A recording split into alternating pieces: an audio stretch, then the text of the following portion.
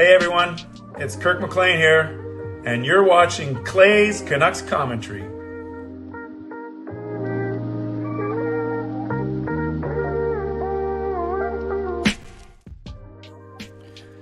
Good morning, Canucks fans. We made it. We are here. We are at the start of my 12-hour live stream. I am so glad that you are here bright and early. If you're new, here's what you should do. Hit the subscribe button now for daily Canucks insight that's positive, timely, and trustworthy. I want to give a shout out to the few people that are in here already. I'm surprised. I thought there would be just me and one other person. There's at least me and about 4 other people. So welcome. I'll give you a hint. You'll want to stick around for at least this first hour because I'm going to reward some of you who are here from the very start. A hint, hint, wink, wink, nudge, nudge. If you are a regular member of these streams, you'll probably know what I'm getting at. If you have no clue what I'm talking about, that's fine as well. So I'm going to pace myself. I don't have to blast through everything in this first hour.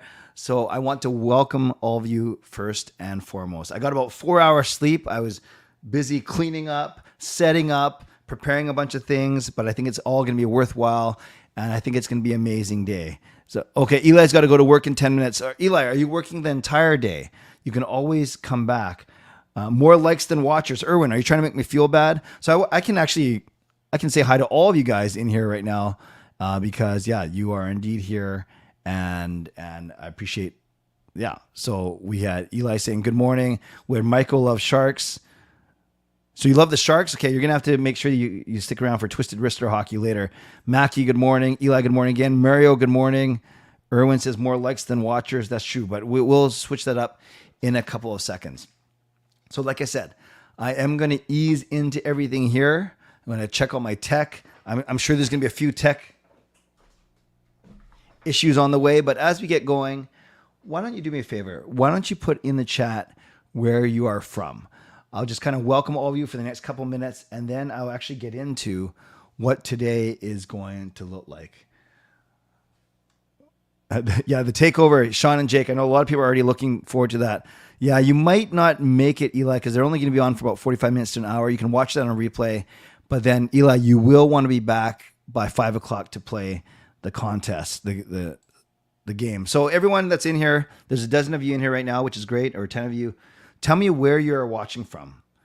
Because I always tell you I'm in my beautiful neighborhood of Steveston and Richmond in the city, Lower Mainland, province, country, continent, around the world.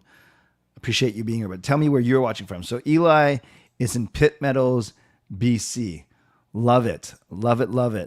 But he is outdone, not by merit, but just by distance. We got Lucas coming from Des Moines, Iowa. That is awesome.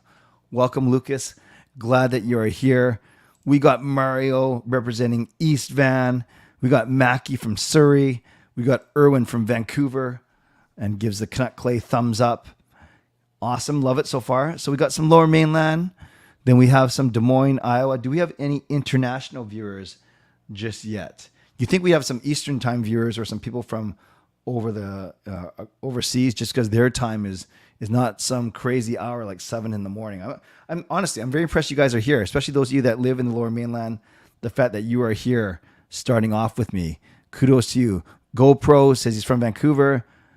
Chanel, nice to see you, Chanel. I think this is the first time I've seen your name. Pitt Meadows.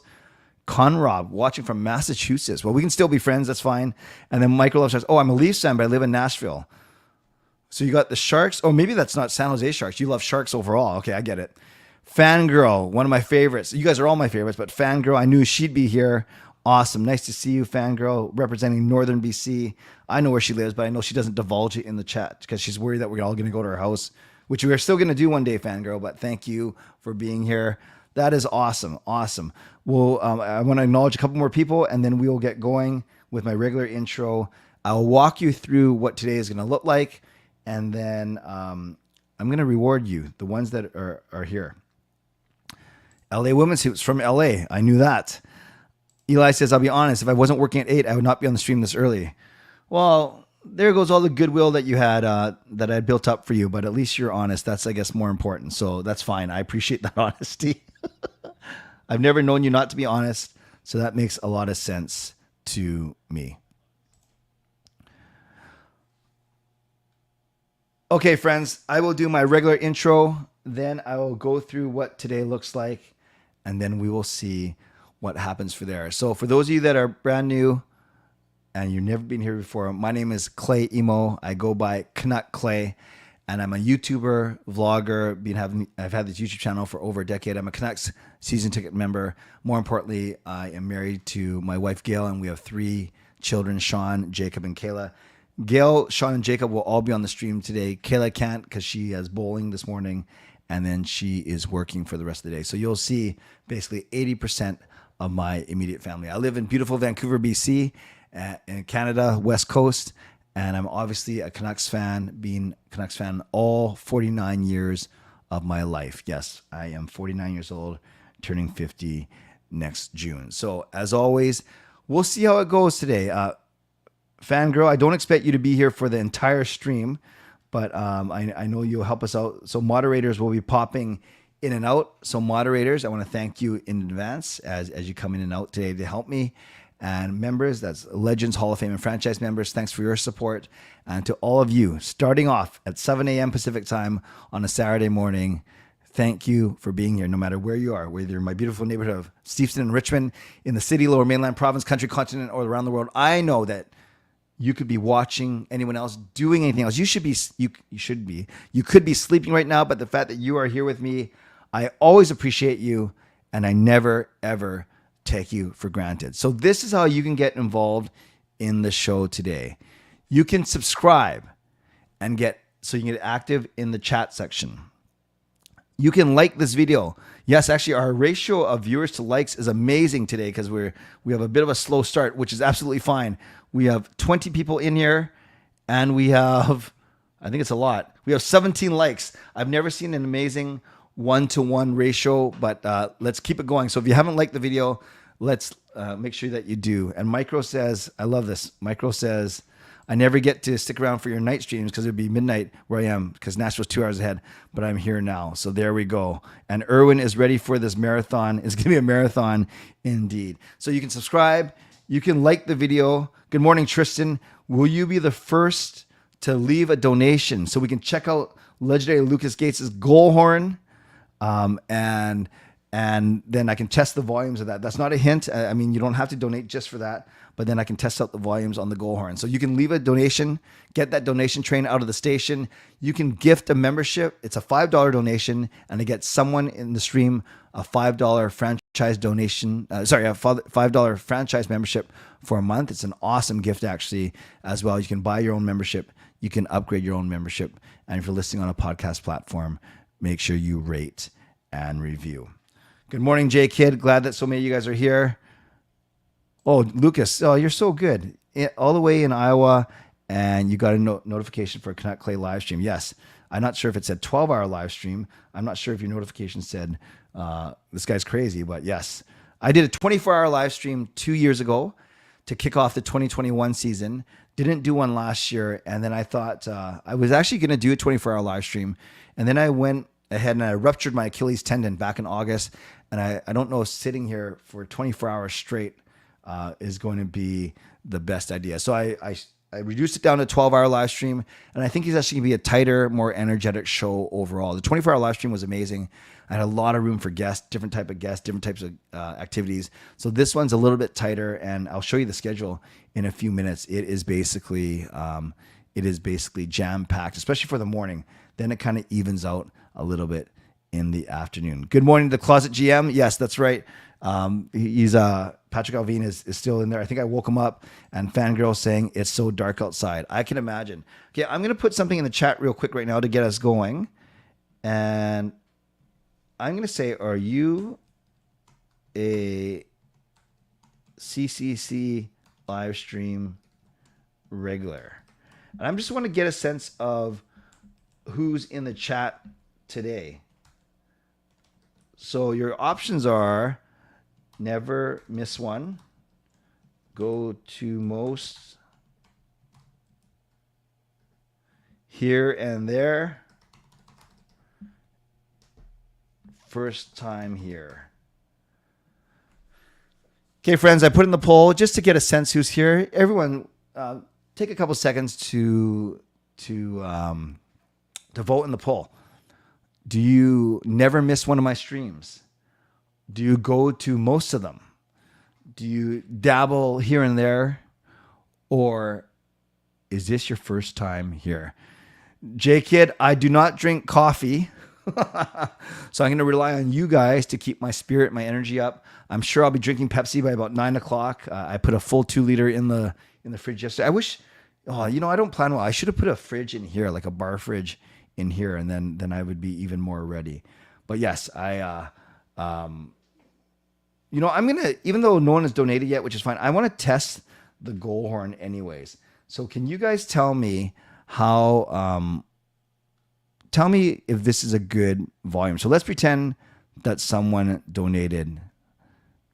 So let's try that right now. Tell me how good the volume is here.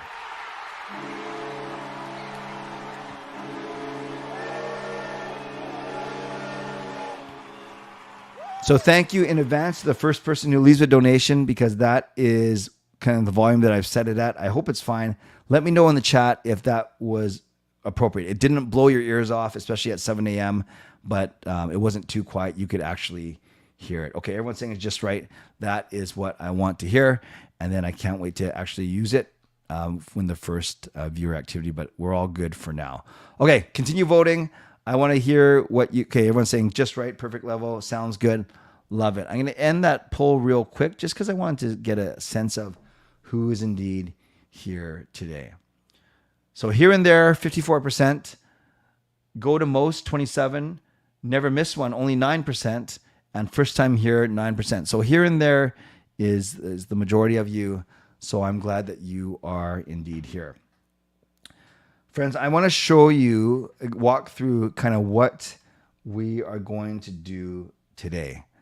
So I'm going to put it up on the screen right now.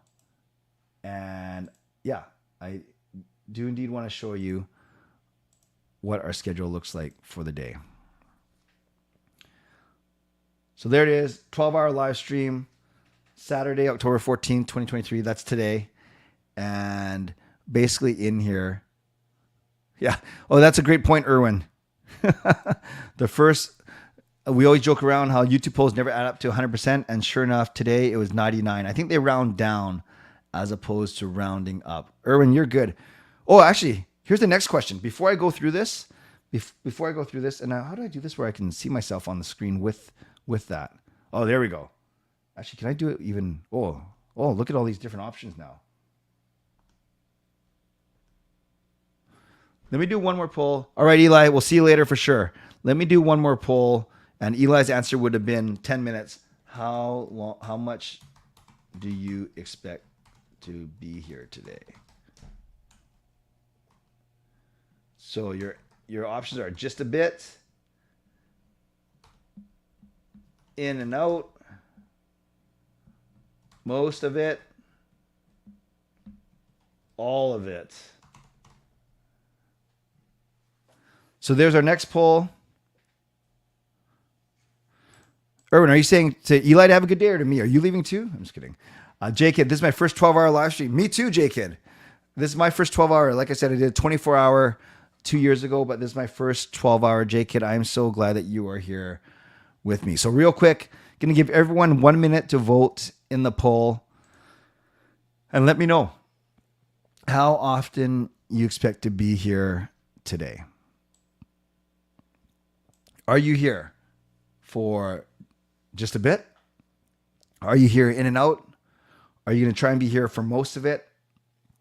Or are you going to be bold like me and be here for absolutely all of it? Leave a quick comment, and then I'll go through this schedule with you. I think I should make this bigger so we can all see it more. Oh yeah, that's way better now. 20 more seconds to vote, and then we'll get going with our programming. And basically this first hour is kind of a chance for me to wake up, a chance for you guys to wake up, and a chance to kind of go through a couple cool things that I want to tell you about. And then actually what I can put on the screen right now while we're waiting is we can get ready for our first, next hour is going to be Game Over Calgary, which I can't wait for, Auddie and Peter. And then also, so that'll be for the first half of the hour. And then we have Al's girl from New York, joining me at 8:30. So it's going to be already a wonderful first hour. Let's end this poll right now. End the poll. And basically, you guys said 40% are going to check just a bit. Oh, come on, do more than a bit. 40% of you are going to be in and out. 20% of you are saying most of it. So that's good. I'll take that. And 0% of you are going to say all of it because none of you are crazy like me. And that is just fine. I will take it, you guys. Just for the first 45 minutes and probably just before the game tonight. Okay, so you're going to do the start and the end, no problem. 4:18. Fangirl, most of it have quick things to do. Of course you do. You're a busy woman. That is no problem as well. So let's go through what today is going to look like, and maybe it'll help you plan your day. So 12-hour live stream, all times Pacific time, Saturday, October 14th. That is today. And shout out to everyone who is here. Hint, hint, wink, wink, nudge, nudge. You'll want to stay around till 7:30 today. I'm going to reward all of you early risers. So this hour is welcome to the live stream review of the schedule. So I've welcomed you to live stream, and we are now reviewing the schedule. At 8 o'clock, and 8:30. So next hour, we're going to chat with Peter and Auddie, the amazing team from Game Over Calgary. So one thing, among the many things I'm going to be doing, you'll see most of my guests fall into one of three categories. They are some of the Game Over hosts. As you guys know, I do post-game shows for SDPN, the Steve Dangle Podcast Network. We have shows in all 7 Canadian markets called Game Over. And I'm blessed today to have the hosts from every single city. Not all the hosts, but some of them. Some of the hosts, but I'll have all cities represented. They are going to come on and share a bit about themselves and share a bit about their shows. So we're going to start off with Game Over Calgary. And then Kim, the famous Isles Girl 3, is going to come on to help me preview the Metro Division. Then at 9 o'clock, we're going to pop over, stay in Alberta for Game Over Edmonton. I think I have all three of them coming on, Dennis, Avry, and Zach. So that's going to be a lot of fun. It's going to be crazy. And then John, Hot Take Hockey, my man, he's going to come on to preview his Toronto Maple Leafs and the Atlantic Division. 10 o'clock, we stay in Toronto for Game Over Toronto. I know it's at least Fuad. We'll see who else comes. And then my namesake, Clay Schlegel, former Canucks, Blackhawks vlogger. He's going to come on to help me preview the Central Division. 11 o'clock, Game Over Winnipeg. That's going to be Brady. And then we have Nick, Twisted Wrister Hockey. He's going to preview the Pacific Division. Can't wait to see where he thinks the Canucks are going to wind up. And whatever he says, I'm sure it's too low. Then I'd say the centerpiece of my live stream, right in the middle or almost in the middle, at 12 o'clock, Dan Murphy from Sportsnet is going to be on this stream. Yes, Dan Murphy, the Dan Murphy. He's going to be here. He's going to be coming off of Canucks morning skate, and I can't wait to see how Dan blesses us with his knowledge and wisdom. 1 p.m. Make sure you're here for this, especially you local people. I talk about Game Over Vancouver. And we are going, not only Kaja and Sam, hopefully will both be here, but we're going to introduce for the first time ever our new co-host. This co-host will be on the stream as well, and you will be the first ones to learn who he or she is. So that one might go for more than half an hour because, hey, it's the host city, right? It's the home ice advantage. So there we go. 2 o'clock, Game Over Ottawa. I think I have both Charlie and Maud coming on. And then 3 o'clock, Andrew Berkshire, the man behind the Game Over machine, he is going to be here from Montreal. Then at 3:45, this could be the second highlight of the stream, if not the first. You've seen them individually. You've seen them together. This is going to be a lot of fun. Sean and Jake are going to do a 1 hour takeover at 3:45. That's because I don't want to rush off Andrew at 3 o'clock. So we're going to do 3:45. They're going to go for an hour. And then 5 o'clock, we are going to do a contest, a 30-question quiz. I'm not going to tell you what it's about, but you'll want to be back here for that. They say you should save the best for last, so that's why my lovely wife Gail is coming on at 6 o'clock. And by that time, I might be passed out behind me there. And then we'll wrap things up at 6:45. and then we'll end off right at 7 o'clock so we can all go and watch the Canucks hopefully beat the Edmonton Oilers once again 8-1. Just kidding. It's not going to be 8-1. It'll be 9-1. Just kidding. It won't be any of that. So that's what the day looks like. You can go see the schedule at tinyurl.com/12hourclay. It's in the pinned comment in the comments here on YouTube. And I've also copied and pasted this entire schedule in the description of the video. So make sure you check it out. You can reference it throughout the day. And I can't wait to... How did I just give away the co-host? What did I say, Smiley? I don't think I said this person's name. I just said Sam and Kaja. Did I mess up? I don't think I did. What did I just say, Smiley? It's not Sean and Jacob. That's what you're talking about. Let me know. Maple Leafs fan says, bro is going to do a 12-hour stream. And no, it's not Andrew. It's not Andrew. Andrew is the co-host, is the host of Game Over Montreal. I have not, thankfully, yet. I've not messed up. I did not give away our Vancouver co-host. And yes, Maple Leafs fan, bro is going to do a 12-hour stream. Maple Leafs fan, I hope that you can be here for most of it. A couple of things I'm going to tell you about right now. In between, depending on when interviews end and how much rest I need, sometimes I'll have a nap before you wrap up before the game. Yeah, maybe I should. Jake, should I nap when Sean and Jake are on? Maybe that's what I should do, and just trust them to run everything. Once in a while, good morning, JGP. Once in a while, I can throw up a timer like this. It's got nice music you can vibe to, and that's if I really have to go to the washroom. Or go get something to eat or whatever it may be. So I'll use that as well. Kind of catchy, actually. And then one other thing I'm going to tell you about, and then I'm going to recognize more people in the chat. And believe me, you want to stick around to 7:30 today, just because I'm feeling very generous.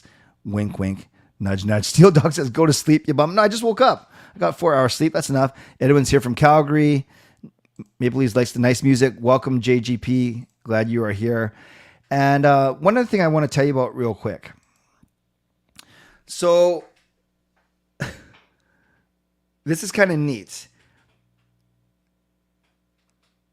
I know of a travel agent who's putting together a package to go see the Vancouver Canucks play against the Seattle Kraken on Friday, November the 24th. So next month, Canucks versus Kraken, and he's putting together a travel package that I think is pretty unique and worth it.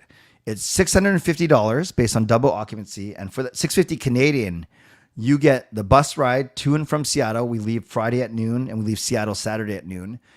We watch the game in some really good seats in the Kraken Arena, Climate Pledge. And then you get a night at the Westin downtown at a downtown Seattle hotel. And then, so you probably add all that up. I'm sure that's probably between $500 and $600 US. And then this package is being offered for $650 Canadian if you're from the Lower Mainland. So if you want more info, email Neil C for Chark at uniglobecarefree.ca. Again, that's Neil C at uniglobecarefree.ca. I am going on this trip, so I can't wait for it. I finally get to cheer on Vancouver in Seattle, so I'm going to be on that trip. Not sure if I'll be on my knee scooter, if I'll be on crutches, or I'll be walking. Probably not, because it'll probably take me twice as long as everyone else. Not that I'm walking all the way down to Seattle. You know what I mean? So I'll be going on this trip. Crazy P will be going on that trip. Maybe I'll call myself Crazy C for that trip. But yes, if you are interested in going on this road trip from Vancouver, spend one night in Seattle after the game, hopefully celebrating a Canucks win, and then we're back by dinner time on Saturday. So $650. Contact Neil C at uniglobecarefree.ca. I'll be going on the trip, and then I think my son Sean or my wife Gail, depends who's nicer to me, will be going on the trip as well. And then Crazy P will be there on the trip too. So make sure you consider that. We'd love to have you on the bus ride. Can you imagine a full day with Crazy P and Crazy C? Okay, let's recognize a few more people that are in here before we get to our first activity. Maple Leafs is 10:20. Yes, I'm aware that it's 3 hours ahead Eastern time, so I love it.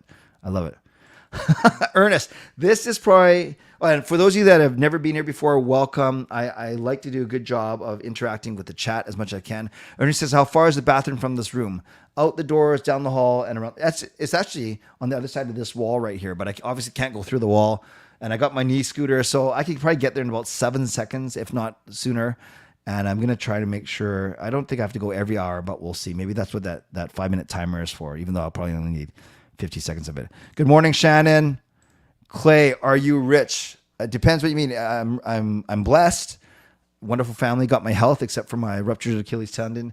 Great job doing what I love doing. I love YouTubing.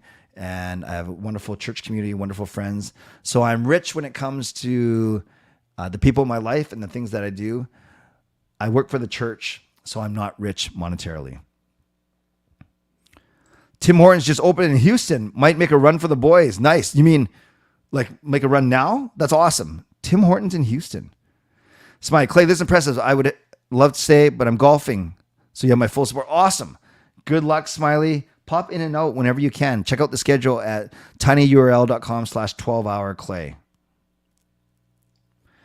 Rob has to work from 8 to 4. No problem. No problem.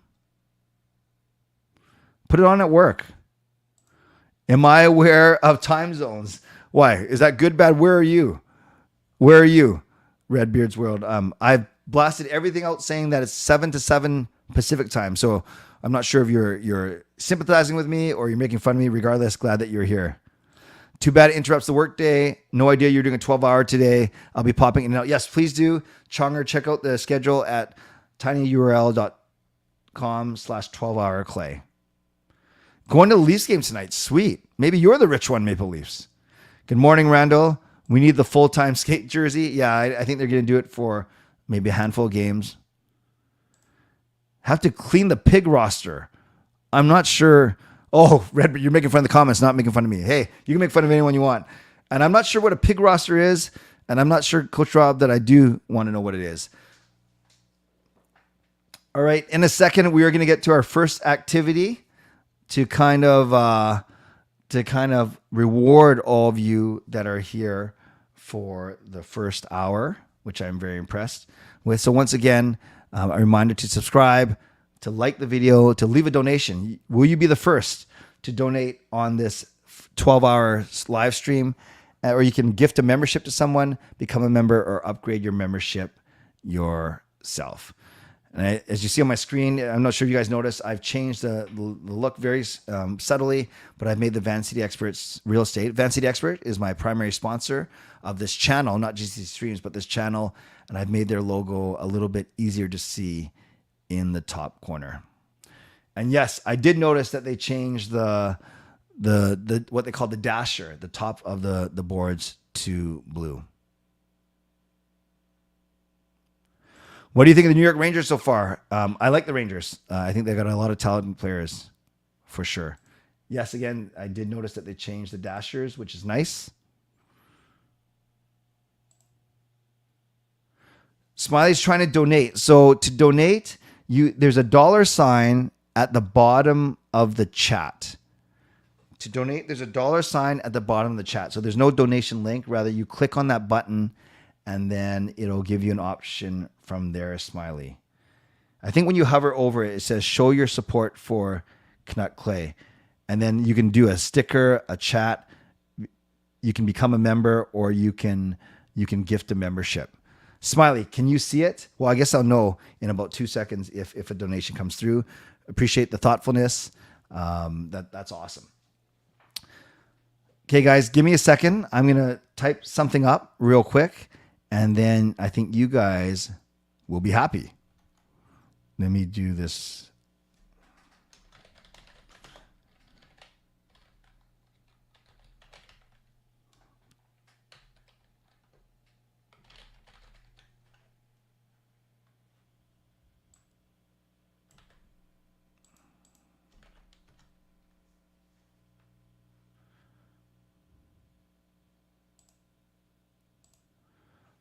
Friends, I am blessed, and Steel Dog is the first to get us going.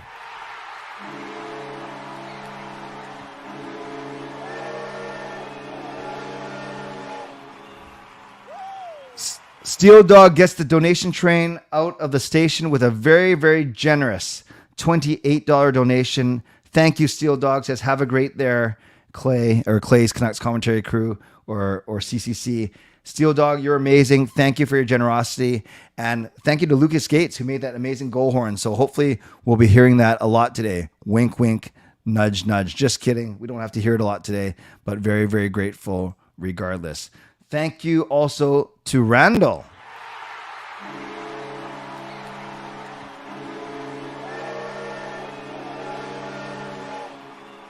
Randall comes through with a $5 donation. Thank you. We are off to a great start. The donation train is now out of the station, and it's going fast. So thank you, Steel Dog. Thank you, Randall. Let's give both of them some love in the chat.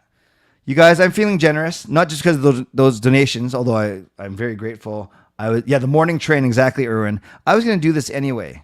You guys, we are going to have a contest. Right now, I'm rewarding all of you that came early.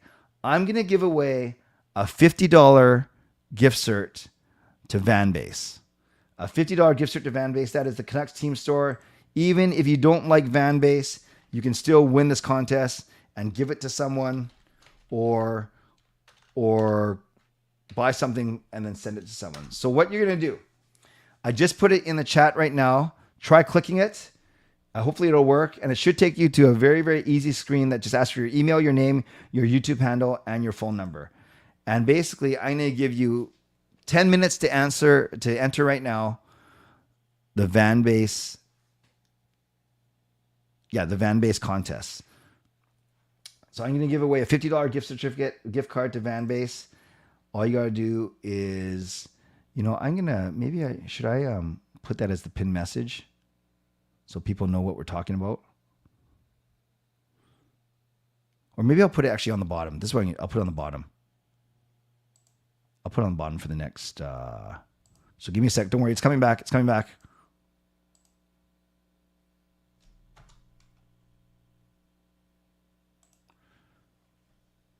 Okay, there it is. Enter now. Actually, I should probably say what they're entering for, right? Because people are going to enter now to win. Enter now to win a $50.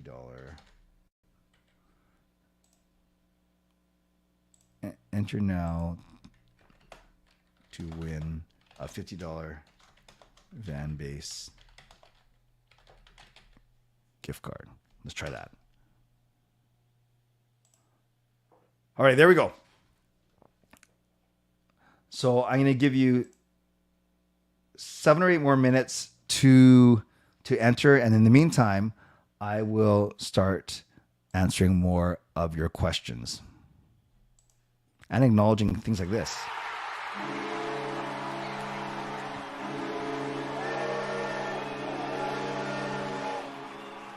Thank you, D3 King, for the donation, the $2 donation, the super sticker. Appreciate you.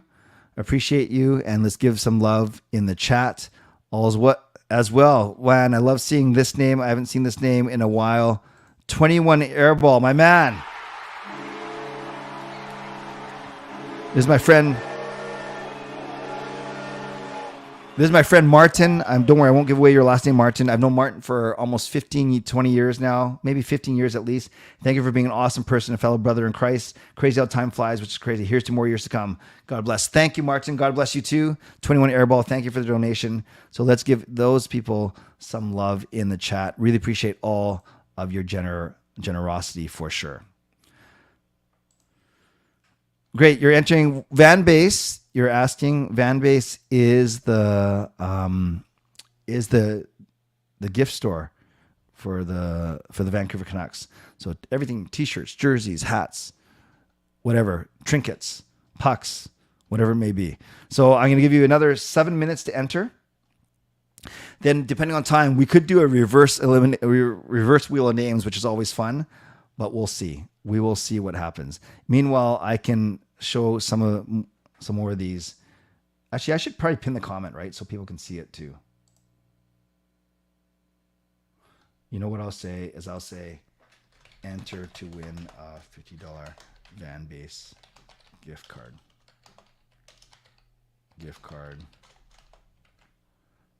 then I have the link right there.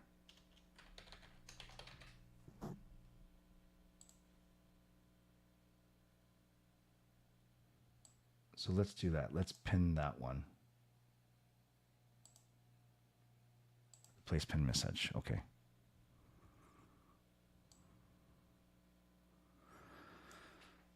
All right, Rob. Good luck at work. Have a great day. Have a great day. Randall says, I really liked the last game against Edmonton. We really stuck with it for a full 60 minutes, and I really hope we keep that pace up all season. Yeah, we might not win all the games 8-1, but it was certainly a great start to the season. We don't want to read too much into one game, but I'd much rather win 8-1 than lose 8-1. In it to win it. Erwin, you're always in it to win it. Is it me or is it just going to sporting events and concerts become more of a luxury now? Yes. Everything has gone up in price, fangirl. Yeah, that's a great point. From food to the actual tickets to merch to travel to get to places. Absolutely. God bless you too, D3 King. Clay, are you hyped? Yes, sir. Yes, sir. Of course I am. I feel like McDavid and Draisaitl will come out flying. Yeah, I'm pretty sure they're a little bit embarrassed. So I'm pretty sure they're going to come out flying as well, for sure.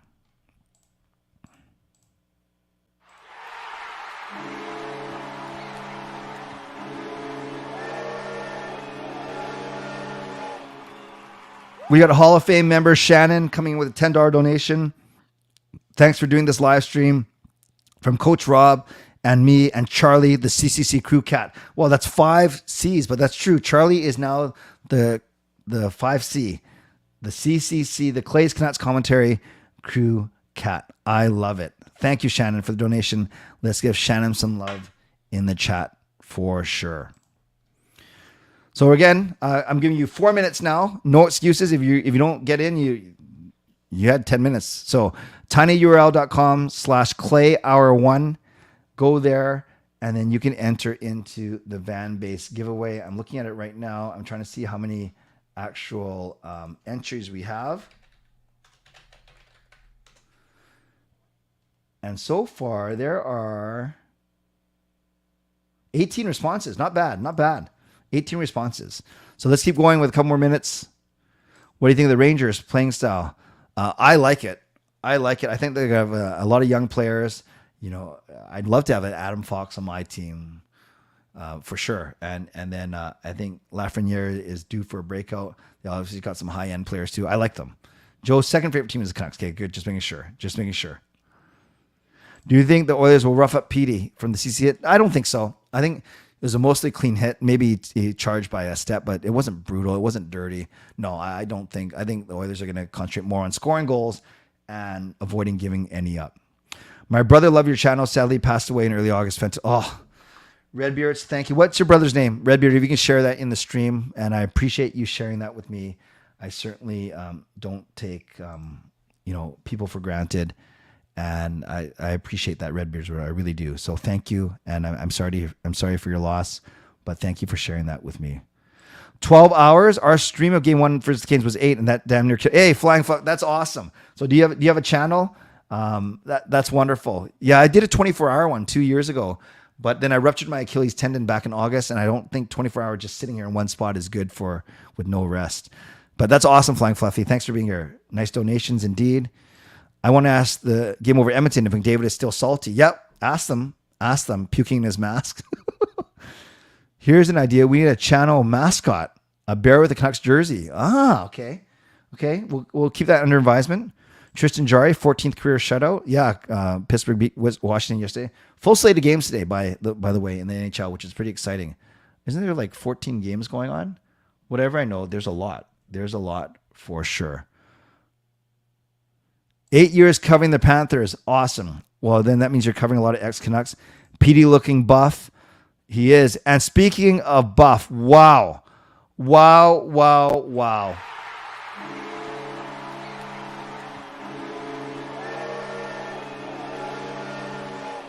Smiley hello, making me smile with the $70 donation. Wow. Thank you, Smiley. Says, all the best today, Clay. Thank you for creating this community. Have lots of fun. Go Canucks, go. Fun game tonight. Counting down the hours. Yeah, Smiley, that is amazing. Thank you. Appreciate your generosity. Let's give Smiley some love. I know you've been in and out of my streams ever since I've been doing them, so I appreciate you very much. So once again, a lot of love for Smiley. Thank you for that massive donation. Appreciate it. I did do a 24-hour live stream once 2 years ago, for sure. Soul Search says, hello there from 9. We'll take it low and take it slow. Take it low and take it slow. Okay, Soul Search, I will do that for sure. For sure. Yes, I know. Yes, it really likes the. I knew this was coming. That's why I said $70 and not that. Okay, friends, you have 30 seconds to enter this contest, and then I'm going to cut it off. You have 30 seconds to enter, and then we have to get going because I got to be ready. I got to be ready for my boys, my Calgary boys, at 8 o'clock. So 30 seconds. There's 19 responses. Okay, another one just came in. 15, 14, 13, 12, 11, 10, 9, 8, 7, 6, 5, 4, 3, 2, and 1. Smiley, you guys are funny. You guys are funny. So what I would like to do, friends, is I think I pinned them. Did my message end up getting pinned again? I hope so. I need a minute to go. Well, Shammer's watching from Hong Kong. That's awesome. Tell you what, you guys gotta kill like 5 minutes. No, not even 5 minutes. 2 minutes. Steel Dog. I'll answer this. What is the most money you've made on the live streams? I think on my 24-hour live stream, I made $400 last time. I think I'm going to surpass that today. Generally, I keep the money and I use it to either reinvest in equipment or take my family out for putting up with me. A lot of times, though, I reinvest it in the community. I will. So a lot of times when I give away stuff, it's not necessarily if it's not tickets, then I'll buy the van-based gift cards myself, or I'll buy McDonald's gift cards or whatever. And then a lot of times I'll use it as part of my donation to the Canucks for Kids Fund at the end of the year. So yeah, it's a mix. I keep some, I give some to charitable donations, and I reinvest some into the community. So I hope that is acceptable to you. Yeah, and it's good for me to be transparent. But it's not like I go out and spend all the money on myself and buy myself lavish things. Not that that's what you were suggesting. I need 3 minutes to get this ready. So talk amongst yourselves. Everyone in the chat, talk about where you're watching from today. Where are you watching from today? That's what I would love you to talk about as I download these results and we play our first game of the day. So once again, where are you watching from today? This is the tricky part. I'm trying to stall as I do this because I make sure that there's no duplicates in the, and I don't disqualify you. I just simply remove the duplicate. Okay, I think we're good.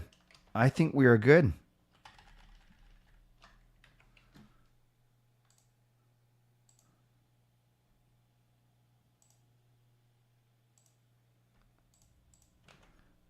You guys ready for some fun? Okay.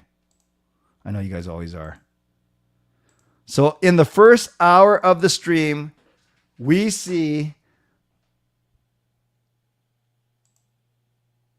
the first appearance of our favorite Wheel of Names. Yes, I know how much you guys love it. Some of you guys, it makes you feel sad. So we have time. To actually do a reverse elimination. So we are playing for a $50 gift card. And for those of you that have been here before, tell everyone in the chat how much you guys love this wheel and how much I use it on my stream.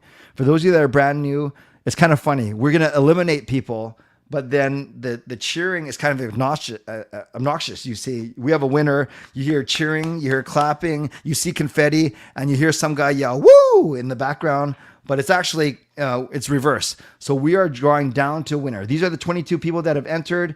I'm going to sort 3 times like I do randomly. Shuffle 1, 2, 3. Remember, you do not want to see your name show up. We are eliminating people as we go. We got to go pretty quick. And unfortunately, the first one out is Joe Shone Train. Oh, you're the New York Rangers fan. This wheel is not biased, but sorry, Joe, you are out. We are now down to 21 already. See, this is how fast it goes. We got to get done in the next 10 minutes for sure. Oh, see, this wheel is so bad, so mean. Smiley Hello leaves a massive $70 donation and then a second out of the competition. I'm sorry, Smiley, but I do have to remove you. By the way, I know I'm talking over it, but this one I'm going to not say anything. Just listen to the clapping, the cheering, and the obnoxious woo. Here we go. Just listen. Just listen. Here it comes. Have a listen.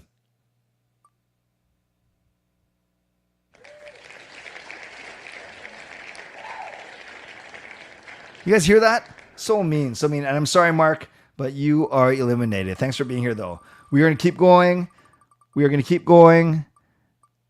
Oh, another favorite of mine, Mackie. Sorry, Mackie, but I appreciate you entering and you being here. We are down to 18. Man, this is going by so fast. Here we go. Amazing speed shown by Jeremy. Jeremy has won, so I feel bad for everyone who loses, but not so bad for Jeremy. I'm just kidding, Jeremy. Love you, man. We are still going. It is a boisterous woo. Hello, mates. Goodbye, mates. No, I'm just kidding. Stay. But thank you. But no, you do not win. I should stop being sarcastic. I'm not very funny. Oh, Snap Dancer dances his or her way out of the competition. We are down to the top 15 now. We are down to the top 15. Randall is still alive, indeed. Oh, no. Yessa is out. Tell me about your feelings, you guys. Oh, yeah, sorry. Yeah, Jeremy, I'm a jerk. I know you never got to use the prize, but you got to make someone very happy. So that counts, right? I appreciate you nonetheless. J418. Sorry, Jay. Yeah, Micro Love Sharks. I'm just here for the riot. Will not be on streaming services until next summer. They're doing the film festival circuit right now. The woo is hilarious, unless it's for you. Eric Crisberry. Sorry, but you are out. Is that the one who spelled their name wrong? Because that didn't look right. It did not look right for some reason. No. Sir J. Sorry, Sir J. And we are down to 11 already. It does count. Okay. Mario. He was here right when the stream entered. But he's not in this competition anymore. We are down to the final 10. You know, we have time. We are going at a good pace where we're actually going to do best of 7 elimination for sure. Sorry, Coach Rob. I think Coach Rob might be on his way to work. I still want him to win, though. But we are down to 9. Yeah, Erwin, if the winner isn't present, that's fine. I never said that you had to be here. It's fine. Viral Rhino, sorry. We are down to 8. Yeah, the winner doesn't have to be in the chat. Oh. Redbeards. Good try, Redbeards. By the way, Redbeards, did you put your brother's name in the chat? I may have missed it, and I'm so sorry. All the messages were coming fast and furious. Can you type it again if you did? Oh, Steel Dog. Good try. Good try. We are down to the final 6, including some very familiar names. Yes, sir. I don't know when the C jersey's ready. I think you can take your own jersey in and get it done, but I don't know when it's going to be ready. Sorry, Randall. No new hat today. Down to the final 5. Some very, very familiar names. The Google forum said otherwise. Oh, Chonger. Oh, thanks, Erwin. I really appreciate you telling me. It's because I forgot to take off the return. Thank you for letting me know. It was Mike. Thank you, Redbeards. It was Mike. And Erwin, thanks for looking out for us. And sorry, Chonger, down to 4. God bless Mike's soul. D3 King is out. Wow, interesting. Our final 3 consists of 3 people that are always present in my chats. We eliminate 1.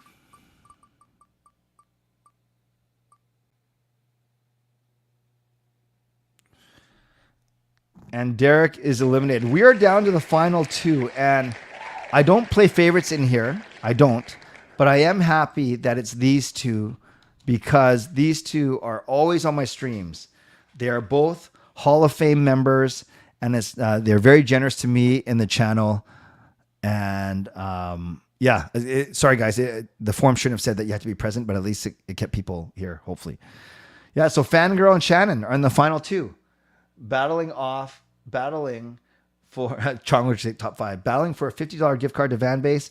I know both of these. I've met both of these people in person, even though neither of them live in Vancouver, which is pretty cool.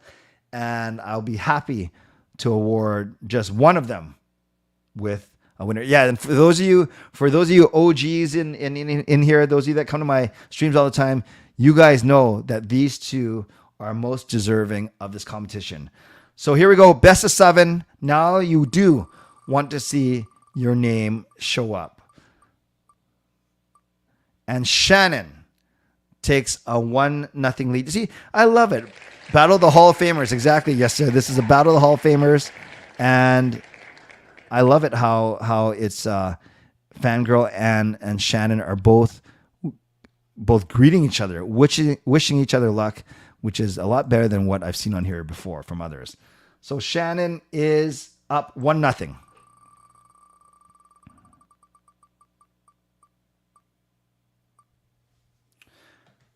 Fangirl ties it up.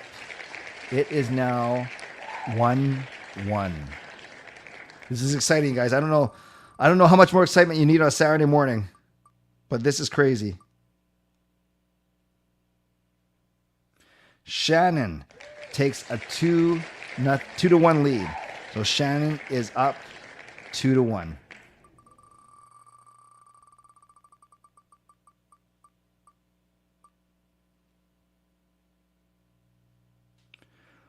Wow.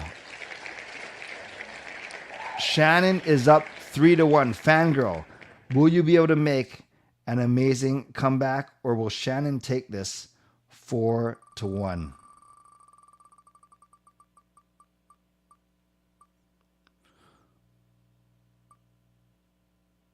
Wow. Well, congratulations to Shannon. She dominated that random wheel. And yeah, we got to give some love to Shannon. Fangirl, we'll chat. I have a feeling I'll take care of you somehow as well. So Shannon, congratulations. I will reach out to you. Not today, another time. Don't worry. The refs are blind. You know, it's funny. Those of you that people that have been on here with me before, they know that it rarely is a 5-game win. It's never a sweep, and it's rarely a 5-game win. It always usually goes to 6 or 7. So congrats, Shannon, for winning, and congrats to Fangirl for runner-up. I will take care of both of you for sure. So friends, that brings us to the end of this first hour. Thank you for being here. I'm going to go check on a couple things, and I'll have a chance to use my timer, which is pretty cool. So stick around. In 5 minutes, take a bit of a break, do what you need to do, and in 5 minutes, we are going to start with the crew from Game Over Calgary. So I'm going to try this timer, and then we will see what happens. I'll see you in 5 minutes. Don't go away. Thanks, everyone.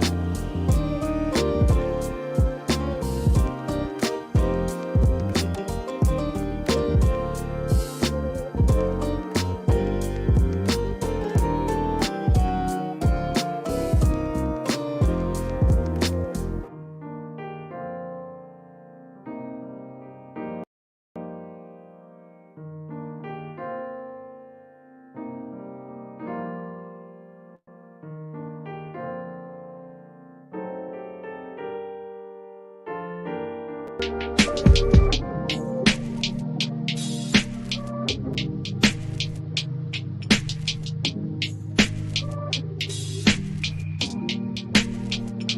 everyone, it's Kirk McLean here, and you're watching Clay's Canucks Commentary.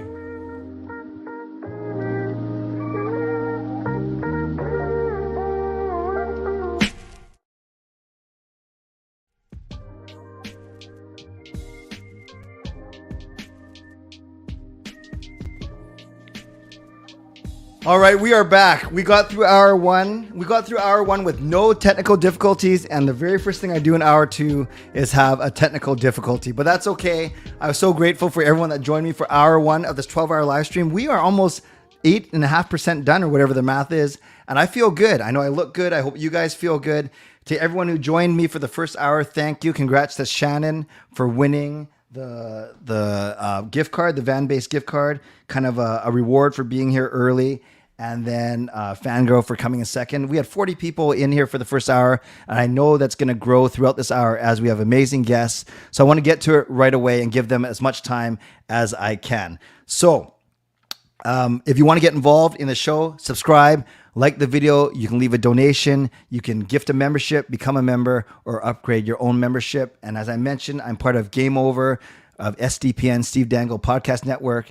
And throughout the day, we have hosts from all 7 Game Over shows. They're all joining me today, and I'm so blessed to have them all. They're going to talk a bit about themselves, and more importantly, talk about their shows and their teams.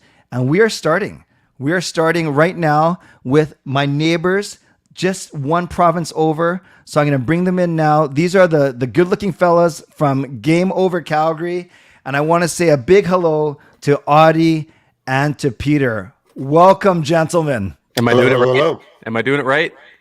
You are. And I just realized you guys are fine. I just realized that I was going to hook up some headphones so I don't get too much feedback and all that stuff. So give me a sec.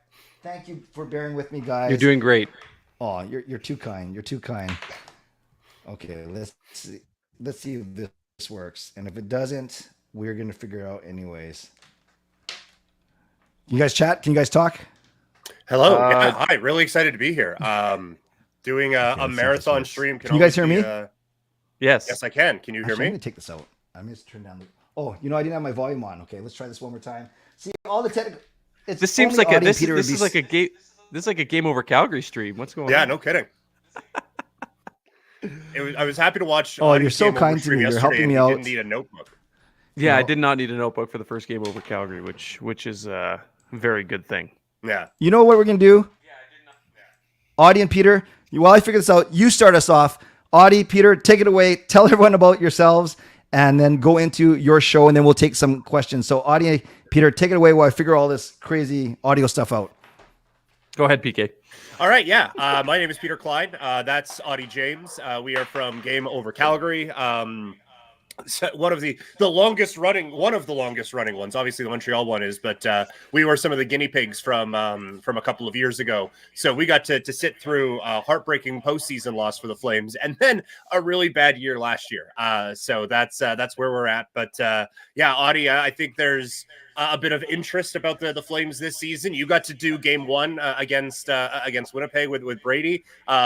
Maybe just tell us about yourself, and then let us know how the show went and what you thought of that game.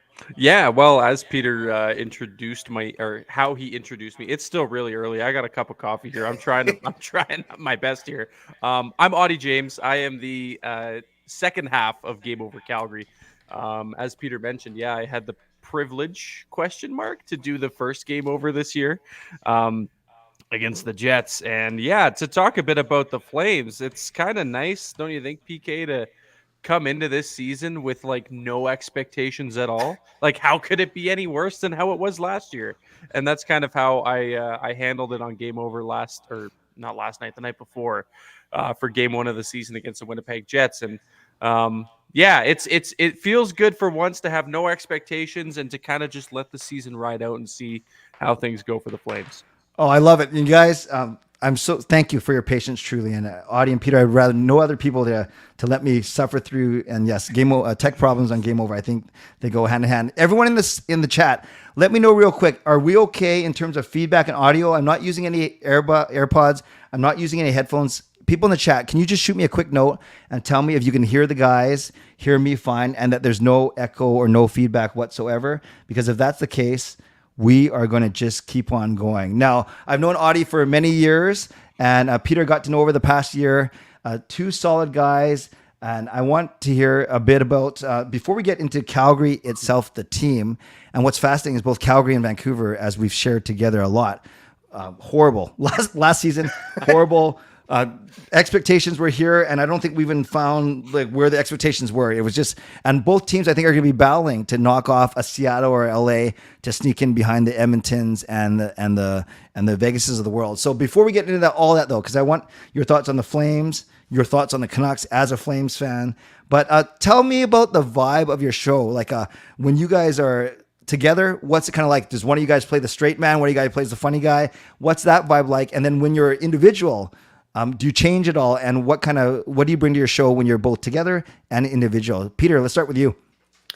Yeah, I think it's impossible for me to play the straight man. I just, quite frankly, I get bored. So I'm kind of all over the place. But yeah, like the vibe of our show, it's basically just a couple of like smart-ish hockey people talking to a bunch of people at the bar after, you know?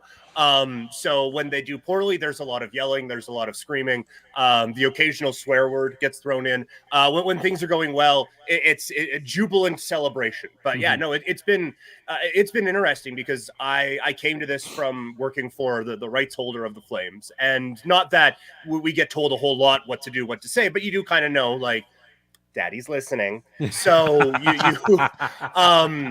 there's certain ways that you kind of go about things, you know? Do you have to say it like that, Peter? You have to say it like that? You do. Yes. Yeah. It was weird starting every show like that. I thought it got a little uncomfortable after a bit, but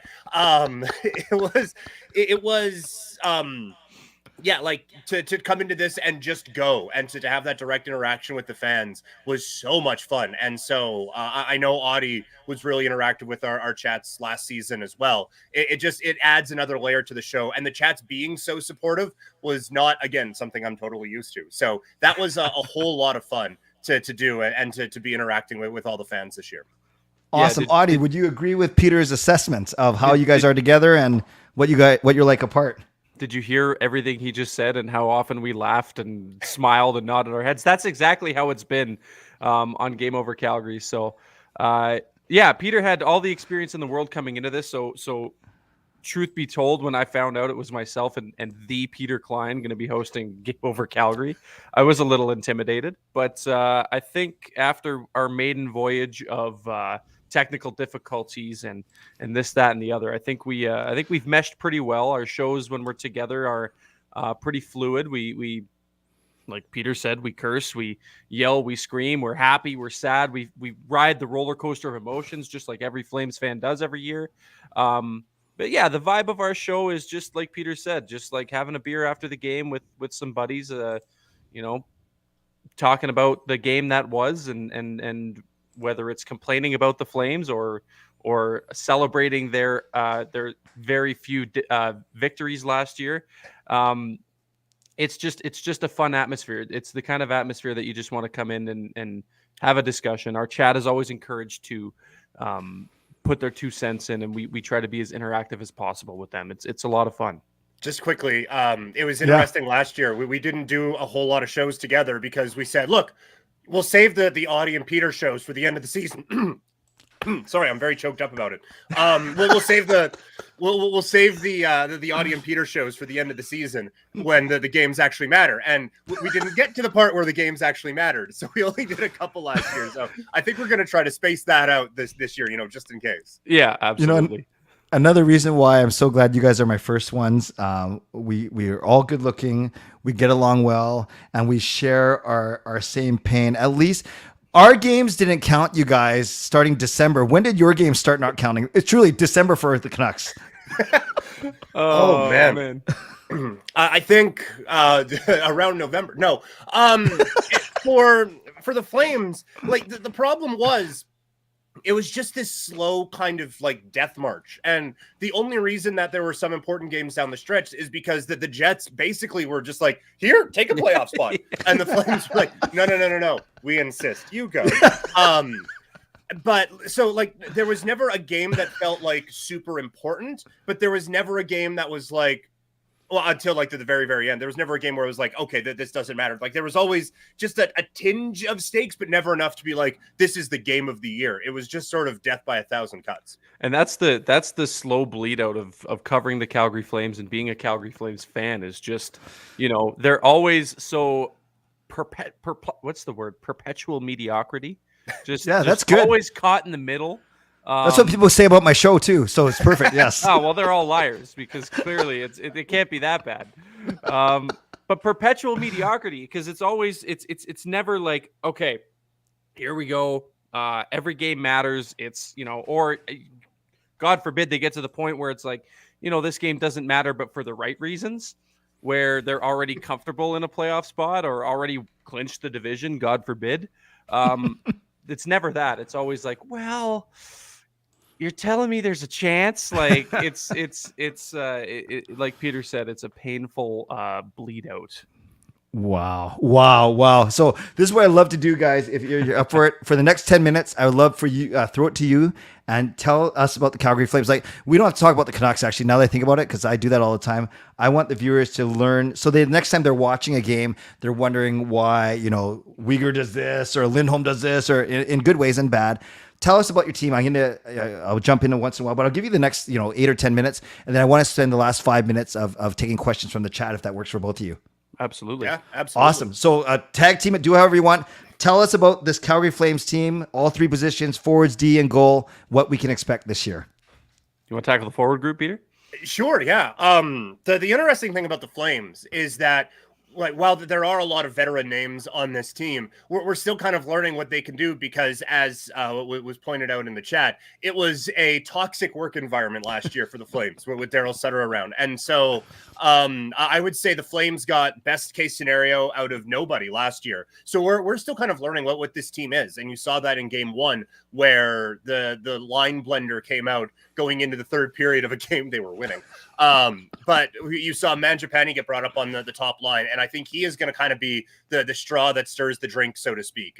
This team desperately needs Huberdeau and Lindholm to get going, and I think Mangiapane's relentlessness in doing that is going to be a big key. And another thing for the Flames forward group, anyway, is that there's been kind of an infusion of youth this year, which Daryl Sutter was absolutely opposed to a season ago. It's unfortunate. One of the ones that a lot of people were excited about was Jacob Pelche. He goes down with a shoulder injury in training camp, so that was a bit of a bummer. But there's been a couple of young kids that people are excited about. Matt Coronado signed last year and then just kind of hung out for a bit, got into the last game of the season when it actually didn't mean anything anymore.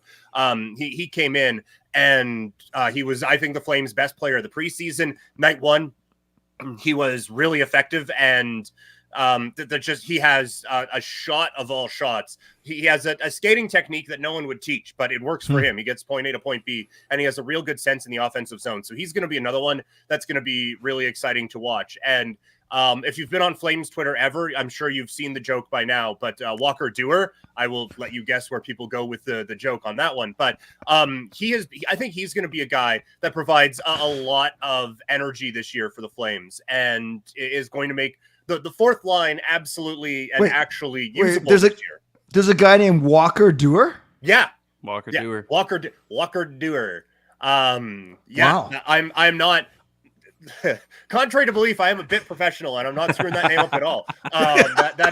That's actually our boy's name, and he plays the game like you would expect someone named Walker Dewar to do. He goes in, just crashes into everything, and the puck comes free, and he scores. He's going to provide that energy and make the fourth line one that I think is positive for the Flames this year. Last year was frustrating, where we had Lucic, Lewis, and various Richies.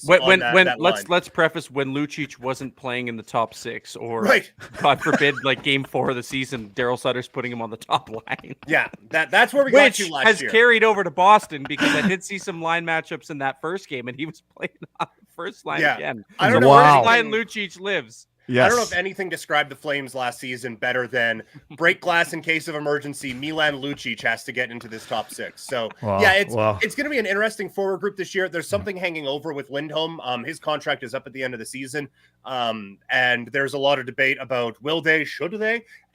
So this forward group could look very different by February or March. But I've rambled enough. Auddie, would you like to take the defensive side of things? Yeah, I would. Great breakdown, Peter. Yeah, Auddie, tell us about the D and the goalies. Yeah, okay. Well, I'll start with the obvious, I guess, bounce back candidate in Jacob Markstrom, who clearly didn't have his best season, and this is a player that you and Canucks fans know very dearly, Clay. But yeah, Jacob Markstrom, to me, is just has always been the on-year, off-year kind of goalie. If you do the math, last year was the off year. This year should be the on year. And if game one is any indicator as to how this season's going to go, he's still going to let in fluky shots, but he's also going to stand on his head and steal you games, which was really nice to see because we never really got that side of Jacob Markstrom last year where you just really needed your goalie to win you one.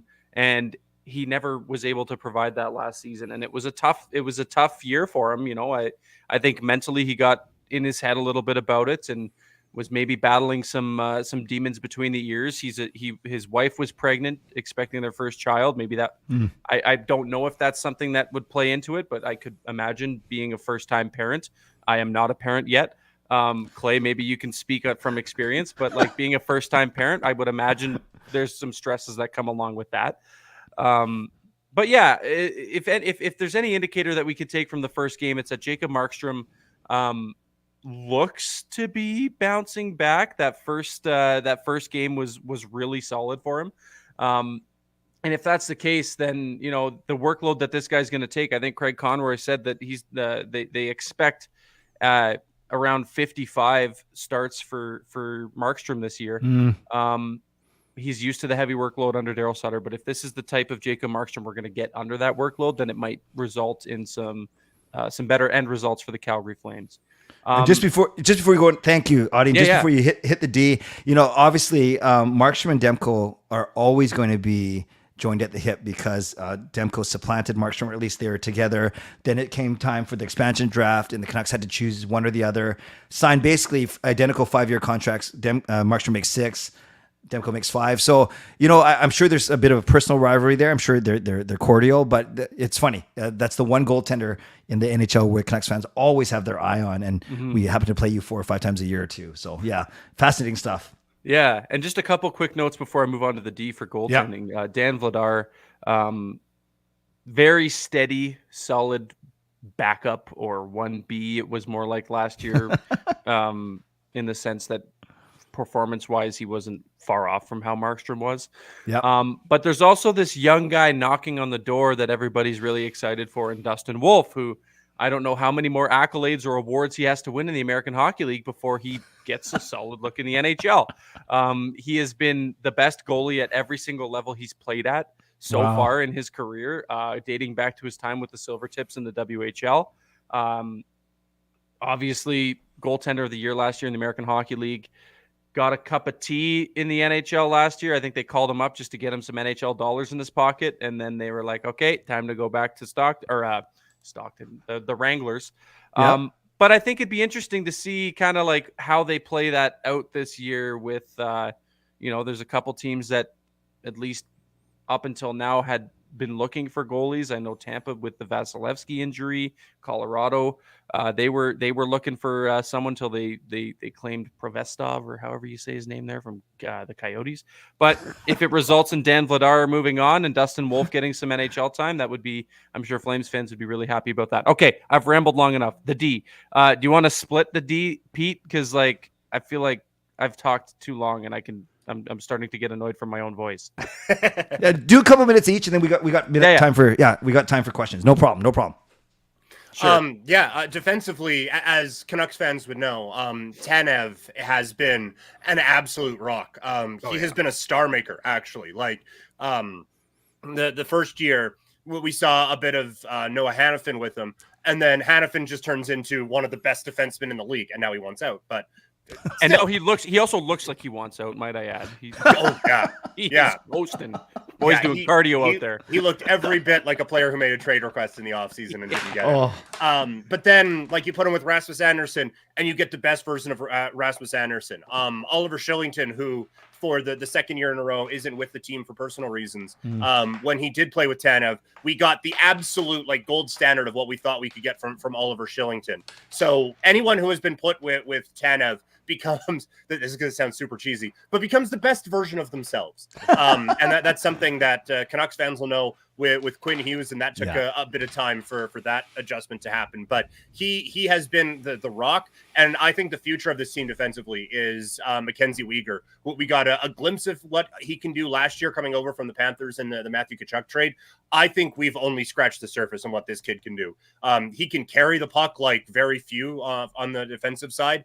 He has like great skating, great offensive instincts. In his own end, he's fine as well. That there's a lot that this kid can do. So he's someone, Auddie, who I have my eye on in kind of being the future of the Flames defense. Yeah, the vibes are immaculate with Mackenzie Weegar. Just like a great dude. He was actually my shoe-in for captain had they not extended Michael Backlund.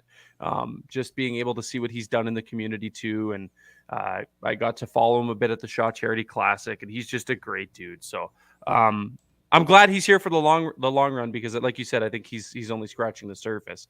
Another one I want to highlight quickly before we get into the Q&A is Nikita Zadorov, who at the time of his signing a couple years ago, people were kind of like scratching their heads at like, why are we giving Nikita Zadorov this money for this amount of time?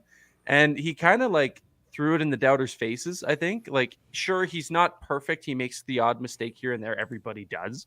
But for the most part, like, he uses his body really well. He can actually skate a lot better than most people give him credit for.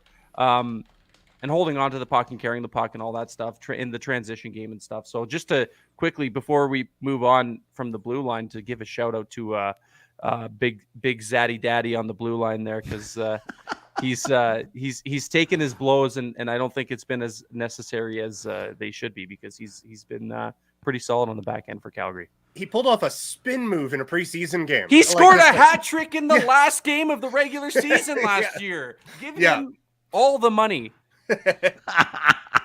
All the money in the world. Yeah. I love it. Those great breakdowns, guys. Thank you. We're going to invite questions now for the last 5 minutes from all of our viewers. And you guys don't ask any Canucks questions. Like, let's go Flames questions. We're trying to learn about our Pacific Division. This is the only time you're going to hear Clay say that, by the way. don't give us any Canuck questions. Somebody clip only that. Flames. I want that. There you go. As Clay's, Fangirl starts us off. For both of you, who's your current favorite current Flames player? For me, it would be Andrew Mangiapane. Stature-wise, you wouldn't find someone more opposite than me on the Flames. But he is absolutely someone who is the type of player that fan bases, such as myself, would fall in love with. He brings an energy. He can score 30 goals. Like, there's just nothing he won't do. And like, he's someone who later round pick, has grinded for everything, and he came up to the Flames in a fourth line role and then worked into a third line role and then a second line role. And now he's on the top line. He's just worked for everything that he has had, and it's been really great to see. So he is the apple of my eye currently with the Flames. Auddie? Mine's a toss-up. I was going to go Mackenzie Weegar, but I think I have to go back and kind of take a page out of your book with the homegrown thing on the back end and Rasmus Andersson. I just think that the way he's developed, his contract is just like it's a steal right now. He's proving to be one of the better. I'm going to throw the word elite out there. I think he's getting into elite category for defensemen in the league.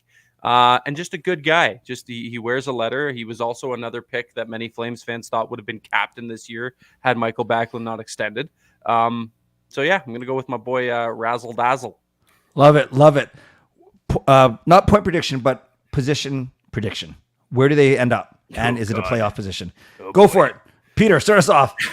Well, to cheap plug my other podcast, Couch Potato Diary, I did an NHL preview, and I had the Flames fifth in the Pacific Division. I just think there's so many good teams this year, like Vegas, obviously, Edmonton, clearly. You watched that opening night, Seattle against Vegas. The Seattle Kraken are back from what they were last year. There's no regression this year. That is going to be a really, really good team. And then, and not just playing to the audience here, I had the Canucks as a playoff team for this season. I like a lot of what the Canucks are doing. It was a unusually calm off season around Vancouver, which I think is the first time in about 10 years we've said that around this team. So I just think there's a lot going on there. I like a lot of the pieces, and Thatcher Demko, I think, has the potential to win a Vezina. So I had all of those teams ahead of the Calgary Flames this year. But making the playoffs as the second wild card at 5. No, sorry. Oh, not making the playoffs. Not making the playoffs. No, Okay. I have them missing also to another Canadian team in Winnipeg on the Gotcha. Thanks, Pete. Auddie. Yeah, I think I'll just take a cop out. What did the Flames finish with point wise last year? Was it like 94? 93 points. 93. I think they eclipse. I was going to say eclipse 100, but that's too optimistic. I think that's going to be too. I think 96 points is probably fair. You take out a couple of the many overtime losses the Flames had last year, and maybe just add one more point to that instead of less for the other way, a couple more wins. But I think the Flames are slightly better than they were last year. But their only kryptonite for the most part is that they didn't get good enough within their own division. And that's going to be the final, could be the final nail in the coffin for the Flames and their playoff chances this year. Awesome. All right. 2 more questions quickly. Huberdeau, bounce back season? Yes. Yeah, absolutely. Oh, that was very quick. Okay, it's hard. It's hard to not bounce back after the abysmal season he had last year. Yeah, when you're the worst point differential year to year in the history of the NHL. Like he literally couldn't do that again. He doesn't have enough points to. So I think he'll be all right this year. So boys, he might not get all 50 of his points back, but what are we talking about? Are we talking about point a game, 80, 85? I'll say 85 points. I was going to say 85 to 90 was kind of what I had. Okay. I don't think he gets back to the 115 or whatever it was 2 years ago. And last one, I like this one. Who's the game breaker on this team? Oh, well, they broke a lot of games last year, but negatively. God, I still think Elias Lindholm can be. Okay. We haven't seen, we certainly didn't see it last year, but he has a full 200-foot game. There's a reason why the second Patrice Bergeron retired, a lot of people were saying, oh, Lindholm to Boston, because he just we don't need to get Patrice Bergeron. We have Patrice Bergeron at home. He's that type of a player. He has a wrist shot that can be an absolute game changer. So I still think Elias Lindholm is kind of a difference maker for the Flames. Awesome. And Auddie? For me, I feel like if Kadri can kind of battle whatever demons, I think the demon was behind the bench last season for him and Daryl Sutter. A full year without Daryl Sutter and a new system under Ryan Huska, I feel like we can see a different side of Nazem Kadri than we saw last year. The kind that, Leafs fans loved and also hated. The Avalanche fans loved but also hated. Hopefully it's more of the love side and less of the serving stupid suspensions. But I feel like he could be a difference maker this year. You guys are awesome. So thank you for being first, helping me with the tech issues. I snuck in AirPods, as you saw, as we were talking. I don't have the cool DJ headphones like you guys. Thank you also for getting up early, for being with me. And thank you for teaching me. Actually, next time I do this, I'm going to allot 45 to an hour per section because there's so much more that we could get into. But I think this is a good a taste, a foretaste, a teaser of what we're going to be doing this season on Game Over, the Steve Dangle Podcast Network. And this, as you guys have figured it out, everyone watching, that now anytime 2 Canadian teams play, we're calling them head-to-head matchups or collabs, whatever you want to call it, you'll have at least one host from one city along with one host from another city. So we're looking forward to that. And those as you guys started off already when you guys were with the Winnipeg crew. So tell me, before we go, where can people follow you guys on socials? On, I guess, X or the platform formerly known as Twitter. I am at Primetime Klein. Same thing with Instagram and TikTok. I am on Twitch at Primetime PK. And I host a podcast every day during the week called Couch Potato Diary. Awesome. Thank you, Peter. Auddie? You can see my ats underneath my beautiful chin right here and microphone at Auddie James. You can find me on Twitter /X. pretty well any social media network that exists, it's the same handle. I don't know very many other Auddie James in the world, but yeah, it's the same handle for everywhere, but primarily on Twitter/X. Auddie, there's only one of you. Peter, there's only one of you. Thank God on both. Yeah, exactly, on both counts. Enjoy the game. You guys got your show against the Penguins. Who's doing it tonight? That would be Auddie. That would be you. We switched. Did we? Okay. We did. Oh, I see. Okay. Yeah. Okay, I'm going to let you guys figure it out off air. I hope. Auddie, Peter, thanks a lot. Everyone in there, check out. You can have both on. You can have my show on at the same time that you're watching there. Actually, no. When they're done, I'll be done. So even better. So enjoy the game. And Peter, Auddie, thanks a lot for starting us off. Thank you. Have a great day. Thanks, guys. See you, Clay. Bye.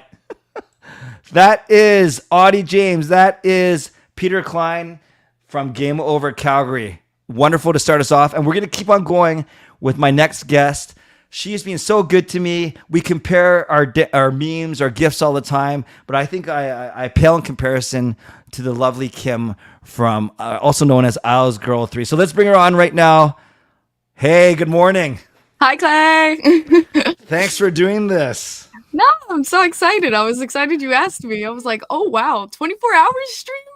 You're gonna hit out the Red Bulls and everything? Well, I did 24 hours 2 years ago. You were part of that one. And then, yes. I think, I ruptured my Achilles back in August. So I don't know if 24 hours straight sitting here is going to be smart. So I reduced it to 12 hours. So that's why every segment's a little bit tighter. Work shift. You're good.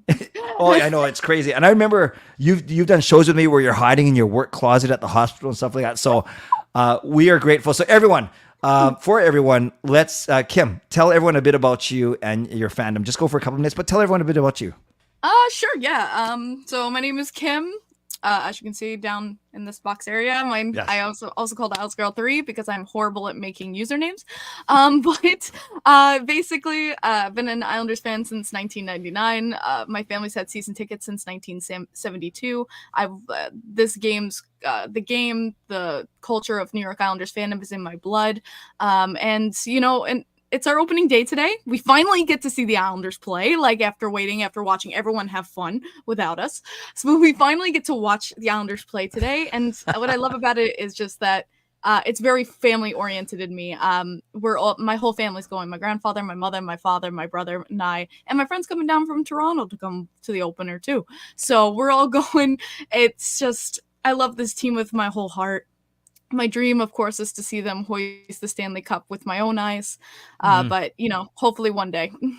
That's wonderful. And tell us a bit about are you in school? Are you working? What are you doing now with your life? So I am working now, fully graduated and everything. I am now a cardiac telemetry nurse. What's the second word you said? Telemetry.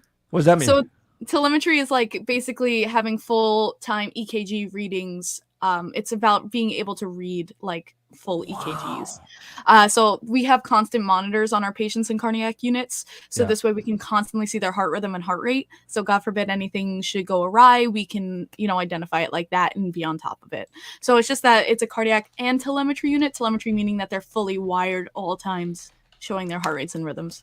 Wow. That sounds really good. And I appreciate everyone, all the healthcare heroes. I appreciate you. So thank you. I just switched to days too, so I can go to more games. Yeah. Actually, great segue. Are you a season ticket holder? Are you a half season? How do you get to all your games? You're full. Awesome. Mm-hmm. So on days that you are working or nights that you're working, do you give them to family? Do you give them away? So my grandfather has all the time. He goes to every game. So it's my mom and I kind of switch out on who gets the tickets, honestly. Yeah. But we just play Ring Around the Rosie with it. Whose turn is it now? If I'm working, okay, Mom, is it your turn? Dad, is it your turn? That's awesome. So if you're cool, I want to talk about the Islanders for about 7 or 10 minutes. Then I want to get your thoughts on where they fit into the division, if that's okay. And then we'll take five minutes of questions from the people at the end. Is that cool? Sounds. You're asking me if it's okay if I talk about the Islanders. That's okay. So where I come from. You know who my former favorite player was. Tell us, how has the city embraced or not embraced Bo Horvat? with Bo Horvat, I mean, we were excited about him coming. I met him multiple times since him coming to the island. I just saw him recently at the Matt Martin Poker Tournament and the Andrews Lee Cancer Jam. And I just like, we're still kind of saying like the welcomes. We're still kind of saying to him like, Bo, like, thanks for coming to Long Island. Like, welcome. Like, I hope you feel like welcomed here, kind of thing. Like with new players, I always want them to feel like welcomed, and especially since people don't know much about Long Island. That's a big thing, is that with trades, anything, people go Long Island, like what's in Long Island? And that's, kind of the thing. We want them to feel welcome, feel the family aspect, and know the great things about Long Island. And so I always, I always just say hello, like I hope everything's good. Ask me for any like recommendations while you're here, like just kind of things like that. But he's always so sweet. He's like, thank you so much. He's like, I'm having a great time here. But with Bo, it's the same thing. It's just now we're gonna have a full season preview of him rather than just a few weeks, and then Barzal getting hurt and then we lose that chemistry. And so this is gonna be the true testament to how Bo Horvat fits up here in this first line. Again, hard to judge on preseason because he's not going to go 100%. He's not going to go like, oh, I'm going to go for it right now. He doesn't have anything to prove. He has a roster spot. So with him in preseason, I wasn't expecting to see like the full Bo Horvat. Sure. But tonight against the Buffalo Sabres, this is where I'm expecting to see clicking. This is where I'm expecting to see moves, where I'm expecting to see him crash the net like he loves to do. And that's what I want to see from him tonight, and hopefully throughout the season. Who's he playing with on the top line? So Barzal is going to be left wing now. He was originally on Bo's right. He has now been moved to left. Yep. On the right is a big anger issue with the New York Islanders community because like it's kind of like everyone wants like a different player there. So right now, as of practice lines from today, it is Simon Holmstrom. Mm-hmm. I personally don't think he is ready to be a first liner.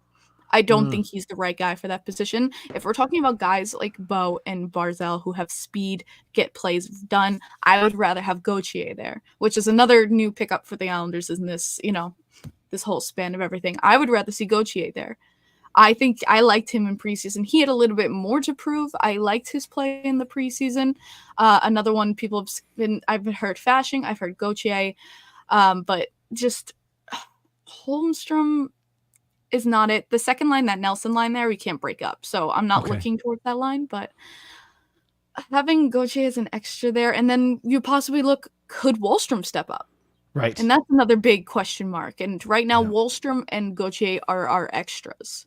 Gotcha. So as of practice lines from this morning, I can give you the whole lineup, but no, it's okay. I like it, but that's good. That's good. But yeah, it's who do you want right now? Who do you want? Simon Holmstrom. Okay, who do you want? Gauthier. Yeah, okay. That's I want Gauthier there for the speed. I think he's got great looks towards the net. Just personally, I would rather Gauthier there. I think Holmstrom's still too young. I don't think he's got the right hockey IQ for it. Just personally, I know some people disagree with me on that. It's kind of like some people disagree, some people agree with me. It's not like too split, but it's like we kind of agree that line, we don't think. I mean, they used it last season, and it didn't do as much as I expected it to. So that's the biggest thing for me, is just how that first line is going to react. Who's going to be there on that right wing? And I think that's the biggest part of, I guess I would call this the beginning of the season, the adjustment period, is kind of maybe switching out that player and seeing what works best. Yes. Did you hear, were you aware of the absolute firestorm that Horvat started when he did that interview on the bench? Yes. And they asked him to come. See, I'm not just defending him. You were at the game. Okay. Because I was there at the game. When he said it, I was like, so here's the thing. I'm not just defending him because he was my favorite Canuck at the time. I do think people don't know, and for anyone who's wondering, the question was asked, what's this atmosphere like? They're heading to the playoffs. And he says, it's a lot better than Vancouver. I'll tell you that for free. And then, so as you can imagine, Kim, here people were so mad. Oh, he's already dissing us. Yeah, and Canucks fans were like shun Horvat. How dare we? been your fan all these years. And a lot of people don't know that. I'll tell you that for free. Although it's not a very popular saying, it is a saying. So it's not like Horvat made that up and that's his thing. So it was just so funny. I did have more question about him though. Given that he's signed that big contract, I know it's early. I'm not trying to cause drama. I'm just curious. Have there been any rumblings already of, oh man, this guy's not worth it? Or is there at least a maturity saying he just got here? Let's see how he does in a full season. No, there's not been any rumblings about that in the community because he hasn't had a chance to prove if he's been worth it. You know, because there's been no full season. There's been no at least half a season worth of him, and especially working with Barzal, because right after like everything, he had like a week or two with Barzal, and then Barzal got hurt. Against the Boston Bruins. So it was like this whole big thing where it's like it's hard to judge, but now the scopes are on, those fans, they got like the binoculars on and it's time. So are you bringing binoculars to the games? No. Okay. It's a figure of speech. I know. I was just kidding. No, it's just like, there's some players I think I can have the binoculars on for. Bull Horvat a little bit, I would say. Yeah. But not my like top one. I have the binoculars on for. Okay, so you went through some of the forwards, the Barzals, the Horvats of the world.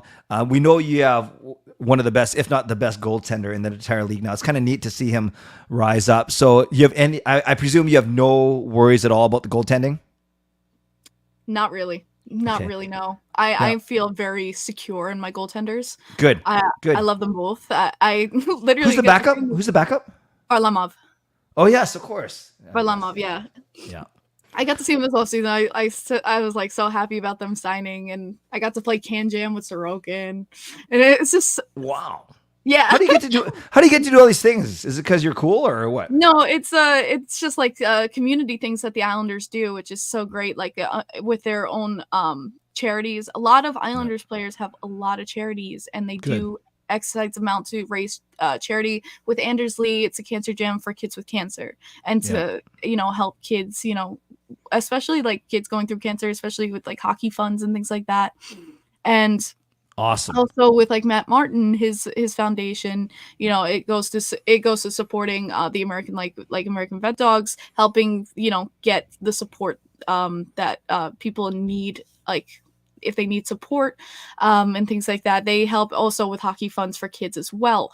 And there's just different things like that. And they host like something every year. And so with the Islanders Booster Club, we come together, we raise money, we help chip in to support our players' charities as well. Awesome. So talk about the forwards, talk about the goaltending, spend a couple minutes talking about the defense of this team. Defense is where Islanders fans have been like very secure on, and then something like this season we're a little bit less secure on. With the defense, Dobson has been great offensively. Yeah. But a big place he has been lacking since Chara left, which I find hella funny, is defensively. He has been very defensively. He's been losing. Please don't tell me you hear my dog howling right now. Okay. Oh yeah, that's good. But he's been losing his man. It's been the big reason for goals, not being able to break up plays. And so Dobson's one I have like binoculars on tonight. We've been having to split up the Pellick line because we've been feeling like we need someone with more, responsibility kind of back there, a defensive defenseman with him. Yep. Because he's great offensively. He does a great job, keeping the puck in the offensive zone. But when it comes defensively, he can be a little irresponsible is the best word I could say. And then there's Sebastian Aho. He can be great offensively, but defensively irresponsible. I say it. I put it on Twitter all the time. If you follow me, if Aho doesn't fall by himself once a game, it's not Sebastian Aho. And this is not Carolina for those of you who don't know. This is the other one.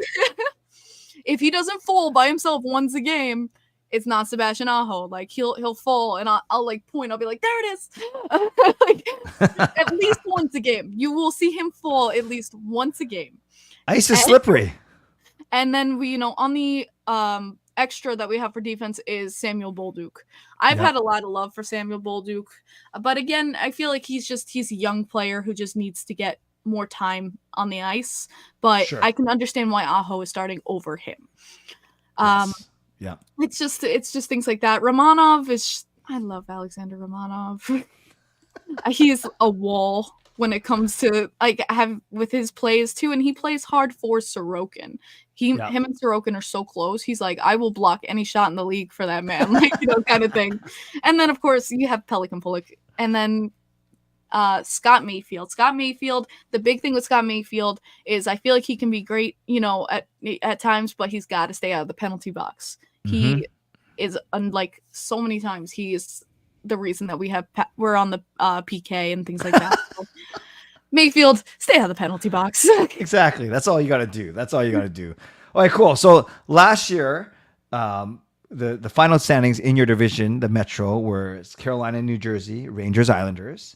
And then the teams that didn't make it were Pittsburgh, Washington, Philly, and Columbus. So you don't have to go through every single team unless you want to. But I'm curious to see where you think your Islanders, Kim, are going to finish up and why. And feel free to give me the order at least, but you don't have to go in depth. You can if you want, but I'm curious to see where you think the Islanders are going to finish up this year.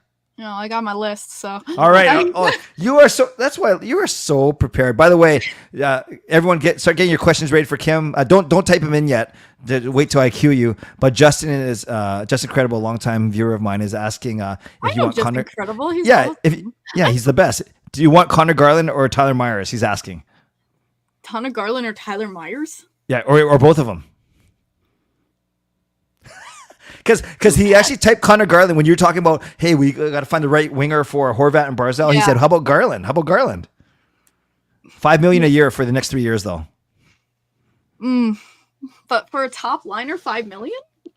Well, if you call him a top liner, he is a top six. I'm not selling it. I'm not selling him that well. He's amazing. This guy's the best. I know. Yeah, no, we wouldn't go for Meyer. I wouldn't say Meyer. I would say, if anything, it would be Garland. But okay, fair enough. All right. Okay, we won't put you on the spot. Okay, tell us your list and tell us why you have teams in those positions. Well, it's so tough from last year because the Metro is just the Metro. It's such a pain. Like the top 3 teams all broke the 100-point threshold. They were good. Like, it's just like, are you kidding me? And then like it was a dogfight for wild card with us, with the Penguins and the Capitals. It was just like, less Capitals, more us in Pittsburgh. Which thanks Pittsburgh, thanks for losing to the Blackhawks. It's early. I think they got their vengeance at the beginning of this year, but going down the list, I think I put number 1 Carolina. The Hurricanes. Yep. They're pretty set squad. I have no real things for them. I would be shocked, honestly, if they weren't first in the Metro. I think they are really going to solidify that first spot.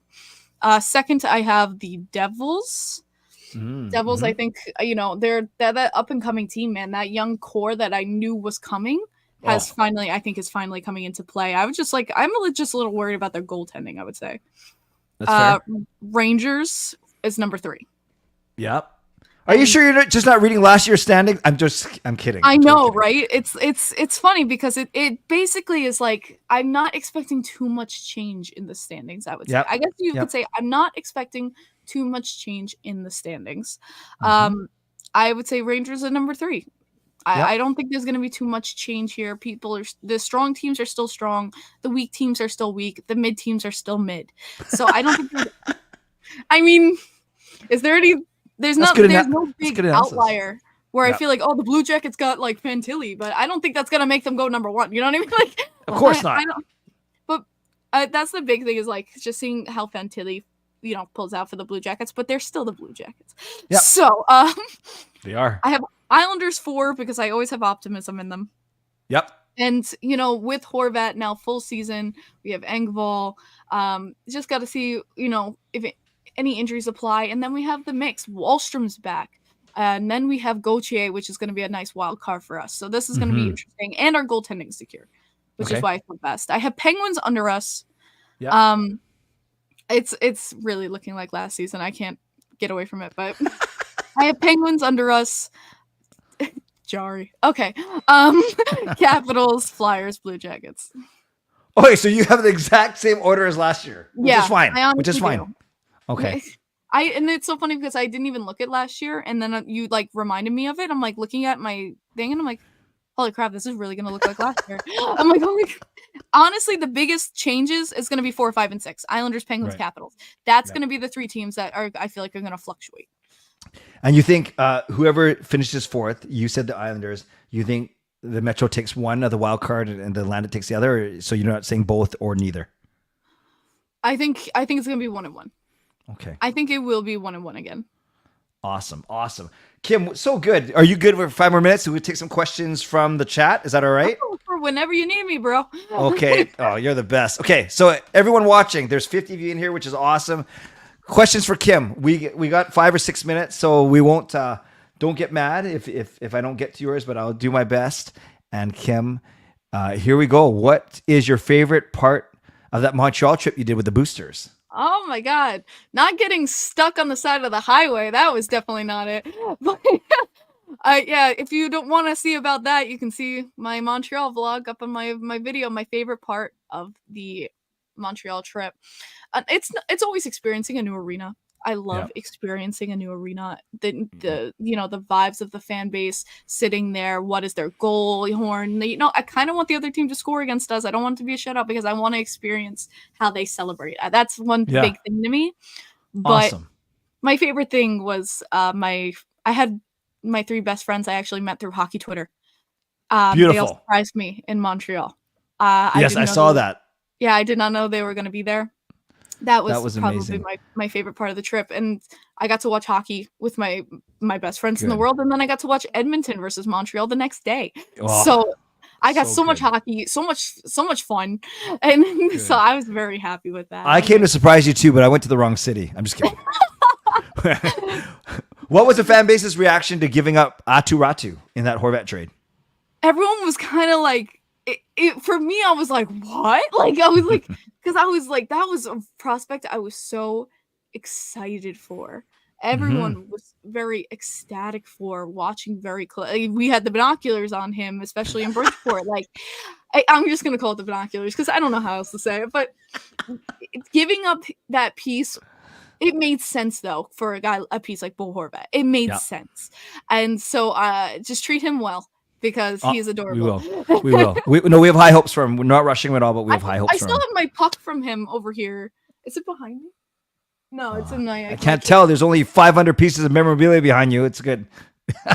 I have where he scored, because the Bridgeport Islanders made the playoffs in forever. And I have his OT winning goal from Bridgeport.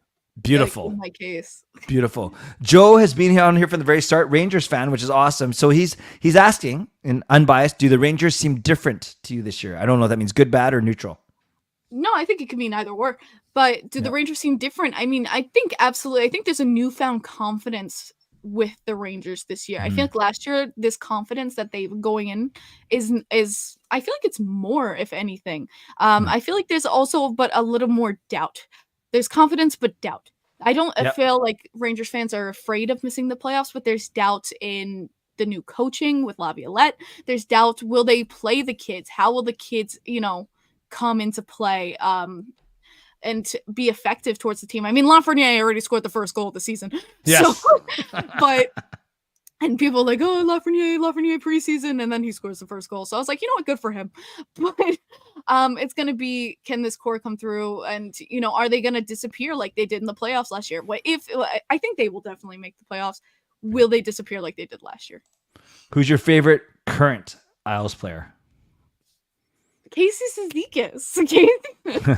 Always. Casey Cizikas has been my love since I was 11 years old. Like, I've loved him since he knows me now. It is so bad. He knows me. You're like the consummate Islanders name dropper, and I'm so jealous. That's good. He I don't know if you saw the picture, because I embarrassed myself in front of him when I was 14. So he always makes a joke about it. He always makes a joke about it with me now, because I got so nervous because he was my favorite player. I was meeting him, and I spoke so fast that I was like, oh my God, you're my favorite player. I love you on the center. You make so many plays. He was just like, So every time he sees me, he's like, how you doing? He's like, what do you gotta say? You gotta say anything today? I'm like, oh my God. That's awesome. That's awesome. This was me with him at the Mount Vernon poker tournament. Oh, he's got big arms. Yeah, that's good. That's what everyone said. Yeah, maybe it's the angle. Yeah, don't F with the fourth line. That's all I'll say. Good. Thank you for not saying it too. Good. 2 more. What was it like seeing McDavid live? Any impressions? I mean, you see McDavid flying up the. I see a player just flying up the ice. I'm like, this McDavid. No, Yeah. I'm like, sure enough, you see. I'm like, yep. Like, honestly, you see McDavid live against the Islanders too, with the Oilers and everything, like the Islanders Oilers. So it's nothing new. It's just when I watch with him against the Islanders, it's how defensively we break him down. It's like when you watch your team against the Capitals and there's Ovechkin, or you watch your team against Pittsburgh and there's Crosby. How does your team? I feel like the biggest thing I watch, instead of watching McDavid or what plays was he making, for me, it's how is my team defensively, breaking him down? Are we on him? Is there constant, a defensive presence next to them, things like that? How are we defending? I remember the last time the Islanders faced the Oilers, he had no points, and it was like.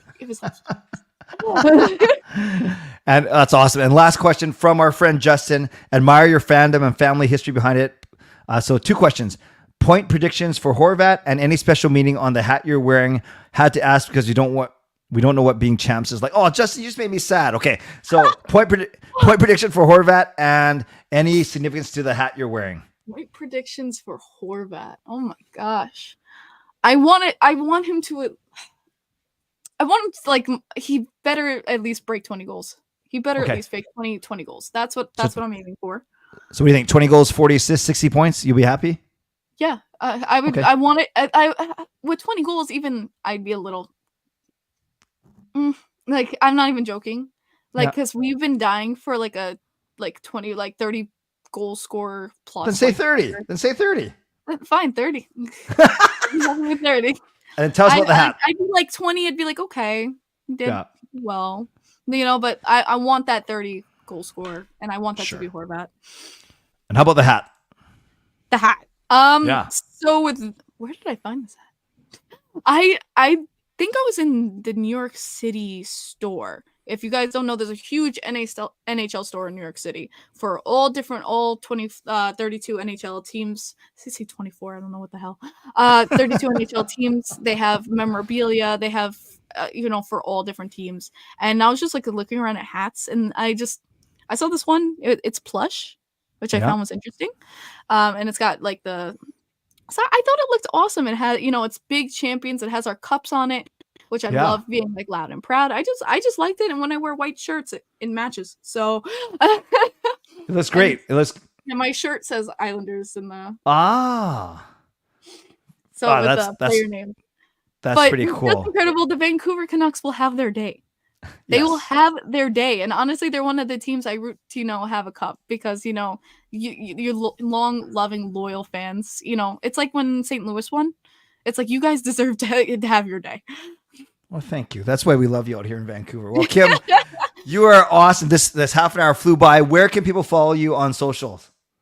So my socials, this little name right here, Owlsgirl3. It's my as Auddie James said before, X/what used to be Twitter. Whatever you want to call it. I call it Twitter still because I don't care. But I call it Twitter. You can absolutely find me there. I'm always updating on Twitter, whether it be about Islanders, even some video gaming stuff. We have fun with that. But always Islanders, always updating about practice lines, anything with practice, outside games. I update about score. God forbid you can't watch. I have friends from Brazil and I have friends from Australia who sometimes can't see the game, so I give them the updates. So if you need updates, anything Islanders, I'm your girl. You can DM me any questions. I will absolutely answer you. And then with YouTube, I do a weekly podcast called Kim in the Crease, where I basically break down New York Islanders. If you need a breakdown what's going on with the New York Islanders, how have we been playing, I will give it to you. So awesome. That's gonna be me. And yeah, I saw someone liked the nails. This is for opening day. There you go. Nails, well, enjoy your game tonight. I hope the Islanders win, and we'll take care of your bowl and your Ratu, and you take care of our bowl. How's that sound? Okay, well, that'll be for the next chat. Kim, thanks a lot for doing this, and have an awesome day, and pray for me that I make it through the next 10.5 hours. I will always pray for you. But ditto. Thanks, Kim. I got a sign ready for when Beauvillier comes back. I'm very excited. Okay, you want to share about it real quick, or Hannah Montana? Yep. I got the best of both worlds. Very good. Hey, I might use that in my next game. Okay, Kim. No, I won't. I'll leave it for you. You're the best. We'll talk to you soon. Thanks again. Okay, take care. Bye. Awesome. That was Kim Owls Girl 3 coming to us from Long Island, giving us her predictions, and she basically said that it's going to be the exact same as last year.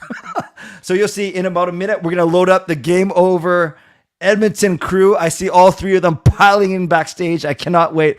I've never had three people on at the same time, so this could be a gong show, but that's what we do here on these streams. So once again, thank you. We have made it through 2 hours now. 2 hours down, 10 to go, and I'm not going to waste any more time. I'm just going to invite you to subscribe, to like the video. You can leave a donation. You can gift memberships, upgrade your own membership, or buy your own membership. You guys were very generous that first hour. Yeah, it's hard for me to get to recognizing all the donations, especially when I have guests, but know that they're appreciated, and I will get to them eventually. Maybe kind of when there's a lull in the action, I will recognize everything that's come through. But I will say, Shannon, who won the contest in a pure show of generosity, she's actually donating her prize to Fangirl, who came in second, because Shannon is going to make her way to a game in March, but she knows that Fangirl can't get down here to games. So very, very generous of Shannon. So Shannon donates her first prize, the $50 gift card, to Fangirl. And that's the kind of community that we have here. Speaking of community, we are going around the horn, all the Game Over shows. And I promise I will not bring up the 8-1. I know they can all hear me. I'm not going to bring up 8-1 because I think that Edmonton's going to come out flying tonight. But we'll see what they have to say. I have three guys here, the co-hosts of Game Over Edmonton. We're going to try and fit it all in half an hour. We'll see how it goes. So please welcome Zach, Dennis, and Avry. Awesome. Hey, guys. How's it going? Thank you. I'm not bitter at all. Well, we're going to get into the Oilers more than the Canucks, and with the three of you here, I'm going to try and keep it relatively focused because we have the half an hour time frame. But I'm not worried at all. I'm just so thrilled you guys are here today. So let's start. Zach, why don't you start really quickly? Tell us a bit about yourself.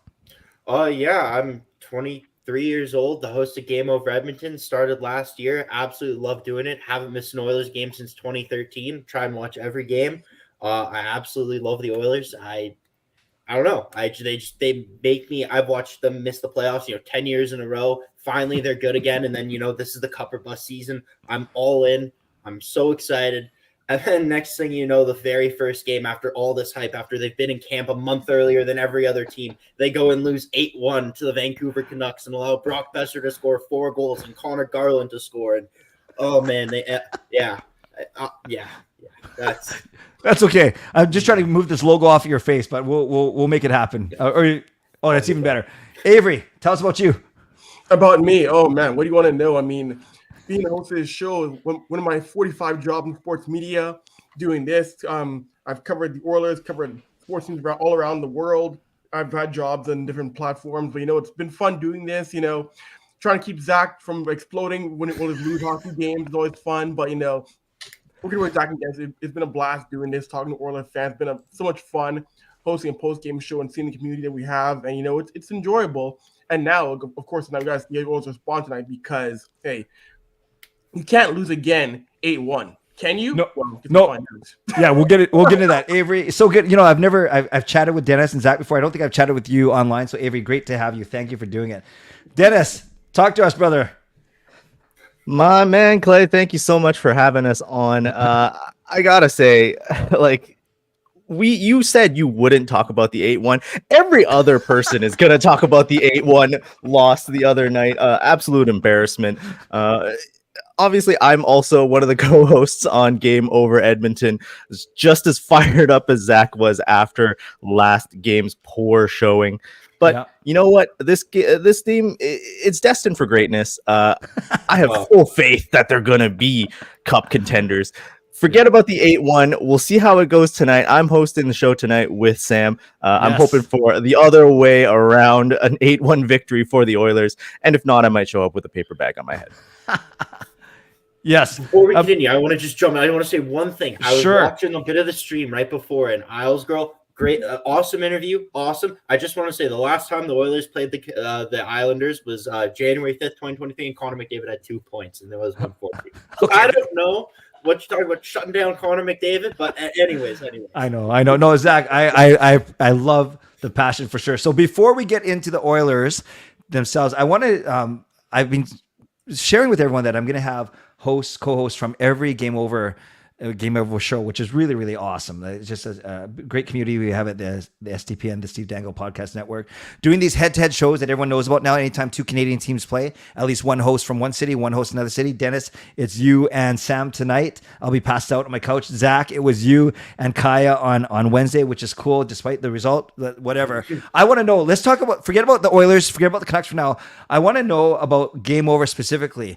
What's it like, Zach, Dennis, and Avery? I know Avery's trying to get back into the stream. When you guys are all together, like is one guy the straight guy, one guy's the crazy guy, and one guy's the stats guy? Like when the three of you are together, tell me what it's like. And then tell me what the vibe is like when Zach, you and Dennis are individually hosting a show. Like what sort of things do you bring to the show? Let's start with both of you. What's it like when all three of you are together? Dennis, you want to go first? It is chaos backstage. It is a scramble every single show to get it set up and ready. But once we're on air, I could not ask for two better co-hosts. When we're all on together, it's a party, right? Like we have a certain styles to each of us, but when we're all together, it blends beautifully. Avery obviously has just the inside knowledge of being the man of a million jobs. Zach's passion is nuts. Like Zach explodes every single time he's on camera, and I'm just trying to reel everyone together and make a coherent show. I Zach, love it. What do you think? So Avery's got the experience, Zach's got the passion, and you are the level head. Avery, I'm just asking, we're not talking about the Oilers or Canucks yet. We're just talking about when the three of you are hosting or in a room together, what it's like. So Zach, what do you say? I completely agree with Dennis. Couldn't ask for two better co-hosts. It's been an absolute blast. I've obviously have by far the most experience just hosting a show with Dennis, and there's a very good yin and yang I like going on with our shows because I always try to start off really hot or go really hard right out of the gate, whether I'm really mad or really happy. And Dennis is always the guy on my shoulder calming me down, telling me, you know what, even if they lost 8-1, they're not going to lose 8-1 every game. They can still go 81-1. It's still possible. Dennis is always calming me down. Avery always has knowledge that, no one else knows because he's in the building 24/7, giving us updates from morning skate, giving us updates all the time, which I absolutely love. And then just as far as like hosting with the other host, that was because the Oilers made the playoffs last year, I got the opportunity to kind of have a crossover that not many other Game Over hosts had. So I got to host with Andrew and Kaja and Liz and Auddie all during the playoffs last year. So I got a little bit of experience, and every host has their own personality. Every host is absolutely fantastic. I love hosting. Doesn't matter how much I hate the Flames or hate the Canucks or whatever, the hosts are unbelievable. It's so much fun going back and forth with people, and I'm looking forward for everyone else in all these other markets to experience kind of going on and hosting other teams on their stream and stuff. Love it. Thank you, Zach. Avery, when the three of you are together, what's your feeling? What's your impressions? It is a fun chemistry between the three of us because, again, these two guys, remember, when we first started this show, Dennis and Zach had never hosted a podcast before. They were newcomers. But seeing them get so comfortable on air and all three of us talking about the Oilers, our chemistry clicked just like that. Like it was as if we know each other for like 10, 15 years. When we host together works so well. And again, these guys are passionate and knowledgeable, and they know how to break down a system. They know how to break down a fortune. They know how to break down the line. At the same time, though, do they show mercy when his team loses? No. These guys know how to be honest when his team doesn't play well and when his team does play well. And for me, it's so entertaining. It's so refreshing. It's so much fun to go on air with these two because I know I'm going to go on air and have a blast every single time we talk hockey or talk to Oilers.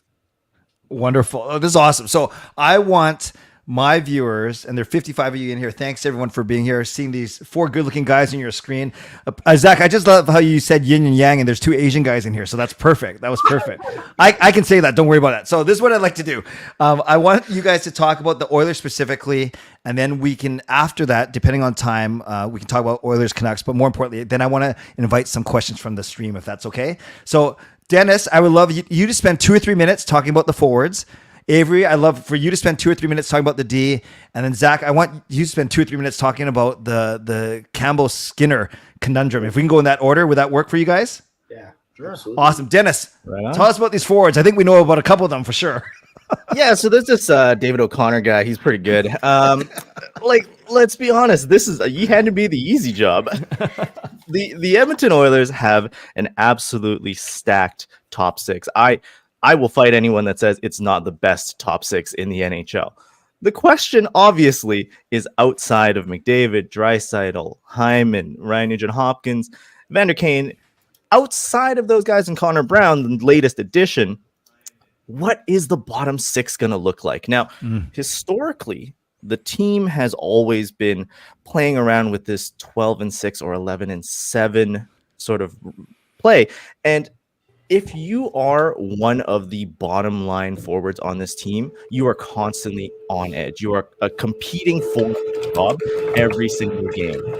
And you have some guys that have really blossomed into that role. Like, don't get me wrong, Ryan McLeod is a fantastic 3-4C. He's able to take on so much of the responsibility that Oil Country has been missing. Like, we've been missing that designated third center guy for so long, and we found it in a homegrown talent in Ryan McLeod. Other guys that are going to feel a little bit more pressure: Warren Fogle, Dylan Holloway, Matthias Janmark, who, I mean, Zach threw him on blast last show because it was one of the worst showings we've seen from Janmark. And other than those guys, you know, this team rides on the shoulders of the top 6. If they are playing well, we will win hockey games. And if they are not, the bottom 6 has to chip in with 1 or 2 energy goals in order to kickstart the top 6 again. Obviously, I've missed out one player right now, and it's my favorite player. Shout outs to Derek Ryan. This guy is a workhorse. He's not the biggest guy. He gets blown up all the time. He's 36. Oof. Feels when you're a 30 guy. But hey, he shows up every single night. I love him for it. Derek Ryan, get in your jersey. If he sees this, love you. Awesome. And Dennis, one question before I go to Avry and the D. I picked Draisaitl first in my pool yesterday because we're not allowed to pick McDavid. So I have a healthy respect for Draisaitl. Is he as chippy always as I saw him on Wednesday night? Draisaitl may surprise some folks because in Edmonton, it's well known. He is the pissy German. He gives so much attitude night after night to the guys on the ice, to reporters in the room, to the teammates. He is a big character in that locker room. I can't wait for more people to get in depth behind this team when they make a Stanley Cup documentary. Awesome. Thank you. Great breakdown. And yes, I would not argue with you about the strength of the top 6. It's quite impressive to roll out those guys for more than half the game. So thank you, Dennis. Great breakdown. Zach, I was just getting a little bit of feedback from your mic, so but it's fine. It's fine. Avry, let's go with you. Tell us about this defense. Okay, well, it's been I'll say this year now it's going to be a big conference team having success in that Western Conference we're seeing right now. Unfortunately, Matisse Ekholm didn't play last night. Is going to most likely play tonight. He will most likely play tonight, and we've seen over the past year he's been Edmonton's best defender. So now we're going to get pairings of guys like Bouchard and Nurse. The game last week here wasn't the best showing. That was not the best game for really anyone on the back end. Be it Evan Bouchard, be it Nurse, be it Vincent Desharnais, be it Cody Ceci. That defense is going to have to tighten up. It's going to have to shape up. And do I think it will? I do think it will. I do think it's going to have to improve in front of both Jack Campbell and Stuart Skinner, because as much as Campbell and Skinner did struggle against Vancouver in season opener, the guys in front of them were not at their best at all. That was an embarrassing effort. These guys are going to have to shape up. I do think they will. I've been a big fan of Evan Bouchard for a very long time. I like what he can do offensively in the power play. People doubted him last year. Oh, can he be the power play quarterback? Yes, he can. Yes, he can. Like, what are we doing here?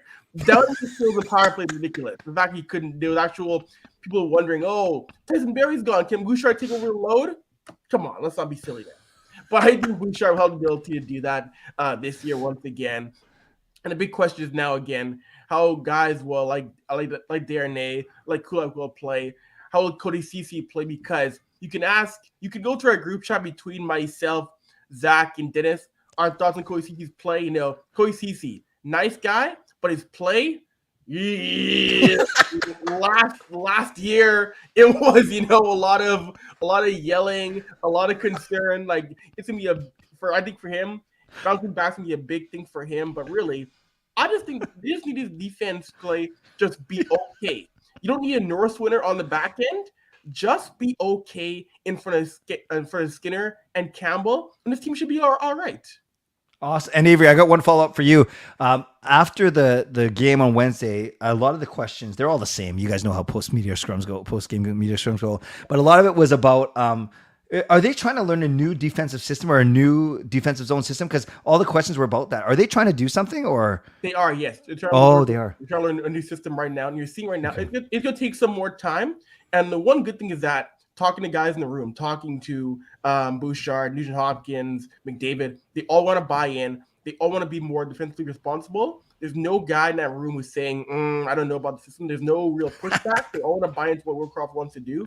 So it'll take some time for this team to really figure out the kinks of the system now, I think, Clay. Awesome. I love it. Zach, let's get you back in here. Does it sound better now? There's a bit of but honestly, it's fine when you talk. Just talk right over it. You're fine. Okay. Sorry about that. No, all good. Tell us, brother, about. Yeah, you arguably gave me the easiest job to talk about because the goalies for the Oilers, as everyone knows, is a super up and down thing, right? That's arguably, like, you can look at it and arguably say that this is what cost them the Stanley Cup last year.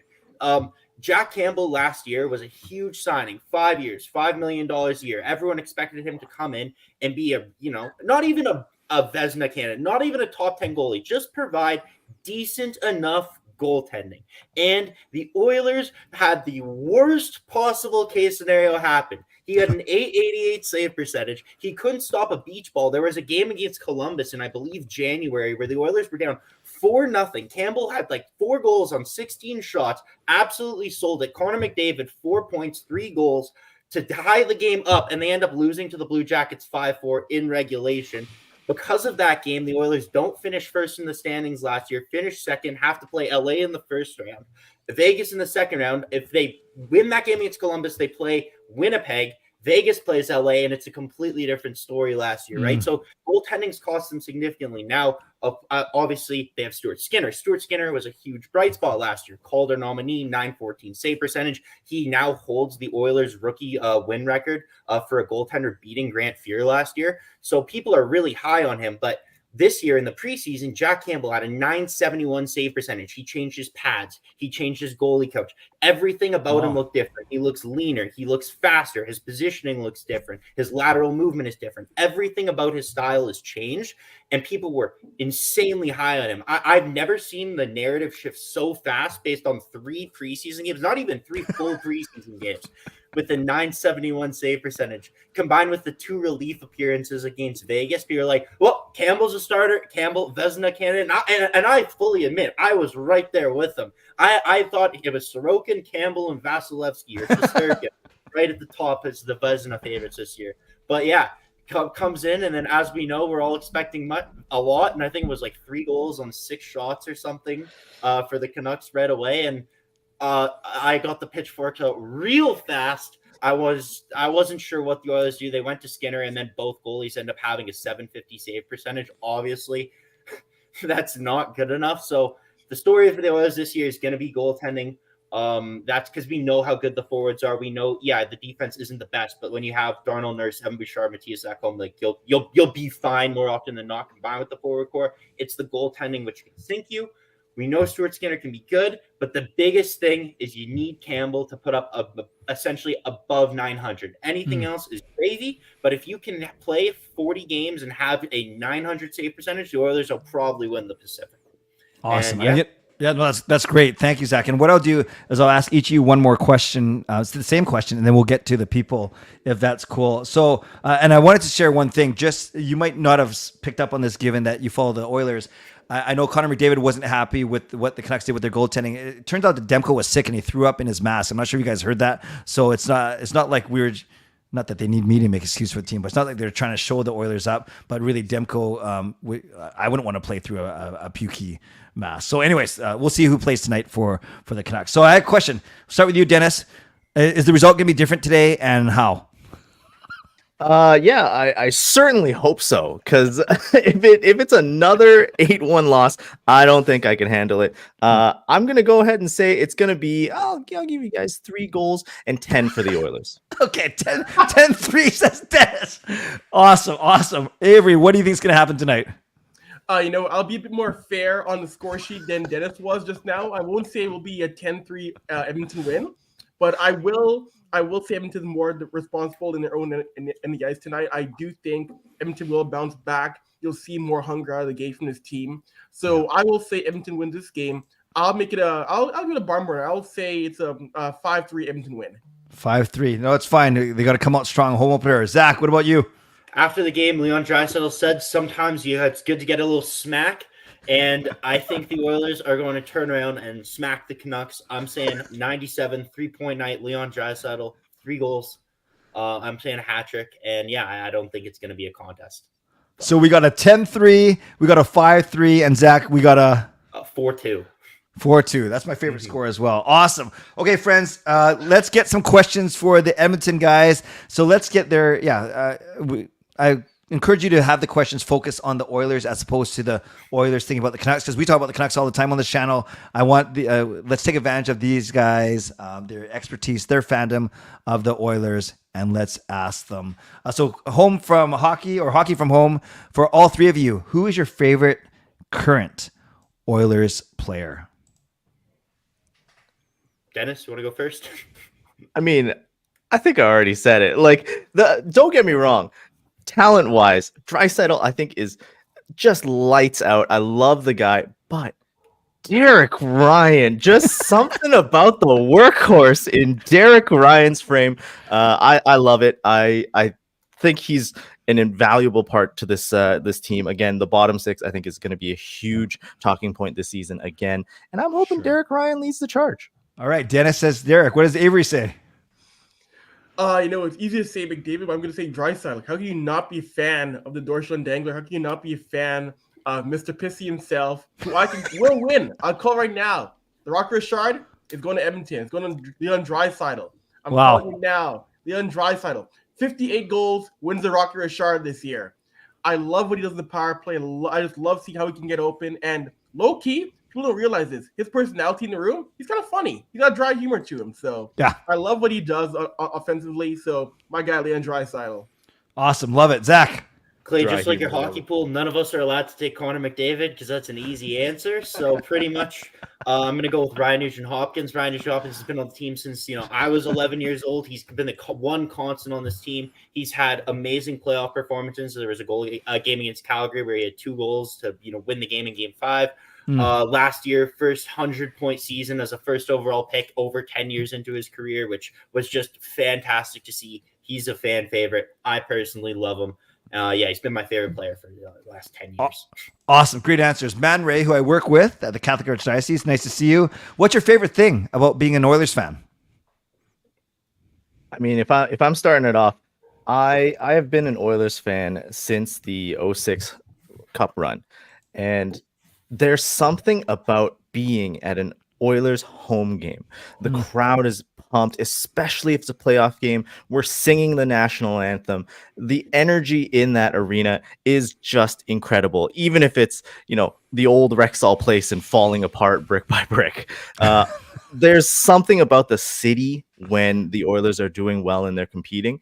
Obviously, there was a decade where it wasn't so hot, but we're back. We're back in a big way, and I'm ready for it. Love it.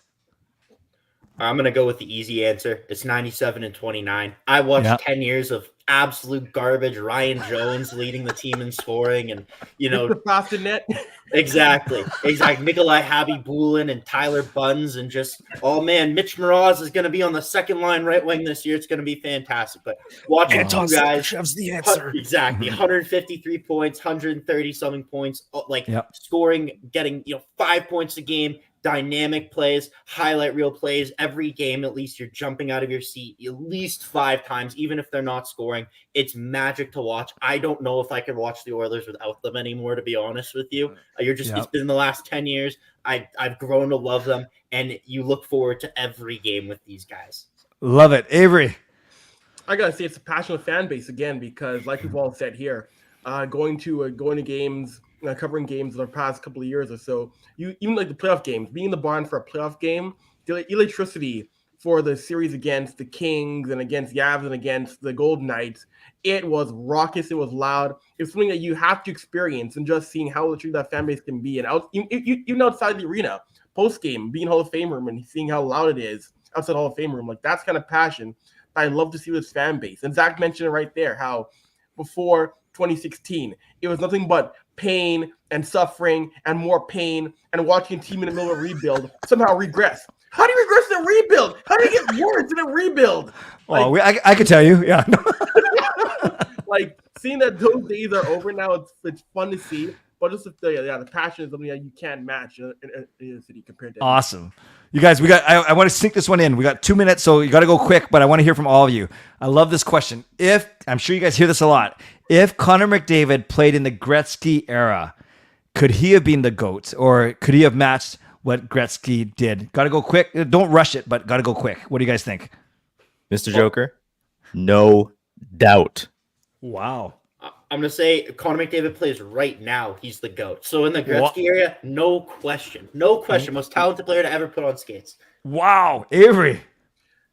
If he goes back with today's gear to 1985, easily. He's scoring 45 goals a game. Yeah, that's such a fascinating debate, because I think I'm older than all you guys combined. No, not combined, but to remember Gretzky, what he did to the Canucks. Yeah, different game where you could clutch, hold, and if they called it like today, it's so fascinating. You could also argue if they called the game when Gretzky played as they do now, like almost every ticky-tack foul, maybe Gretzky dominates too. It's just I'm not saying I disagree. It's just a wonderful debate. It must be nice to have debates of the best players of all time coming from your city. Mm-hmm. Very nice. Boy, boys. Yes, this has been a blast. I know tonight's gonna be a lot of fun. I wish we had more time. That's my learning for next time I do this, is to give more time to all my guests. But this has been great. Dennis, where can people follow you on social? I'm on Twitter, X, whatever it is, at Dennis Lee YEG. Awesome. Zach, where can they follow you? Same here. I'm on Twitter. X. I would always respond with Twitter. At ZWheel97. Awesome. And Avery? You can find me on Twitter. It's not X. Don't call it X. It's a stupid name. I'm on Twitter at Avry, AVRY. Awesome. Well, you guys, thanks for the day. Thanks for taking the time to join me. All three of you. It means so much. And regardless of result, I hope it's an entertaining game tonight. How's that? I appreciate it. Thank you. I still hope to beat them. All right. Thanks, guys. Talk soon. Thanks again. Bye. See ya. That's awesome. That is Zach. That is Avery. And that is Dennis. I appreciate the whole Game Over Edmonton crew joining me today for that. Pretty cool stuff. And you can tell they got a lot of chemistry, and they know their stuff. They know their stuff, which is a lot of fun. And that certainly is a fun team to follow for sure. So as we take a quick break, I'll make a couple of quick announcements. A reminder that you can check out the whole schedule for today in the description of this YouTube video. You can also you can click on it, tinyurl.com/12hourclay, and it gives the entire schedule there as well. Also, don't forget, you can subscribe so you can get active in the chat section. You can like the video, you can leave donations, you can gift memberships, you can upgrade your own membership, or you can become a member. You can do all of those things. And if those happen to come in during one of the chats, I'll do my best to acknowledge them after the chat at a time that makes the most sense. But yes, you guys have been generous already with a lot of donations in the first hour, and I really, really appreciate that. So we are just getting ready. We're waiting for our next guest, who I think will come in a couple of minutes. So I think I'm going to take this opportunity to take a quick 2-minute break. That's what I'm going to do. I'm going to take a quick 2-minute break. So let's see if I can do this without messing it up. If I do this, and then if I play this, then I'm going to skip it all the way to 2 minutes. There we go.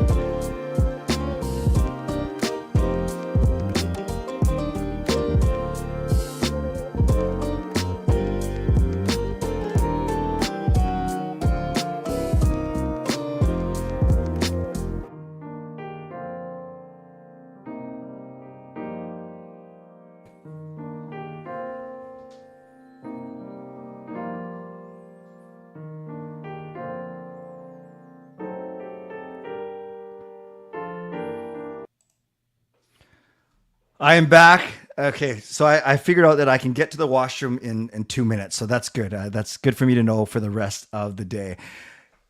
Having fun. We had game over Calgary. We had game over Edmonton. We've had Isles Girl, and now I want to bring on someone who I consider maybe the forerunner, the pinnacle of YouTube, of hockey YouTube. Someone that I've been able to collab with many times in the past.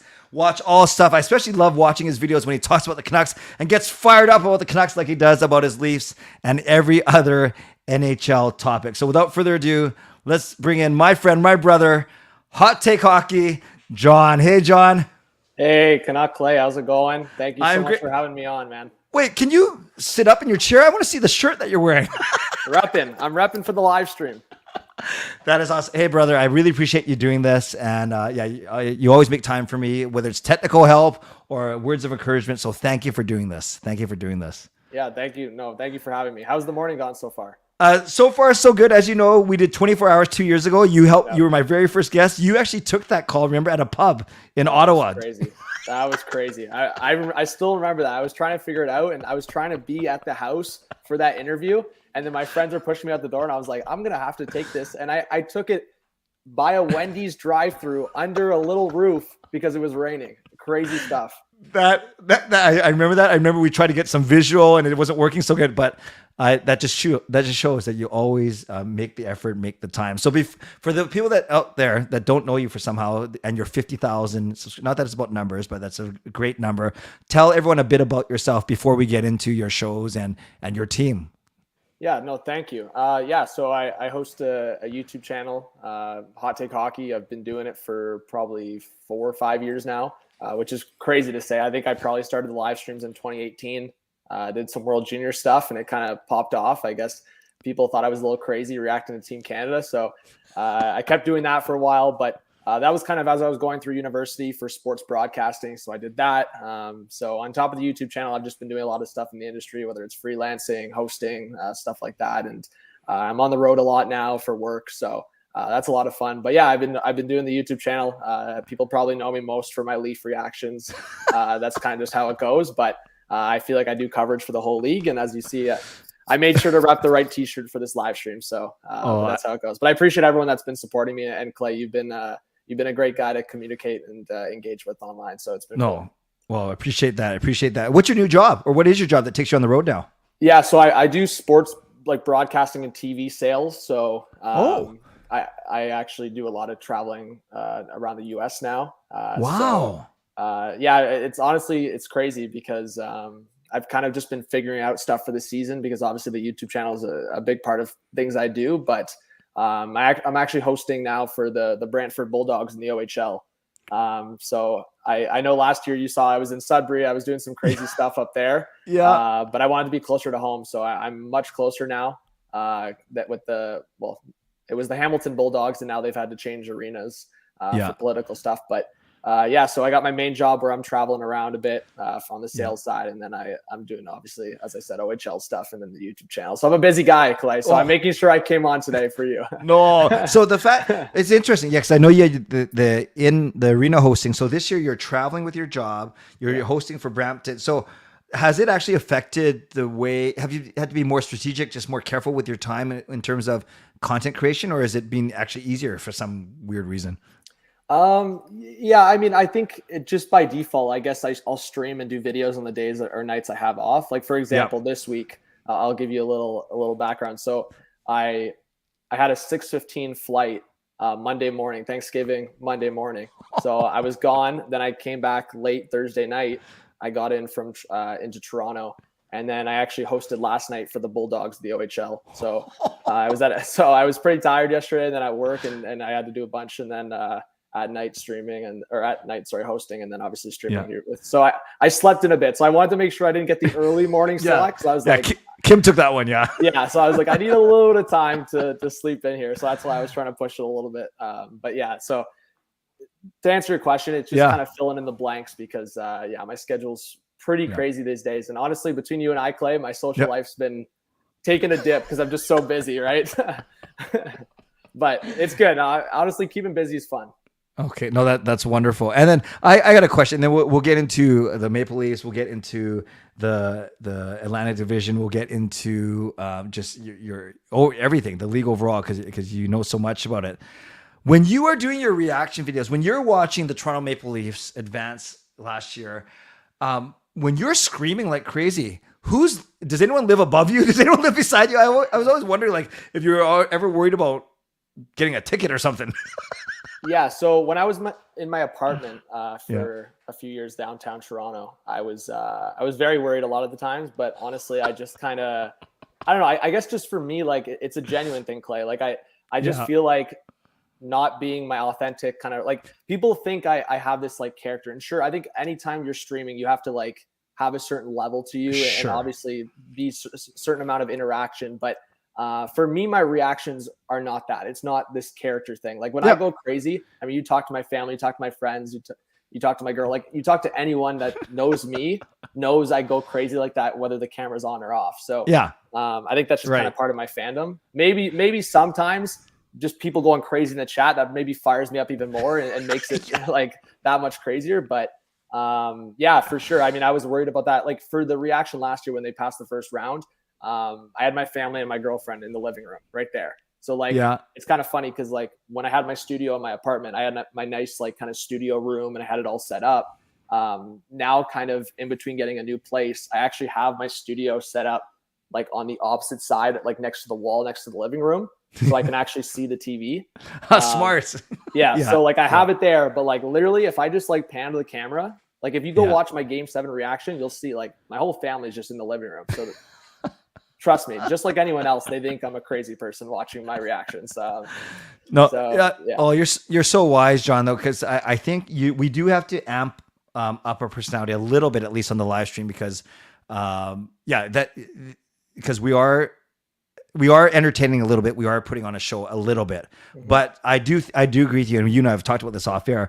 If you're disingenuous and if you try and come across as someone that you're not, people are smart, man. They'll see through that right away. So having said that, not only do I love your reactions to what's happening, I love your reactions to what's happening in your chat. Cause you have 200-300 people in the chat sometimes, and you got people always just trying to dig at you, needle at you. How do you deal with that kind of negativity? Honestly, it just with time now, I've just been unfazed. Like, it's actually funny because like I actually had a few friends reach out to me just in the industry, and like it kind of put me in check a little bit, just saying like, man, he's like, man, don't worry about it. Like, it's not that deep. Like, you're doing great for yourself. Like, that's the only reason people like come in and try to get your attention is like, they just want to grind your gears. So like after time, I've started to like read the positive ones over the negative. Like, I think when I started the first couple of years, regardless if it's hundreds or thousands of people in the chat, it's just so easy to see the negative out of the hundreds of positives. Right. Yeah. So I noticed I've gotten better with that. Like the recent Toronto Montreal game this past week.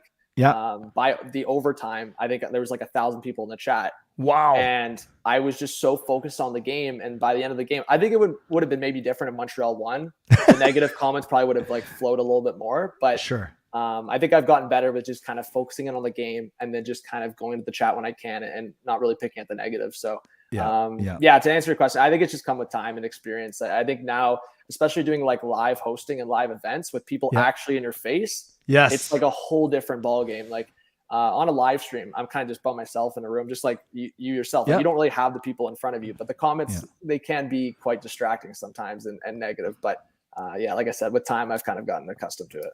Oh, that's awesome. So this is what I'd love to do, John, if you're cool with it. Let's spend a few minutes talking about the Leafs. Then I'd love for you to kind of preview where you think the Leafs fit in the Atlantic Division, if that's cool. And then we'll spend the last 5 or 6 minutes taking questions from people. Does that work for you? Cool. That works great. Yeah. Awesome. So tell us, did anything crazy happen off season for the Leafs? And tell us if you think they're set up to do well this year. And you can quickly touch on forwards, defense, goalie if you want to, whatever you want to do, however you want to do it.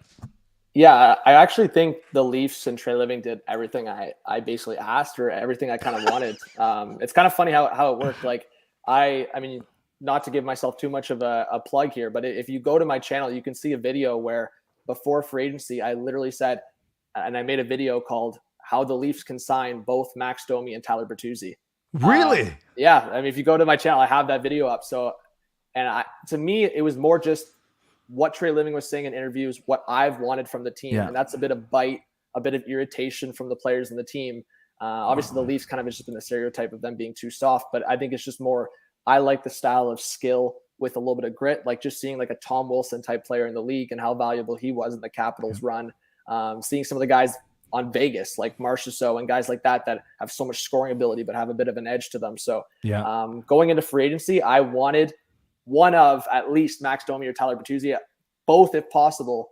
Yes. And Trey Living pulled it off, and he even brought in Reeves on the team. So maybe it was a little too much in that direction. But you know what? I'm cool with it. I think the only thing that I would have liked differently is Klingberg's more of just specific offensive guy, power play guy. I know Canucks fans can appreciate the guy I'm about to just mention, but like Luke Schenn to me was just a staple on the Leafs defense in the playoffs. And if you guys know me well, Clay, I'm sure you know this, is Morgan Rielly is my favorite player. He's the guy he's the guy I've backed since day one. Just a bit more than Peter Engvall, right? Just a bit. Yeah, just a bit. And Justin Hall especially. Sorry. No, for sure. And honestly, I'll own that from myself, that I'm very much like, when I get a disliking towards a player, it doesn't go away easily. And when I get like a fandom towards a player, it doesn't go away easily. So like I kind of stick by that. I stick by my loyalties, negative or positive, pretty solid. So anyways, to my point, I just feel like Luke Schenn complimented Morgan Rielly so well. So in the playoffs, like that was any hate that was towards Morgan Rielly, seeing how Rielly and Schenn played in the playoffs was just unbelievable. Rielly just exploded offensively because he knew he had a guy next to him that was just so solid. And I'm sure Canucks fans can speak on that, watching him play with Quinn Hughes. Quinn Hughes was just able to do his thing offensively and just rely on Luke Schenn, who everything that Quinn Hughes has to his advantage, Luke Schenn has everything else. Like he's not the fastest skater. He's very slow, but he's very solid, physical, can push out lanes, stuff like that. Where stand up Hughes for exactly. So I'm going to miss that because I think Rielly really benefited from that. And I think personally, I like Brody, but I think the Leafs need to get a guy like that to play with Rielly again. So outside of that, Clay, I like the Leafs moves. I'm a lot more confident with goaltending, even though Samsonov had a rough first game. But overall, I like the direction of where the Leafs are going. Who's Samsonov's backup this year? Joseph Wall. So it is Joseph Wall. Okay. So Wall's about, I think, 25 years old now. So he's not like a super youngin in this league right now. But I think as we've seen, and Clay, I always say it, like forwards can jump into the league really quickly. Defense, you're probably looking at 23, 24 years old for most to develop. And then goalies take the longest. And I think the one example I'll actually outline is Jacob Markstrom. When the Canucks traded for Markstrom, Florida had completely given up on him. He was mid-20s. And then Vancouver had him in the Luongo trade. And I mean, Markstrom just went off. Yeah. Great point. By the way, since you're so good at predicting things with your videos, can you please record a vlog tonight as why the Canucks will win the Stanley Cup? I really appreciate it. So actually, I'll tell you this. And let me tell you something on that, Clay. So I'm ready. I had a couple of Canucks fans talk to me about this. And if you go back to my predictions video, I think the last I could be wrong on this, but I'm pretty sure the last 3 years I've had the Canucks make the playoffs in my predictions. And obviously outside of them in the bubble, like they haven't made the playoffs outright, right? So I said, you know what? Vancouver's too much of a wild card this year. I feel like I'm a jinx for them. I'm just going to have them just outside the wild card. And you know what? If they make it, good on Canucks fans. I'm wrong once again, but this time on the positive side for Canucks fans. So taking one for the team is what you're doing. Yeah, taking one for the team because honestly, and it's also kind of a pessimistic side. Like I've had them making the playoffs 3 years in a row, and they disappointed me every time. Yeah. So I'm hoping I'm wrong again, but for the sake of Canucks fans. Yeah, I know it's only one game, but obviously we're excited about that one game over Edmonton. But I don't know. I don't think Toronto is on these razor thin margins that the Canucks are. But we always say the Canucks have to stay healthy. They have to, Demko's got to be healthy. They have to have a good penalty. There's all these. They have to. I don't think we just simply have the depth or overall like general skill that the Leafs have for sure. But I do want to ask you because people were asking me already, and I saw a question already. Tell us a bit about Sam Lafferty. We'd love to know more about him. We've been impressed in the one game, like a decent size, good speed, good hustle. But is that what we can expect from him? Yeah, no, 100%. I think with Lafferty, he's just got a motor. Like he's just not going to stop. I think the thing with Lafferty in the past, which kind of changed with Chicago, it was just like, and you always see it with some of these faster, like bottom six guys, is just their lack of scoring. But then Lafferty steps in with Chicago and he scores 10 goals, which for a bottom six guy, that's really good. Like if you're getting a fourth line guy and he's scoring 10 goals in a season, you're pretty happy with that. Yes. So I think with Lafferty, he's got a bit of size to him. I think he's like 6'1", 6'2". So I think the combination of like he's going to be one of the fastest guys on the ice. He can be physical at times, and the versatility I think is probably the biggest thing for, especially for a team like the Canucks, where they sign guys like Suter and Teddy Bluger, where if a guy like I believe Bluger is hurt right now, or he was hurt, you can have Lafferty shift to the center. But like as many times last year with Chicago and Toronto, he was playing on the right wing, and he's spent time playing on the left wing as well. So I think with Lafferty, as I said, you're getting speed, you're getting a bit of bite, but you're also getting just that really important versatility where he could step in on the power play if need. He's like a very typical penalty kill guy with his speed and his face-off ability. And as I said, he can play all forward positions. So I think if you're a Vancouver team that's been trying to kind of solidify that depth and obviously find a guy that can plug holes, I mean, Lafferty's perfect for that. Wonderful. Thank you. No, I'm sure Canucks fans love to hear that. So last year, John, as you know, it went Boston, Toronto, Tampa, Florida, and Florida escapes the division and goes on to the Stanley Cup final.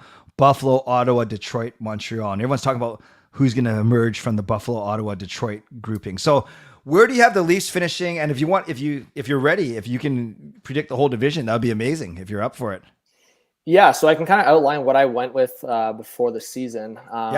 And I don't really say this too many years, but I'll say that it this year just because of how much I'll say question marks there are in the Atlantic Division. As good as the Atlantic Division is, I think you could argue the Atlantic Division is the best division out there right now, just with the teams that you outlined that are stepping up. But I do think there's just a lot of wild cards in the sense that Boston lost guys and Tampa, no Vasilevsky for the first couple months. I think those two teams have been the staple of the Atlantic Division for the last few years.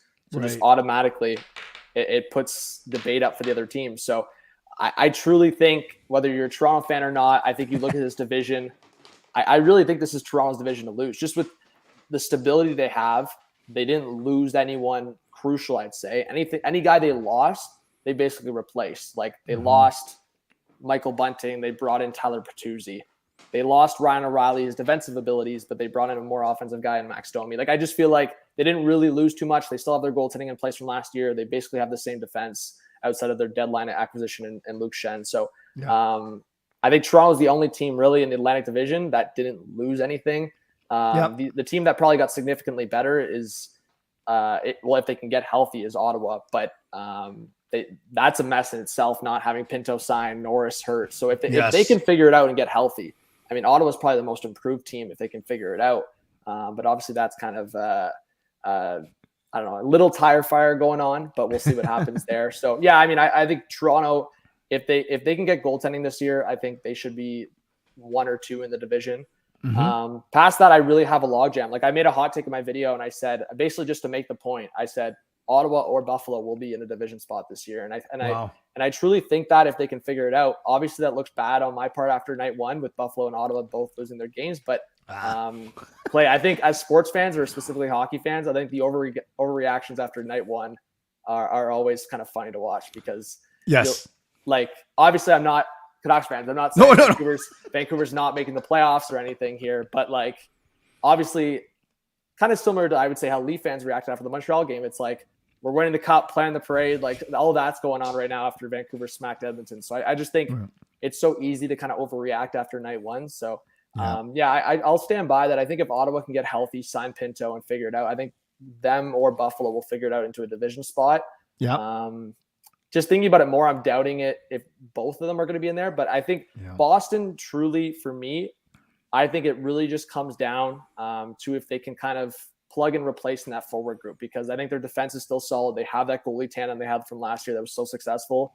So, I mean, I think Pasternak's going to be up for the Hart Trophy again. I'll make that take on here. And, love it. I do think that Boston and Tampa will be right in the mix. The one team I'm actually downing on, and a lot of people have been giving me some crap for it, is I'm not high on the Florida Panthers. I think their defense is lacking big time with no Montour or Ekblad to start the season. And I think they're doing too much plug and replacing in their forward group. I think their forward group's good, but I just think they're doing too much of that again. So I think guys like Duclair that they lost are going to be underrated. So I'm not too high on Florida. I mean, if they make the playoffs again, I guess I'll be wrong. But for me, I think the Atlantic Division could consist of 5 playoff teams. And if that is the case, then I'll say in some order, Toronto, Tampa, Boston, Buffalo, Ottawa. Right. So we'll see what happens. I mean, if that happens, that's crazy. And the Metro only gets 3 spots, which I don't know if it's very likely, but I'll say those 5 teams in the mix. Detroit might be scratching the surface, but again, I still think that defense is a disaster. So I think they'll be part of a lot of high scoring games this year. So you got basically Florida, and Montreal Detroit, probably Montreal. at the bottom by default. But I think that's probably inaccurate. I love it. Buffalo and Ottawa, potential to make the playoffs. I love it. Okay, friends, we got about 5 or 7 more minutes with John. Get your comments, get your questions into the chat. It can be Maple Leafs related, or because John knows so much about the league. Yeah, whatever you want, fire away. And while we're doing that, any plans for tonight's game? They got the Minnesota Wild, right? Yeah, they got the Wild. I actually, honestly, as we're talking right now, I haven't even decided if I'm streaming or not yet. I think, yeah, I don't know. I've just been so busy. Like, I was kind of just looking for maybe just a night to just grab dinner and maybe be a little social tonight. But we'll see. I might stream. I do think it's kind of interesting the Leafs start to the season. So obviously they played Montreal, but they've got the Wild tonight. And then I think shortly after they start like a road trip where they're going like, I think they go down south to Florida and Tampa, and then they play in Washington, they play in Dallas, I'm pretty sure. So they've got like a bunch of away games coming up. So we'll see how that road trip affects them. But yeah, it's going to be interesting to kind of follow the start of the season. Slightly off topic, because you know a lot about all sports. Fangirl, longtime watcher, your channel as well. Quick question says, what do the Blue Jays have to do to be better? Yeah, honestly, I'm a decent I've been a Blue Jays fan all my life, but obviously it takes a backseat to like the other sports I kind of have just more involvement with by default. So I think with the Blue Jays, just as actually, honestly, I just feel like I'm a normal fan in terms of all the other stuff I've got going on. It was honestly really just irritating to see those press conferences this week, or I guess over the last week and a half, if anything, because I think as a Leaf fan, I've seen first round exits time and time again. I've seen the frustration. I've seen kind of the letdowns. But I think the biggest thing with the Blue Jays is that they've made like these defining decisions, and it's honestly like backfired on them in a big way. Like it hasn't just been letdowns by the individuals in the room. Like they've made defining decisions, whether it was trading their top catching prospect and one of their best outfielders for just a defensive specialist in Varsho. Like I think Varsho's got a decent bat, but I mean, anyone that's following the playoff race right now, Gabriel Moreno for the Diamondbacks is just ripping it up. So I think the Blue Jays really got to evaluate, just to answer that question, they've got to evaluate their whole organization. I'm not a big baseball expert, but any sports fan that watched those press conferences the last week and a half knows that the Blue Jays as a management and organization, they're not on the same page. So they've from top to down, they've really got to evaluate where they're at and probably make some tough decisions on the management side rather than on the field. Well said. Is Matthews captain material? So I actually, and I won't go into it, but I don't know if you know the incident that happened with Matthews years ago, Clay, but there was an incident happened in Arizona, and I really think that was the defining moment on why he wasn't named captain back then. I think they'll consider it again. I think it is telling though that Matthews signed the extension here without any there's some times where it's like a guy will stay or sign, like probably Backlund in Calgary right now.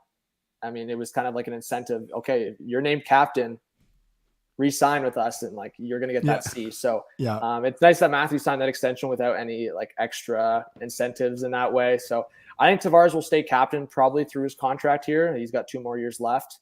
I think Matthews can be captain material. On my bias side, I just think the OG, the guy that's been there the longest, Riley, should be in that conversation too. And you know what? I wasn't alone in that. After the playoffs play, it was kind of funny. Like on the one Instagram picture for the Leafs on Tavares, a lot of the comments were going, name Riley captain, Captain Morgan, like a lot of that stuff. So I was like, you know what? It's good that people kind of saw the passion and dedication he brought into the playoffs. And I do think if they were to switch captains, it would definitely be Morgan or Austin. But who commented that? I guess Peter. So I guess Peter. Yeah. Austin's there's a good chance for him to be captain here after Tavares' contract. So within the next 2 years, I could see them doing that. Oh, by the way, D3 King, the commercial with Matthews and Marner doing the Sobeys. So you see something like that. Do you like it? Do you cringe, or do you say, okay, that's fine? It's something fun. It's for a good cause. Yeah, no, I like it. I do think where I see some people's point is like the Leafs are always kind of part of those things. So it's like you have like, you know what, Crosby does the Tim Hortons commercials. So, Yeah. I mean, he can still be a professional and dedicated. So Yep. that's where my head's at. I was like, as long as the Leafs can balance what happens on and off the ice, like have their professionalism focus on the ice and in the hockey environment. And then obviously if they want to do those fun initiatives that are good for good causes, then I'm all for that. Awesome. One easy one and one tougher one to end off. Easy one. What's your score prediction for the Leafs game tonight? Ooh, tonight's game. I'll say I think the Leafs usually like split the first two games. So I'll say Wild win in overtime. Kaprizov game winner. Awesome. And then lastly, I won't make Peter asked a really good question. His question is, what would it take for the Canucks to finally have success? I'll put it more this way is, from everything, I know you've talked about this on your channel before, do you think PD resigns in Vancouver after the season? Yeah, I still say yes. I mean, in my videos, I still say yes. My thing is like, I talk about the potential trade scenario of him because there's two worries I have with Pettersson is one, the lack of direction with the organization that we've talked about so many times, Clay. And I feel like hopefully Talkett comes in and it seems like there's a lot more structure with the team already. Yes. But I think that's probably Pettersson's biggest worry in the back of his head. Yeah. And even hearing some of JT Miller's podcast interviews is that if it's that much of a disaster internally and it happens again this season, that's where I would get worried again if Pettersson, his conversations behind the doors, maybe he talks about just moving on. But I think if the Canucks have a successful year to the point where they at least make the playoffs or like are right there and shows that they had a solidified year, have a lot of structure, and Talkett can have like a little bit of kind of an effect on Pettersson on the defensive side. I mean, seeing that hit from Pettersson night one, got me fired up. Not even a Canucks fan, that got me pretty fired up. So my take as it stands, the way I've had it the last couple months, I'll say Pettersson stays. But it is a bit, I would say it's probably disheartening for the guy that like guys around him are always like in trade rumors too. Like it was nice to see Besser pop off for 4 goals because he's been in trade rumors forever now. And a guy like Garland getting on the board like that. But as Elliot Friedman just said, he probably still gets traded. I think the fact that they're kind of showcasing him on the top line is probably partially to do with that. So we'll see. But I think the lack of direction has probably been the biggest thing from what I've read and heard on Pettersson. So if that continues for Vancouver, I would say it's a concern. But right now, I think he stays. No, well said. And I think not only the structure that the Canucks, you like to use that word, but you see alignment, I think, now with Rutherford, Alvin, and Talkett all the way down. So we will see if that's enough to keep Petey around. John, this is wonderful. It's never enough time, but I appreciate you taking the time out of your busy schedule. Yeah, I would vote for you just putting the game on, kicking your feet up, and just take it easy tonight. Where can people follow you on social? So, yeah, of course, you can follow me on YouTube, Hot Take Hockey. It's same across the board on Twitter, I guess X now, TikTok, Instagram, Hot Take Hockey. If you see my name right there, I got my personal channels as well. Awesome. But kind of keep the hockey stuff on the Hot Take Hockey brand. So definitely shoot me a message anytime, and I hope Clay and I can do some more collabs this season. I think we can count on that. John, thanks a lot. Enjoy your day, and thanks for taking the time as always. Oh, thank you so much, Clay, and good luck the rest of the live stream. All right, brother. We'll talk soon. Take care. Right, thanks. Cheers. Thanks. Bye. He's the best. That's John Viveros, Hot Take Hockey, always making time for me and this community. And so grateful to all of him. I know we're going to keep it in the Toronto area with our next guest. I'm very excited to bring him on. But for a quick second, we'll just reset here. Reminder that you can subscribe, you can like the video, you can leave donations, you can gift memberships, you can buy your own membership or upgrade your own membership as well. Let's run the intro real quick, and then we'll get into welcoming our next guest.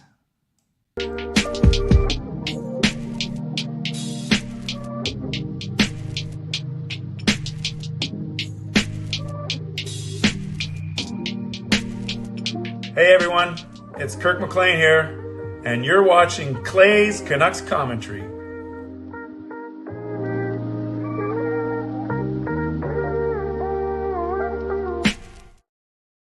So we are done 3 hours down. 3 hours down, 9 hours to go.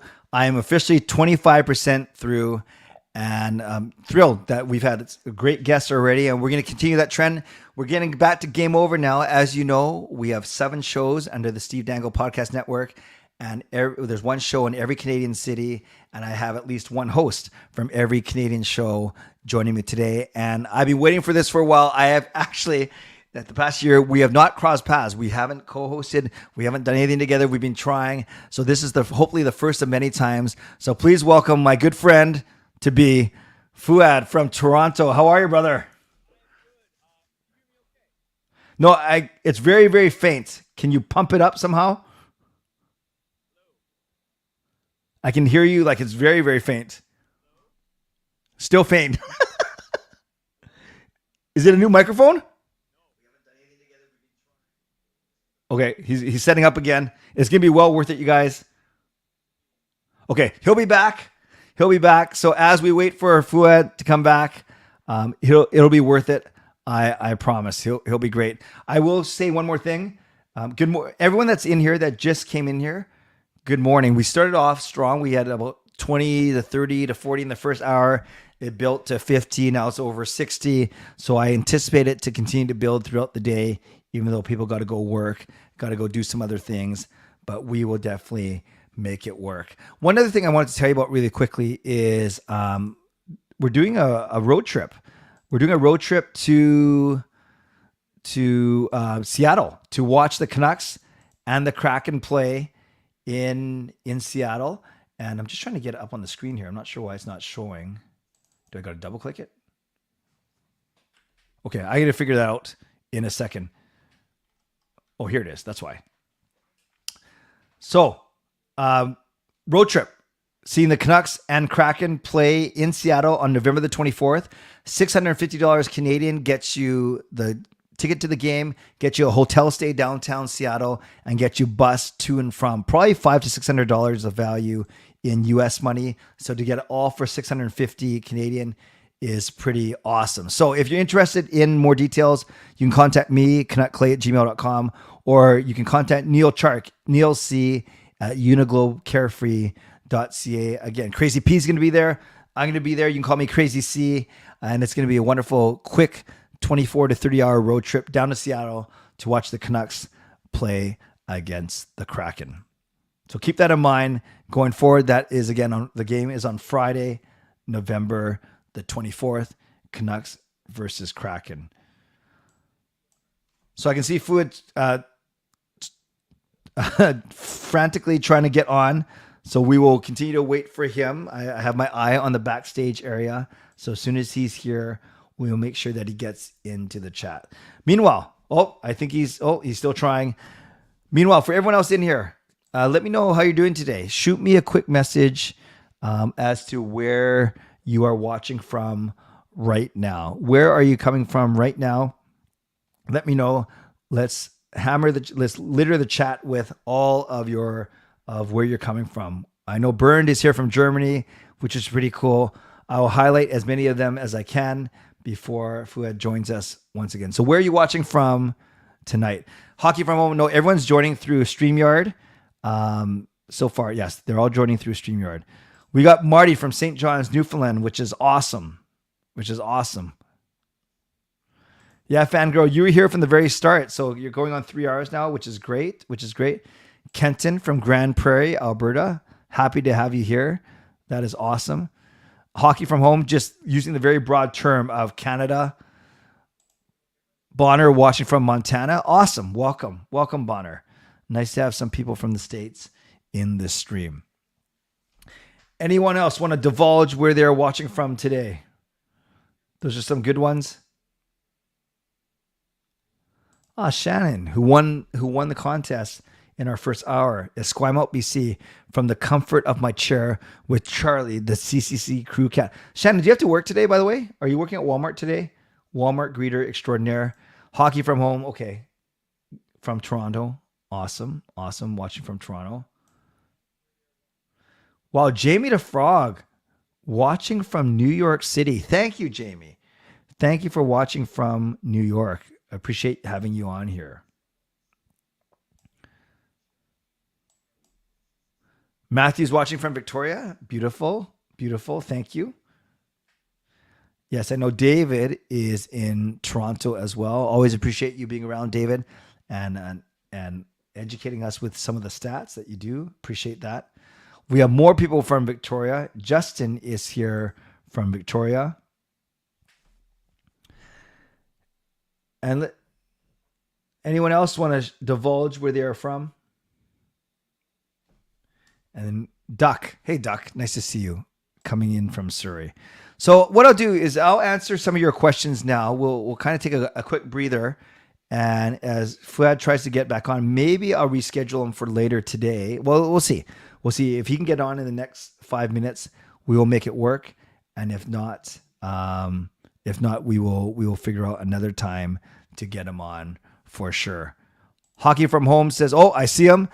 You subbed during the 24-hour live stream. That was 2 years ago. So let's try Fouad one more time. Let's bring him in and let's see what happens." Fouad, can you hear me now? I can talk again. I'm listening on my computer now. One more time. I wonder why. It does seem very quiet, actually. But you know what? Let's try and troubleshoot this real quick right now. And if it doesn't work, let's try and reschedule. I'm going to type in the chat. Everyone in the chat, I'm going to let Fouad talk for like 30 seconds straight and tell me if you can hear him. Go ahead.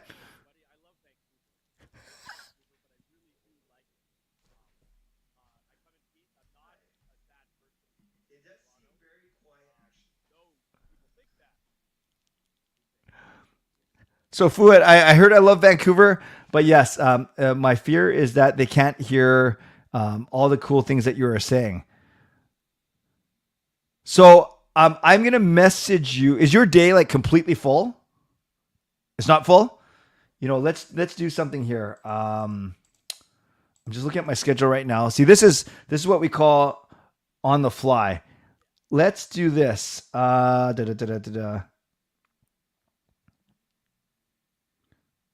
Oh, actually, I got a pretty sweet spot. I don't know. There's a Leafs game, though. What time do Leafs play tonight? 7 your time, right?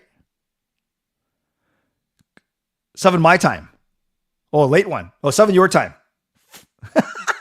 Can you do 5:30 your time? So 2:30 my time? Yeah.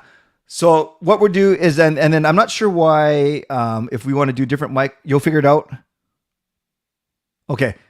Whatever he's saying, I'm good at reading lips. No, I'm not. We're gonna switch, and I can do it live on my chat right now on the schedule. Fouad, I'll message you. Well, I'll try to, but if you can come back to me at 5:30 your time, 2:30 my time, I'll put everything in the chat, reschedule everything. Sound good? Okay. It's gonna be the most anticipated collab ever. Okay. Thanks, Fouad. We'll talk to you then. Okay. See you later. All right. So that's kind of, we go on the flow. We change things on the fly. So I'm gonna move Game Over Toronto on my big spreadsheet to 2:30 p.m. Yeah, and I figured it wasn't working because I couldn't hear him through my headphones. So what I'm gonna do is I'm gonna take these off for a sec now, let them charge.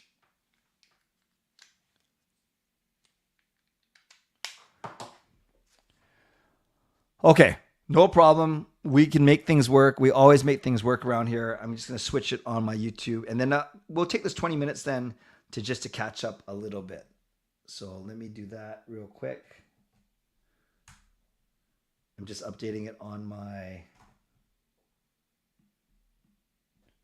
YouTube description as well. And then you will have my complete and full and undivided attention.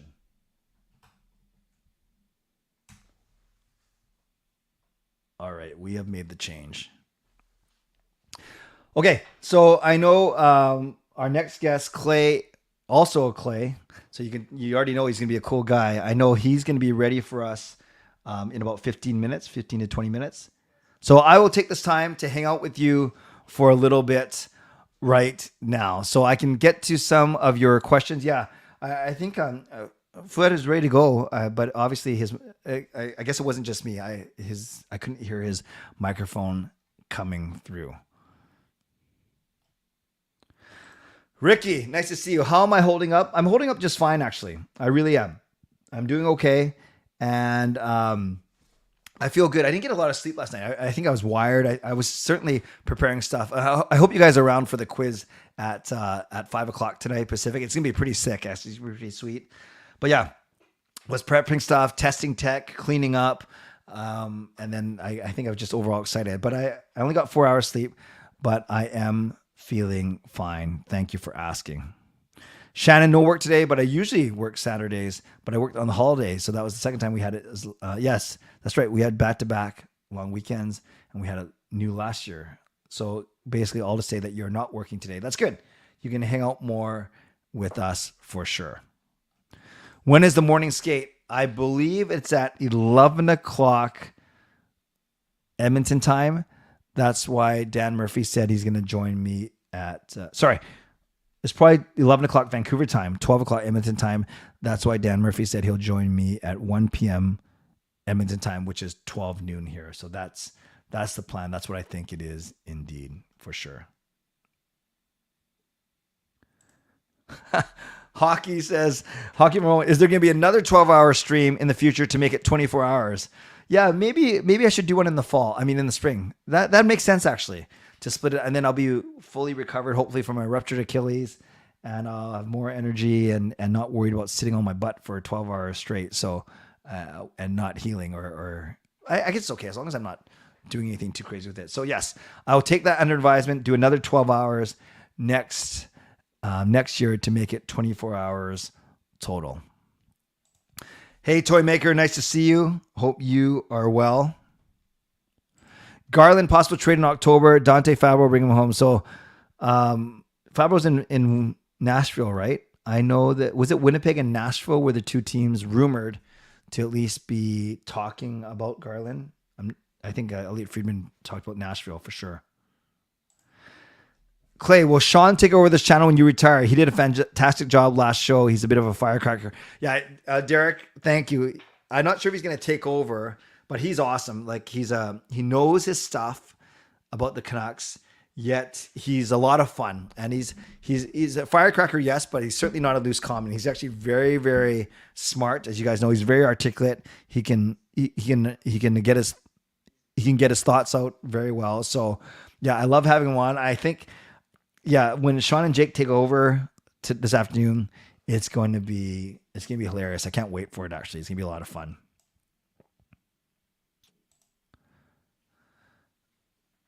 Justin, hello, Justin. Hope your shift is going well.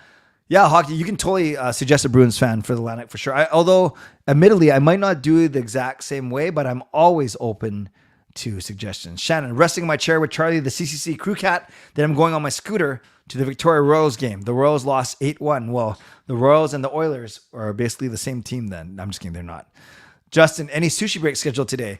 No, I think it's going to be too tight to whip in sushi during the break. I haven't really planned my lunch yet, though. Hopefully my lovely wife, Gail, will figure something out and will help cook something for me off air.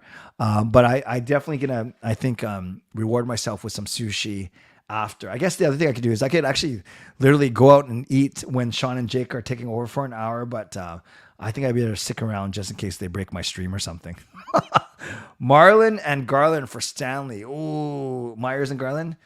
We talking about Logan Stanley or like Stanley Cup? Because if it's Stanley Cup, I'd do it. Is there a chance to do the Wordle games today on stream? Fangirl, good question. Excellent suggestion. That's definitely going to be part of my backup / filler plan, depending on how the rest of the day goes. But yeah, we'll see. So if there's ever a time where the chat seems slow or we need to pick up, I can easily throw to one of those games as well. But no plans to do so yet. But there might be a chance, especially there's a couple hours where, we'll have a chance to do that for sure. Sean should be less mean to his dad, Clay, about Fat Joe.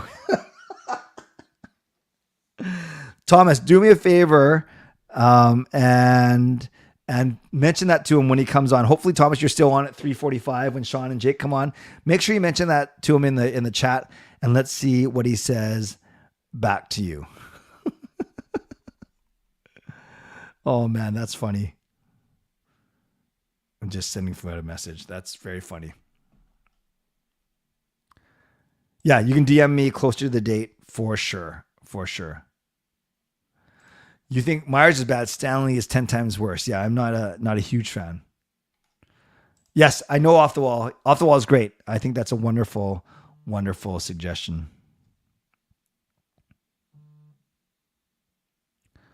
Young people not respected of parent. No, we do it all in fun.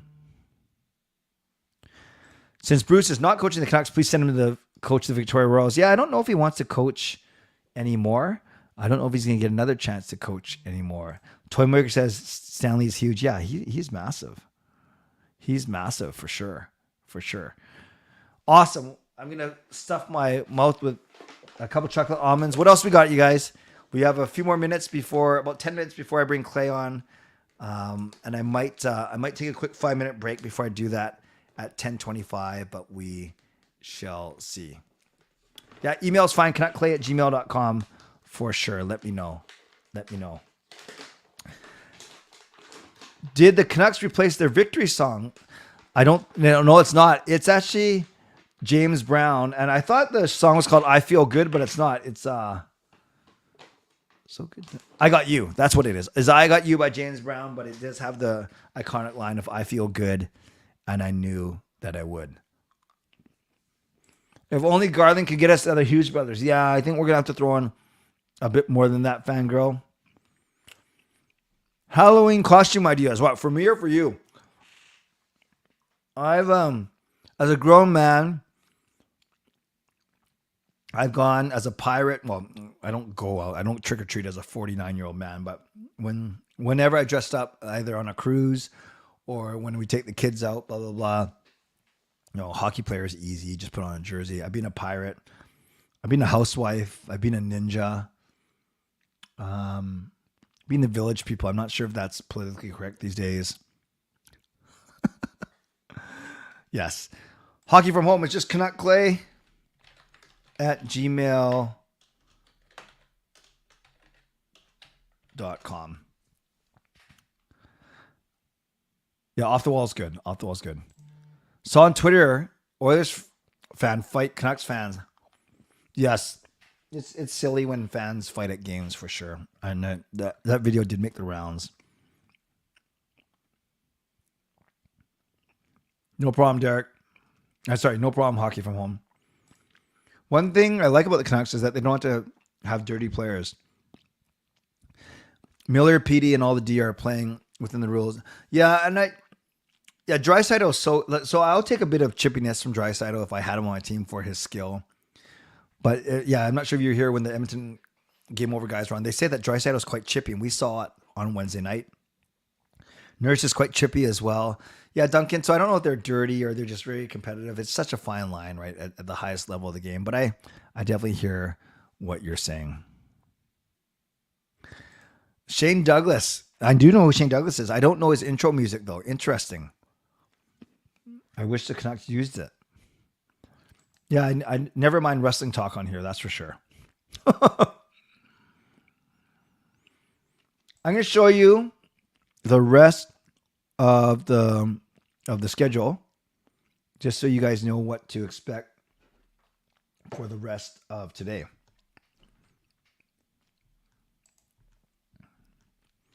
So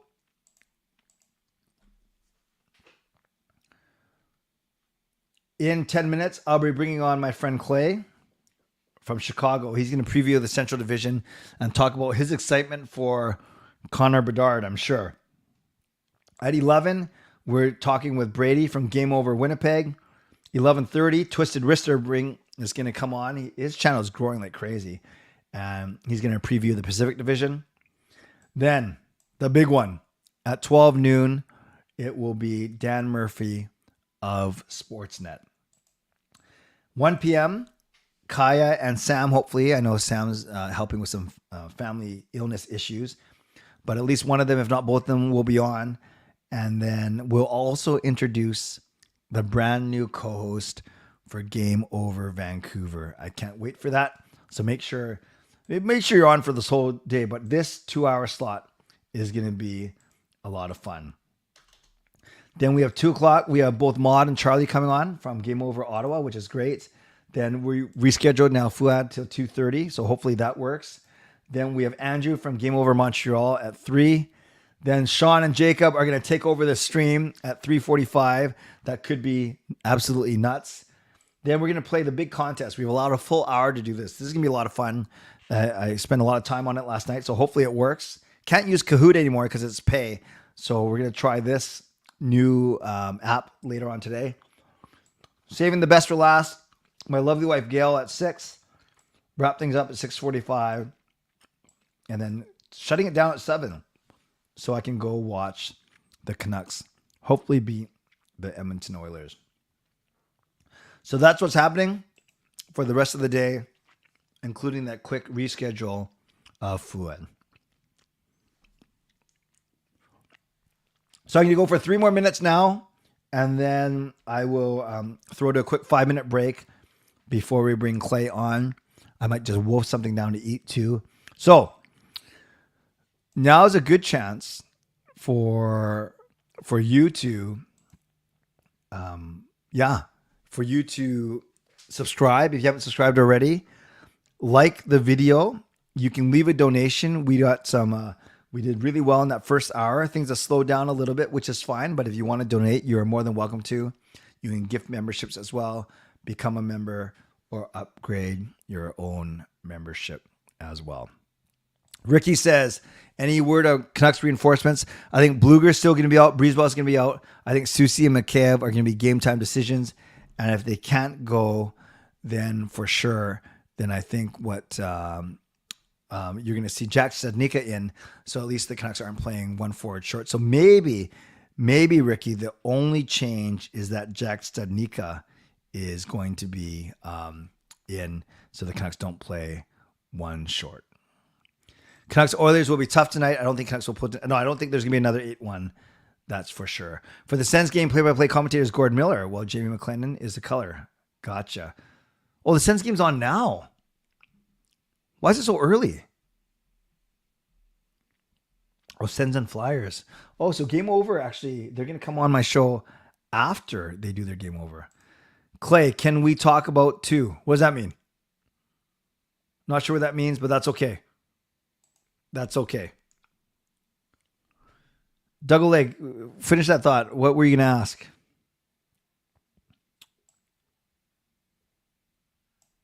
You guys doing okay? We are 3.5 hours in now.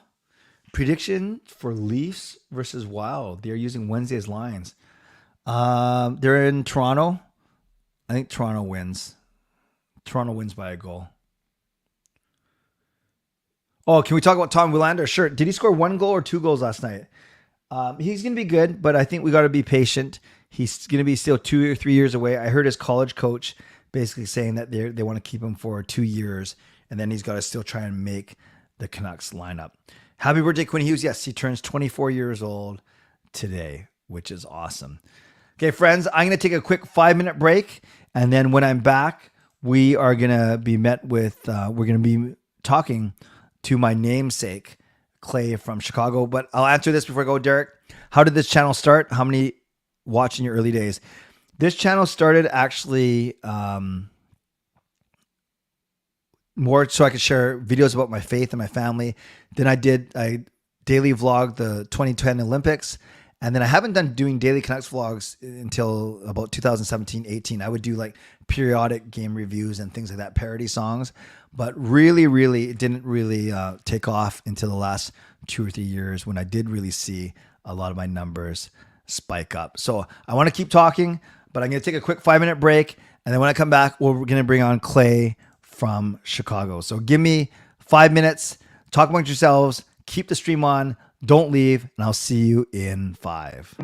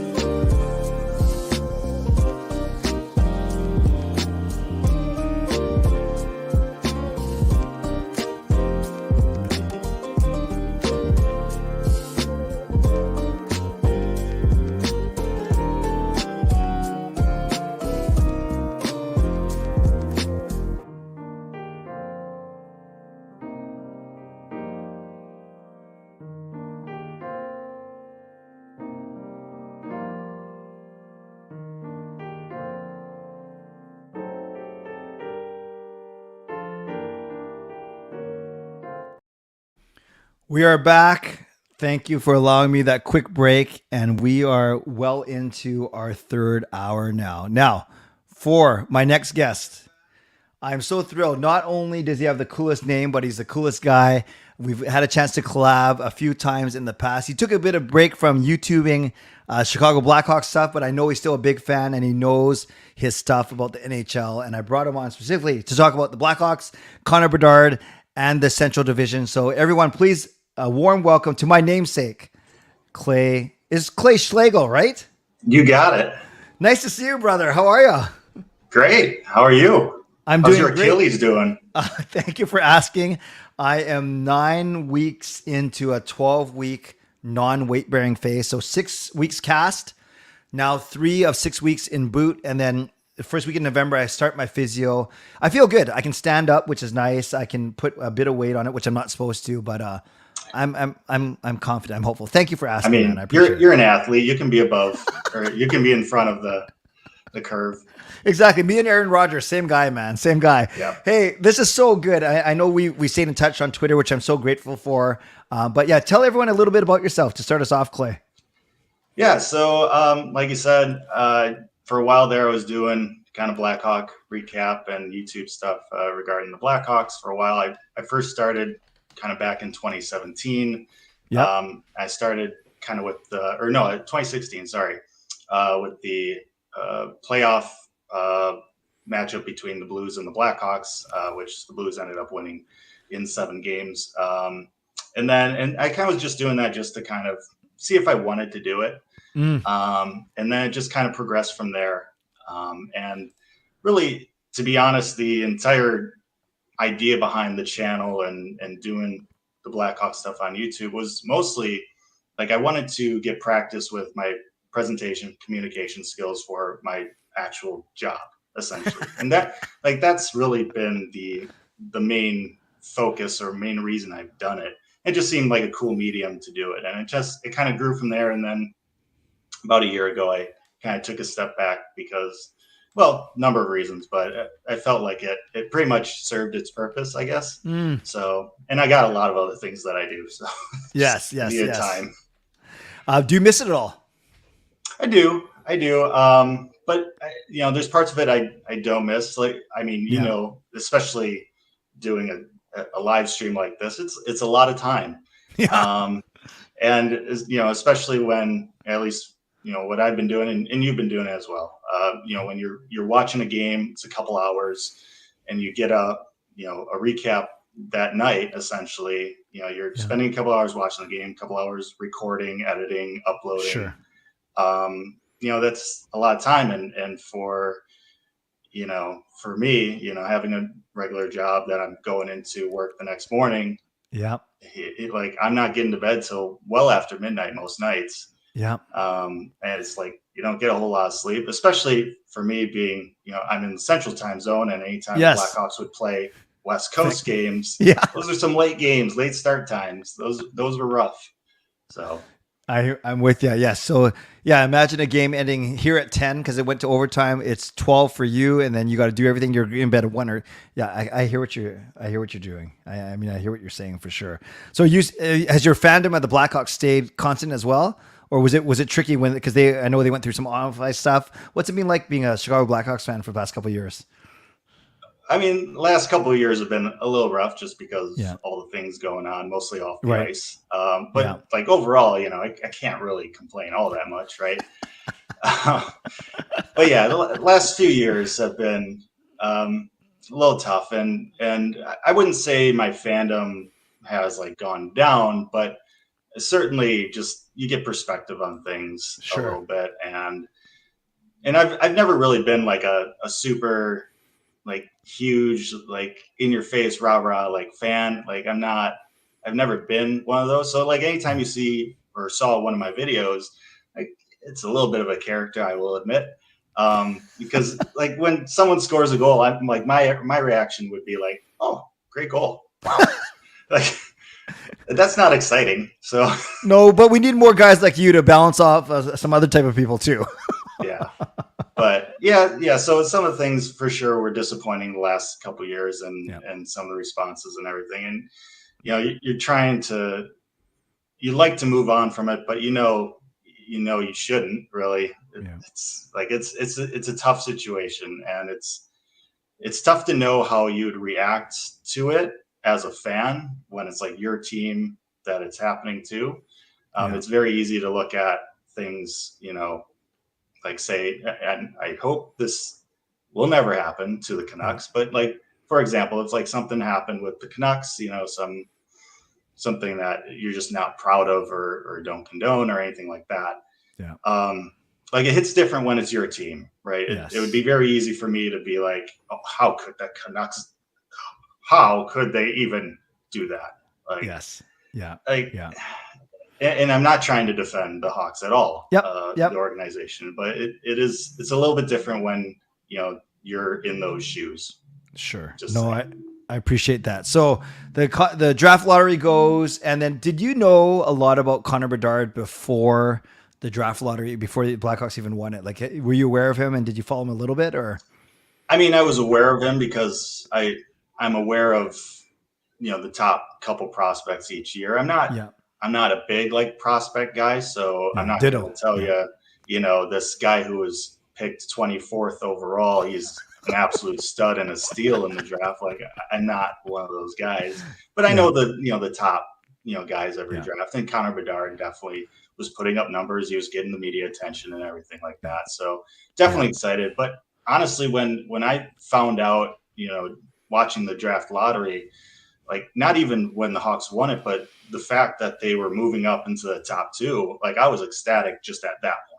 Right. Yeah. It meant either Connor Bedard or Adam Fantilli. So like, and I looking at those two guys and watching them play or their highlights and everything, I was like, those guys seem like they're going to be studs. So pumped about that. And the fact that it ended up being first overall, Connor Bedard, just extra special, I guess. Yes. So I'm interested. I'm interested to know, I should say, if like, do you like know the Blackhawks kind of inside and out, or know them enough where you can carry on a 25-minute conversation about them? Like, where's your level of fandom like right now? Right now, right now with the Hawks, we got a lot of young players. Yes. So like, there's a lot of moving pieces right now. We got there's going to be a bunch of guys that are going to be moving up and down from AHL, from Rockford, up to the Hawks. Connor Bedard won't be one of those. He'll be with the Hawks the entire year. But you got a lot of like young guys going to be playing, like Korshinsky. You got Reichel, who's going to be up, with the team the entire year. He had a pretty good rookie season last year, at least from our expectations. Hoping Isaac Phillips comes back up at some point. I think he will. I don't really know how long he'll be up, but Alex Vlasic, another great young defenseman prospect. We got a lot of young guys, and then you bring in guys like Taylor Hall and Nick Foligno and Corey Perry, Perry,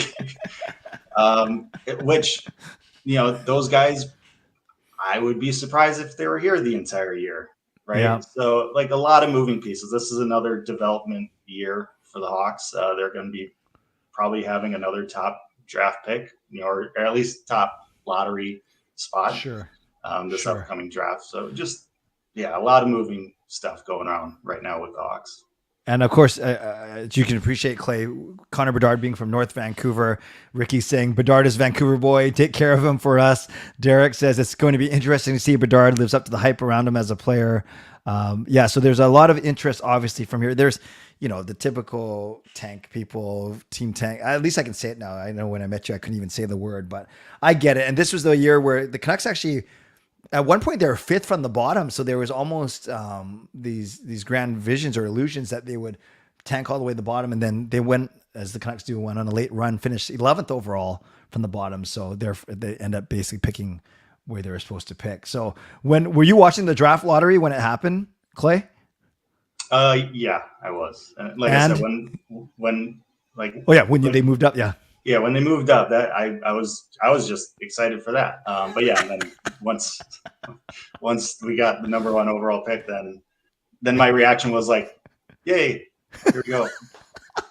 The very understated Clay Schlegel. Now, was there any talk at all in the Chicago market about not taking Bedard or trading? Like I just have to ask. Nothing serious. Nothing Yeah. serious.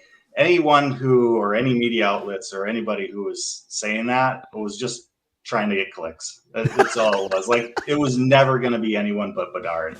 That would have been the dumbest thing the Blackhawks could have done. The amount of tickets, like season tickets, the Hawks sold, right after they just got the number 1 overall pick in the lottery.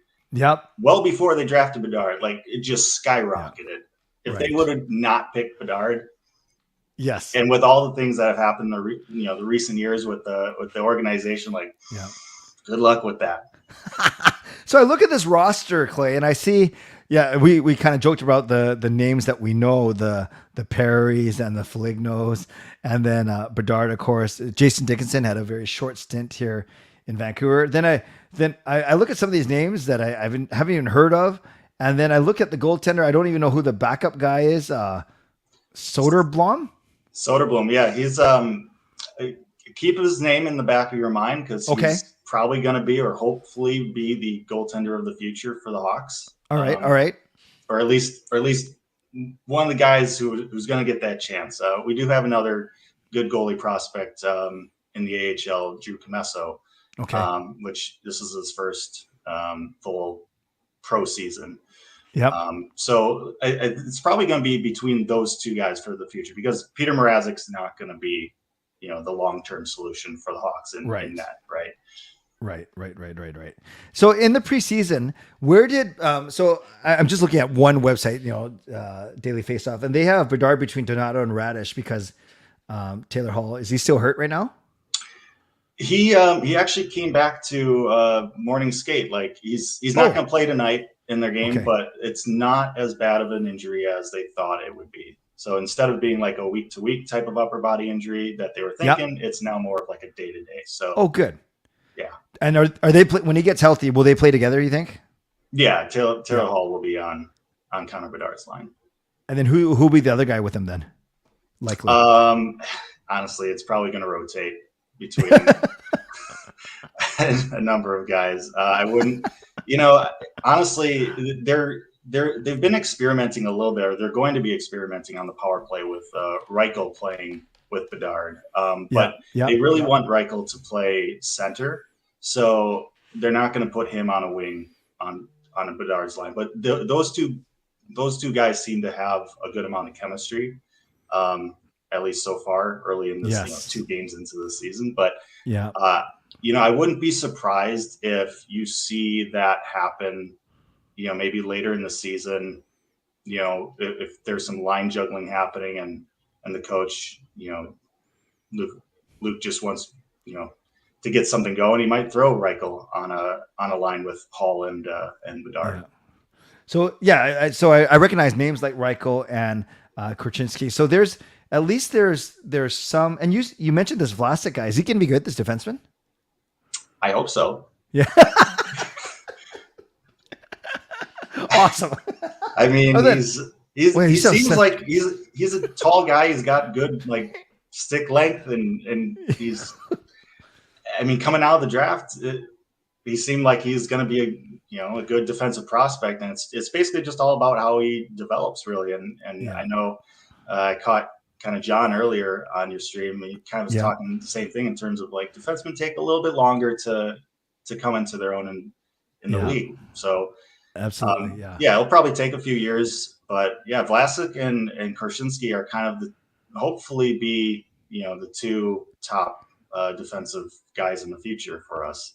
Awesome. Maybe not both on the top pairing, but 2 solid defensemen to kind of build around, because that's really what the Blackhawks are all about right now, is kind of discovering what their core for the future is, right? Yeah. They obviously have rentals in Taylor Hall and Nick Foligno and Corey Perry this year, but it's a development year. We're trying to figure out what is our core, because we know if you get a good core, we know in Chicago what that can mean, for Stanley Cup prospects. So don't remind me. So before we get into the rest of the division, just what would you think, Clay, would be truly a successful season for the Blackhawks? Is it as long as Bedard develops, as long as Korchinski develops? Is it truly we know we're going to be in the lottery maybe one more year. Is that fair to say? Yeah, we're definitely going to be in the lottery this year again. Yeah. And like you said, yeah, I think it's really, just seeing the development of these young players. Obviously, Bedard is he's getting all the attention, right? Yeah. From the media and everything. And I will say, even I'm a little bit sick of it so far. Like it's just so much. I don't know how. You're sick of it. It's game one, Clay. It's game one. Hey, we have our third game tonight. All right. Oh, sorry. Game 3. I'm sorry. No, and I don't know how Edmonton fans felt when Connor McDavid was in his rookie season, or I kind of know how it was when Matthews was in his rookie season, because Toronto gets all the attention in Canada. But it's, man, everyone wants to just make everything about Bedard, and there's good reason, right? He's great. He's going to be great. Yeah. But there's a lot of other great players in this league. Like, it was the first game of the year. I remember. I don't remember if it was the intermission or after the game, but somebody on the panel was like, Connor Bedard's the face of the NHL, and I just face palmed at that moment. I'm like, it's like game one of his career. I know he's drawing audiences. I know people are watching. Yeah. But let's take a step back. Let's calm down a little bit. Maybe a couple years from now, he might be the face, but we've still got Connor McDavid. We still got Sidney Crosby. We still got all these great players in this league. Cale Makar is on the face of NHL 24. Well, Bedard will be next year. You know that. Maybe. Well, I appreciate how understated in a complimentary way that you are. It's very refreshing. It's amazing. So this is what I love to do. If you're up for it, I want to just get your feelings on. You don't have to go through the whole order. You can if you want. Just who you think is going to make the playoffs out of the Central, and then we'll end up with a few minutes from questions from the crew if that's cool. Yeah.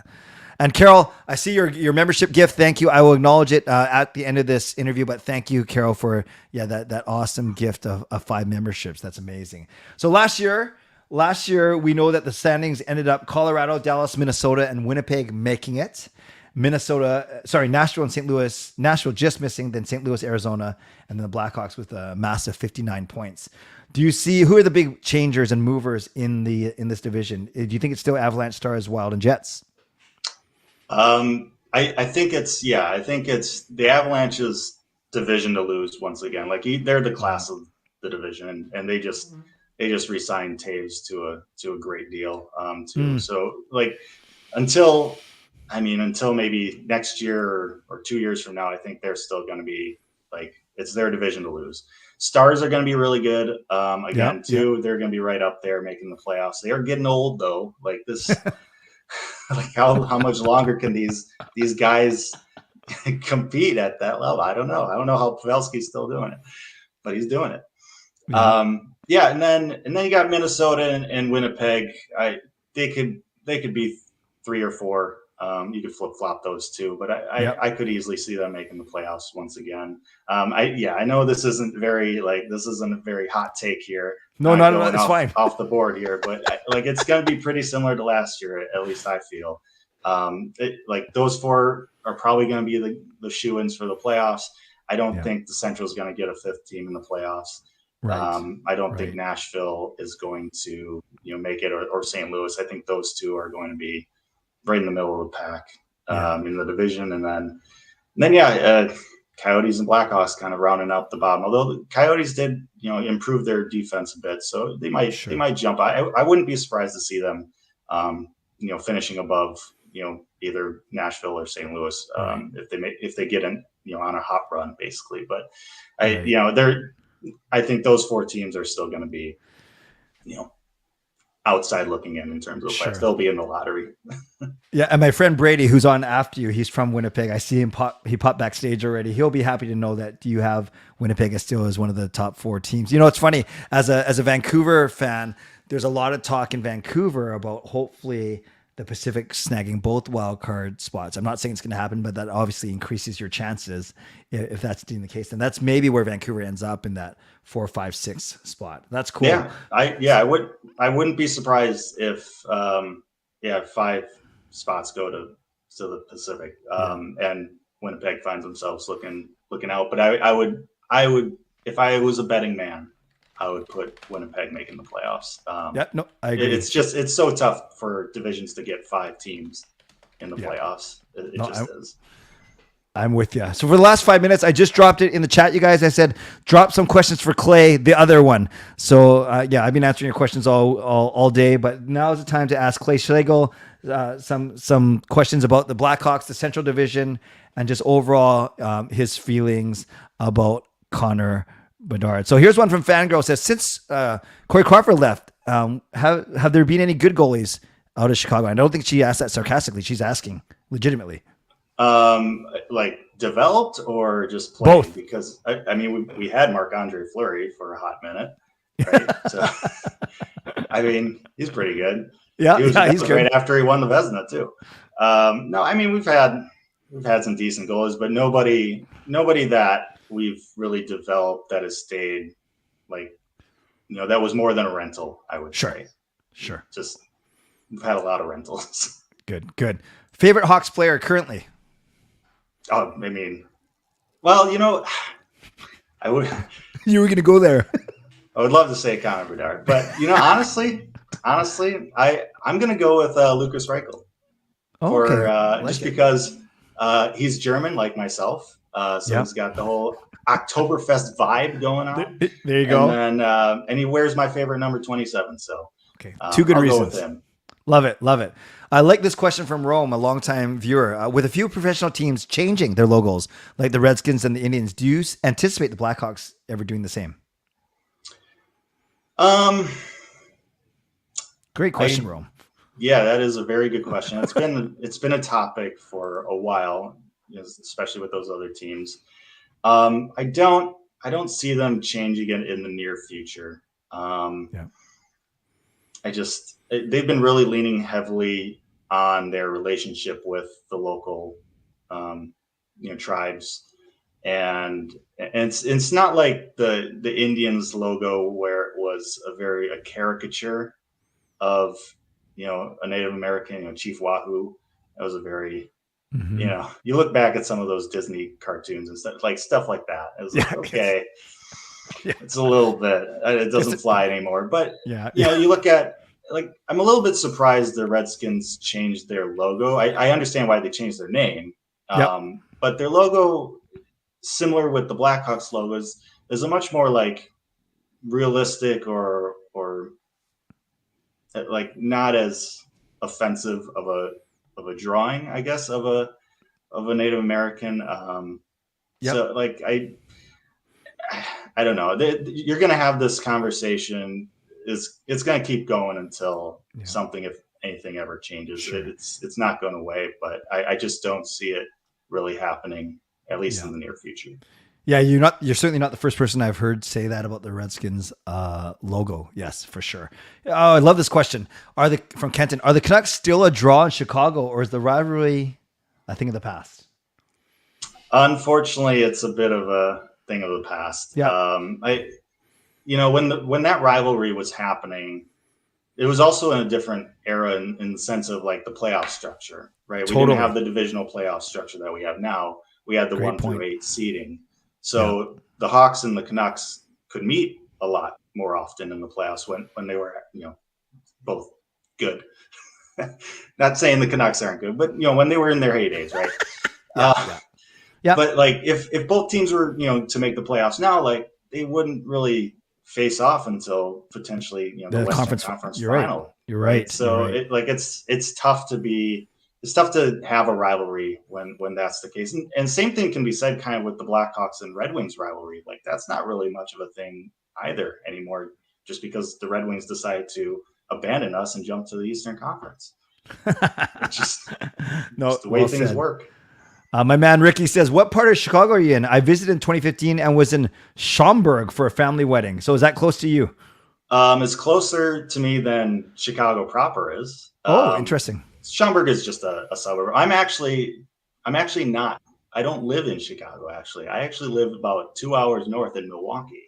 So, Oh, I gotta be better. I gotta do better research, man. It's not. That's not on you. I'm gonna fire my research assistant. I put out this portrayal that I'm like from Chicago, right?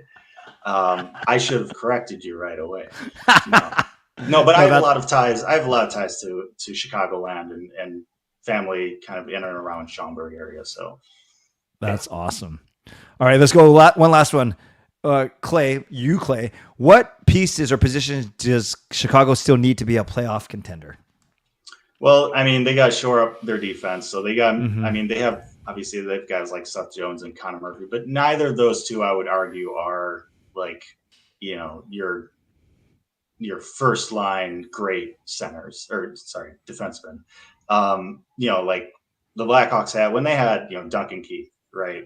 Brent Seabrook, like those two guys in particular were like anchors on the defense. Yeah. And the Hawks really don't have that. Like Seth Jones and Connor Murphy are good defensemen, don't get me wrong, but I don't feel like the Hawks have that, just those two towers, that strength there on the defense. And when you have, rotating goalies or young goalies, like you need good defense in front of them. So that's kind of why we're hoping, Vlasic and Krasinski like become that strong period, because like once that happens, you can fill around that pretty well, and you can win some games and start contending. Well said. Canucks fans, be grateful that we have Quinn Hughes and Philip Hronik right now. I know Clay knows a lot about Hronik as a Detroit mainstay for a long time. So we'll see. We'll see if they can build around them. But yeah, the importance of a good defensive pairing is can't be understated enough. So overstated enough, I should say. So Clay, thank you so much, man. Milwaukee, Chicago, doesn't matter to me. You're still good guy, still got a great name, good look. And I do appreciate your time. Are you on X, Twitter, or anywhere that people can follow you and your work right now? Yeah, I'm still on Twitter. I'm not going to call it X. I'm sorry. Yeah, good. Me neither. I'm still on Twitter. I'm still on. I still have my YouTube channel. I post. Okay. I try to post things every now and then, but mostly it's beer league highlights now. Oh, love it. No, but, that's awesome. Yeah, we'll see. I'm always keeping the door open to return to doing more Hawks stuff. So we'll see. Wonderful. And, we've been having all the Game Over, the Steve Dangle Podcast Network show hosts on this week, today, I should say. So if I ever get a Vancouver, Chicago game, I will definitely be hitting you up if that works for you. Yeah, absolutely. Awesome. Okay, Clay, thanks a lot. Enjoy the day. Thanks for taking the time. And it was so great to connect with you again. Yeah. Thanks for having me, Clay. Okay. Take care. Talk soon. Thanks, man. All right, friends. That was Clay Schlegel from Milwaukee/Chicago. Good guy. I've known him for many, many years, and I'm so grateful that he was able to join me for half an hour today. We are staying in the Central Division. In a minute or two, I'm going to be bringing on Brady from Game Over Winnipeg. Really looking forward to this chat, as I've been looking forward to all of them. So as I have on the screen right now, at 11 o'clock in a couple of minutes, it will indeed be Brady from Game Over Winnipeg. And then at the bottom of the hour, what they say bottom of the hour, that's weird. Halfway through the hour at 11:30, we bring in Nick Pinkerton from Twisted Wrister Hockey, and he helped me preview the Pacific Division. So things are going fast and furious. We are now at the end. We have done 4 hours. Can you believe it? We are 1/3 done now. 4 hours done, 8 hours to go. I'm going to run. Actually, before I run the intro, I'm going to acknowledge Carol's very, very generous donation. So thankful for Carol. I just got to go find it now because it happened a few minutes ago. So there we are. So we really give Carol some love right now for this wonderful donation.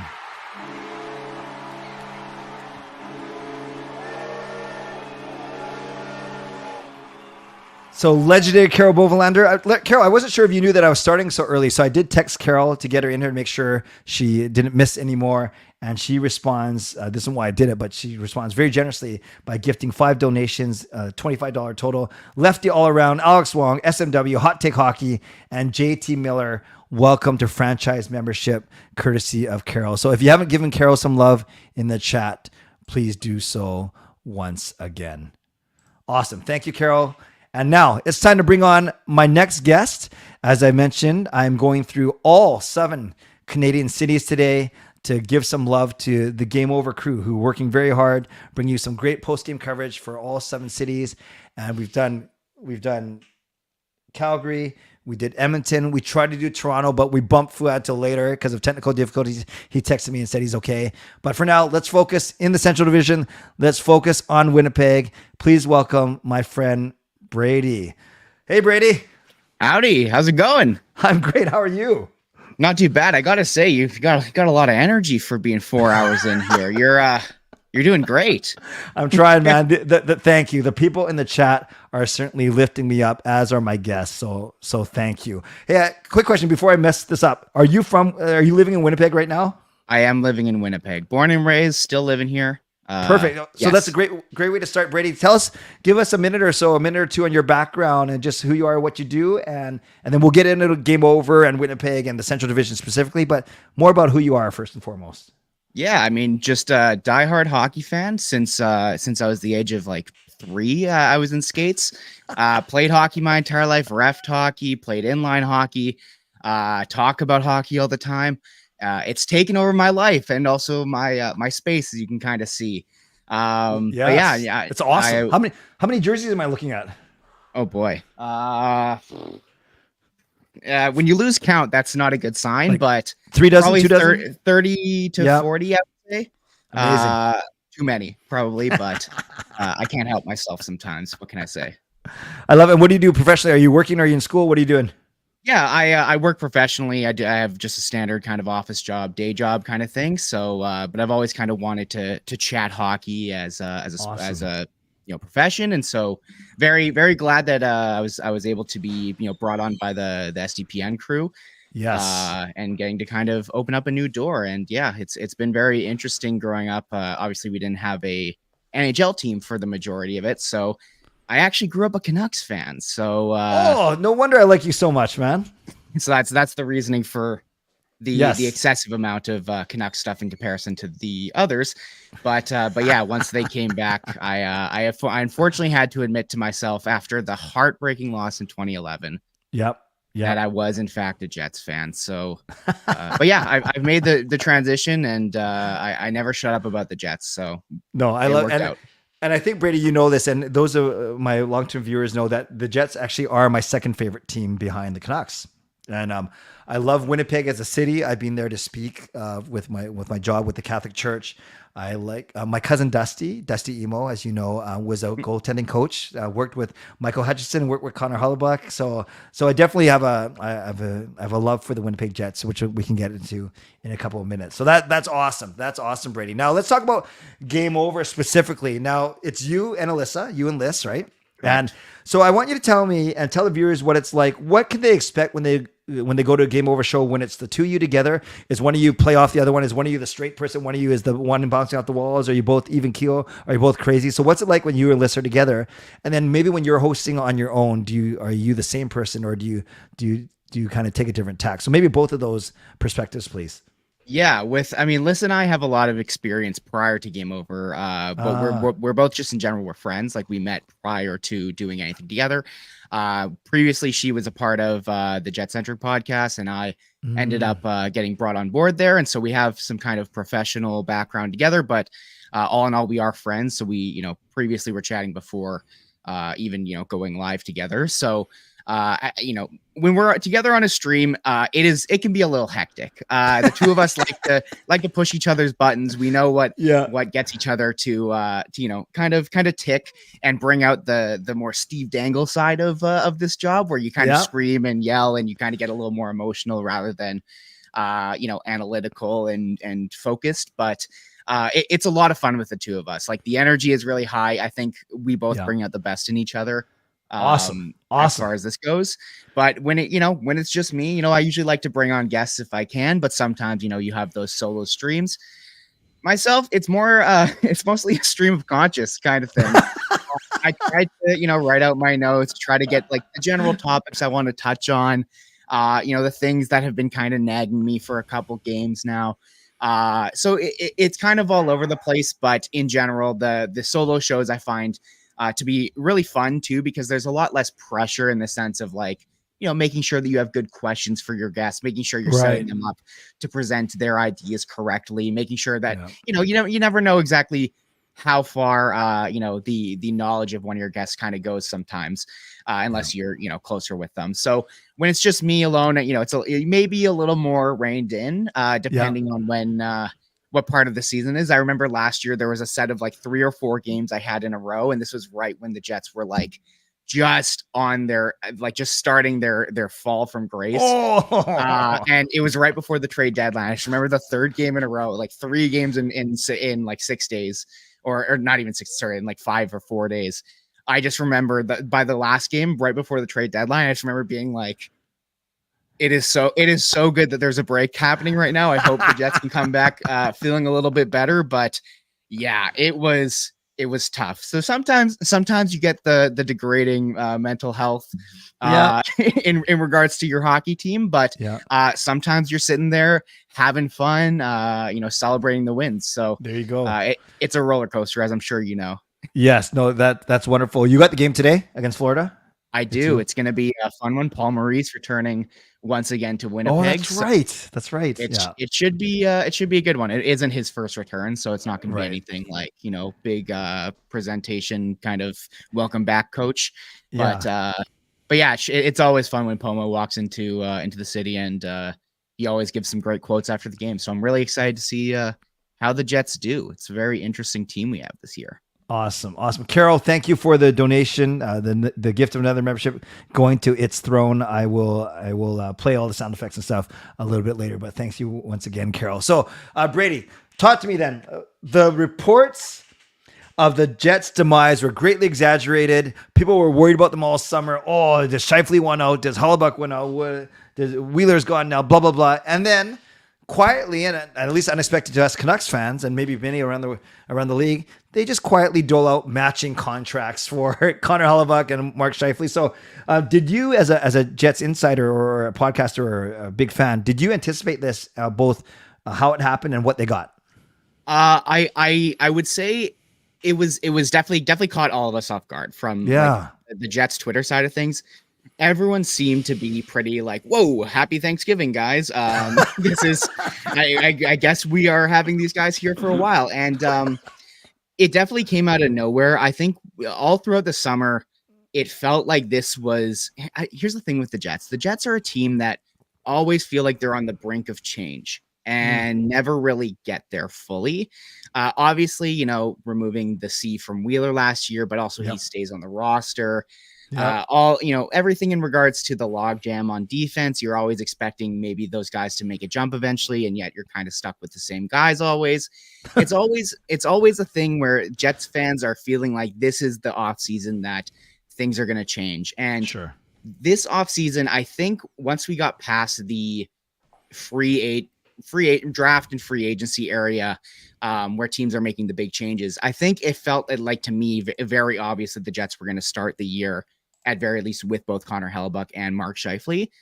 As far as the two go, like the extension wise, like I saw it came out of nowhere for me. Like we kind of heard whispers throughout training camp that they're both maybe open to it. Even last year, there were whispers of Scheifele talking, and the whole narrative behind Steve Yzerman being his favorite player, and spending his entire career with one team being an important thing, and obviously the connection to Dale Howardchuk through Scheifele. So I really was not surprised that Scheifele got extended. Hellebuyck, on the other hand, seemed like a player who was kind of destined to go elsewhere. It seems like the one thing that he made very clear that was important to him was having the chance to win a cup. He's won his Vezina. He's proven that he's one of, if not the best. Maybe I'm a little biased here. I think he's definitely in the conversation for best goaltender in the world. Really at that point, all that matters is winning a cup. And so I think all it really took was convincing him that he can do that here. And so it's when I was listening to the press conference that they had for both him and Scheifele signing on with Cheveldayoff made it very clear that while both agents were very helpful with getting everything done, at a certain point, he just kind of had to sit down with both players and figure out what everyone wants. And clearly, Hellebuck, all that matters to him is winning a cup. Scheifele, I would imagine, is very important to him as well, too, along with the other stuff I mentioned. And so, when you get that personal, talking with your GM face to face, I would imagine that at that point, Cheveldayoff's able to give them the lowdown on what he's thinking over the next few years. Give him, very clearly the Jets think that they're closer to the team that was, in December, that was near the top of the West. If not, actually, they were first in the West for a while. Yeah. I think they think they're more like that than the team that tripped and fell over top of the Calgary Flames to make it into the playoffs. So, when I look at both of those deals, I while I did want some more change, I've been looking at this team going, this isn't the year right now, but maybe it can be the year in 2 or 3, 4 years once the younger guys get a little more situated on the team. Yeah. But at the same time, and going with that thought, I wanted to trade both of them to try and get some future assets and really bolster the future core of the team. But also at the same time, if you're looking, 3 years in the future, the team is better with Connor Hellebuck and Mark Scheifele on the team. Yes, right? Of course. Yeah. So, maybe this kind of shortens their window in the future in the sense of, you only have till both of those players start to fall off. But, really it's all about trying to line up your assets to peak at the right time. And when I look at these two deals, while I'm not the biggest fan of the Scheifele one, I also can look at them and go, hey, we got a discount on Connor Hellebuck. How much money do you think, Clay, how much money do you think Connor Hellebuck would have made on the open market? Just give me a number. A lot. Goaltender, if Demko makes 5, Markstrom makes 6, Bobrovsky makes 10. Yeah, he's making anywhere between 7.5 to 9.5, like somewhere up there. For sure. And 9.5 was kind of the number that was floated over the summer. So if I come to you and I say, hey, we're going to sign Connor Hellebuck for 9.5 for the next 7 years. And we're also going to sign Scheifele for only 7.5 for the next 7 years. Are you looking at both of those deals and going, that's pretty much market value on Hellebuck? Yep. Not a bad contract for Scheifele either. Yep. I think that the announcement of both of those players at the exact same time really goes to show that both of them were like, okay, we believe in what is here. We believe in our GM to potentially set us up for the future. Yes.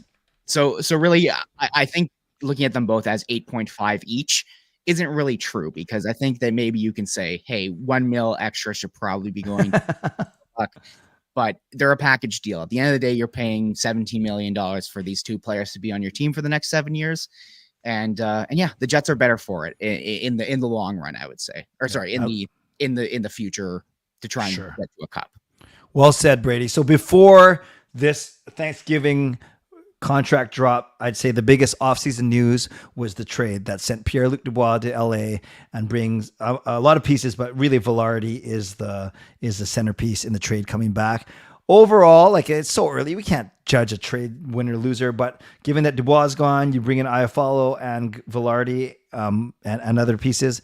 How are you feeling about it right now? Pretty good. I mean, I am as far as like how I look at the team, I am a little bit worried about how the Jets are going to replace the production specifically on Pierre-Luc Dubois and just whatever you say about Blake Wheeler. He still put up points last year. It's like the Moneyball thing where they're like, hey, we lost this amount of runs last year. How are we going to make that up? Yeah. But in the long haul, like, Vilardi is a player who just broke out last year. So they are taking a bit of risk that maybe this player had a flash in the pan. But the reason he only broke out last year was because he had injury troubles previously. And now he's finally healthy, finally got the opportunity in LA last year and showed that he can be a very effective player. I have him slotted in for 25 goals this year, I would hope. And I'm really excited about what this player can bring to the future. He's a huge, big body, which Winnipeg fans, say what you will about them, but they love their big bodies. So just seeing him even in just the one game the other day, I also did my research throughout the off season as well too. But just seeing him the other day, like, he is a presence on the ice. He's a big guy on the power play. He can get himself into open space. He always has his stick available. ready for shots, which is, I think, kind of the Jets' mantra right now, is just to try and get as many shots on net as possible. So I think he fits very well the style. He's also got great hands in front of the net. So, the Jets like to run a lot of their offense out of their defense. So, that's a great guy to have in front for both, rebounds as well as tips and just all out chaos. And again, big body, great. But I also think that while, Gabe Vilardi is the top of that trade, the thing that everyone's looking at, right? I think that Alex Iafallo is an incredibly underrated piece of this trade. Last year, the Jets ended up trading for a guy, Vlad Nemesnikov. He came in and it seemed like he was very much, he became Rick Bonus's Swiss Army knife. He's the guy who he could put into any situation. He was kind of had shades of Matthew Perreault. Us Jets fans like to call him, we used to call Matthew Perreault the vodka of teammates. You can put him on any line. He mixes well with anyone. Great guy, miss him. Shout out Matthew Perreault. But Vlad Nemesnikov kind of provided that role to Rick Bonus, who needs even when he was in Dallas, he was a coach that always had his guys where he felt he can kind of put them in any situation and they'll do good enough. Alex Iafallo, to me, is a more premium version of Vlad Nemesnikov. He's a guy who can do that, but you're much more comfortable playing him higher up in your lineup. He's on PP1 right now, which I think is a bit of a mistake, but the PP1 looked fantastic last game against Calgary. So I'm not touching it. I'm not complaining. I will defer to the coach in this one here and say he knows more than me. But Alex Iafallo, I think, is a very, very, very underrated piece of this trade. And I think he's only under contract for this year, maybe one more after. So if everything, if the bottom falls out on the Jets, he's a guy who they can still trade, get some pieces back. He's a defensive forward, but still can put up a couple points here and there. Great. And then, Rasmus Kupari, a young guy who hasn't really had the chance to make himself known on the LA Kings roster. There just wasn't space for him. So I'm always a fan of bringing in the young pieces that don't have the opportunity elsewhere. So I'm glad to see that he's getting a chance here. He did have an unfortunate error last game that did cause the game-winning goal, but hey, you're still breaking into the NHL. You got to make mistakes in order to get better, right?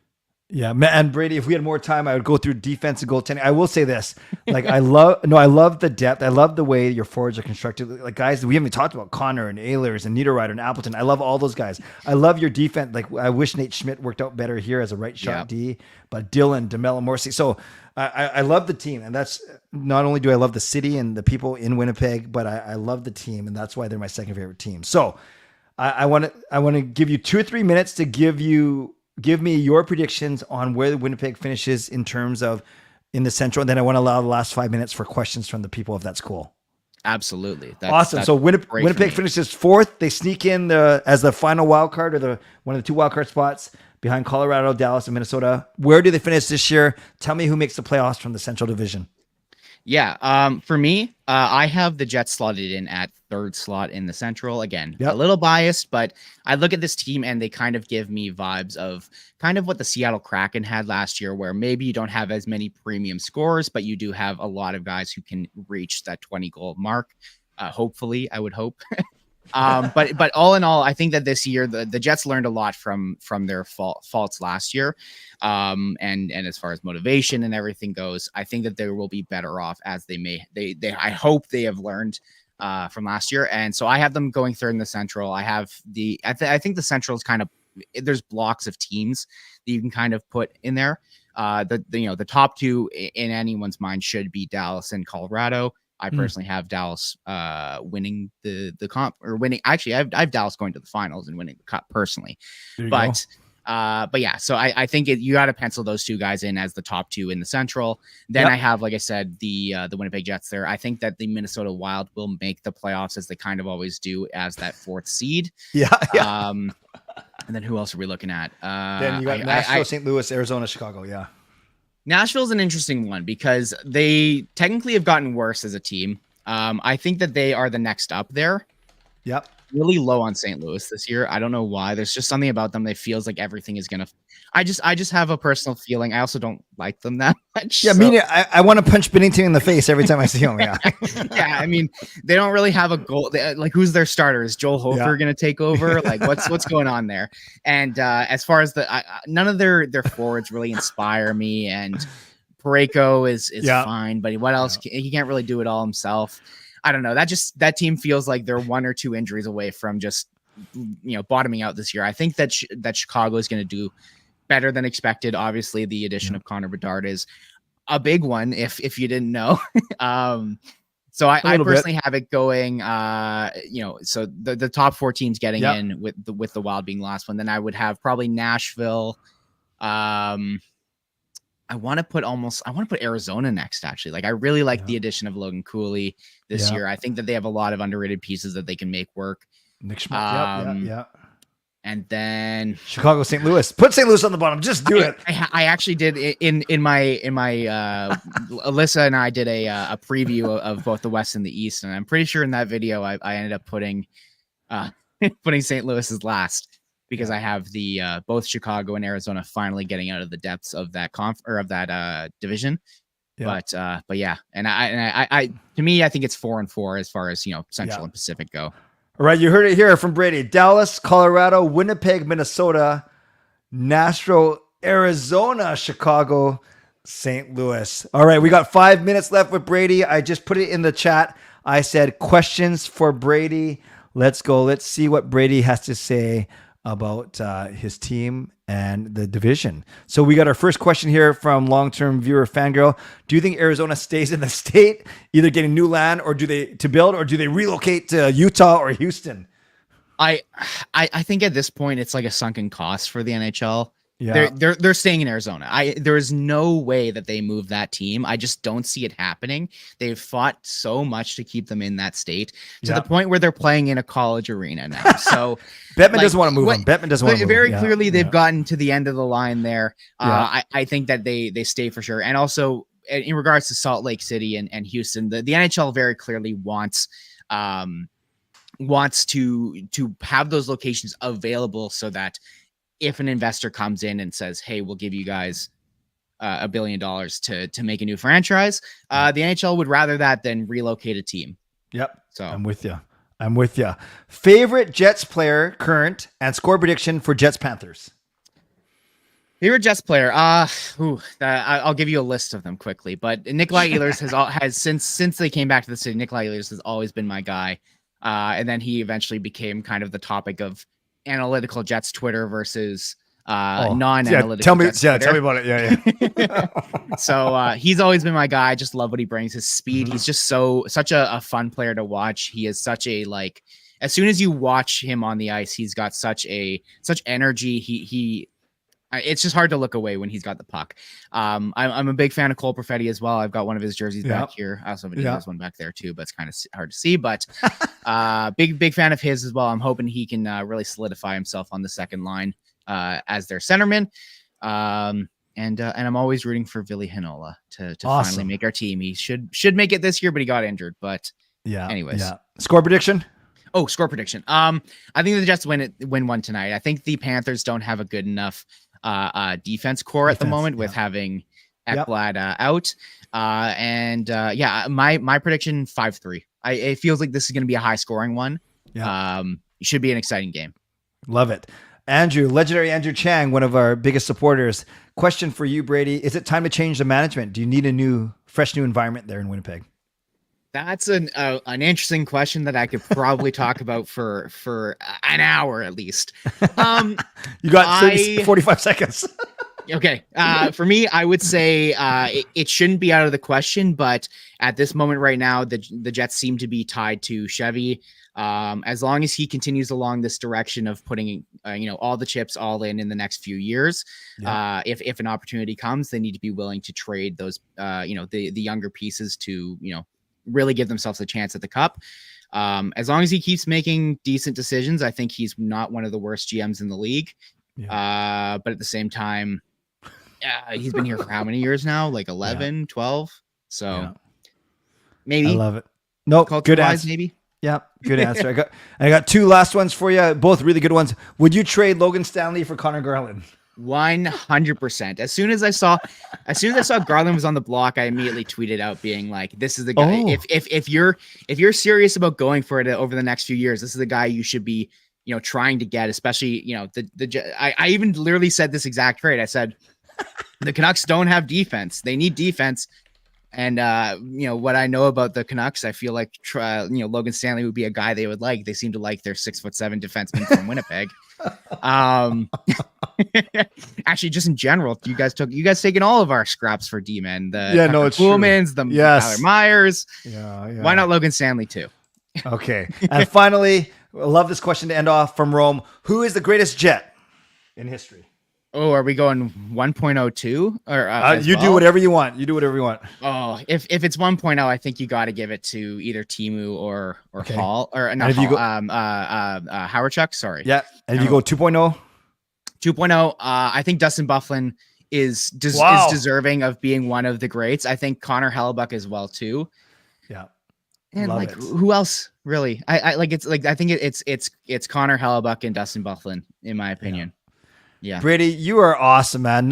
You got your 40 jerseys, two of them prominent Canucks ones at least. I got a Bertuzzi one that's signed as well, right here. So that's pretty sick. Anyway, sorry, continue. No. I appreciate you gave some really good insight on Winnipeg. You gave some really good insight on the Central Division, and it's a pleasure. Yeah, I'm looking forward to some of these head-to-head things that we get to do with Game Over. But ultimately, it's awesome serving with you. Where can people find you on the socials? Yeah, so on Twitter, I will not call it X as well. I stand with other Clay. At NHL Chunky, that's my handle. I have that as well. I think. Do I dare ask? Why it's that? Yeah. Old nickname from when I used to play hockey was Chunky. Fair enough. So, fair enough. Okay. Given to me by my father, which is funny enough, but I like it. My friends used to call me it as well too. So. NHL Chunky on Twitter.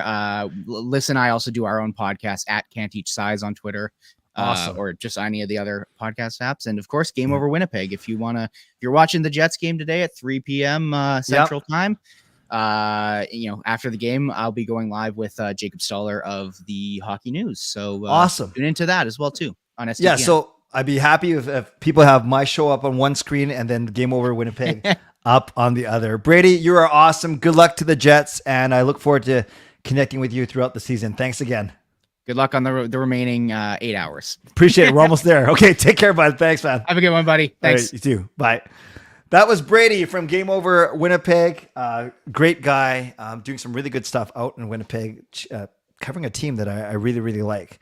Speaking of really like, my next guest is going to come on in a couple of minutes. I see him not lurking. He's backstage getting ready to go, and I'll introduce him properly in a couple of minutes. But I'm going to reset a couple of things right now. In fact, I think I'm going to run to the washroom for 2 minutes. So this is what I'm going to do. I'm going to put a quick video up. I'm going to give myself a 2-minute countdown to get there and back, and then we will get going. Let's do this like so.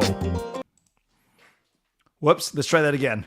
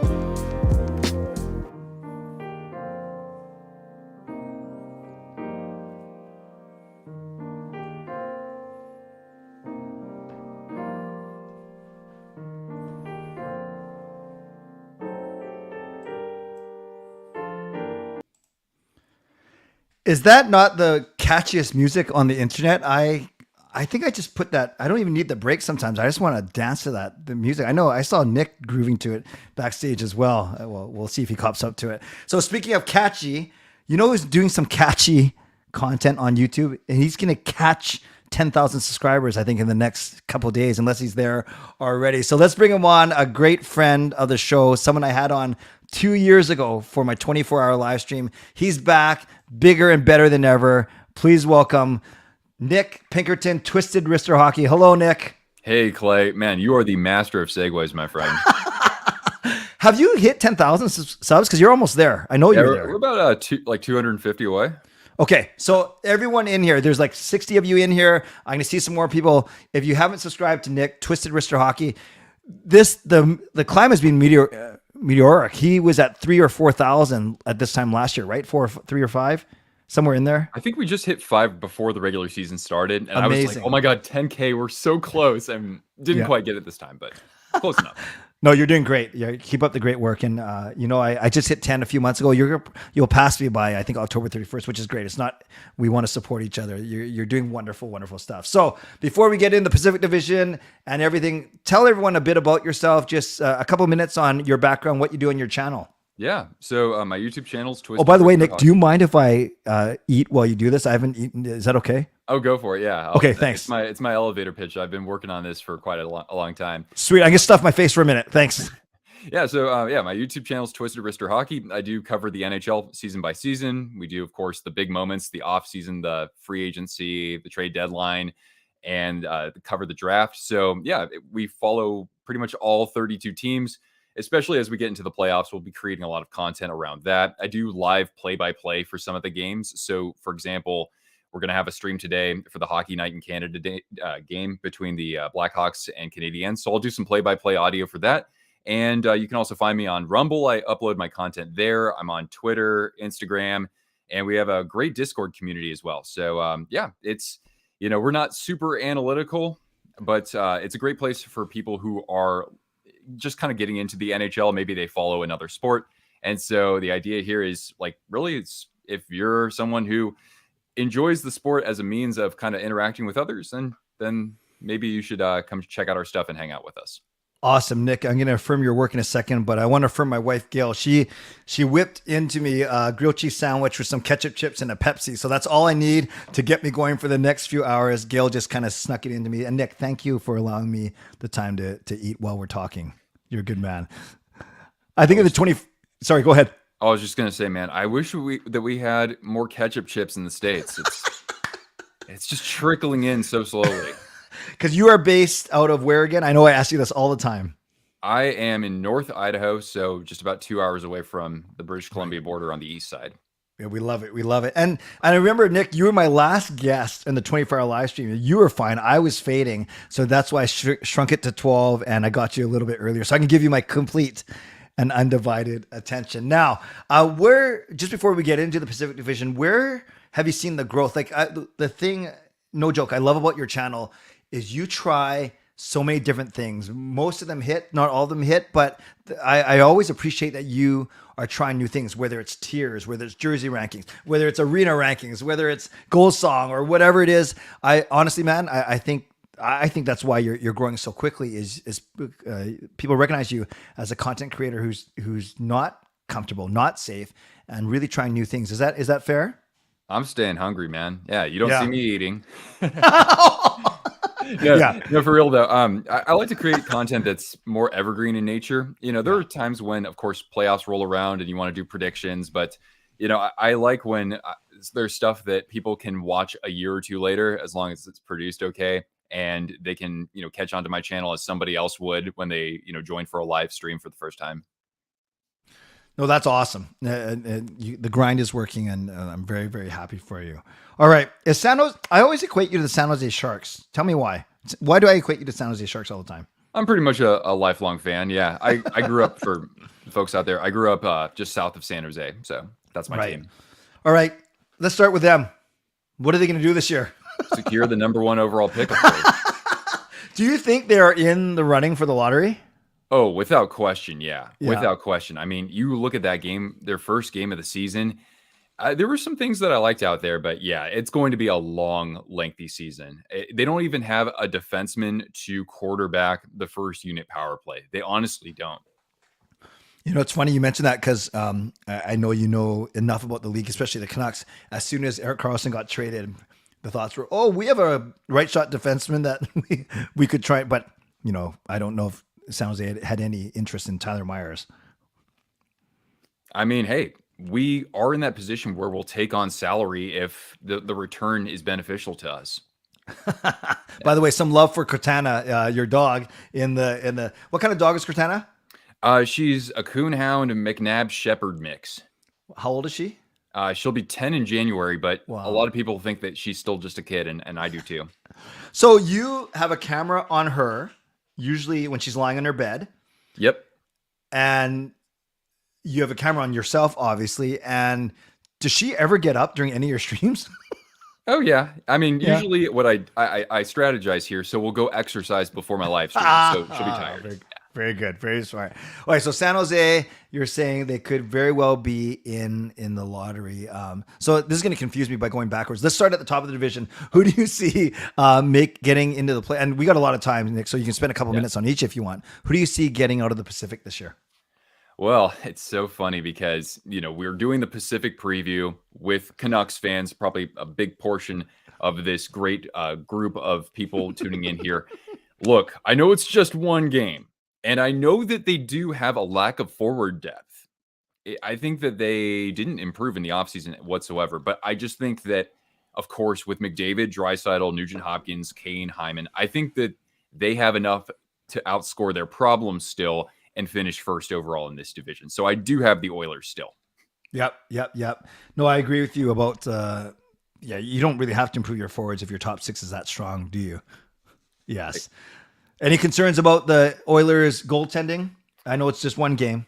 Yeah, I figure that, you know, Skinner looked really good in the regular season last year, and I like Jack Campbell. I know that he was horrible last year. I think that maybe they need to better, I guess, structure their defense in support of their goaltenders so that, for example, they're not too aggressive. They need to, I don't know, they need to do something different from a coaching standpoint so that they don't have to rely on their goaltender to carry them, you know, that far. Great point. Yes, it is one game. Let us have our moment, Nick. We Canucks fans have been in complete jubilation for the past 2 days, but back to reality tonight, maybe.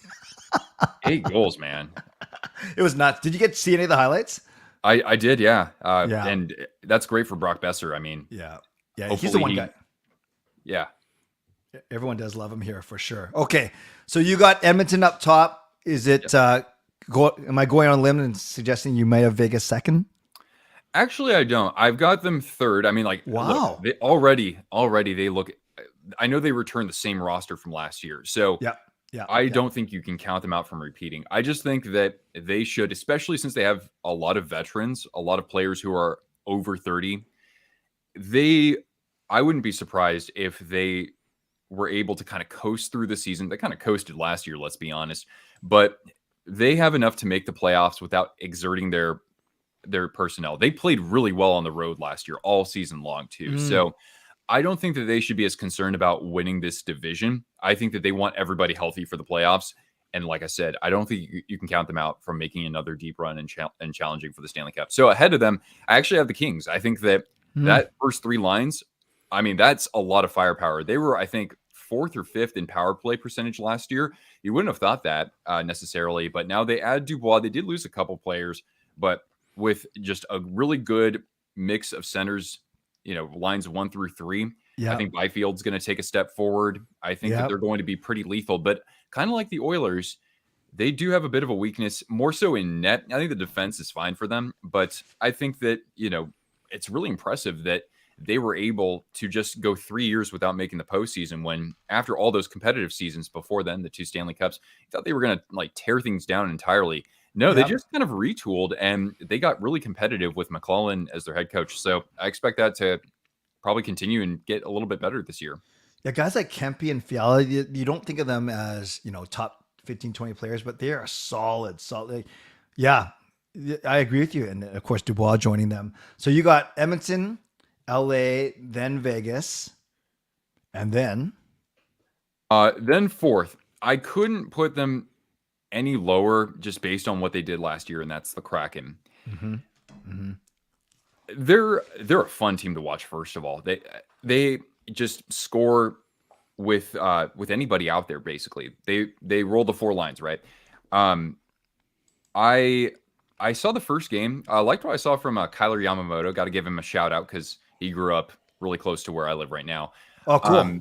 Again, the goaltending there isn't particularly strong. It's so awful to see that Chris Driedger went from being like an awesome backup in Florida, and then injuries just kind of ruined his career.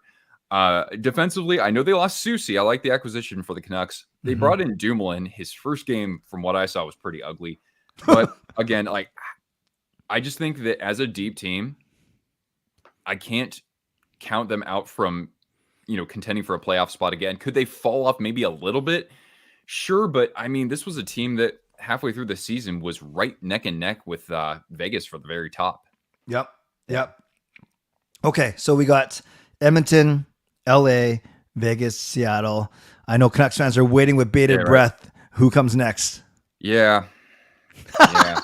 No, I kind of regretted this before the first game. I was like, I was making a fan guide before the season started, and I'm like, more people need to show some love for the Canucks. This team obviously played great under Rick Tocchet, but the reason why I didn't pick them to finish in a wild card spot is because I picked them last year to finish in a wild card spot. I didn't want the same thing to happen last year where, Bruce, there it is, and then they, roll into the 2022-23 season, and then the rails come off instantly. So I was thinking, I don't want to fall into that same trap again with Rick Tocchet. So that's why I didn't predict them to finish in fifth or to finish in a wild card spot. So I've got the other Canadian team that we haven't talked about.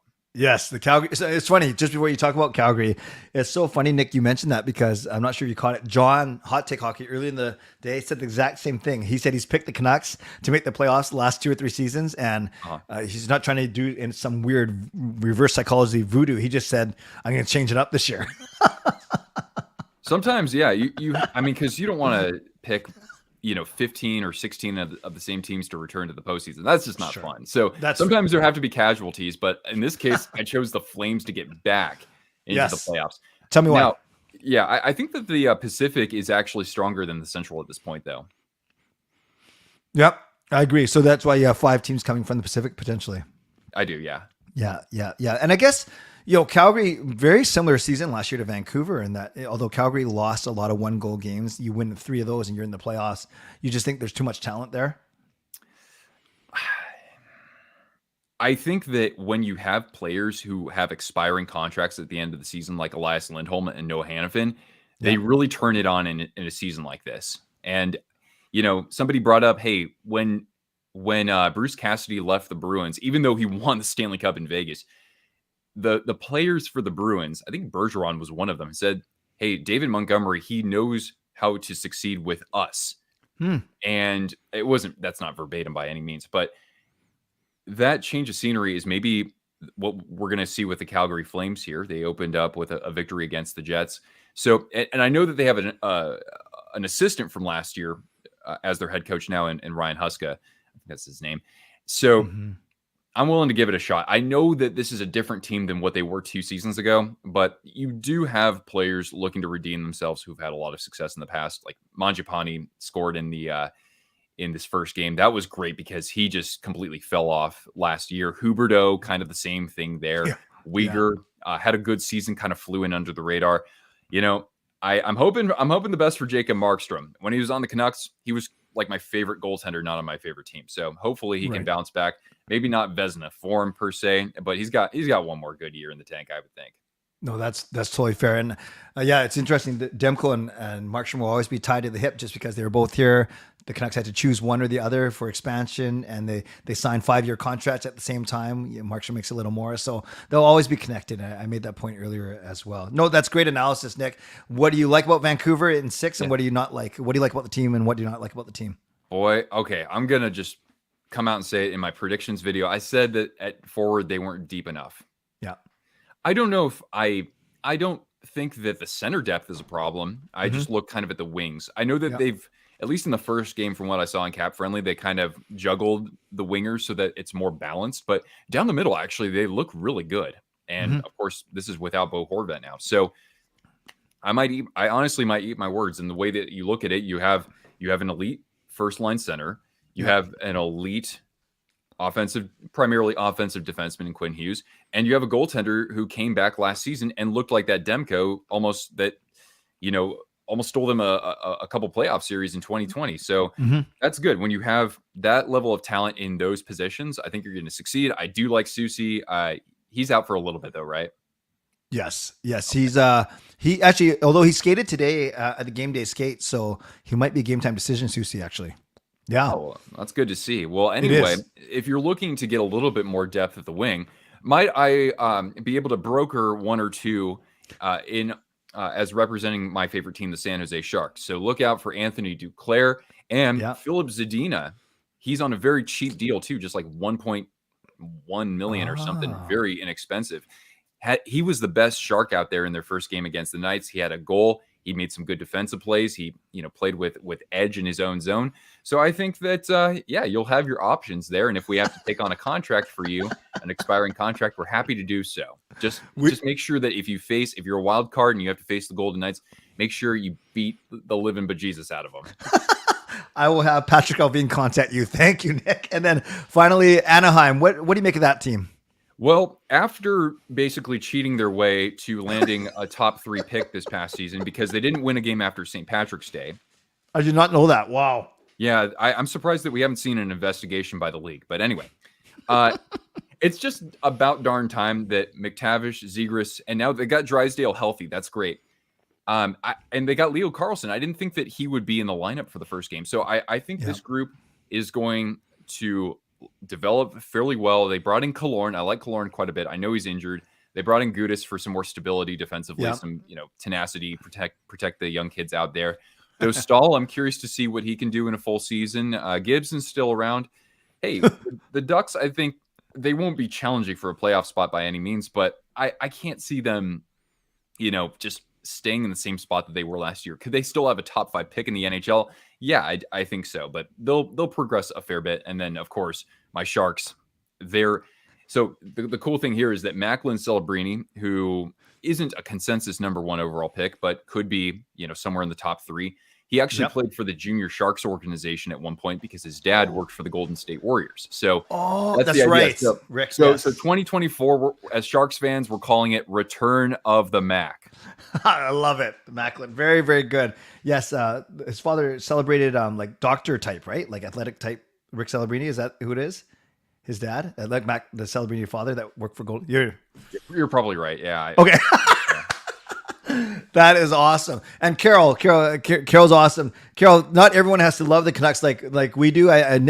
Nick's got put a pretty good, astute opinion out there. Actually, Nick's not the only one that's not picking the Canucks to make the playoffs. So it's all good. We want all the opinions here. So Nick, just before we throw to the people and their questions to you, Nick, just give me 2 or 3 storylines. Gonna throw you a curveball here.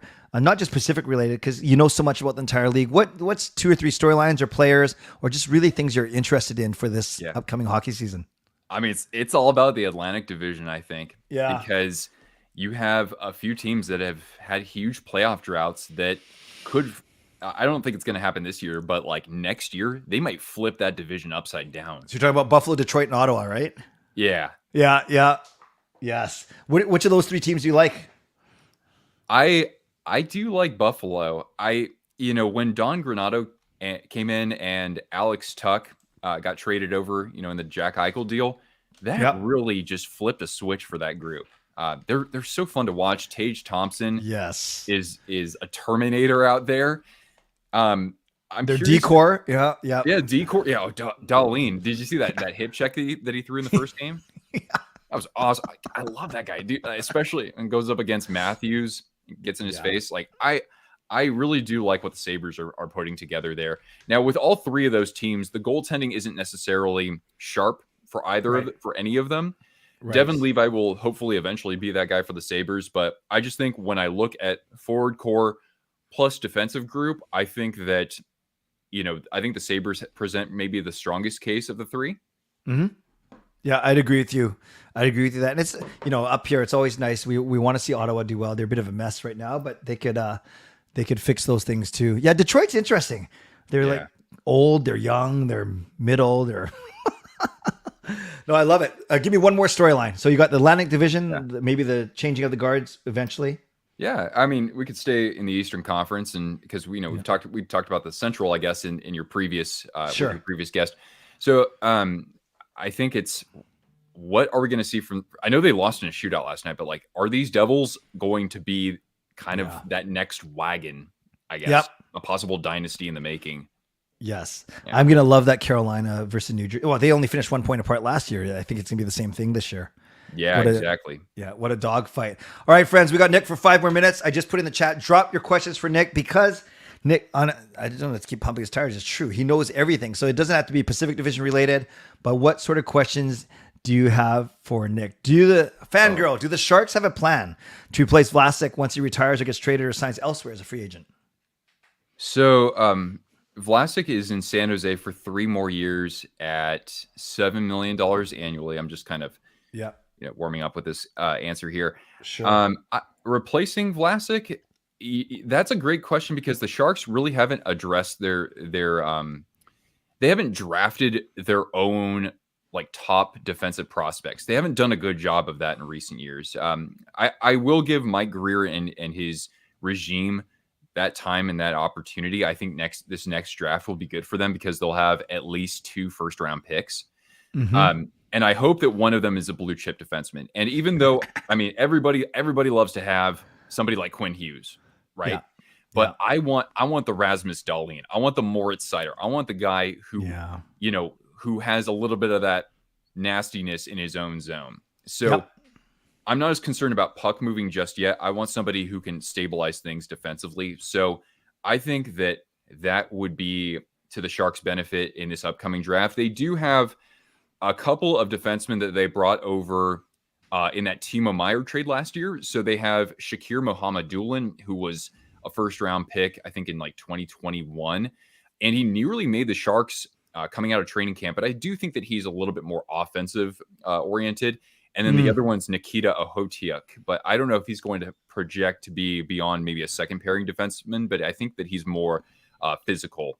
But I'm looking forward to, of course, seeing the prospect pool, seeing those top end players completed. I want this next draft to be the best one the Sharks have had since I would almost say like 2003 or something, when we got Pavelski in the 7th round. But really, I think that now that we can't really trade any more top end players, I think this next draft is our best, because we have at least 2 first rounders. And I think we have 2 second rounders as well. Wow. So again, we need a franchise goaltender and that blue chip defenseman. And then I think, 2 seasons from now, we're not talking about the Sharks going to the playoffs, but we're going to talk about them being an up and comer in the NHL if things project in that fashion. Love it. Your pronunciation of tough names is very impressive too, I must say.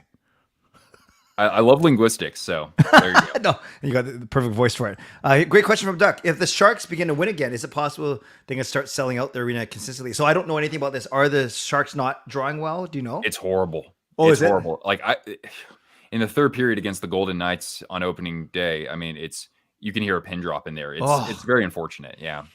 Oh, okay. Good to know. So is it a fickle fan base, or is it a normal fan base that start winning, they'll start coming back? Boy, I hope so. Yeah.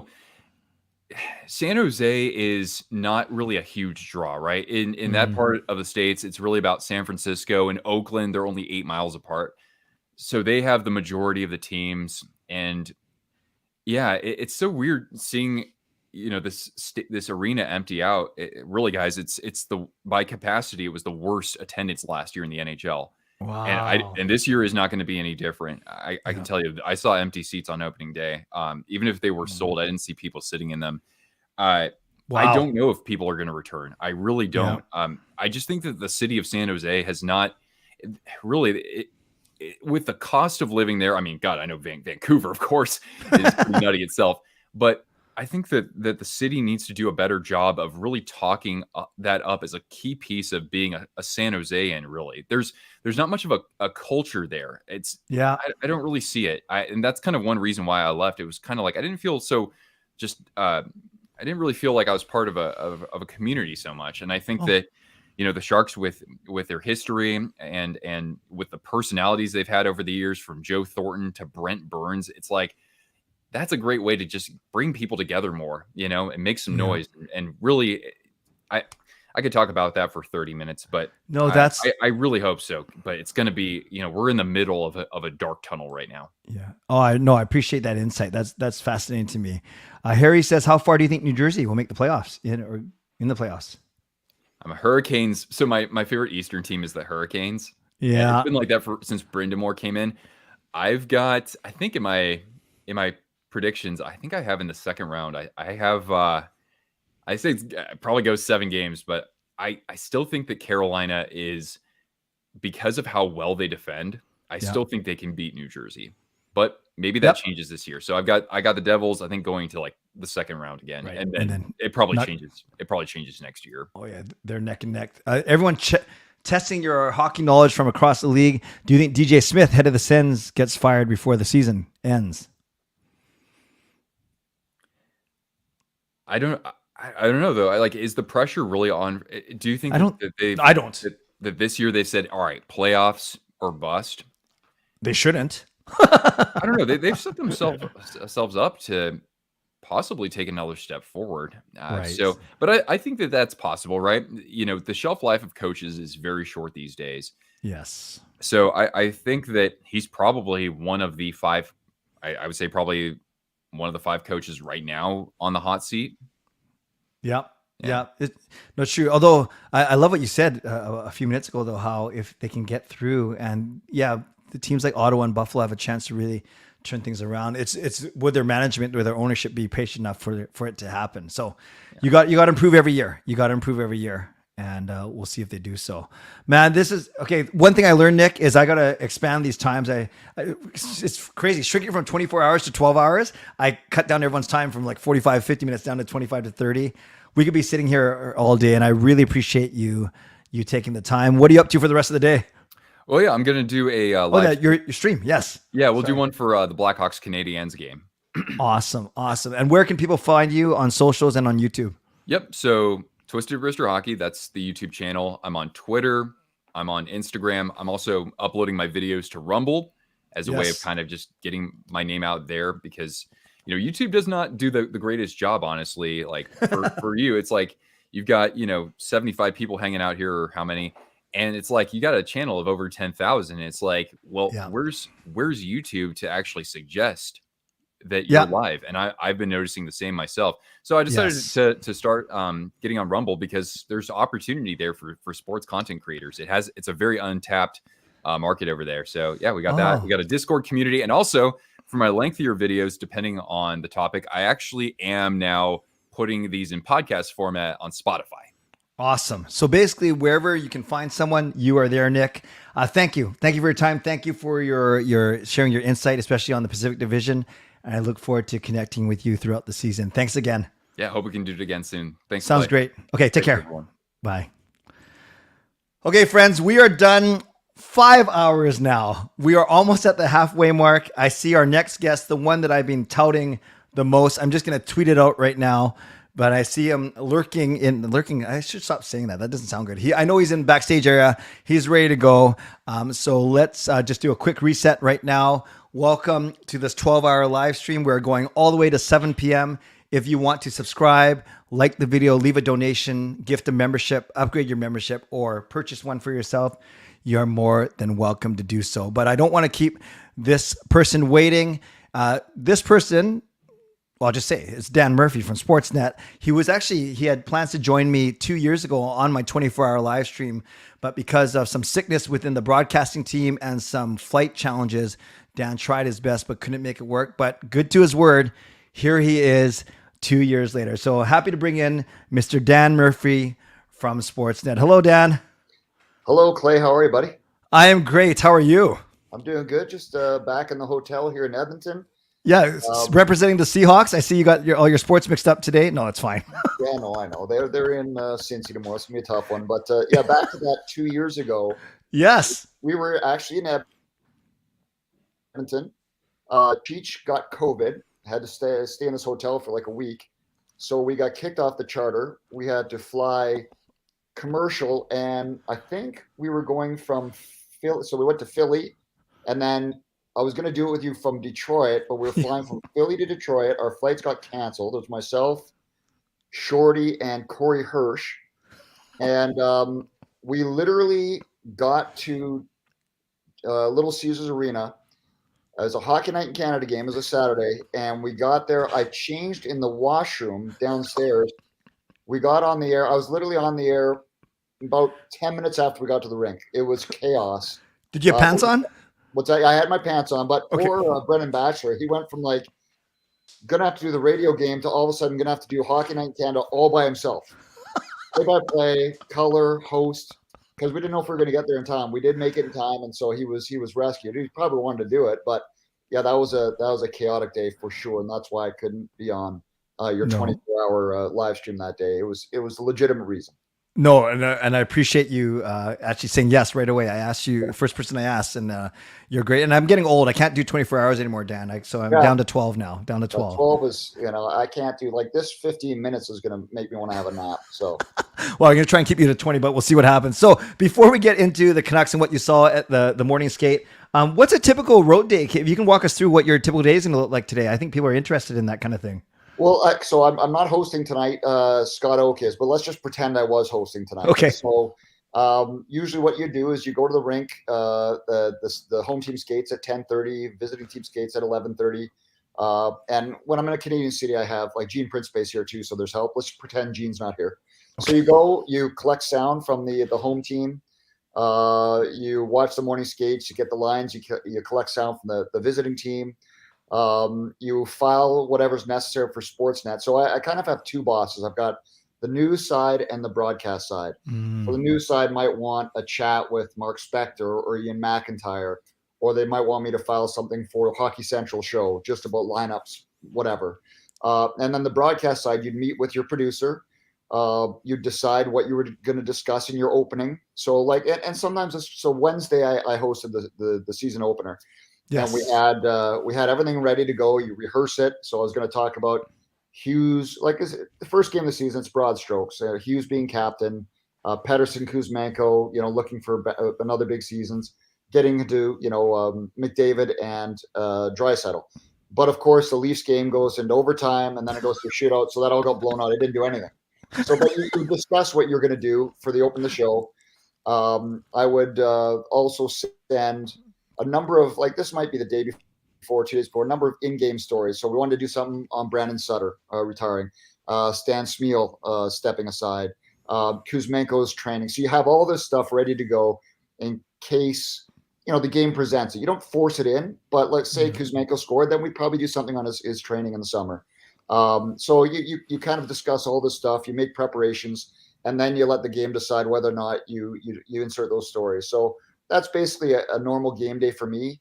You'd go back to the rink around, tonight's different, 8:17 puck drop should be, it's unconstitutional, for God's sake there. But you'd head back to the rink around 5 o'clock and just make sure nothing's changed. You might, go down and see if Taka has something different to say if you meet with the coaches. So yeah, usually I'm at the rink from 9:30 till 12:30. And then I'll go to the office or the hotel, and then I'll go back to the rink from on a regular day from 4:30 until 10:30. Right. That's kind of what the hours are for a game day for me if I'm hosting. But Scott's doing it tonight, so I'll just go and I'll just work the Canucks room after the game, and Gene will work the Oilers room after the game. And then if there's something big happens, maybe news will ask for something specific, and you just kind of follow your orders. That's fascinating, Dan. You mentioned the 8:17 because obviously here we're used to games starting at 7:06, 7:07, 7:08, but because it's the home opener, I presume, and all their introductions and that we saw on Wednesday night. Oh, that's really fascinating though, because I know, yes, you were hosting, you're on TV on Wednesday night. So because this is it because it's national or because it's in Edmonton? Well, it was national on Wednesday as well. So usually you have national telecasts and regional telecasts, and most of the time, if it's a national telecast, if it's a Canucks versus an American team, I'll do it. But a night like tonight, if there's after hours, from that city, Scott does the game. And so tonight it's going to be Harn Ryan and Louis DeBrusque and Scott Oak, which is seen as a national play-by-play team. Because sometimes, say if I was doing the game tonight for some reason in Edmonton, Oilers fans be like, "Why is the Vancouver guy doing our game?" Right? I mean, that's just, and I don't blame them. Right? So if it's a Canucks versus an American team, most of the time it'll be myself, Shorty, Tomlinson, or Ferraro this year doing those games. If it's Canada versus Canada, sometimes I'll get it. Like when the Leafs are in town, I usually do it because it's a 4:00 start, so there's no after hours. So Scott would be doing wherever Calgary is, or if it's in Winnipeg or something. So I do some Canucks versus Canadian teams, but for the most part, those are more national teams and not us regional guys. So Shorty and Tomlinson aren't doing a game until we're in Philly. I got lucky enough to do the season opener, but that doesn't always happen. Right. And then so today, because you're not hosting, you are there to file, like you said, do the news side as opposed to the broadcast side today. Exactly. Like like Shorty is going straight to Philadelphia. He didn't come to Edmonton. I didn't really have that option because if something happens, I have to be there for news to report just in case. Yeah. Okay. Awesome. So speaking of news, we saw some things started to trickle out about goaltending, about Susie. Maybe, if you could play reporter now for a few minutes and tell us what you saw at the morning skate today. Well, Susie was he was in and out of different, line rushers with pairings. He's not going to play. He is still day to day.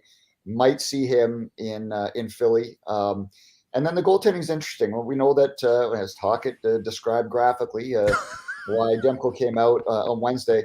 A lot of these guys have dealt with the flu and dehydration, and they were going to give DeSmith a start either tonight or Philly, one of the two. And I think they're just erring on the side of caution, making sure that Demko's going to be fully healthy. And I don't mind this play anyway. Yep. Not like the team was going to be lull. They're rolling into Edmonton thinking it's going to be an easy game, but this really snaps the focus, right? Because as fast as they won 8-1 on Wednesday, the Oilers can roll you up 8-1 in a heartbeat here tonight. So you're throwing your backup to the Wolves, an Oilers team that's angry. With the way they played, plus some perceived, slights from, the Canucks with rolling out their top power play unit out there. So this is going to be a really, really difficult game for the Canucks, I believe. And so having the backup in there just maybe gives the guys a little more focus. Like, let's not throw Casey to the Wolves here. We have to be really good to get a result tonight. And so I don't mind this play. Even if Demko was, if you're going to give DeSmith one of the two starts, give him this one and make sure the team's ready. Yep. So you got DeSmith in net. You have the same six blue liners in Hughes, Hronik, Cole, Myers, Hirose, and Juleson and Susie. Knocking at the door, but not just yet. What are we seeing up front? Does Nika just fill that empty spot? Yeah, same thing. Except they don't have to go, 11-6 and go 12-6 because of the emergency recall. So they did have Rafferty at center and Studnicka on the right side of that fourth line. So they could play with a full, assortment of forwards. Same goes for Edmonton. They just signed Adam Ernie. He is going to play. It looks like Desharnais is the odd guy out, I think, is what I saw. So neither team is shorthanded tonight. Both gets a full complement. So I expect it to be a lot of fun. Like this building is loud. It's crazy. We're staying in the JW Marriott right beside the rink. Yeah. Last night the Wu-Tang played. So when Did you go? Did you go? No, I didn't go. I did. I probably should have inquired. I'm not a real concert guy. But if they were playing at a smaller venue, maybe stadium show, I didn't feel like I need to go check it out. But this hotel is crazy right now. We checked in last night. It's so busy. People driving in for the concert and the home opener. And this building gets super, super loud. And I got to hand it, like, Oilers fans are a little bit crazy. You saw, like, even on Wednesday, like, 60-year-old men face painting, like stuff like that. So I think it's going to be a lot of fun. How did Mikheyev look today? He's looked pretty good to me. It's so tough to say if he's at full speed. I think that Philly might be a landing spot for him as well. Coach isn't saying. But, better safe than sorry at this point for him. When was the surgery? Was it Feb 1? March 1? Feb 1? I can't remember. It's somewhere in there in the spring.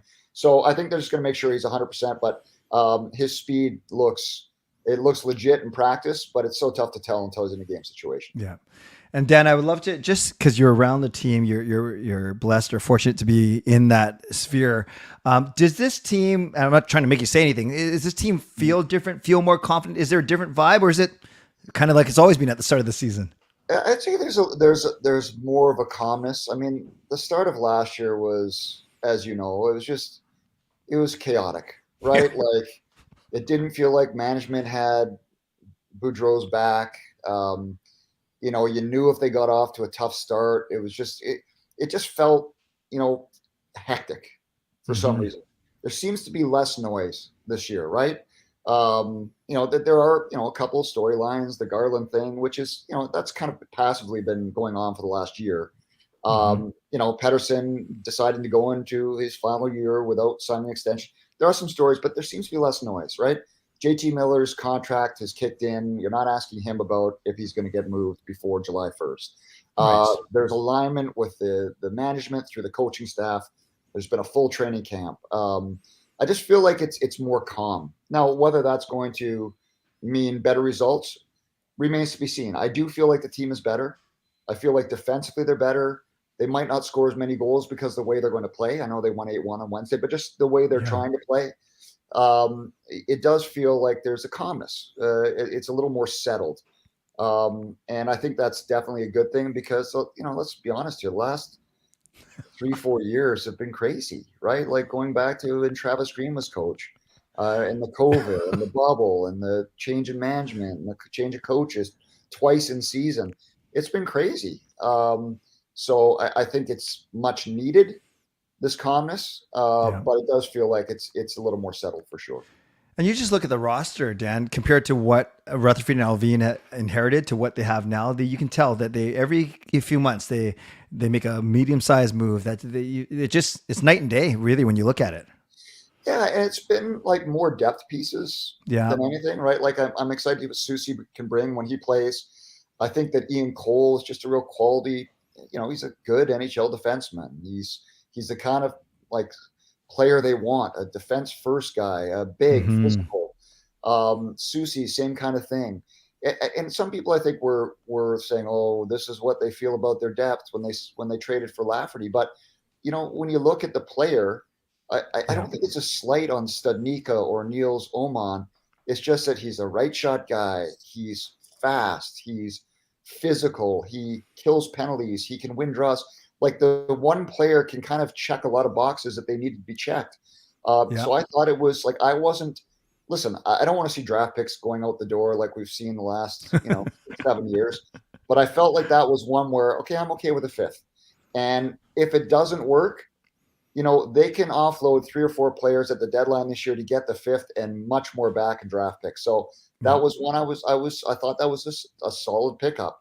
So yeah, I think that the acquisitions and signings they've made have not been splashy, but I think they've been calculated to help fill in the depth of the lineup. And, you know, I think it will pay dividends. Whether or not it pays enough for this team to make a run at the playoffs remains to be seen. But I do like the kind of quieter ads, not big splashy ones, but ones that can just really help fill out the depth of the lineup. Awesome. And then you tell me, I know we never, you tell me how you're doing for time, like how much time you got. Good. I'm good. Yeah. You're okay? My main thing is I'm going to work out and then I'm going to hopefully watch Nick Taylor and Adam Hadwin make a run at the leaderboard. Awesome. If I get you out in the next 15 minutes, like by 1:30 your time, does that work? Okay. Yeah. Okay. Yep. Thank you. I appreciate it. So we'll do 5 or 6 more minutes of questions from me, and then we'll turn it over to the people. You, Dan, you're so self-aware when you're hosting, when I know you dabble in Twitter, you know what's going on, you're connected with the team. Do you think that I'm just really curious because I live in a little bit in both worlds, but not really. Do you think that Canucks media and Canucks fandom, they're passionate, is it mischaracterized or is it really what it is? It's just crazy to be here. And do the players even care? Does it actually affect them? I'm just really curious at the whole environment of being a Canucks fan and you in media feeling it, or maybe you don't. Well, I'll say this, like, of course the players, of course they feel it. Yeah. But I mean, it's not so much the fans and media. It's a decade of losing. which drives it, right? Like, so it's unfortunate some new players come in and they're driven right into it, but it's just like it's not Alvin and Rutherford's fault, right? It's just been going on now for 10 years. So there's almost this undercurrent of negativity just because of what's happened. And so I think it is tough on the players to answer the same questions. It's tough on Demkos and the Pedersens, and they feel sometimes a little bit snippy with their answers because they're answering the same questions over and over. Believe me, like everybody asks me, like, are you a fan? Like, yeah. My job is easier if they win. Yeah. Like on the broadcast side, let's be honest. Guys want to talk then. Guys are more open to talking. You can have a conversation in the locker room, just sit down and talk because guys are on the edge. And like, there's no, when I covered this team in 2009, 2010, 2011, like I made some lasting friendships because the team was good and guys wanted to talk, right? Like it's different, right? Like I never really got to know Bruce Boudreau because it was during COVID, so we didn't travel. And then last year the team was losing. I didn't want to stick around and try to talk to Bruce about anything because he probably didn't want to talk. So it's a product of the environment as much as anything. I think that Canucks media is tough, but fair. I really do. Listen, I'd love to talk about more winning. Yeah. Like, please win some games. Please make the playoffs. I'd love to talk about it. But the fact of the matter is, until they do, you're always going to have this line of questioning that's going to be perceived as negative because the team is losing more than it's winning. That's just the way it is. Right. No, great answer. And I'll walk back one thing I said. I wasn't trying to, not that you care, I wasn't trying to say that I'm part of media, but I just, in talking to guys like you and guys that like you who take time to share or to be on the shows like this. Yeah, it's a really fascinating thing. And my whole persona, it's not even a shtick. I'm just a positive guy by nature, but I know exactly what you mean. Like my shows are bigger. They're more fun when we're talking. Like Wednesday night was hilarious. Like I couldn't even sleep because I was so excited. You don't have to win all the games 8-1, but I think we want to talk about positive storylines. We love the fact that Brock Besser scored 4 goals. People want to cheer for him. Yeah. Like we're not supposed to have, feel as media people, you're not supposed to have feelings, but you do. Like you've seen what the guy has gone through for the last few years. I've known him since he was a rookie. He's a quality individual. He's a nice guy. You want these guys to have success. Wonderful. You want to ask Demko about other things than what led up and then the injury in December 1st last year. Like, right? Yeah. He's probably tired of talking about Bubble Demko, but the reason we talk about it is because it's fun. Right? He played great. This is what we want to talk about. So, I think that, we're not supposed to play favorites, but I mean, it's fun to have good storylines to talk about. That doesn't mean we're not going to talk about the negative ones. Of course we are. But it'd be nice to have some positive ones as well. Yeah. What last one for me, and then we'll turn it over to the people. I'm just really curious. Hopefully, you're not sick of talking about this. With the whole COVID experience, 2 years, just completely having to change things on the fly and adjust everything, Dan. When you look back at it now, and hopefully we never get back to something like that again, was it kind of strange now? Was it easier than you expected? Was it more difficult? I'm just curious. Do you have any reflections now that we're out of it, be it for a couple of years? Well, I have a little PTSD being back in Edmonton because I spent 5 out of 6 weeks here in the playoffs, right? Like that's right. And that's right when they went back. And I was happy to go back to work, but it was so bizarre, right? Being in an empty, cold rink, right? Like I just remember, like I was so happy back working and covering hockey, but it was weird. I think there's some positive things that happened. Learning to work from home, learning to be able to do interviews over Zoom, like this kind of stuff that it can be normalized. But let's be honest, like the personal touch was gone, right? You couldn't be in the dressing room. Guys were brought out to podiums. And a lot of what I do on the broadcast side is relationship based, right? You want to have those conversations about their family, or I want to go talk to Sam Lafferty about playing college golf.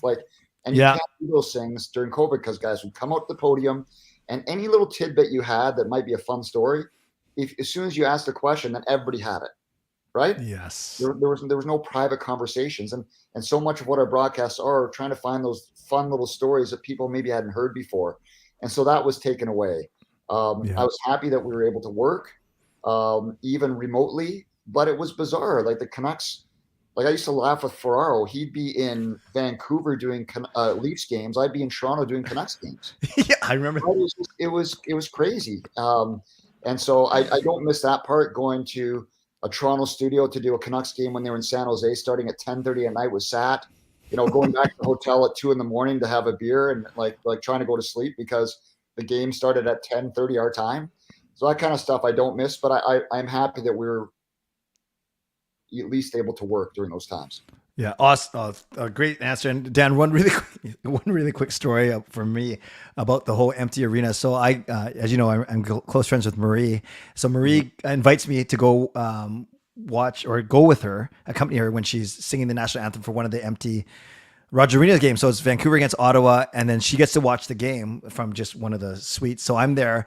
And I'm screaming, I'm yelling, and I got Faber and Patrick Johnson basically texting me saying, Clay, you're so loud, we can hear you from the press box. And then I got in trouble from the team because technically they weren't supposed to have any fans there. And then I was kind of blowing the cover. There was proof that there was at least one person there, one really loud person. Okay, we got a couple questions from some of the people. Actually, Grady asked me on Twitter, he saw your kind of photo bomb or your video bomb with J-Pat yesterday. What inspired that? Just spur of the moment? Yeah, spur of the moment. I don't even know what I'm allowed to be on anymore. I'm allowed to be on Sick Harrison Price. Am I allowed to be on Donnie and Dolly? I don't even know the rules anymore.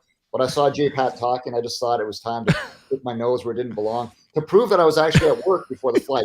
Right there, you go. If I was at the rink doing work, very strategic. I just saw J-Pat there, and I knew that he probably had no idea who it was. He probably thought it was some annoying fan, which it was. So awesome. And nice to see Chris Faber in the chat of Canucks Conversation and Canucks Army. Faber and Quads hosting their own meetup later today. Make sure you check it out. And Faber says he can confirm that I was loud and he could hear me from the other side of the arena. Thanks for being here. By the way, in Edmonton for this game. Pardon me? Quadrelli is here in Edmonton for this game. He's on the road. So Faber, Quads is in the arena with you, and then Faber is back home. Awesome. Just incredible. Favorite part about your job? I would say the favorite part about my job is, okay, so it's my favorite and it's my least favorite is the travel. I love it. Don't get me wrong. Like I hate being away from my wife and my daughter. I'm on the road 100 days a year, 120 days a year. Playoffs and there's no home games. You're gone for a month at a time. So I hate that. But, I'm going to love going to Tampa in a couple days. I'm going to love going to Florida. 3 nights in Nashville, right? I do love that part of it. I love who I work with. I've worked with John Shorthouse now. This is to give away our age here. My first job in sports was an associate producer on the weekends at Global TV, at the time UTV, I think it was called. Yeah. Doing weekend sports, and the anchor was John Shorthouse. This was in 1996. So I've worked with Shorty since 96. I wish Cheech was still working with us. He was and is the absolute best guy, like the best guy. Everything you think about him is true and then some. But Tomlinson's a great dude. I live close to Ferraro. We've been friends. So my favorite things are the travel and get to go to games in these great arenas, these great cities, and the people I work with are just so fun. So I would say that's still my favorite part. Love it. It's funny about the travel. I know when we first had our kids, we were about the same age. I know you and I are about the same age. You almost felt guilty the first time you went away and traveled because your wife's at home with the baby and you get a nice hotel room. But I hear what you're saying. Yeah. The travel can be good and bad. Speaking of Cheech, Ernst asks, I know there's so many, but give us one memorable moment working with Cheech. Oh boy, what's some memorable moments working with Cheech? Well, I mean, for me, there's a misconception about his diet. It was terrible. Don't get me wrong. But every thought that he ate a lot of bad food. He just ate bad food. It was the quality was terrible, but the quantity wasn't as much as people thought. So my favorite thing. Okay, here's maybe my favorite thing. A moment with Cheech. So we were in Dallas. It was American Thanksgiving. Yes, American Thanksgiving. So the team had a spread at the hotel in Dallas, and they invited us to go.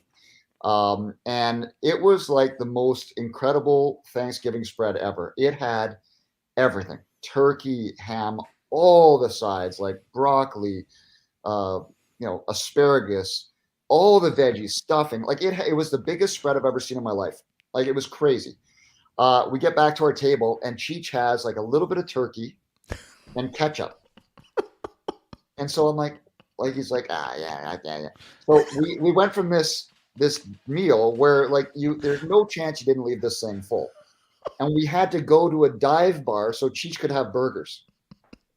After that, we left this great spread to go to Christie's, a dive bar in Dallas, so Cheech could have burgers because he couldn't eat the food that was served to us. It was too good for him. That is a great story. So you're saying it's not the quantity of junk food he ate, but he did eat it. Like, so that's not untrue. Yeah. Burgers. I don't know how he looks at his age. It's insane. But yes, I mean, what he would want to eat on the road was, I think our diet's going to be a bit better this year. Like Shorty got lumped in. Shorty loved burgers and stuff. I think we'll probably have some better meals this year because of Tomlinson and Ferraro. Yeah. But there was one time too, I don't know, I was doing something with Faber, a podcast. We're in Chicago. And so we'd always go to the same dive bars. Like if you're a foodie on this job, you could go to the best places. We go to the same old tired spots. And so I was doing this podcast. I said, okay, we'll meet you at, I forget what it's called, maybe, Mother Hubbard's sports bar.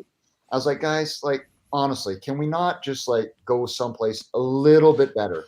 So I waited. About 5 minutes later, I get a text from Freddie. Okay, we'll meet you halfway. We'll go to the Cheesecake Factory. I'm like, oh my God, this is fine dining with these two, the Cheesecake Factory.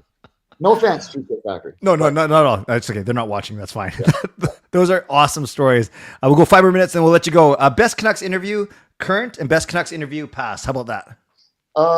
Okay, so I mean, Bieksa is tough to go wrong with him. Shane O'Brien, I loved, like, whenever I get him, if he was slumping, he'd say, "Can I have the bench interview tonight? Like, I need to like coif my hair and look good." So we do with O'Brien. Jason Strudwick was very underrated back in the day. Very good interview. Recent, if you're just talking about guys that are very thoughtful and give good answers, like if you need to go to someone that there was a topic that needed addressing, Troy Stetcher, Yannick Hansen, two very underrated ones. Of recent times, Luke Shen. Well, it was funny last year, when there was a point in the year, and I went up to JT Miller. I was like, JT, you realize here that Bo might get traded and Luke Shen might get traded. You're going to have to talk all the time. He's like, screw that. But we lost two very good interviews, right? So I would say that my favorite would always be Bieksa because he was always good to give it back to you and keep you on your toes. Yeah. But there's been some really good ones over the years. And Nolan Baumgartner was another as a player who's very good as well. Awesome. How about one current player that you don't have to give me the worst, but give me someone who enjoy talking to who's at least insightful. Okay, so let's see another one that was very good last year that we lost, Kyle Burrows. Oh yes, I could see that. He was outstanding. So let me just think about the room now. The forward. Sure. Like guys don't like talking as much, but Connor Garland gives good answers. We just don't talk to him that much. Yeah. He's quite good. Demko is very insightful one-on-one, a little shorter to like when you're in a scrum setting, but he's a super, super bright, intelligent guy. If you're talking about stuff other than himself, right? Like he doesn't want to talk about himself. JT Miller is a very good interview. Yep. I can see that. He's emotional. I'd say he's probably, if I had to go to someone right now in the room to get something, I think it's JT Miller. In the last kind of 4 or 5 years, if something happened on the ice and you needed something salacious, Antoine Roussel, he would spout off about anything. So you have to know where to go if you need a good answer, because you request him and be like, Steph Maniego would say, "Why do you want him?" Because I know that he's going to give me a good answer. That's why. That's amazing. And do you think, from what you know, what you've seen throughout your years, Murph, you think Quinn Hughes will be fine with me? Oh, he seems fine already, but do you think he'll be fine? He's so much better than he was, right? Yeah. I mean, I think last year when he was challenged by Tocchet to step up as leader, I think something just switched. Good. And I think he's like I'm going to step into this role, whether or not I'm going to be made captain at that point. But could you imagine 12 months ago someone would have said that Quinn Hughes is going to be the captain this year? No. I would have said, you're crazy. Yeah. No chance. But I think you look at his brother too, Jack, and the way he conducts himself in the media, entertaining, insightful, thoughtful, and I think that Quinn has a lot of those same characteristics. I think I've been really pleasantly surprised with him. Awesome. This will be the last one. I'll let you go. Considering everything, the quality of team, quality of hotel, Why especially this is going to get out there? I see the least favorite place to No, go. no. I'm going to go the other one. I'm going to go the other way. Okay. What's your favorite place to travel to cover a team? I think, okay, so you have to understand that we're biased because of where we stay, right? Like you stay downtown, you stay at nice hotels. I find it really tough to beat Chicago. I love Chicago. Man. Tell me why. Great restaurants, great pubs, great bars, great shopping, great everything. That's probably the top of my list.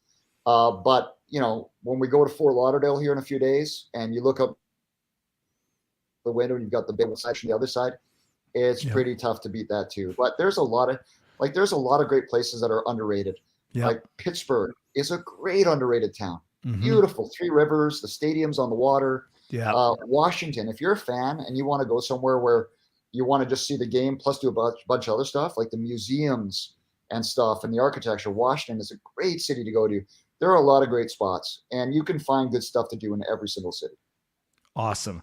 Well, Murph, this was, I appreciate it. You stayed on longer than I asked you to. So just to confirm, we will not see you on TV tonight, but we will see you on TV on Tuesday night. Correct. I'll be on every other single game on this road trip. The only way you'll see me on TV tonight is something big happens and I have to do something for news. Okay. Well, hopefully, we like you, but hopefully that doesn't happen. No, that didn't sound right. Yeah. Well, I agree with you. Like, I don't want anybody breaking their leg. That's basically what we're saying. You know, speaking as I look at my ruptured Achilles tendon underneath the desk. So Dan, thank you for this time. We appreciate it. And we look forward to watching you on TV and seeing you when you get back at the end of the month. Okay. You're right. Okay. Thanks again. Take care. Oh, beautiful. I love it. So there's Dan Murphy of Sportsnet giving me the big thumbs up at the end. I'm going to take out my AirPods now so I can charge them for a bit. Wow. I really appreciate Dan's time. Busy covering the team and getting us some really, really good scoop for the rest of, for what we can expect tonight. So it looks like we're going to get the exact same lineup that we had on Wednesday night against the Oilers, except we have Jack Studnicka going in to fill that vacant forward spot next to Lafferty and Höglander. And then we have Casey DeSmith playing in net instead of Thatcher Demko. Apparently, the plan was to give DeSmith one of the games anyways, whether it was going to be tonight in Edmonton or in Philly. I'm pretty sure they're going to do Philly instead of Edmonton, especially if you're coming off a victory where Demko shut them down, except for one goal. But I think Demko's health obviously is the priority, as it should be. That's why you went out and got a decent goaltender, a backup in Casey DeSmith, and then you're not worried about a lesser ran in the nets. Rather, you have DeSmith, a bona fide NHL backup, ready to go tonight. So once again, thanks to Dan Murphy for the time. And yeah, he was very good. I reached out to him, considering he couldn't make it 2 years ago. And to his credit, he said yes right away. So good to see so many people here, including Chris Faber. He was actually a guest of mine 2 years ago. Actually, Chris, truly, I would have asked you on. I thought you'd be too busy with your getting ready for your meetup today.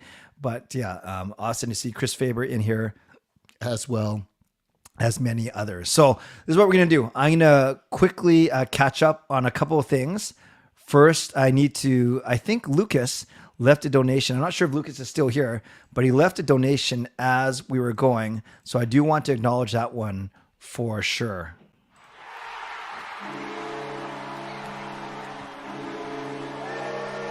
So thank you to legendary Lucas Gates and the $7 donation. That is also Lucas's goal horn, as you guys know. So Lucas, thanks. We gave you some love at the start of the stream and right now as well. I appreciate the donation that you left near the start of my chat with Dan Murphy. So it's a good place now to remind you that we can, there's many ways that you can get involved in today's show. You can subscribe so you get active in the chat section and get notified of my videos every day when I post them. You can like the video. This is good. There's 94 likes in here, which makes sense, more than the 79 people that are in here right now, because people come and go. So I appreciate that. You can leave a donation like many people have done. This morning, when we started, we had Steel Dog with a $28 donation, Randall with a $5 donation, D King with a $2 donation, Airball came in with a $10 donation, and then Shannon, $10 donation, Smiley came with a $70 donation. Lucas with the $7 donation, and then Carol has gifted memberships as well. So that's another thing you can do. You can gift memberships so people get franchise membership free for a month, and it's a $5 donation. And of course, you can get your own membership, upgrade your membership, and you can also do all of those things. So we're going to reset now. My next guest comes on at 1:00. I'm going to show you really quickly what the rest of the show looks like. So I'm going to put it on the screen right now. So this is what, basically when we get to 1:00, we'll already be at the halfway point of the stream. So we are right here. We just chatted with Dan Murphy of Sportsnet, and then at 1:00, we will enter the second half of this 12-hour live stream. Amazingly, we're almost at the halfway point. So at 1:00, it'll be Kaja and maybe Sam, depending on how her family stuff is going. My current Game Over Vancouver co-host. And then we get to introduce, share with you the new co-host for Game Over Vancouver. So make sure you're around just after 1:00 so we introduce that person to you. Then at 2:00, we'll go with Game Over Ottawa. 2:30, Game Over Toronto, rescheduled from this morning because Fouad was having some technical issues. Then we got 3:00, Game Over Montreal. And then maybe the moment that most people, aside from Sportsnet Murph, maybe the moment that most people have been looking forward to, Sean and Jacob, my two sons, are going to take over the stream. Yes, I'm going to give them a full hour, and I'm just going to go do something else, maybe go for a run. No, I can't run. Maybe take a break, take a nap, whatever it is. Sean and Jake will be running the stream for an hour. It could be the greatest or the worst thing ever. 5:00, big contest, 30-question quiz, chance to win prizes. So make sure you're around for that at 5:00. Then at 6:00, they say save the best for last. So that will be my lovely wife, Gail, coming onto the stream. And then 6:45, we wrap things up. And then 7:00, the live stream ends so we can go all watch the Canucks game. So what I'm going to do is I'm going to hang out with you for the next 10 to 15 minutes. Then I'm going to take a good 10-minute break. I think I got to finish my lunch. I kind of felt rude eating in front of Nick, but at least he allowed me to. So I'm going to take a 10-minute break at 10 to 1, and then we're going to come back at 1:00 with Game Over Vancouver hosts and a chance to meet our brand new co-host. But now, because there's a bit of a break here, a bit of a lull, I can take the time to catch up on some of your comments, some of your donations, so on and so forth. Fitness, I probably won't be letting fans come on. You can contribute by getting involved in the chat section for sure. So let's go and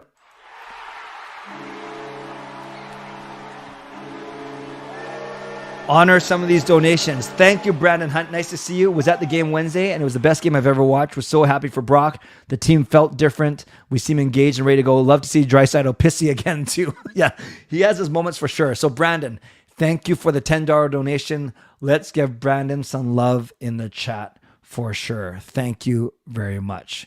We also have another donation from the legend herself, legendary Carol Bovenlander.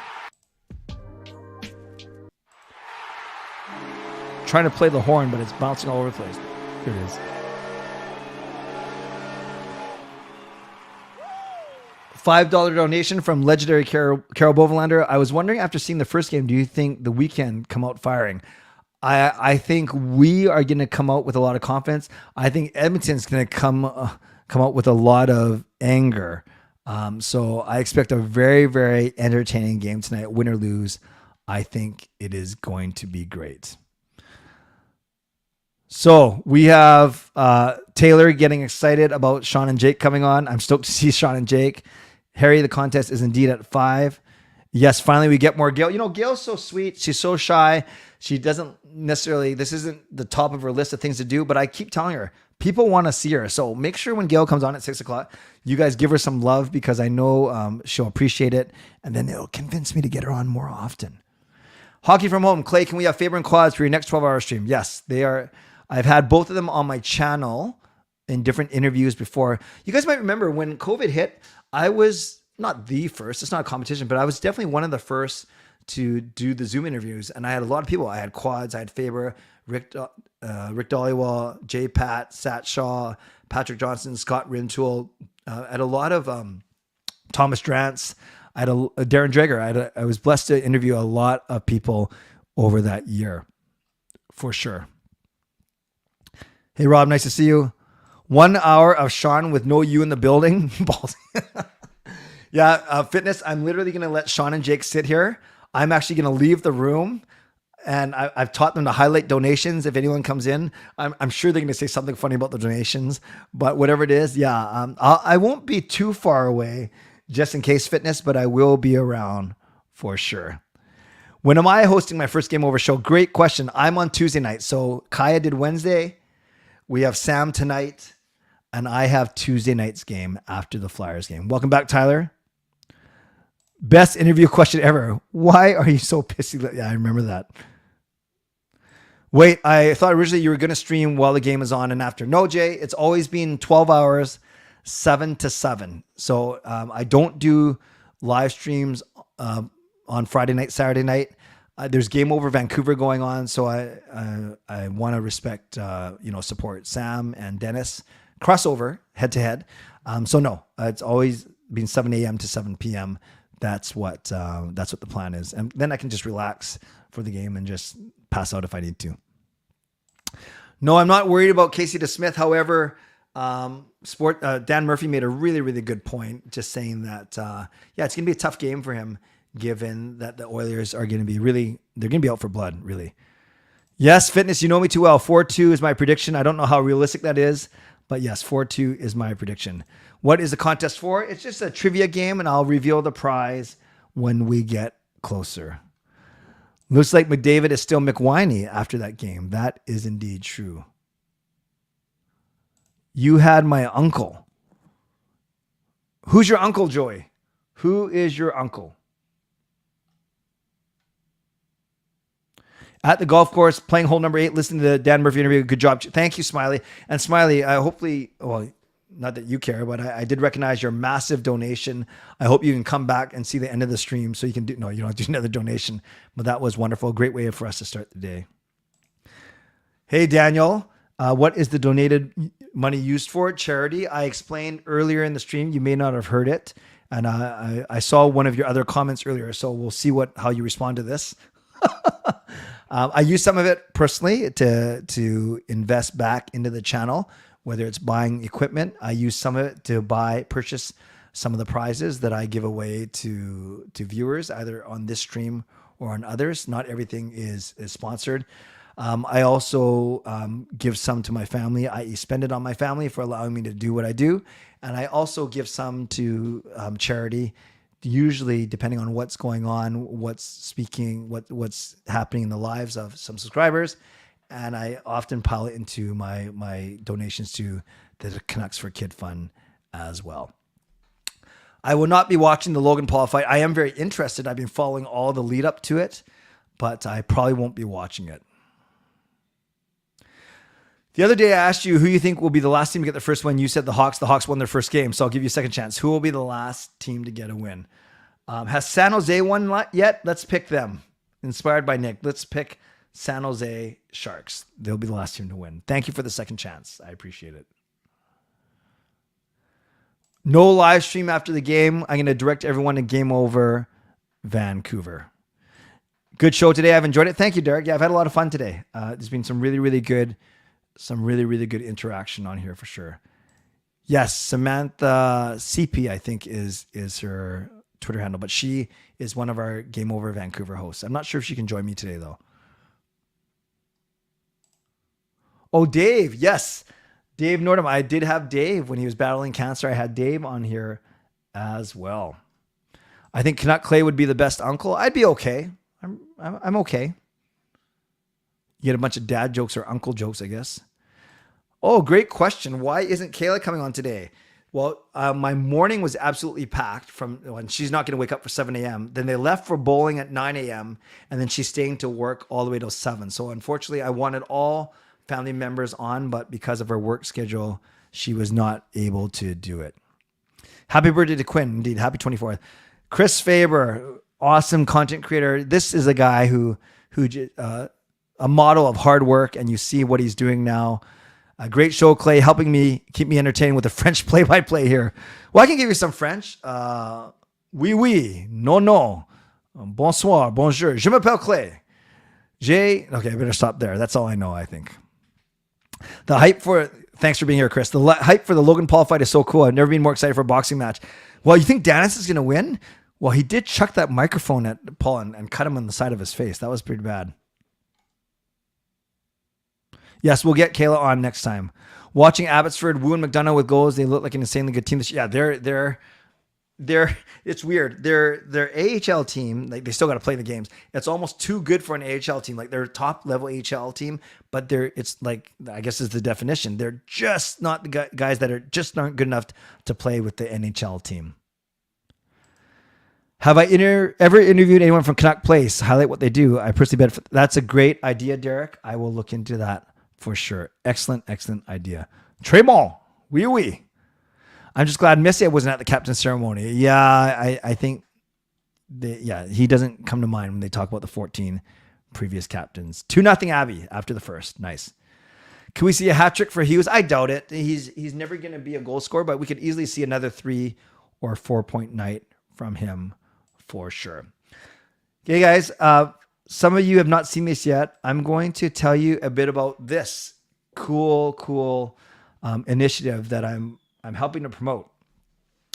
So on Friday, November the 24th, there's going to be a bus from Vancouver going down to see the Canucks take on the Seattle Kraken. We watched the game in some pretty good seats in the upper level, but not like end zone seats or corner seats. So we watched the game, then we stay downtown in Seattle overnight, and then we take the bus all the way back Saturday afternoon. So it's about a 26 hour trip, maybe. I'm not saying that's how long it takes for the bus. I mean, total time gone. It's $650 Canadian, which is a pretty good deal when you think about it, because you think the between the hotel, you think between the bus ride and the actual Seattle Kraken tickets, I'm guessing that's a $500 to $600 US value. So to get it for $650 Canadian is pretty good. And you get to go with Crazy P. You get to go with Crazy C. That's me. And then, we get to watch the Kraken host our Vancouver Canucks. So if you're interested in going on this trip, you can email Neil Shark. That's Neil C at uniglobecarefree.ca. That's Neil Shark, Neil C at uniglobecarefree.ca. And you can reserve your spot, or you can ask him any questions that you want. Once again, that is Vancouver, that is Seattle, but you do have to be able to get off of work on Friday so you can get down to the actual game.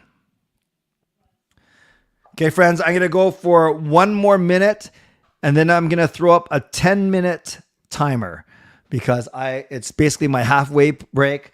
I will wolf down a bit more lunch. I will probably use the washroom. Is that too much information?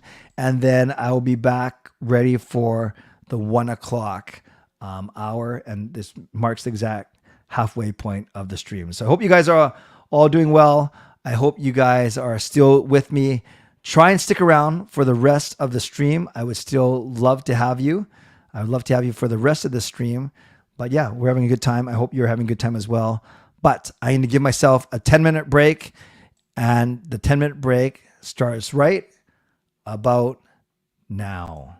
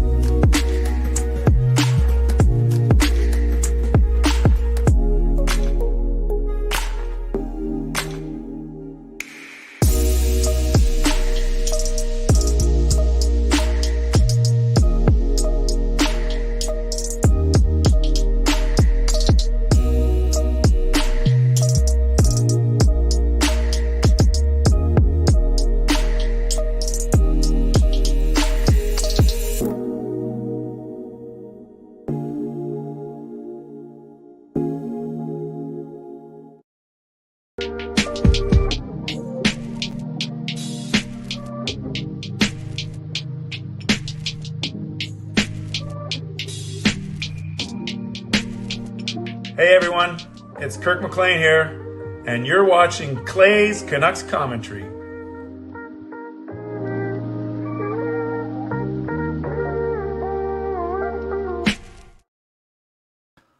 We are at the halfway point. Thanks to everyone who stuck with me for the first 6 hours. We are now entering the second half. It doesn't really work for a hockey analogy, but in football, we're talking about the second half, the third quarter, whatever you want to call it.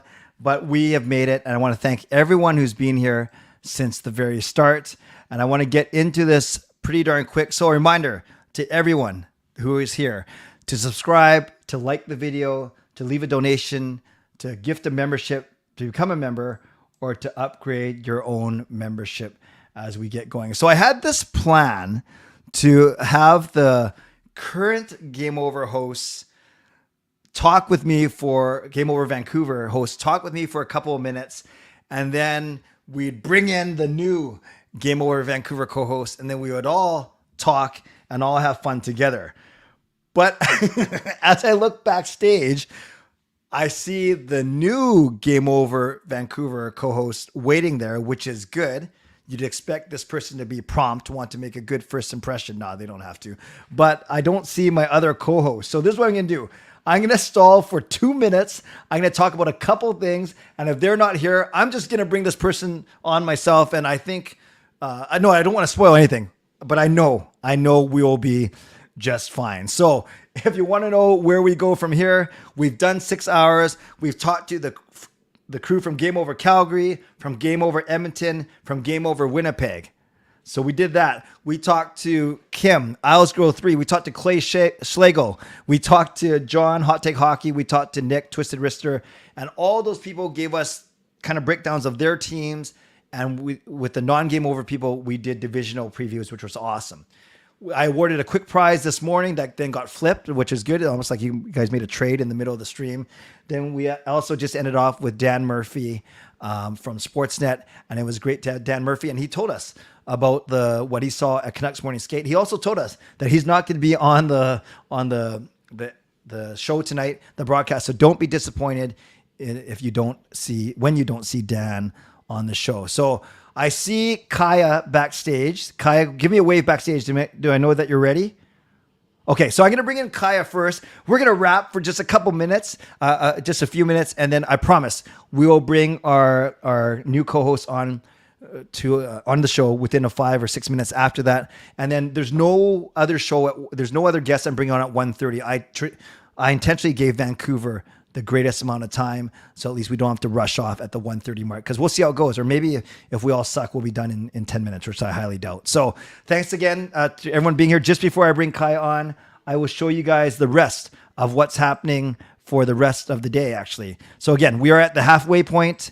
I'm so excited that we made it this far. I'm still alive. My tech hasn't breaking down absolutely like nuts. So right here, this is where we are now. Game Over Vancouver.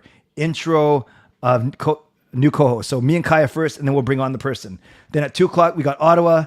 2:30, we have Toronto. We had to move that from this morning because Fuad was having tech problems. It's usually a Game Over trend. 3:00, Game Over Montreal. Then 3:45, this could be the best thing, the greatest thing, or the most disastrous thing ever. My sons, Sean and Jake, will be taking over the stream for an hour. I'm going to go take a nap. I'm going to go to the washroom. I'm going to go get something to eat. I'll figure something out. 5:00, online game for a contest, for a prize. It's going to be a lot of fun. Just one of those silly, goofy online games that I found that's for free. So I don't know how good it's going to be. Then best for last, my lovely wife Gail comes on at 6:00, and you can ask her just how she puts up with a cool guy like me. We wrap up at 6:45. Then at 7:00, I end this thing. I veg out on the couch, watch the Canucks beat the Oilers again, 8-1 with Casey DeSmith in net. And then after that, we watch Sam and Dennis break it all down on Game Over Vancouver. No, it's actually Game Over Edmonton tonight, now that I think about it. So speaking of Game Over, I got to make sure I press the right button so I don't bring in the wrong person. But I think I can do this. We're going to start with Kaja, who is a current co-host of Game Over Vancouver. So let's bring her in right now and let's chat with her for a couple of minutes to build up the suspense. Here we go. Hello, Kaja. Hi, how are you? Good. How are you? I'm good, thanks. Awesome. I can. Your mic's actually peaking just a bit. Can you control your volume on your side? Okay, that's actually that's a natural way to do it. Honestly, that's fine. Okay. Okay. Yeah. No, it's like close to my face. I understand. No, it's great. Where are you coming to us from today? I'm coming to you from the province's capital of Victoria. So, And if I'm not probing, what are you doing out there? just having a little fun weekend away. But going to see the Royal BC Museum has a whole thing about dinosaurs right now with Sue the T-Rex, one of the most complete specimen for T. Sorry, this is like a whole other topic from the Canucks, but I also really into dinosaurs. I got a dinosaur-shaped mood ring. I don't know if there. Oh yeah, it's beautiful. It's beautiful. Actually, do me one favor. Move the microphone even higher up because it is picking up your voice. But I notice anytime that you come in, it gets distorted. So try talking now. Okay. Is this okay? Much better? That's way cool. better. Cool. Okay. Cool. Awesome. So then, I'll kind of do what I do with everyone else when it comes to Game Over, and then we're gonna bring our new co-host on, which I'm so excited about. What was your Game Over experience like for the first year? Oh, at the start, I was really nervous, I will say, because I'm like, wow, I've never had to like talk about hockey and like people will actually listen to me for once. So I was very, it was a welcoming experience. I really enjoyed my first year. Really getting more comfortable with the whole crew, with you and Sam. Yep. It was great. It was a great time. The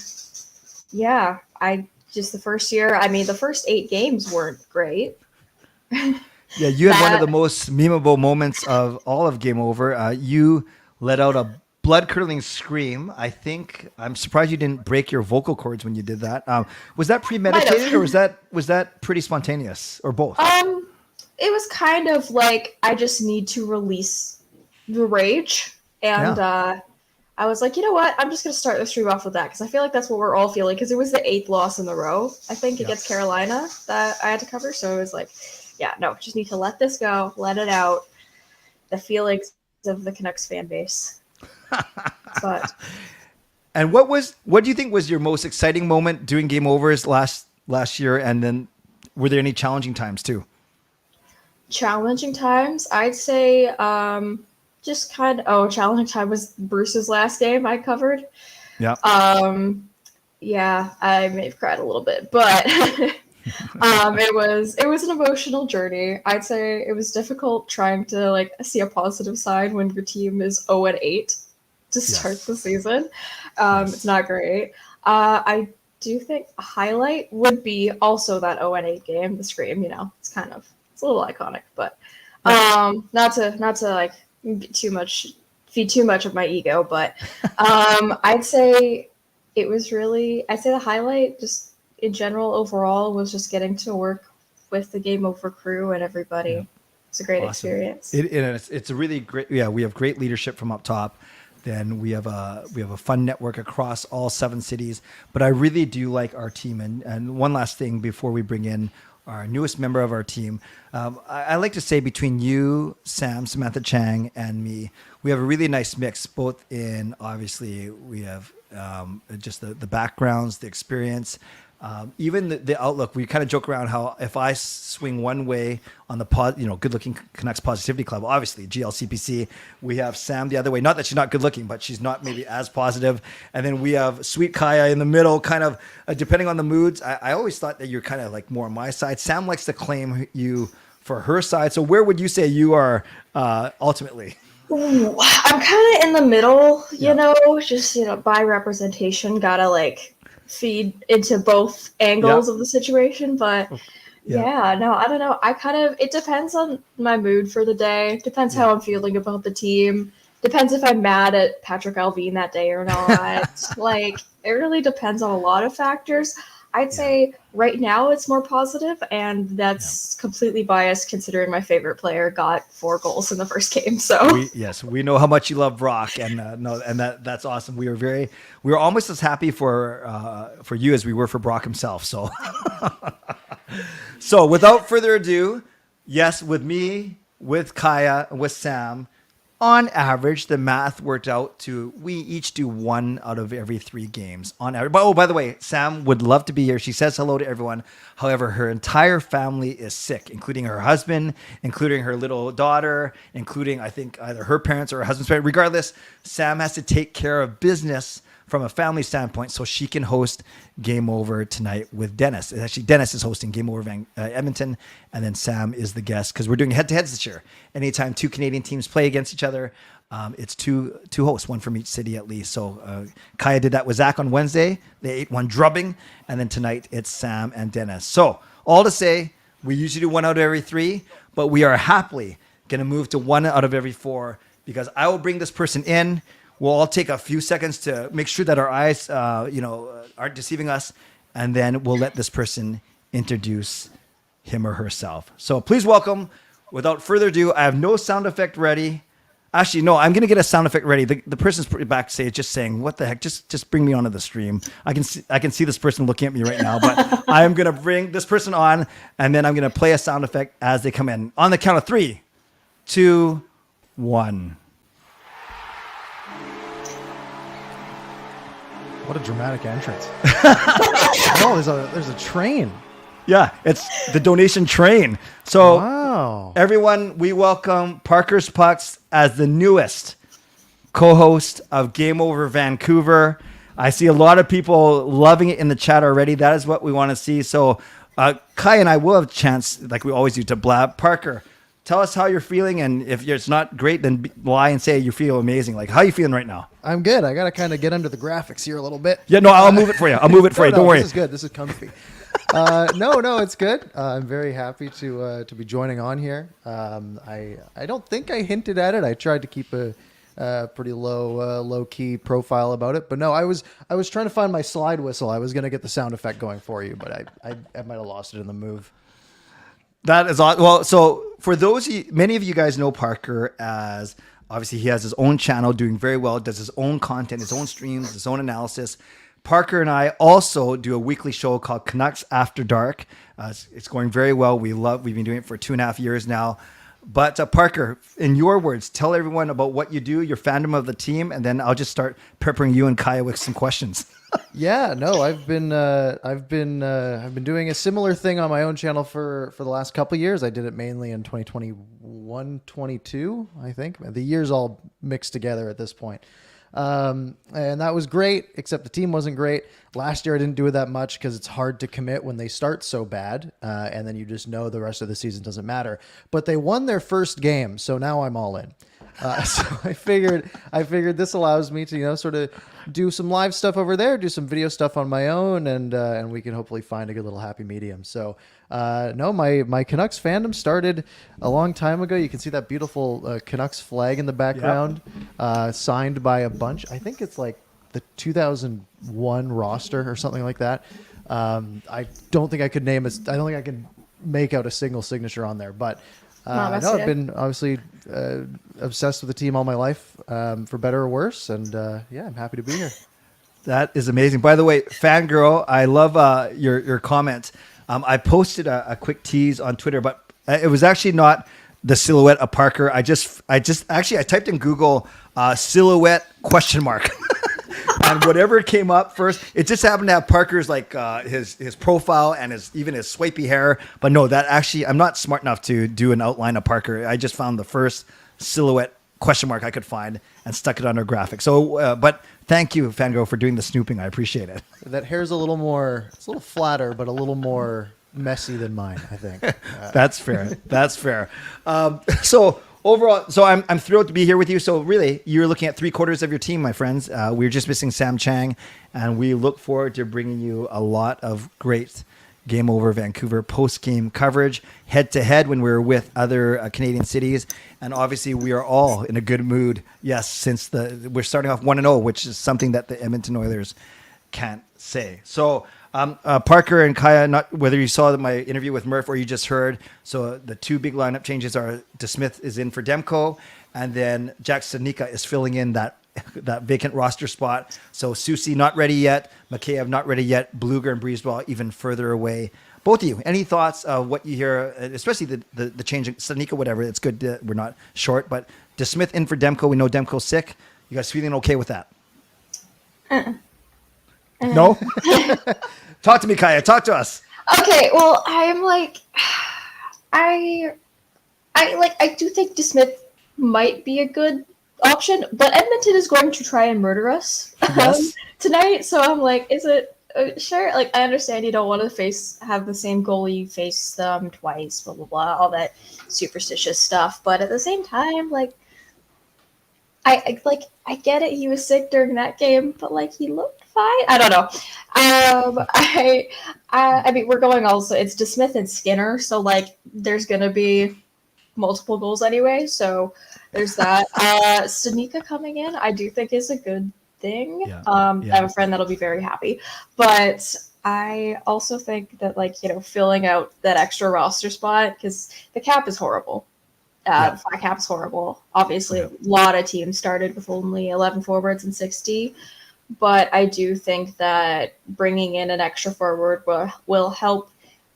I don't want to say there was much stress in the last game, because there wasn't, but like alleviating some of the pressure from the other forwards, I think.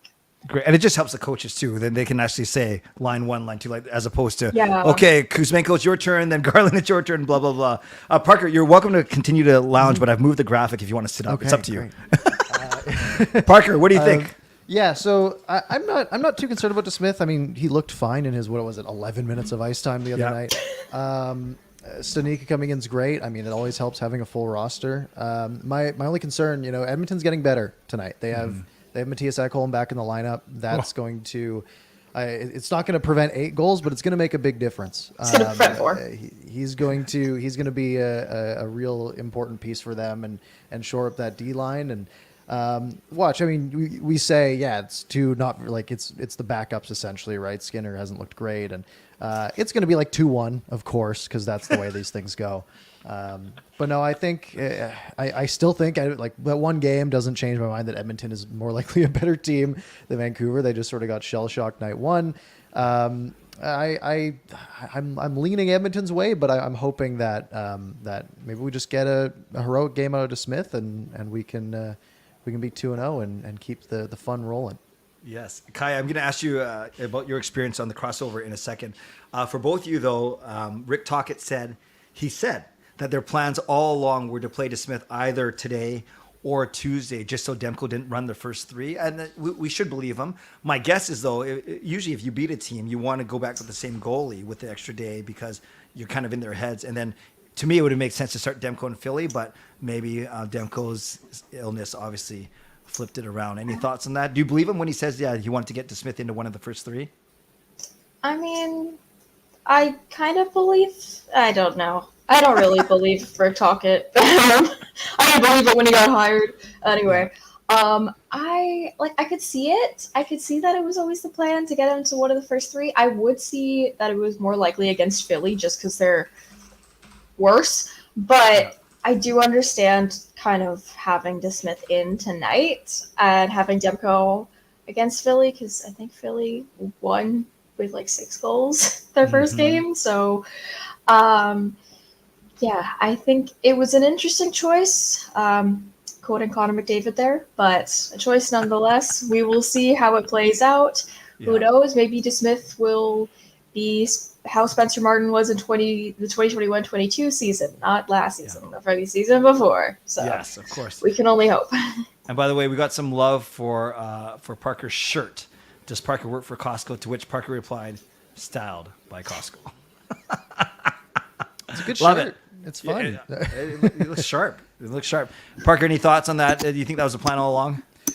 It's interesting because you look at the schedule, right, and you have 2-day gaps to start the season, right? They go Wednesday, Saturday, Tuesday, and then they don't have a back-to-back till the end of October, the 27th and the 28th, and then they have one, I think, in early November as well. So in theory, they could have ridden Thatcher Demko for the first, 7 games of the season, and then you put DeSmith in, or maybe you do the 6 games of the season, put Demko in against the Rangers on the Saturday night at home.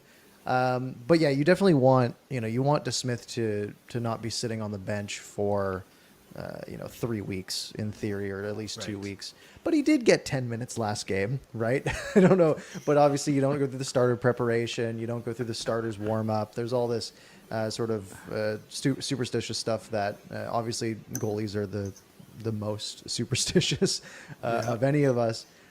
So I understand why you definitely want to get him in for one of these first 3 games. Would I have preferred it to be Philadelphia? Absolutely. However, maybe they're thinking, hey, the Oilers are going to give us a tough time regardless.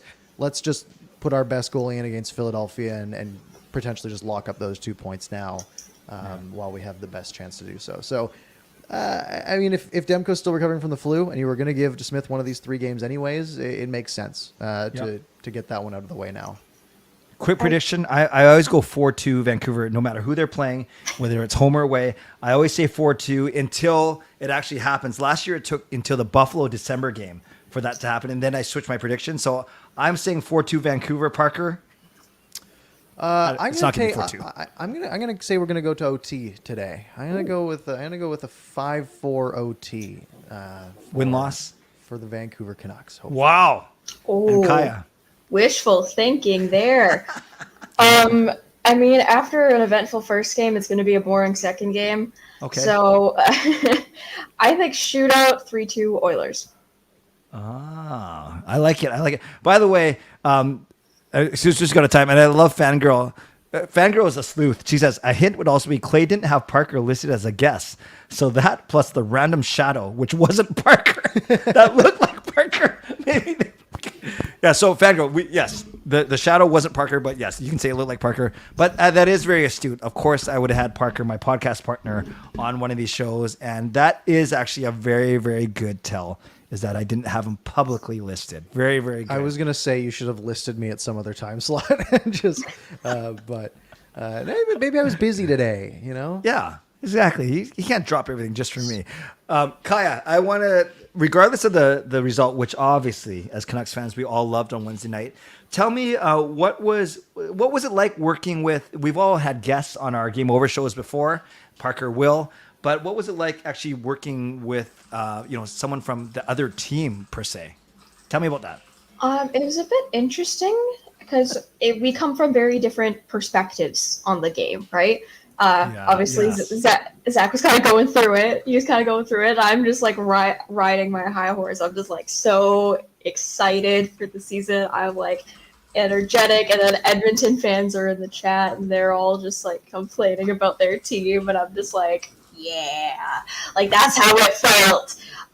But getting that, just kind of getting to build more of a connection with the other markets, I feel like is a very good thing. As well, because you get to talk through, like, you get to learn new things about the team that you may not have known before. And yes. I mean, there's only 7 Canadian teams. We kind of got to stick together, considering Bettman probably wants to get rid of us. That is a great. Together. Yeah. we stick together until we don't. But that is such a good point, actually, Kai. And that was, part of my motivation of having the other 6 shows on too was twofold. It was to get them and our network collectively, because we are a team, more exposure, right? And if some of viewers here that like us already will then on a non-Canucks night watch one of the other shows, that's awesome. And then for me and for everyone watching, just to learn a bit more about those markets for sure. Oh, that's interesting, Kai, because I guess even though there's 82 games for us to cover collectively, there's only going to be 10 or 12, whatever the math is. Yeah, 14 head-to-head. So they're not going to be that often. That's for sure. That's for sure. Especially we only have 2 other Canadian teams in our division. So, I guess that's pretty good.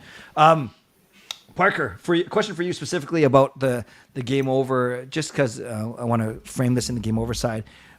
What made you, don't worry, we're not interviewing you. You already got the job. So what made you decide to actually apply? Like, I know you're already doing this. You do it very well. That obviously helped you get it. But what was the impetus for you? Yeah, I mean, for me, it was the ability to sort of, cross-pollinate in a way, like to meet all the people who are involved across the board. And, I got added to all the WhatsApp groups yesterday, and my phone has not stopped buzzing because they are very, very active. Yeah. But everyone's very friendly, and it's nice to hopefully meet some new people, get some new friends out of this, and yeah, maybe do some cross. The words don't work sometimes, but that's what I mean. Yeah, we know exactly what you mean. And then it's funny, Parker, that you mentioned, the chats are very active. There's 2 or 3 or 4 different ones we're all in. And then sometimes you get notified of funny things like a stream starting at midnight last night that all of us were commenting on. But I think that stream is actually going on right now. So Maud is running Game Over Ottawa right now. Yes. 12 hours late. Yeah, no, because I'm sitting there, I'm trying to get ready for bed, like it's completely dark, and then I just get a notification. I was playing like some game on my phone, and I get a notification, watch live in 30 minutes, SDPN. I'm like, why? Ottawa's not playing right now. Yes. Like, no one's playing right now, exactly. Yeah, I just like ran to the group chat, and I was like, hey guys. In about 5 or 10 minutes, if Parker and Kaja, if you're both cool, I'll throw it to the people in a few minutes, if that's okay.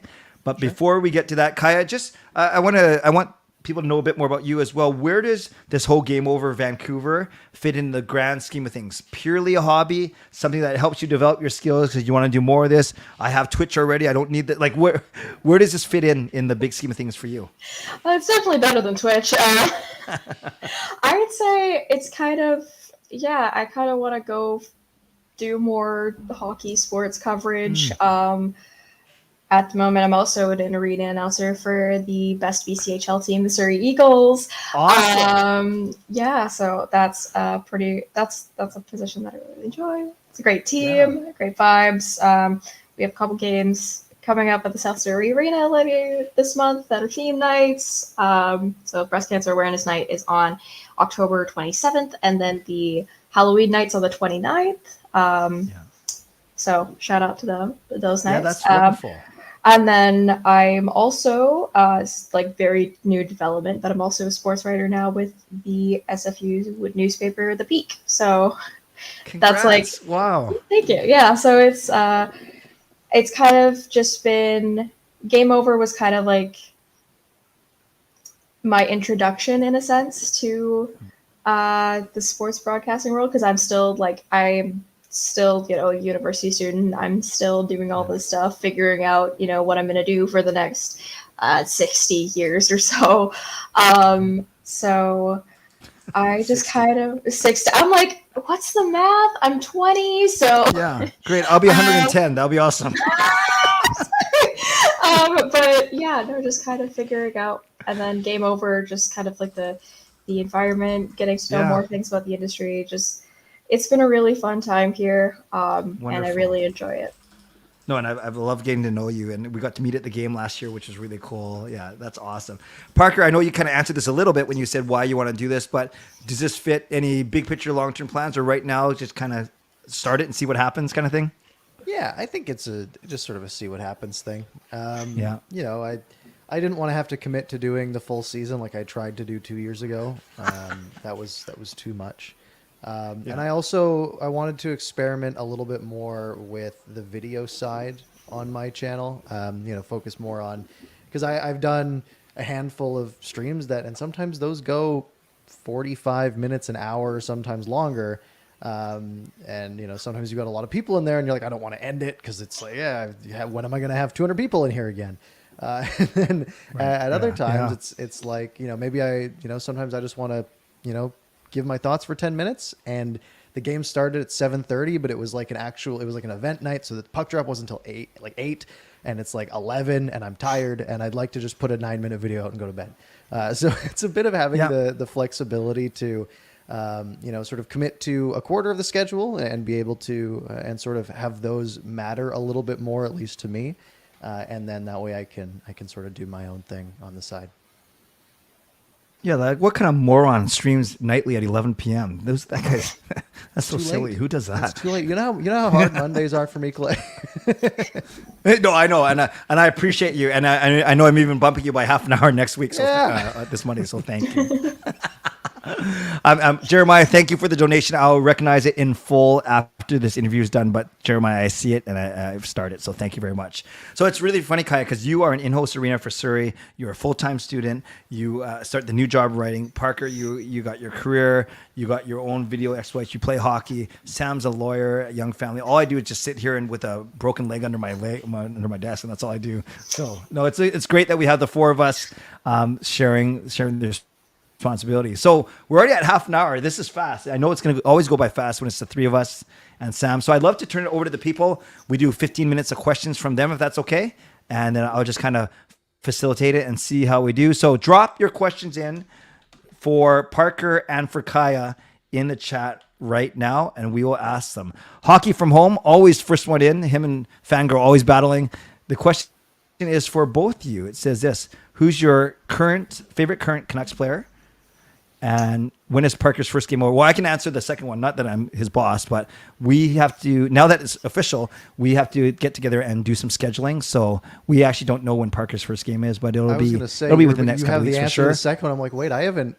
This hasn't been run by me yet. It's concerned. Yeah, no, I have control issues. And then for both of you, who's your favorite current Canucks player? Oh, I know. Kai, go first. It's Brock Besser. We've addressed it. And why? I just think he's very underrated. I think he's one of the longest tenured players on this team. If not, I think maybe the longest tenured now. I might be wrong with that. That's right. So don't quote. I mean, him and Breezewall, I guess. But unless you count Demko, because technically Demko was drafted in 2014 before. Anyway, I just think he's very underrated. I think he's just a good guy in general. Good. I think, he's a good player. Shot's great. Hair's great. His dogs are cute. He's just great. Yeah, what's not to like? Parker, who's your favorite? I know. It's Quinn Hughes. Just it's if we were talking from an off ice perspective, Besser would be up there for me for sure. But for me, just the play style of Quinn Hughes and how just dynamic his skating is, and the ability to create something out of nothing it's very fun to watch. And he's my number one guy. It could change. There's some guys who, especially deeper in the lineup, some of the new guys I'm excited about. If Pius Suter has a game like he did last night every night, he's going to become a fan favorite, and I'll be part of that. Same with Sam Lafferty, that one play, and I think I talked about this 8 times the other night. That Sam Lafferty drive to the net, that was just like a regular dump-in play that most players would make. I love that. That's stuff that lots of players just aren't going to bother with, but it drew a penalty, and I think the Canucks scored on it. It was stuff like that is what makes my favorite players. So if Quinn Hughes might have some competition this year, but he'll probably get 90 points, and then that won't matter. Love it. Fangirl, so the Canucks trot out Henrik Sedin, Trevor Linden, Stan Smeel, and the first captain, Orlin Kurtbeck. Understated, yet still, at least it was a ceremony of sorts, naming Quinn Hughes as the 15th captain, jersey swap. What do you guys think of that? What'd you think of it? Sorry. I think, first of all, I was concerned because I thought the song they were playing, the Viva La Vida instrumental, I thought that was the same song they used for Bo's captaincy announcement. So I was very confused. I went back and watched the YouTube video. It wasn't. But good. I do see how it was kind of toned down because with Bo, it was the 50th season, they're going to have all these things about it. So it was definitely more hyped up. The ceremony, while it was small, I do think it was kind of good to have I want to say the iconic captains.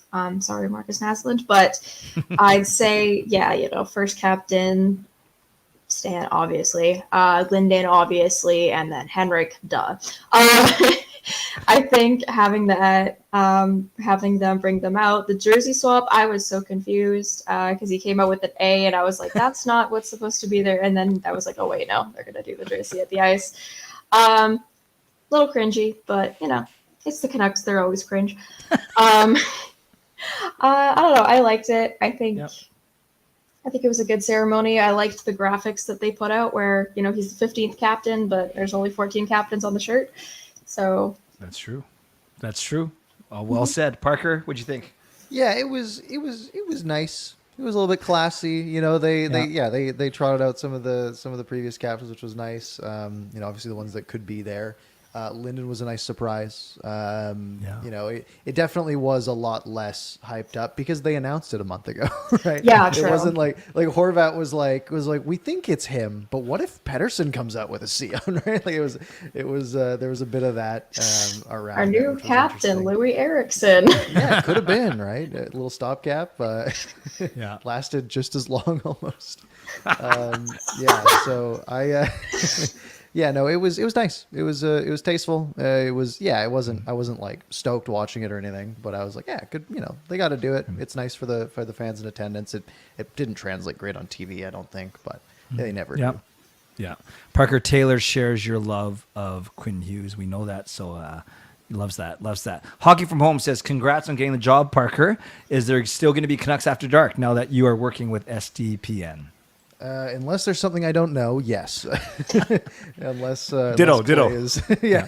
Unless we've made some unilateral decisions on our own end, but no, same old. It's really just an additional piece. Awesome. We got same Hockey from Home. Where do you think the Canucks are going to finish in the division? Kaja, I know Parker's answer already, so let's start with you. I think they're going to be a wild card team in the division. I could see a fourth, obviously, but yeah, I could see them in a wild card spot. If they get into the top 3, I will be blown away. Yeah. I do think they're a potential wild card team, probably just a first rounder, but right. So behind Edmonton, Vegas, and who? That's hard because like I want to say Seattle. Yeah. But I'm not 100% confident in them right now. I'm not confident in LA whatsoever. Yeah, I just don't like LA. That's the reason. That's fair.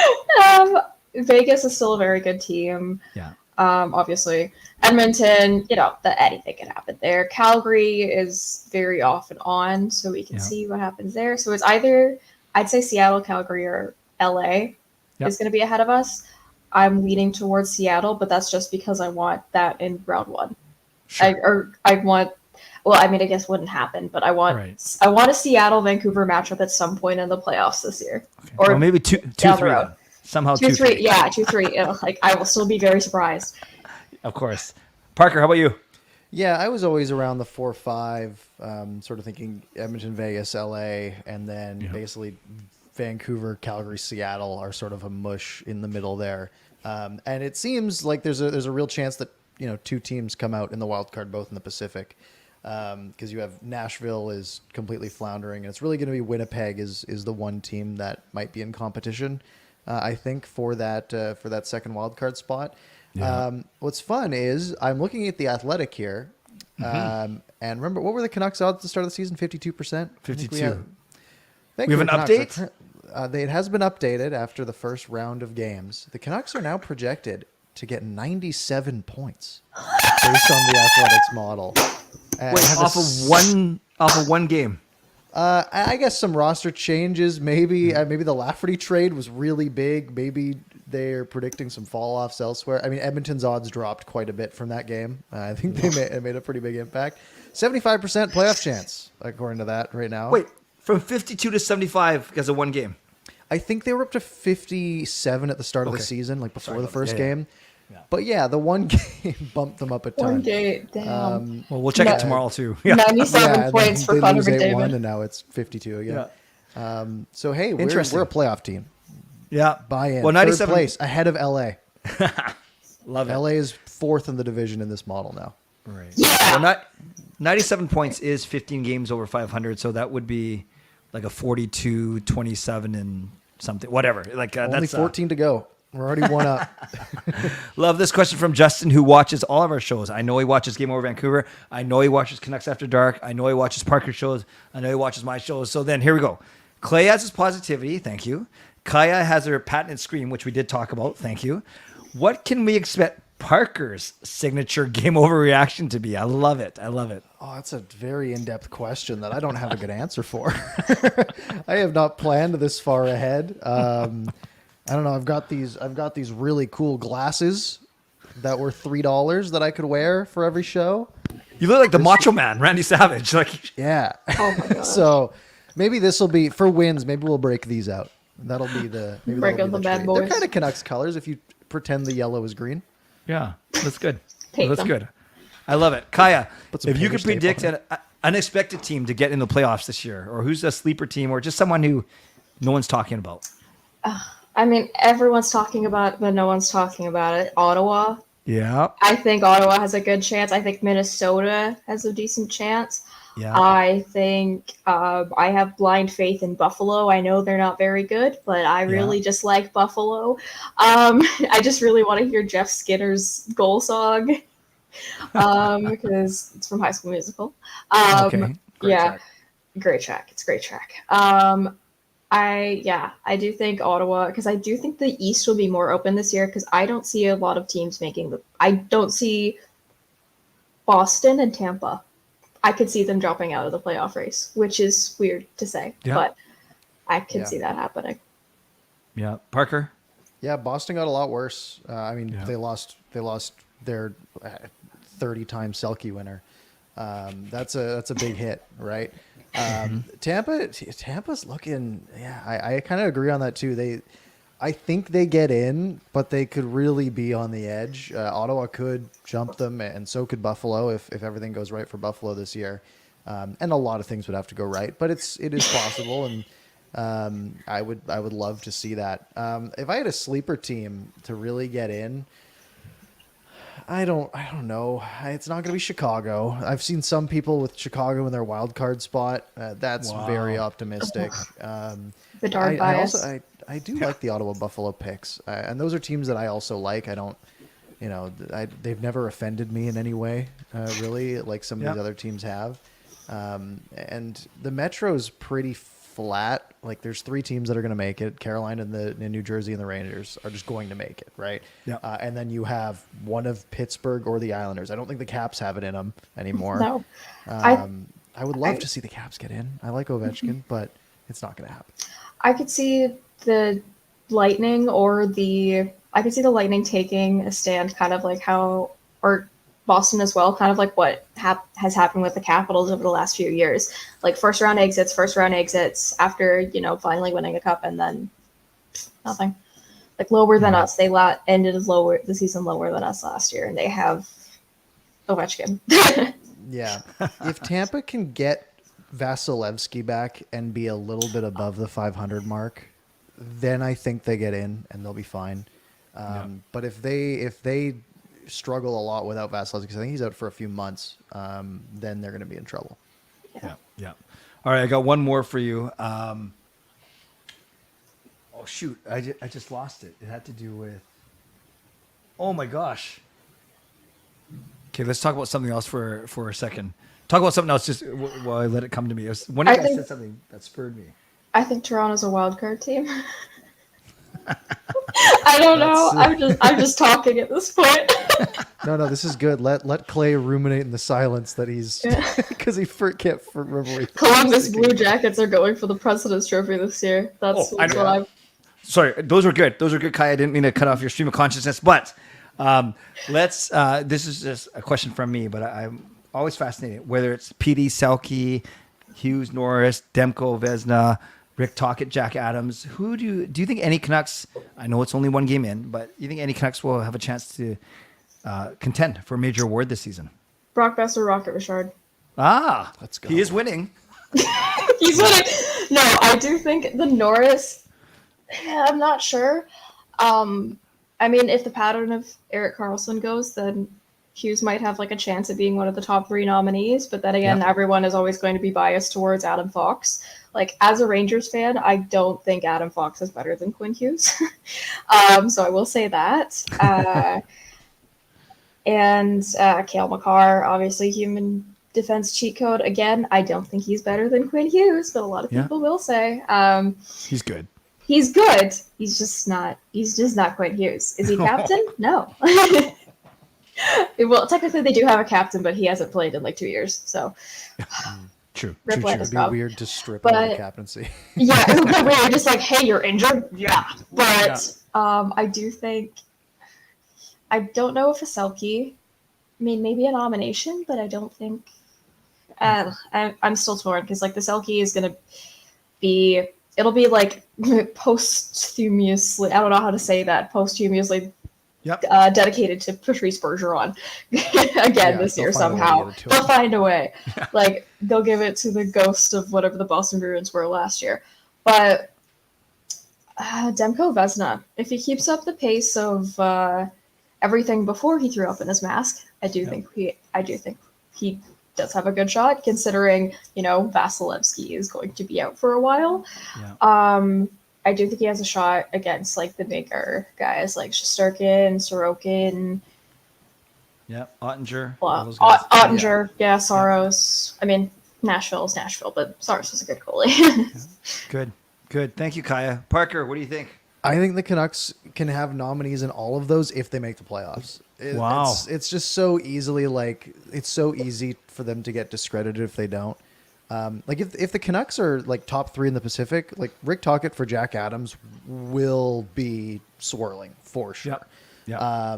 If Pettersson puts up 105 points and then Selke is very possible. If Demko always has the flu, Vezina is possible. And then Quinn Hughes could win the Norris. But it's again, Colorado is going to be better than the Canucks will be this year, and it's going to be easier for them to be like, Makar's better. So, and I think he is a little bit better. Sorry, but yeah, I think the Canucks they genuinely have Pettersson will probably get top 5 Selke votes. Hughes will probably get top 5 Norris votes. Demko, if the Canucks have 98 points and he's got a 915, then he'll probably be top 5 in Vezina votes. And Tocchet will be top 5 in Adams votes. I don't know if any of them are the best in their category, but they have a lot of guys who are at least near the top. Yeah, well said. Kaja, were you say something too? I was going to just add JT Miller for Selke. What's that sportsman What's the sportsman award? What's what name that one? Lady Bing for JT Miller. Well, you guys are awesome. Yeah. So I'm looking at our schedule just to wrap up that point. Yeah, Kaja hosted on Wednesday. Sam has tonight, and then I have Tuesday, and then we'll go from there. All bets are off from there. So we'll get Parker. We'll get him trained. It'll take him 10 seconds, and then we'll get him in the rotation pretty darn quickly. I will finish off the rest of the questions. I'll let you guys go. Kaja, where can everyone follow you on your socials?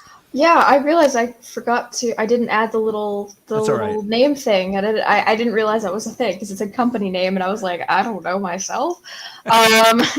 You can find me on Twitter at RealKajaMay, or on YouTube I'm also Kaja Twitch Kaja May on Instagram. I'm basically Kaja May everywhere. Love it. Yeah, that's it. And go to Vancouver. Sorry. Yeah, Parker, just before you go, before you answer, I love how this Kaja has started to come into my streams, and it's been awesome because it's confused a lot of people, but I love both Kajas in the streams. Parker, where can people find you? Parker's Pucks basically everywhere, I think. YouTube, Twitter for the most part. And then, of course, Canucks After Dark, Monday nights, 10 p.m., except this Monday, 10:30. Thanks. Yeah, thank you. Thank you. That's where I'll be. Well, Kaja, you are awesome. As always, Parker, you are awesome, and we are so thrilled to have you as part of our team.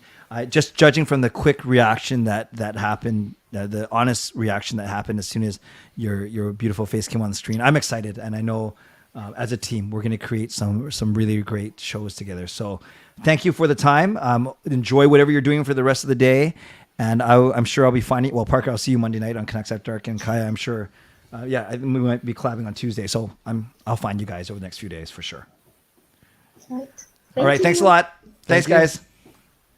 All right, friends, that was Kaja, and that is Parker, our brand new co-host for Canucks After Dark. No, he's already Canucks After Dark. Brand new co-host for Game Over Vancouver. Now we are a 4-man team of Kaja, Sam, Parker, and myself. So I'm going to charge these AirPods for 10 minutes as I talk to you and answer some of your questions. And I do want to catch up on a couple of things real quick. So let's go. And first, way earlier, we had a donation that I wanted to recognize and give proper love to. So let's do that right now.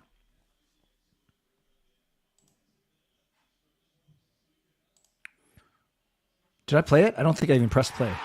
There we go.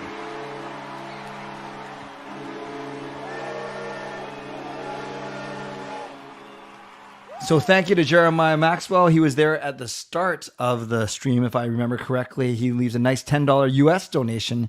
Just wanted to come show my support for Clay and his 12-hour stream. Actually, maybe Jeremiah wasn't there this morning. So Jeremiah, I appreciate you coming by and dropping that donation. Thank you very, very much.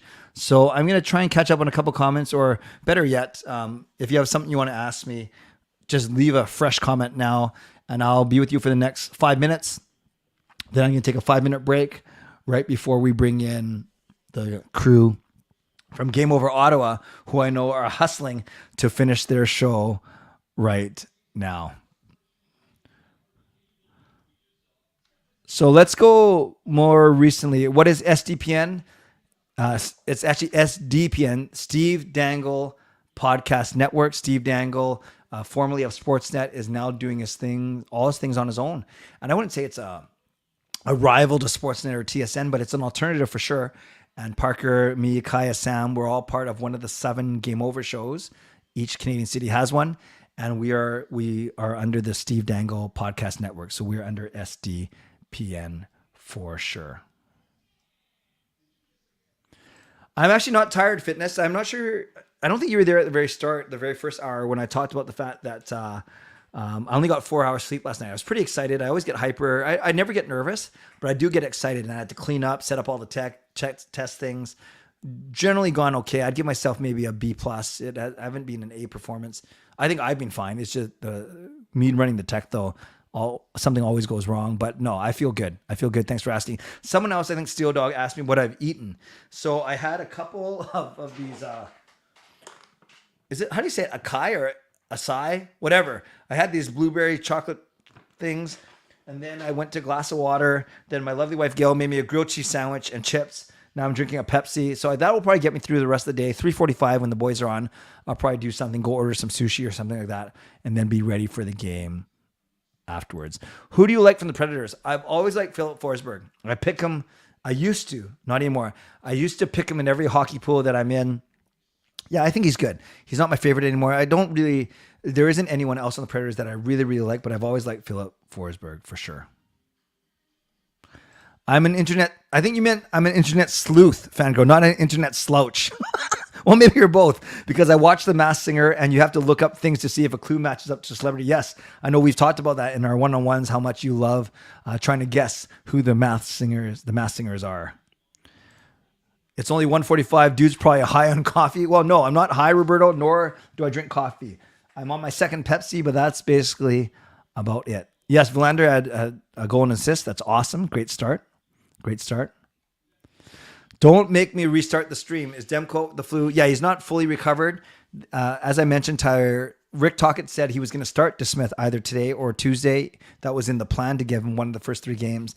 So it just happens to be today. 5-minute smoke break. Yeah, sure. Archie Baines with 4 points. Wow. Which Canucks games will you be attending this month and next month? I know over the next little bit, I am going to St. Louis on the 27th. I am going to the Rangers on the 28th. And then I'm going to the Oilers on the 6th. I'm not going to Predators on the 31st, nor the Stars on the 4th. So I'm going to 3 of the next 5.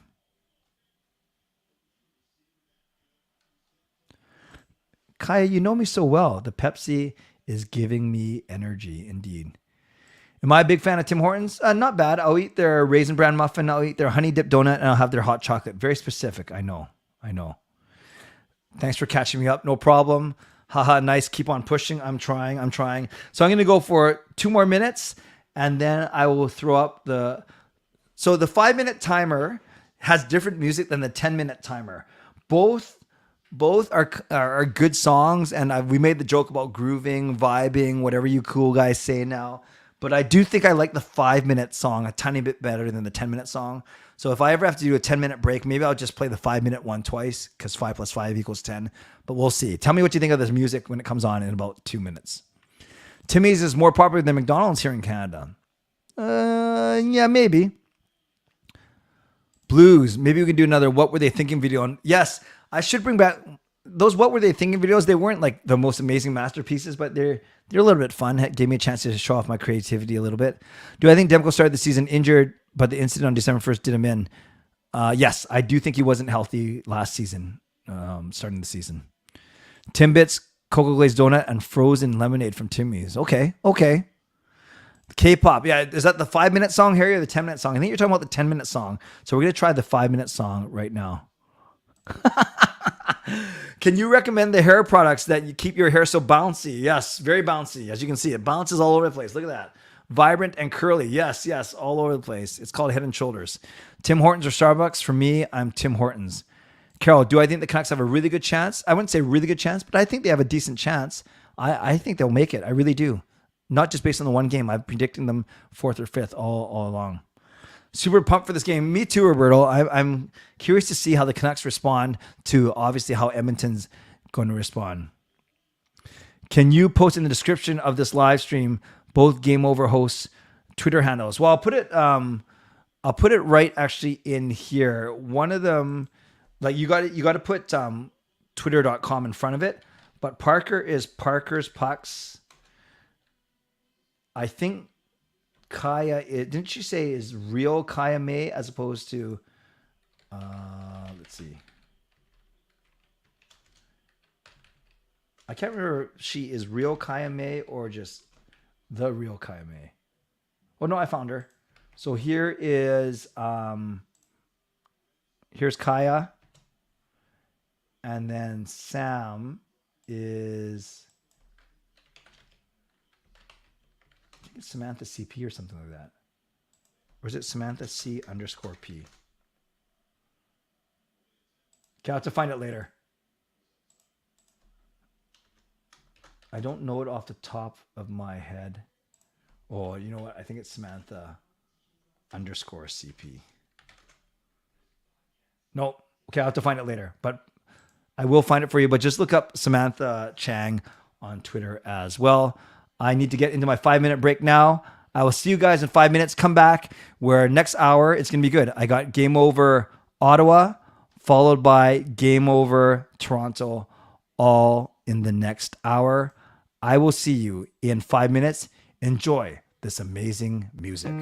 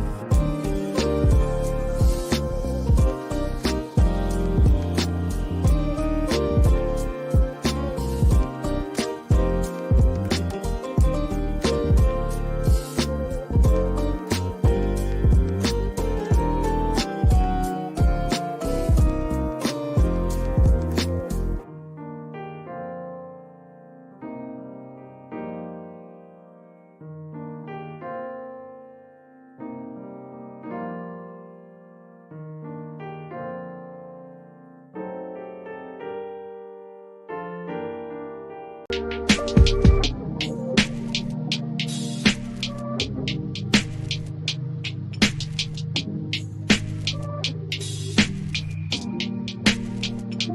everyone, it's Kirk McLean here, and you're watching Clay's Canucks Commentary.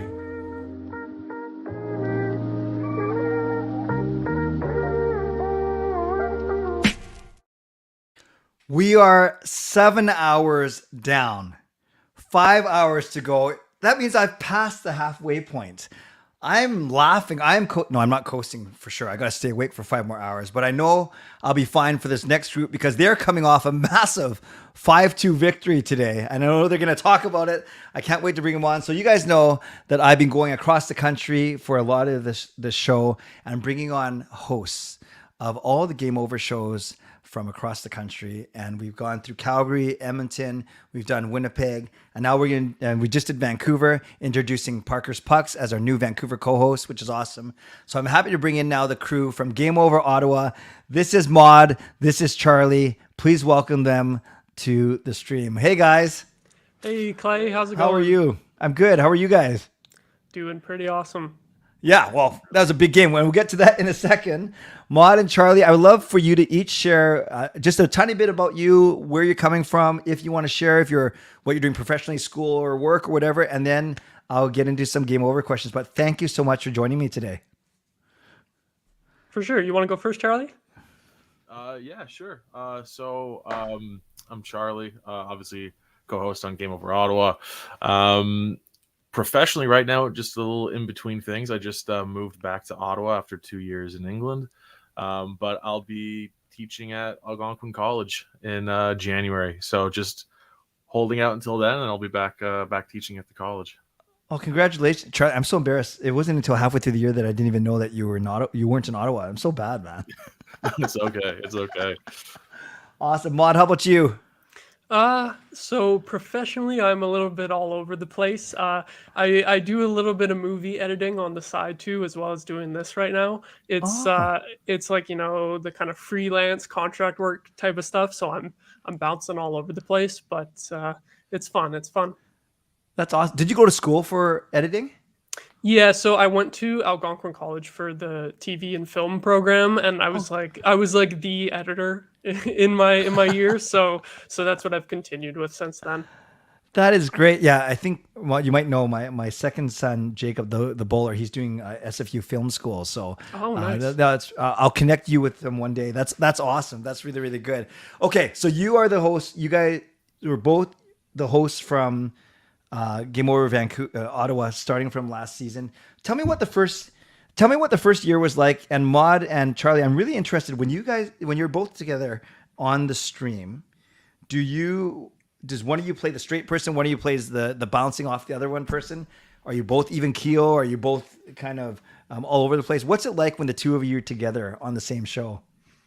I think we can call ourselves. I think Maud is the much better host. I'm oh my god! I think really like you'll ask me a question and then I'll notice 5 minutes have gone by and I'm on something else. Like I'm answering a different question that you never asked by that point. It's bad. I have to reel myself in a little bit better, I think. I feel like you're a bit of the ranter of the two of us, but I kind of like that. And Maud, you like that because will you rant as well, or do you like to try and bring Charlie back to the fold? Well, I like that a little bit just because I think it's a little bit of a different dynamic from me. Like if I'm doing the show myself, like today, like I had a whole bunch of notes, but when we do the show together, what I like is I don't really have to write any notes and we kind of just go. It's just kind of like stream of consciousness, and I feel like it comes really naturally when we're both hosting together. That is such a great point, Maud. And I was just going to say, there's, I guess, subtle differences when you are vibing with your co-host versus when you have to either run it solo or with a guest. It's just a different feel. So I love how you pointed that out. And Charlie, by the way, your setup is awesome. Like, not that your setup in England wasn't good, but it's so crisp now. You got the mic hanging. Look like a pro, man. Yeah. No, I'm happy to be back with the good mic. I still need to set some stuff up in the background there. At the start of the last season, I was back home visiting, so I had a wall of jerseys. Got to get those back. So without getting into the game specifically yet, which we will, Maud, what was your show like today? How was it in there? So yeah, it was me on my own, just talking for 40 minutes, which has been something that is difficult, but eventually you get better as you go. The main thing for me is freaking breath control, because I start sounding like I'm running out of breath trying to put a whole show together on my own, but I hang in there. I think it's interesting. Like I said, I try to take a lot of notes and kind of notice things within the game that kind of, as the game goes, you might forget about, but they're the things that were, impactful from different players and stuff. So I try to note smaller things like that when I'm doing a show on my own. Yeah. So why don't you tell us a bit about the game today, and then I'll go to both you and get your thoughts on the Ottawa Senators overall this season, because every guest I've had, a lot of the comments in the chat, they're talking about Ottawa as this team that's kind of an enigma. Are they gonna? Everyone knows they're gonna improve. They just don't know if it's gonna be this year or not. So, but we'll talk about that. Tell me about the game though today, Maud. What I see a 5-2 victory. I haven't looked at the box score. Tell me about it. Yeah, so it was kind of the polar opposite of our season opener, because we played Carolina in the first game and just got smacked, and then now we play a team that's below us in the standings and just good. Thankfully, we smacked them. Like I was kind of worried.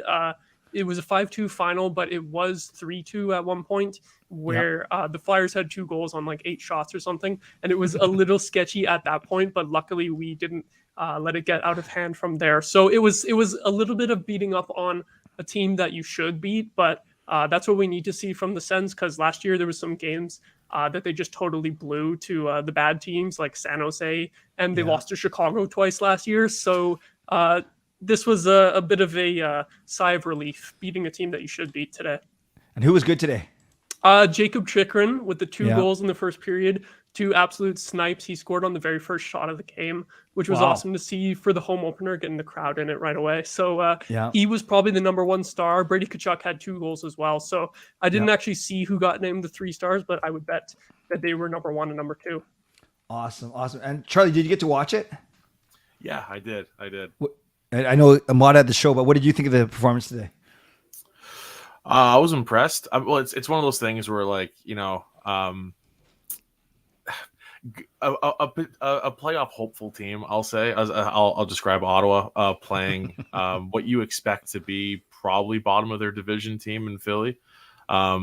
So I'm struggling now with how many years the Sens have missed the playoffs now. I'm kind of struggling with, I have to, the bar's higher now for the Sens, right? So I need to be a little bit more, I don't know how to put it. Like, if they hadn't dominated this game for majority of it, it probably would have been a disappointment, I think is the way to look at it. Like 5-2 is a great score, but just like Maud said, there was a point where it was 3-2 and it was looking a little rough. But luckily they pulled it together in the third period and it was fine. But yeah, I think we're at the point now for the Sens where you have to dominate the bad teams, because they were not doing that last year, and that's probably the difference between them making or missing the playoffs. Awesome. So what I'd love to do is maybe if I could get, I would love for you to kind of educate the viewers in here. Not all, but predominantly Canucks fans, as you can understand. But I really want people to get to know the two of you and to get to know the team that you cover in the Ottawa Senators. So maybe I can get one of you to take the forwards, and I'll get the other one of you to take the defense and goaltenders, and just tell me who's good, what we can expect, and any other things that we can, kind of things we should keep our eye on if we're trying to follow this team for the first time. Would that be fair? And then we'll end up the last 5 or 7 minutes of just getting questions from people, if that works. Yeah, I like that. Sure. Yeah. So who wants the forwards? Feeling? I'll let you go for whatever you want to take. I'll go for the forwards, because I was talking about it a little bit on the show here today. It's an interesting change up for the Sens forwards, because last year they tried to absolutely stack the top 6, when they traded for DeBrincat, and that whole thing didn't really work out at all. He was underwhelming, didn't want to stay and gets moved on from. So they're kind of shifting to going for a better top 9 depth setup this year. And I think it's worked pretty well so far, because up until Kachuk scored the 4th goal of the game today, the first 5 or 6 goals for the Sens so far this season was not scored by the top line. And last year we were totally carried by our top line. So I think so far the depth is actually doing a pretty good job. pretty good winger depth primarily, and especially since we're currently missing Josh Norris due to injury and Shane Pinto due to not having a contract. Once we somehow figure out how to get both those guys in under the cap, it's going to be a pretty deep forward group. Yeah, I see Stützle, Kachuk, Giroux, Tarasenko, Joseph, Kubalik, Batherson. Like, to me, that's pretty good. It drops off a little bit on the fourth line, but every team does that. That's so when Norris and Pinto play, who comes out, Mod? So they currently have Ridley Gregg, who's a rookie, centering the second line. Yeah. I think most people were thinking that he would be on the roster anyway, but probably on the fourth line. Okay. So he could come out, or he could slide down to the fourth line. Maybe someone else gets bumped out. And then they have currently Rourke Chartier on the third line, who's a pretty cool story because he actually missed a couple of full seasons a couple of years ago due to concussion issues. I think he was previously with the Sharks. I think he scored his first NHL goal with them like 5 years ago or something.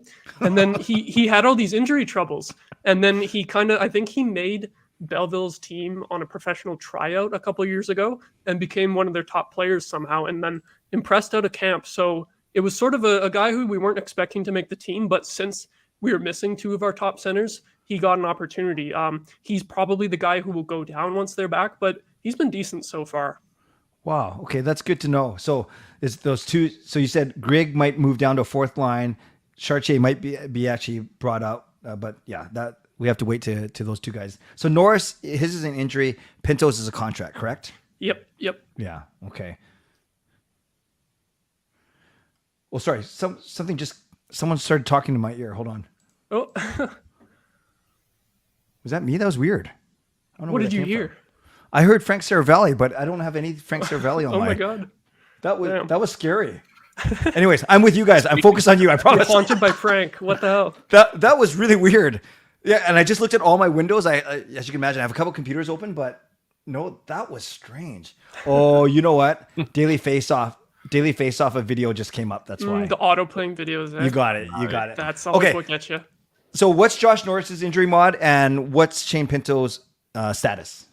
So Norris has been dealing with shoulder issues ever since the beginning of last season. Actually, I think it was the end of the season before that when he first hurt his shoulder.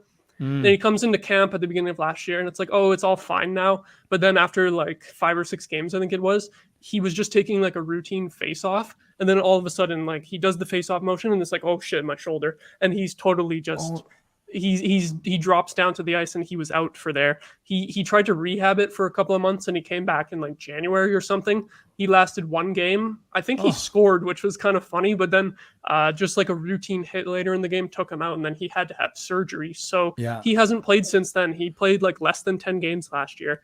And they kept saying in training camp, like, oh, he'll play the next game. Oh, he'll play the next game. He didn't play any of the preseason games at all, despite practicing in training camp the whole time. So they're saying he probably won't play tomorrow, maybe on Wednesday, but it's going to be interesting to see, if he's really up to speed after not having any preseason games. But at least practicing with the team in the contact jersey, all that kind of stuff. He's getting Yeah, okay. exactly. And then Pinto is a restricted free agent or? Yes, RFA, and he was not arbitration eligible, which is the main reason that this has dragged on so long. It's tough because it shouldn't be too expensive of a contract. It's just that we were right at the cap. Me and Charlie talked a lot about this on our first show the other day. It's like we feel like we don't have any bad contracts, and yet we're right at the cap ceiling. We have like $5 million of dead cap from retained salary and buyouts, which I think is the biggest issue. But it's tough because it should only take a couple of million to get him into this lineup, but we're going to have to move someone. Well, if you ever want to commiserate about bad cap management, you know where to find me. All right, Charlie, thank you, Mod, for that wonderful breakdown on the forwards and the issues. Charlie, walk me through the back end now. How's defense? How's goaltending on this team? Honestly, defense is looking better than it has since. Honestly, on paper, they should be the best D-core that the Sens have had since when you're looking at like the mid 2000s, when you look at the team that had Chris Phillips in his prime, Wade Redden, Zdeno Chara, Anton Volchenkov as a top 4. I honestly believe this should be the best top 4 since those days, which great. The main issue with them, though, is they have to stay healthy. So I think it was last season, and this is without without counting the 10 games that Chychrun was scratched by Arizona just leading up to the deadline, because I wanted to make sure he wasn't going to get injured before they trade him. Even without that, the top 4 players on the Sens D, so you go Thomas Chabot, Jacob Chychrun, Artem Zub, and Jake Sanderson, I believe they missed a combined is right around 75 games due to injury. Wow. Last season, just the top 4. So that's the biggest thing for them, is to stay healthy. But yeah, honestly, on paper, top 4 of the top pairing of Thomas Chabot and Jacob Chychrun, that should be phenomenal. Yep. Then you have Artem Zub and Jake Sanderson. Jake Sanderson, who obviously had a phenomenal rookie season last year, already has that 8-year extension, so he's under contract for 9 years. Wow. Looks great. He honestly looks phenomenal. And Zub, I think outside of Ottawa, is maybe not underrated so much as just unknown. Sure. Just a overall solid shutdown defenseman. If you are not a Sens fan, you tune in, you might think the crowd's booing every time he touches the puck, but that's just the crowd going Zub. And then past that, on the third pairing, it's Eric Brandstrom and Travis Hamnick. It is no secret to anyone who watches Game Over Ottawa that I am not a Travis Hamnick fan, which is why the team extended him for 2 years with a no move clause. But then there's Eric Brandstrom, and the main thing with Eric Brandstrom is he's obviously the biggest thing with Eric Brandstrom is he was acquired in that Mark Stone trade, and so everyone's just really hoping he breaks out. Yeah. DJ Smith, coach of the Sens, apparently not a huge fan of the guy. Doesn't really give him a ton of ice time. A little bit more tonight, this afternoon rather than the home opener, or the first game of the season, which is nice. But yeah, overall, honestly, it's a good decor. I'm really impressed with it. And then goaltending, Anton Forsberg in his third full season with the Sens now, last year was not great, and also what was it? He tore both. Is it MCL or ACL? I don't know. One of the CLs anyway. Tore both. Anyway, completely just ruined both his knees in one play last season. So he was taken out, double surgery towards the end of last season. Seems to be good though. So hopefully he stays healthy, because last year before the injury, he wasn't playing great. I think he was just a little over 900 on his save percentage, 902, 3-4, somewhere in that range. Season before that, though, he had a 917 and looked really, really great on an otherwise pretty horrible Sens team. Yeah. So who knows which version of him you get this year. And then there's Jonas Korpisalo, who signed that 5-year, $20 million deal with the Sens. So if he can put it together like a few good seasons, I think it's a really solid contract. Very risky, though, because he's never really put together back-to-back good seasons in his career. And granted, I think a lot of that has to do with the Columbus defense that's been in front of him for the vast majority of his career. So I think on paper, the defense looks fantastic. Yeah. In net, it's a little bit, we're not sure, because, outside of Craig Anderson, the goaltending in Ottawa has been a bit of a revolving door for quite some time. And on that note, I will just take a long sip out of my Ben Bishop Dallas Stars cup. Well, you guys, thank you, Charlie. Thank you, Maud. I'm listening to you. I'm looking at the line combinations. The top 9 is solid, and that's missing those 2 guys. Your top 4, I agree, Charlie, on the blue line is outstanding. We know a bit about Travis Hamnick from Vancouver, and then the goaltending, maybe not the strongest. That's where it falls off a little bit. But everyone's talking about this race between Ottawa, Buffalo, and Detroit, right, to come out of the bottom of the division and supplant one of the teams in the top half. So let's lead into it this way. We'll do one more question, then we'll turn it over to the people. So everyone in the chat, get your questions ready for Maud and Charlie about Ottawa. Where do you see them finishing this season, playoffs or not?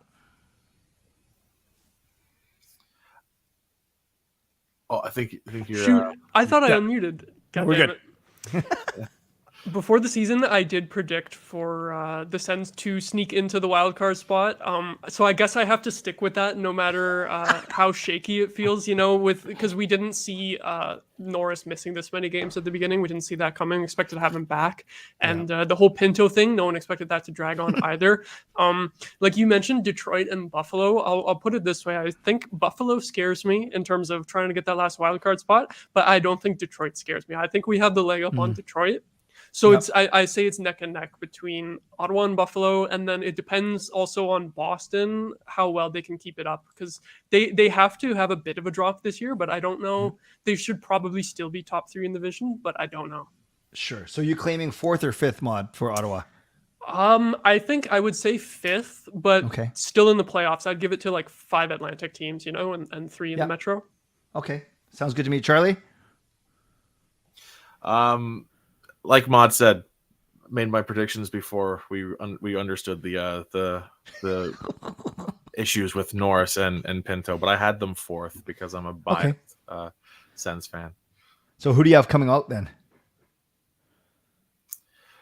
Ooh, this is spicy. I have Boston. Okay. Oh. So you got Toronto. Just because I think Boston is at this point they're just too top heavy. One injury, and I think they're toast. Okay. So both of you have Let's Toronto, Tampa, Florida as the top 3, and then Ottawa. Is that correct? I kind of wouldn't have Florida in, to be honest. I would put Buffalo in over Florida because Florida might not have Montour or Ekblad until December, and I'm wondering if they get off to a slow start. I could be disproven immediately, and they might just be fine and have like a perfectly fine start, but I feel like it could happen. Awesome. So let's spend the last 5 minutes. Hockey from Home always gets the first question in. Always asking the same thing, but it's great because we can do this when we have 7 different markets on. Who's each of your favorite Sens players right now? We don't have to talk about the game. We already did that. So who's your favorite Sens player, each of you? Do we want to go with all-time or on the current roster? What do Both. we think here? Give me 2 names. Both. Yeah.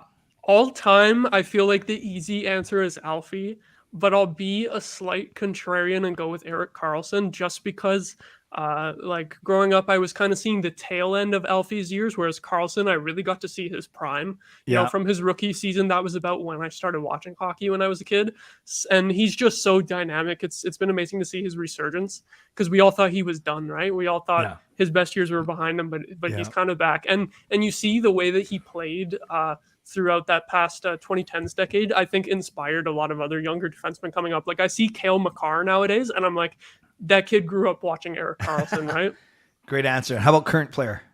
Current player, it's got to be Timmy Stützle, just because he's our superstar. Like, I would say the closest comparison, he's kind of like our Elias Pettersson, just that number 1 C with just ridiculous skill. Pettersson's obviously a little better than him right now, but I think Timmy might be able to close the gap a little bit. They're both awesome. Yeah, Stützle's very good. Thank you, Maud. Charlie, what do you got? For current, I'm just going to agree with Mod. Tim Stützle, phenomenal player. He was my favorite even before the breakout season last year when we had to when we signed up with SDPN and they put up those cards that we're filling out all the information. Favorite player at that point, I put Stützle. I just phenomenal. Awesome. Really excited to see his career since he's also locked up long term, like so many of the other players on this team. All time, I think I have kind of an interesting answer. My all-time favorite Ottawa Senator is Nick Foligno. Really? Wow. I don't know if I knew that. And I think I have a pretty good shot. I think I have probably the best Nick Foligno hockey card collection on the planet because I don't know if anyone else would have collected him at any point. But I have I've spent a lot of money growing up on Nick Foligno hockey cards. Yeah, awesome. Thank you. Harry asks your thoughts on Giroux. Can he still be is he going to be a productive, useful player to the Sens this year? Got nothing bad to say about him. Yeah. I think honestly, sorry. Yeah, go. I think last year we were all surprised at the heights that he hit. It was a career high in goals last year, and I think no one saw that coming. But now that we saw that, now we have like even higher expectations now. So I don't know about you, Charlie, but I think he'll probably have about a similar season than he did last year, right? Like probably about similar point totals would be the expectations. Yeah, I mean, it'd be great. I'm not going to get mad if he scores 65 points instead of whatever it was 79 points. Was it that he had? There's a lot. Yeah, somewhere around there. It was like for a guy his age, 35 goals and right around a point per game. Like he put up a very similar season to Brady Tkachuk, like same goal total, and was just off by a few points, which I think is unbelievable. I love the way he plays. Honestly, I think he's the closest. When I watch him out on the ice, I find his game very similar to to Alfie when he was right around Yes. that same age. Yep. Just I don't know if it's just the way he skates. There's just something very Alfie about him. Awesome. Which is great. Sometimes you need that. There's been a lack of that on the team. I think that anyone over the age of 25 over the last few years that we're excited about. So really, really happy to see him. What I like as well is that we lost Alfie like in the last year of his career to Detroit, and this is sort of like the opposite of getting another team's like a legendary player just coming home to us instead. So it's a little bit, even though they're not really linked, I'm kind of like, we had the heartbreak with Alfie, and now we get someone else's like amazing player at the end of their career, and he's still elite. So it's awesome. Love it. Good connection. Tristan, Maud. Maud, Tristan wants to know about the jerseys behind you. Oh yeah, the one on this side here is from the outdoor game against the Canucks back, was it 2014, I think? Yeah, inside a BC Place, which was an outdoor. Yes, exactly. Yes, I remember that game very fondly. I think I got won. the jersey. Yes, I think, was it 4-2, I think? Yeah, 4-2 or 3-2, one of those. Yeah. Was that the game that Luongo got benched? Did they play Eddie Lack? Yeah, they played Lack, and Luongo was traded 3 days later. Very good, was Maud. Oh my Very god. good. Yeah. I didn't remember that he was traded right after. I just remember there was a lot of drama and controversy around that. So that was a memorable one for sure. I think I got the jersey like for Christmas, like a couple months before the game. Right. It's been one of my favorite jerseys ever since. I kind of want them to bring that one back as a third jersey, or maybe like maybe the black version of it too. I really like that one. Oh, it looks so sharp. And then finally, sorry, Charlie. Do you have a name on the Heritage jersey? The Heritage one is blank. blank. Yeah. It's okay, I have a Tourist Heritage jersey, and oh, that's nice. That's nice. Very dearly. Yeah, good BC boy. Finally, give me one prospect each that was not flirting with the main roster yet, but we should be looking out for in 2 or 3 years. This is a tough one because I feel like our prospect pool is drying up. Do you have someone in mind, Charlie? It's the worst it's been in a long time. It's wow. Just with the roster being so many guys in their early 20s and the Sens trading every first and second round pick they've had the last few years is pretty thin. I feel like Järventie's too close to. I mean, he's still. I'll take him. I'll take Roby Järventie. What is he? Who's that? So he was a second round pick in 2020. Barely. He was 33rd overall. Very early second round pick in 2020. Hasn't really played at all with the Sens in 2 full AHL seasons, I believe. Yeah, 2. So last year in 40 games with Belleville, he had 30 points. So looking better. And like I said, he's a 2020 pick, right? So he's still very young. So he turned 21 in August. The big thing for him though is he had a really, really great preseason in 5 games. I believe it was in 5 games. He had 5 goals and an assist. But the problem is you can't have him on the team because the Sens have $60K in cap space right now. So you send down one of the league min guys on the roster right now, and you don't have enough space to bring him up. So that's why I think he's maybe a borderline pick, because I think if not for the cap issues, he would have made the team. I think he'd be on probably the 4th line. But yeah, Järventie, that's the guy I'm paying the most attention to, at least on Belleville's roster this year. Awesome. Maud, anything to add to that one? Yeah, Charlie's definitely right that Järventie is the guy to watch in terms of breaking in the next year or so. Like, I'm sure he'll probably get some good games as a call-up, maybe like 5 to 15 games later in the year. I'll go with someone a little more under the radar, which is Jorian Donovan, who is the son of Sean Donovan, former senator. So we like those family connections in the NHL. I think that's the type of guy that everyone would like to see make the league. And I was pretty impressed with him this preseason after not really seeing him play before. He's a bit of a puck-moving defenseman, and I thought he showed really good skating ability this year. So he's back in junior with the Bulldogs for 1 or 2 more years, but I think he was a 5th round pick. That's a guy who could be on the radar for like 3 or 4 years down the line. I think he has a shot. Amazing. Maud, Charlie, this went so fast because you guys are both very articulate and you know your stuff. And I've I've actually learned so much, and I think Ottawa is going to be like a team that I'm going to really watch, and I don't have to worry about until we get to the playoffs. So that's really, really good. Thank you very much. Maud, where can people follow you? What socials can they follow you on? I am mostly just on Twitter or X at Mod Show. Also, if that app goes south soon, also Blue Sky, Threads too, but no one uses Threads. I'm going to try to use Instagram more lately, just because I've been behind the 8 ball on Instagram. But hopefully Twitter doesn't completely die. But yeah, I got my handle there on the screen. Awesome, thank you, Maud. How about you, Charlie? Yeah, that's Twitter handle. Which hand am I using? Oh, over here. I'm over. Twitter handle over here at CWArsenal. And then on Instagram, very similar. Just replace the W with an H. So it's just Charcino on Instagram. Awesome. Well, Maud, Charlie, thank you for your time. I know quite busy for you, especially you, Maud. You just came off a show like literally 10 minutes before you came on here. I appreciate it. And I look forward to collaborating with you throughout the year. So thanks again. Thanks for having us. Yeah, anytime. Thanks for having us. Okay. Take care, guys. Thank you. Bye. Bye. Bye. All right. That was awesome. That was Maud. That was Charlie. Wonderful. Game over Ottawa, doing some really good stuff there and coming off a big 5-2 victory, which is pretty cool. We're going to stay in the province of Ontario. We're going to try this. We're going to run it back. So nice. We're doing it twice, even though the first time didn't really count. So I'm going to bring in my friend Fouad from Toronto. Let's see if this is going to work this time.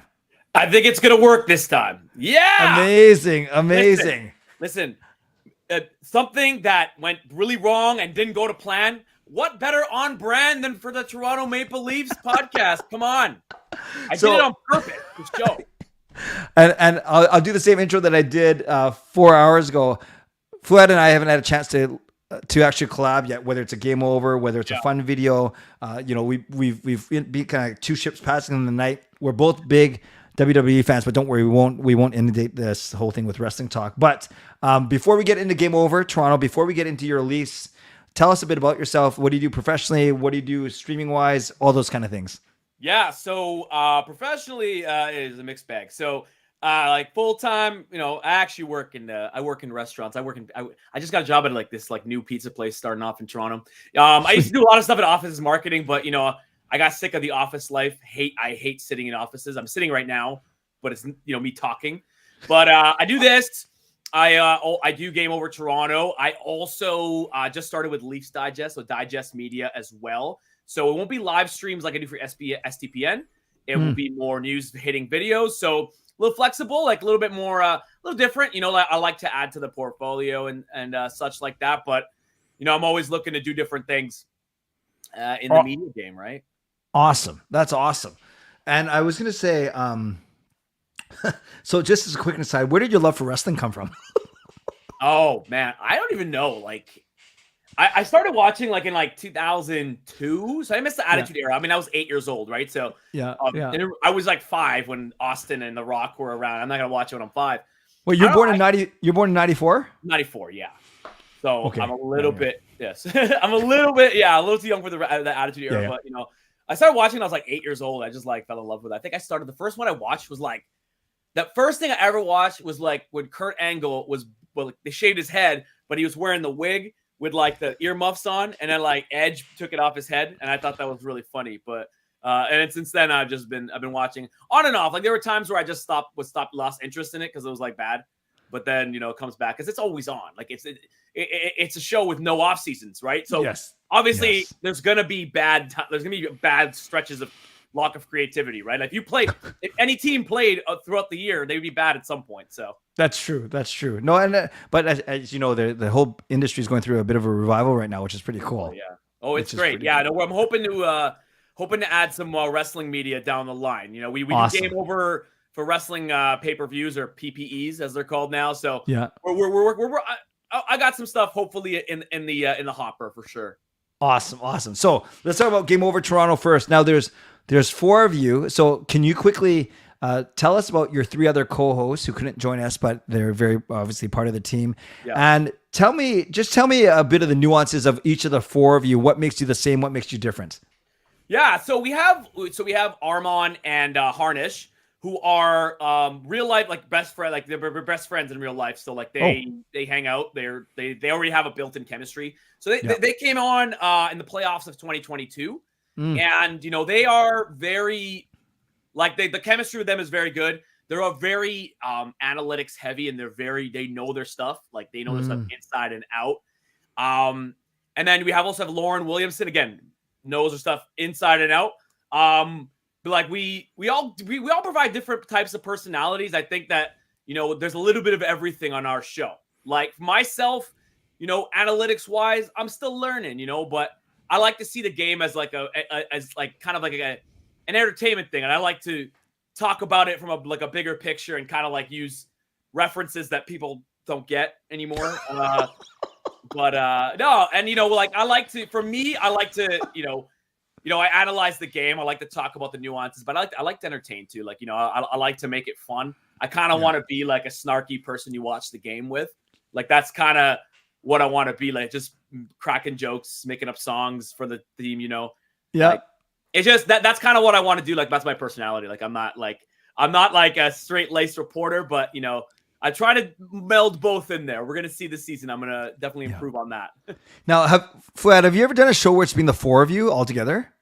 Yes. So the first show we did that, which was honestly, I mean, it's so hard to do four people. Like it is so hard.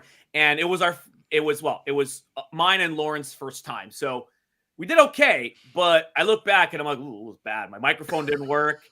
And really? No. Yeah, it didn't work. Yeah, can you believe it? No, it was my first time doing it. So, you know, anytime you do something for the first time, probably gonna suck. The next time we had all four of us on was after Game 6 against the Tampa Bay Lightning when they broke the dreaded curse of the 19-year curse, old enough to drink playoff curse. Our first round curse, and that was fun. You know, we were able to. We had seen the improvement. We had seen the chemistry because with a 4-person show, unless you need someone, and Lauren, to her absolute credit, captained the thing. And got everybody going at the same time. Because if you ever watch these panel shows, like sometimes like I'll watch like even I'm a big NBA fan too, and you'll watch like NBA on ESPN. Sure, there's 6 people on the panel, or NFL too. I'm an NFL fan. And NFL on CBS. Yep, 5, 6. And they just go back and forth. There's no conversation. It just, they all have the script. So one person can say, I don't even like football, I quit. And then the next person won't respond to it because they're not listening. They're waiting for what's happening next. So it's hard. It's hard. 2 people is the sweet spot. 3 we can work with. So we've done 3 a lot. We've had guests. Like we've had some prominent guests. So we obviously try to, but 3 can get tough too, but 4 is a crowd stuff. Very tough. But the beauty of 4 is you always have coverage, at least in theory. You should always have every game covered. Especially something's going on, or someone's got an exam or a family emergency. You should be good. Yeah, totally. Yeah. Oh, that's wonderful. So let's talk a bit about the Maple Leafs specifically.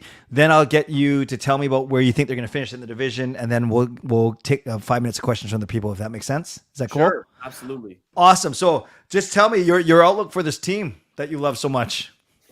Yeah. You know, it's mixed because I was saying that after the first game, I saw the Leafs that I'd seen since 2017. Like it's a matured team. If this objectively is probably the most talent they've had, but like the way that they went down 3-0 into the Habs, it became 2-0 out of a lucky, stupid rule of an offside that wasn't an offside. That decided the game because then they came back, they stormed back, took the lead, gave up 3 goals again. They went down 5-3, and then I'm like, this is if you like didn't have a year, like you could have played this game and you would be like, you didn't tell anybody who was playing. You'd be like, is this 2016? Is this 2018? It's 2019. Like, I don't know. Like, that's what I felt. And look, the forward group is the best I've ever seen in my life.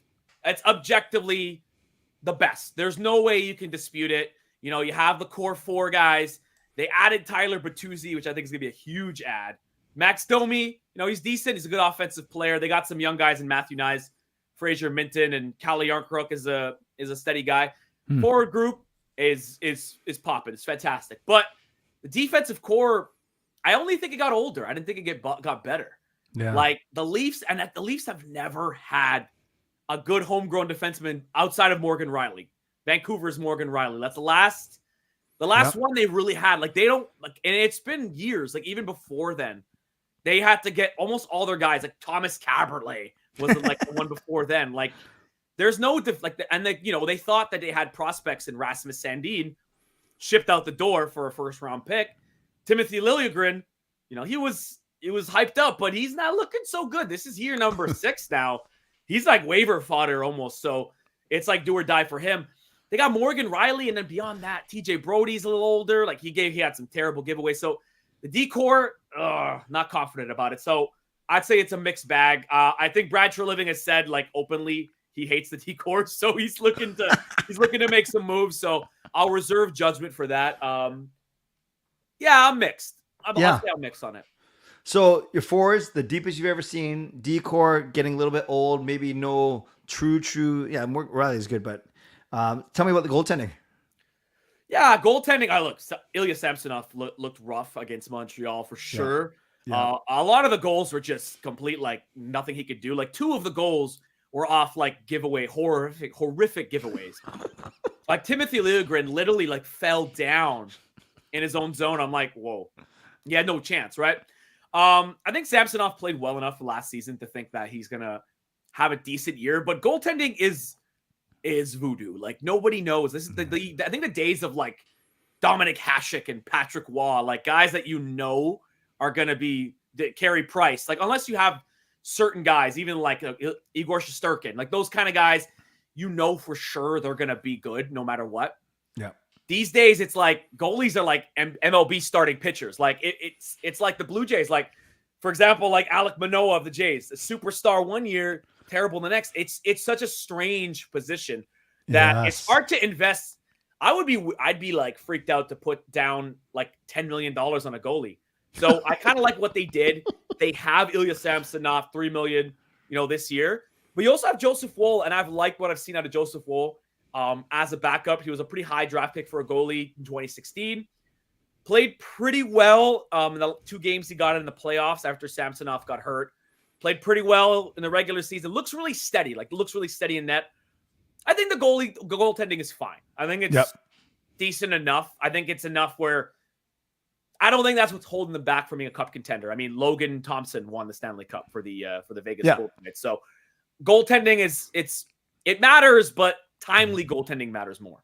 Well, great point. You certainly know your stuff, Wood. We're going to get to formal questions in a second, but Kempner Canucks, a great content creator in his own right, says, I love that they added Reeves, Bertuzzi, and Domi. I'm low-key jealous. Actually, I'm very jealous you got Reeves. I love that guy. Yeah, what do you think of these additions? Yeah, like I said, Bertuzzi's great because, he was a playoff performer. He scored 5 goals in that Boston series that they lost embarrassingly. But, he's always been a really good player, and he's got that attitude to him, like where nobody's gonna push him around. Like if there's a scrum, he's gonna punch somebody in the face. That's kind of what they need. I mean, they've been bullied too many times. The Florida Panthers bullied them completely. Yeah. Ryan Reeves, I love the guy too. I mean, look, he's not a great hockey player per se, but when they signed him, everyone's like, oh dang. 1.5, whatever. It's not that big of a deal. He's going to be a 4th liner. He's not going to be in every game. But he's the kind of guy that you could tell changes the mood of a dressing room and the mood on the ice. Like there's no, like you've seen this guy, like he's in the locker room, he's yelling, he's getting guys hyped up. And I think that matters. I think anybody's worked, anybody's worked in a workplace where, you've had somebody like that. You've worked with people where they had this amazing attitude and you wanted to work harder, whether it's a boss or a coworker, you were enjoying to work that and you did better work. And I think that there's a lot to be said for that. And, he's a tough guy. I remember in the first period, he went after, I think he knocked out Caden Gooley and it might have been a dirty hit, but man, I saw it coming from a mile away. And I was like, hits him. And then gets into an absolute scrap with Arbor Jackeye, who is a psychopath himself. But I used to work at Scotiabank Arena. I used to work in the buildings, right? So I seen when the building gets loud, the Leafs building can get loud despite what everybody thinks. Sometimes it's the Toronto Public Library, sometimes it's but when there's a fight, you better believe that crowd is jumping. Like we are cavemen to the core in that crowd. Like in that Tampa series when the Tampa series when they lost in 2022, there was like I remember I was there for game 1 when they beat them 5-1, and we all thought that they were going to take the series, but there was an absolute brawl. I don't know if you remember this. It was it was a line brawl, and it was like 3 fights in succession. And I knew somebody on the ice crew, and they clean up the ice. And the guy was saying, "Yeah, we were cleaning up blood off the ice, and he saw a tooth in the ice." Like that's how. Wow. But the crowd was going like insane. So the fighting, I'm not a big fan of fighting per se in hockey, but it does get the people going, and that's what they need. They need the energy in the building, right? Yeah. Well, good stuff. So let's do this for last 3 or 4 minutes, and then we'll turn it over to the people. They're already asking you questions, so they're very excited to. It's good. So okay. You told me that you love their forwards. You're not sure about their D, and goaltending can be good. What does that mean? Is the division ripe for the picking, given that Boston is so depleted now, or what do you think? You could say, people could say that, but it's not just Boston and Tampa. I mean, Tampa's depleted to the sense of their goaltending and their age. I mean, it's just that many rounds. I mean, the Leafs gave them a vacation, to be honest, this season to rest up because they were playing a lot of games. They've lost a lot of guys, but Tampa Bay is like, they're like the New England Patriots of old, where you don't count them out. Like you count them out at your own peril. When a team has won 2 cups and 3 finals, like they know how to win. They're a professional winning team, but nothing lasts forever. So Boston depleted again, though. It's the Boston Bruins. There's a culture there that will carry them through. They're not going to be the dominant team that they were last year, but I'm not counting them out. The problem is, and you just had Ottawa on, you had the Ottawa Game Over crew just on, and you got Ottawa Senators on the rise.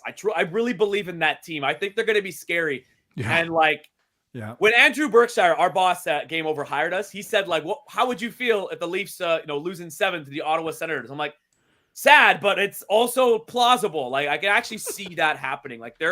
I'd be scared if we went into a playoff series versus Ottawa because that's a young team. They don't know any better. They don't care about the moment. They got guys with swagger. You got Brady Kachuk. God, another Kachuk. Again, that family will haunt the Leafs forever. You got Tim Stützle doesn't care about you either. Like he's got swagger. They're a really stacked team. The Buffalo Sabres, I truly believe they had a really bad loss, but I think they're going to be really good this season. The division is a toss-up. Still, the Panthers team went to the finals. I didn't even mention them. The Red Wings think they're good. I don't think so. Montreal, I would say, is probably the only cross-off as far as a rebuilding team, but it's going to be a bloodbath. They have to. They can't have any lapses this season. I mean, they're always a good regular season team, so I don't think. Sure.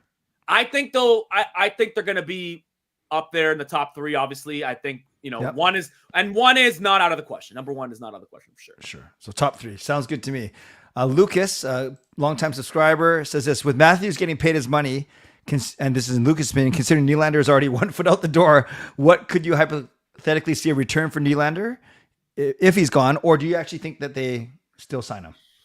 I mean, yeah, they're saying all the right things. The GM speak. They're saying, oh no, we intend to keep him. We intend to have him here. But I think that is GM speak to say because if you say no, he's gone, we're fire sailing him. Well, who's going to trade for him then? There is there is gamesmanship. You got to play the game. You got it. Yeah, but I love the guy. I think he's a fantastic player. I always liked him, even when he signed his contract. Everyone's like, Melander, Greedlander, And I was like, no, I like this guy and always believed in him. And I think he's a cold-blooded scorer. He's an elite winger. With that being said, the realities of the salary cap are such. The cap is going up, but Austin Matthews got paid a little bit higher than his current contract. Mitch Marner, the next season is coming off the books. You can't trade him. He's got a no-move clause. And, he's a fantastic player as well. You still have John Tavares. He's going to expire in 2025, I believe. Yeah, 25. So that's going to be a relief. But, man, I think Nylander is going to look for, Artemi Panarin money, and that is tough. What's So, that? 12? Like 11 or 12. I Yep, believe yep. he's going to look for it because he's a UFA. He's going to say, Yeah. hey, look. And he's going to get it. Like somebody's going to pay him. Like any team, like so many teams with cap space that are like, let's go. This is our next franchise player, right? So I think they should trade him. Honestly, I think they should. But the problem is there's no like 1-for-1 deal that makes sense out there. Like no one's just lining up to give up their number one defenseman. So like the only way, like you remember that deal with Ryan Johansson for Seth Jones? Yeah. Like that's what I'd like to see. Yeah. But even if they can get like a really, really good top 4 D-man on the right side, they get a first-round pick, they got a really good prospect, you can still make subsequent moves with those other pieces to bring back more players. And I think they'd be a better cup contender because if you're paying the forward group now $50 million among the 4 of you, you know, if the cap is at $90 million, you're still well above where you need to be. Yeah. You still got other mouths to feed, right? Like, you know, guys like Tyler Bertuzzi, they're not gonna be able to fall into your lap the next season, right? So Yeah. In my opinion, they have to, but we'll see. We'll see how it goes. Great point. Awesome. Off topic, but I love this question. It's the first time it's been asked today. Have you ever been to Vancouver? And if so, what's your favorite thing to do? I have not been to Vancouver. Oh, So- we gotta change that, I know, brother. I really do want to. So I actually did. So I have family in Calgary, and I was in Calgary, and we did a road trip from. I've been to BC though, so we drove from Calgary to Kelowna because I have another uncle that lives there, and I will say the drive between the two provinces is some of the best things I've ever seen. BC is beautiful. Kelowna is beautiful. I know it's a lot different than Vancouver. I think I'm going to get some flame in the chat. I'm going to get some hate in the chat because it is a bit of like a slower paced city. But man, it was beautiful. I really do want to go out to Vancouver and then cross to Seattle too. I think that'd be a good trip for sure. Okay. You let me know. I'll come down to Seattle with you. We'll Good. be a new tag team. The bold and the beautiful. Bold and the beautiful. There's our tag team. Very good. Very good. Carol, thank you for the gift of 5 memberships. Carol, I will recognize you properly when we are done here, but I want to honor that right now. Carol, thank you. Oh, Carol. Let's see what else we got here. Well, my stream just Nylander is my favorite. P.S. Suter, I would love Nylander, Vancouver. Yeah, so 12 that 12 million, is that what they're thinking for Nylander? Wow. I don't think it's gonna be 12. But he wants double. I've heard. I mean, everyone says he wants double digits. I'm just speculating because, you know, UFA is a different beast. Like people like can say like, oh, but like RFA and UFA, you can't compare it. Like, you know, UFA, it's only he gets paid what somebody's willing to pay. I mean, there are 32 GMs out there, right? There are a lot of. Yes. I mean, there's a lot of teams. There's a lot of money to go around. So I think he's going to get upward of 10, especially because he's looking fantastic this season. So I think he knows the time is coming to make his bread. So I think he's ready and willing to make that bread. So yeah, I think it's going to be really tough to keep him. So I think they better have a plan, or if they go into UFA, they're going to be with him. This is going to be a bad situation, in my opinion. Wow. Lucas, thank you for the donation. I will acknowledge that. I said, although Lucas does say you're a former Scotiabank employee, and Lucas wanted to point out that he still works at Rogers Arena. I think, Lucas, you just celebrated your 5th year anniversary, which is awesome. Carol asks, where does Toronto land in the playoffs? So you said maybe top 3. You think they have what it takes to get even further this year, or what do you think? Yeah, I think so. I do. I mean, they won the first round last season, but they were outplayed. They were outplayed in that round, but you know, they seriously, Tampa Bay had better, if you put down the numbers, they probably had a 60% better game than the Leafs if it was all just one game. But that's how the playoffs work. It's about capitalizing opportunities. I do think they have what it takes to make it to the 3rd round, but they're just so unpredictable as far as their defense and the mental lapses. And also what happens is that the scoring dries up in the playoffs, right? So they haven't figured out how to become a high-scoring team in the playoffs, because in the Florida Panthers series, they were wiped off the map. They looked like an early 2000s team. It was like the trap was played against them. It was unbelievable. And when 4 of your players are making half the cap and they're all forwards, you know, and you have one of the best goal scorer on planet Earth in Austin Matthews not able to do anything, that's a problem, right? So it's hard to say with this team. Like it really is. I want to give you a real answer here. So I'll say I think they can make it to the East Final this season. Okay. So advancing another round. Very good. Progress. Who's your favorite current Leaf? Give me one. And who's your favorite Leaf of all time? Okay, so favorite current Leaf, it's got to be. I think Austin Matthews is an absolute joy to watch. Yeah, like the way that game against Montreal, which was a terrible game, he stepped up and he was a super duper star. Like he had scored the tying goal, and I think the goal before the tying goal. Like it was like he was on fire. He's 26 years old. So I think the best is yet to come, which is crazy because he just scored 60 goals a year and a half ago. So I think he can do 60 this year, I think. And he's already on pace to be the best Leaf of all time. Like he's probably is the best Leaf of all time. Favorite Leaf when I was all time, I will say, okay, Austin probably would be the favorite of all time. But going in the past, man, when I was a kid, I loved Darcy Tucker. Because I remember when I was 9 years old, I wanted a jersey. But now I don't buy. They're too expensive. I'm not paying $300 for any article of clothing. But when I was a kid, my mom bought me a Leafs jersey that was like it had nothing on the back. So I think it was probably really cheap. But she's like, listen, there's a mall in Ontario, Toronto. It's called the Woodbine Mall. It's one of those old malls, probably going to become a condo complex. But we went there and they had one of those stores where they put the name on the back, but it's like this. It's not stitched. It's like this stuff you can literally peel off with your fingers. And she's like, pick who you want to pick. And then I'm like, Sundin, everybody has a Sundin. I want a Tucker because he was, he scored goals and he was just a badass. I mean, he fought the entire Ottawa Senators bench once by himself. I don't know if you've ever seen that clip, but if you have, it's fantastic. I've been trying to get him on my show. I've been trying to get him on Game Over. So I'll update you on that. I hope I can do that. But That's awesome. That's a great story. And finally, last question. I love this one. Do you see Tavares and Matthews ending their careers in Toronto? Yeah. Tavares, I think, will. And I think I think he'll be the type to take less in a scenario where I believe 25, because he signed in 2018 plus 7. So 2025. I think he'll take less. I truly believe he will. He made a ton of money on this contract. And by the time he's going to be 35 years old. Yeah, 35 years old by the time that contract is up. And if he's still playing well, I think he'll take a really home down discount. Matthews, I don't know. That's a tough one. I think he's going to play his best years here. Yeah. I do.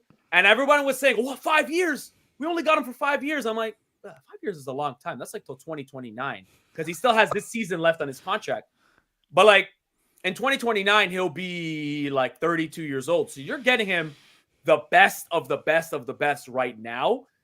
Whether or not, it's tough to predict 5 years down the future. But it's hard to say. I don't think so. I think he might end somewhere in the US. But I think it won't be. I think his best years will be in Toronto. That's for sure. Right. Awesome. Matt, this has been so good. I appreciate you doing double duty. By the way, who's got the show tonight for you guys? Myself and Armand. Awesome. Yeah, we're gonna be on the game after the classic matchup of the Toronto Maple Leafs and the Minnesota Wild hockey night in Canada. Minnesota's a big market, but it's not really but whatever, it's a game and we're happy to have it. Home game. Yeah. We'll be on live. So what we do, obviously Game Over, I'm sure your fans know, we will be on live, roughly 10 to 15 minutes after the game, which I try to be as quick as possible, just so that everybody, but we like to get people in there. So roughly we say 9:45, but just picture, games go when they go. So if when you tune in tonight, make sure you're think after the game, you're okay, let's say 10 minutes, be there and we'll be waiting for you. Perfect. So 7:00 Pacific, you guys, this stream ends and then just simply go to Game Over Toronto and watch Fouad and Armin talk. Yeah. You don't have to watch it live. You can listen to it on your favorite podcast. You're good. You can watch it on YouTube after, it's not like TV. You can watch it whenever you want. Like you don't need a DVR or nothing, right? Not at all. And finally, where can people follow you on social? Oh, I didn't even put that. I put like my name, like I was a news reporter here. I didn't put my socials down here. I knew I screwed up when I saw the Ottawa people. I'm like, oh crap, they put it like that. Yeah, you can find me at Fuad_sports. I don't use social. I know I should be, but like, Twitter and stuff. I use it to promote, talk about sports, and that's it. Like I don't want to get into nothing else. I like to keep my mood high, my spirits high. And you know this, like social media is not good for the brain too much. So I like to keep it a little bit limited, but follow me and say hi. I'll definitely say hi to you too back. Awesome. Fuad, I love the energy. I know if we were in the same city, we'd be hanging out all the time. Even though I got 20 years on you, but I think we got a lot in common. Totally. And I look forward to collabing, whether it's on Game Over or some other stuff in the future. But thank you so much for spending some time with us today. Absolutely. Thanks, guys. And go Canucks, go too. Hey, I got no problem with the Canucks. Go. Let's go Canucks.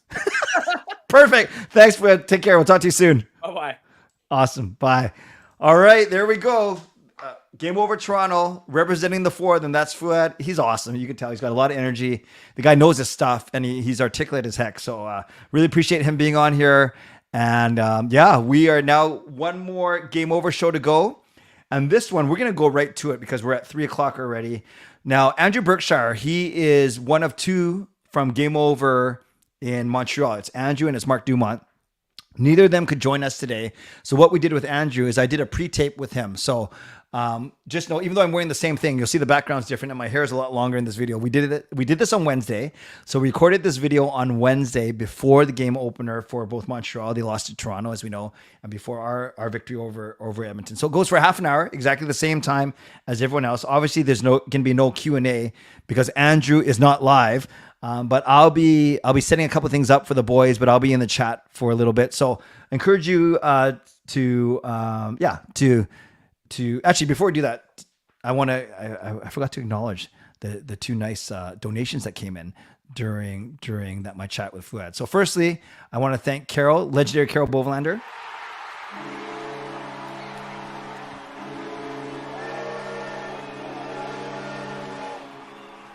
The legend gifts 5 memberships, and they go to Gary, Gerald, Angus, Hayden, and Matthew. So welcome to CCC membership if you're still in the chat. And Carol, thank you for your generosity as always, like a true legend. And speaking of true legends, then Lucas Gates, the legend himself, came in as well.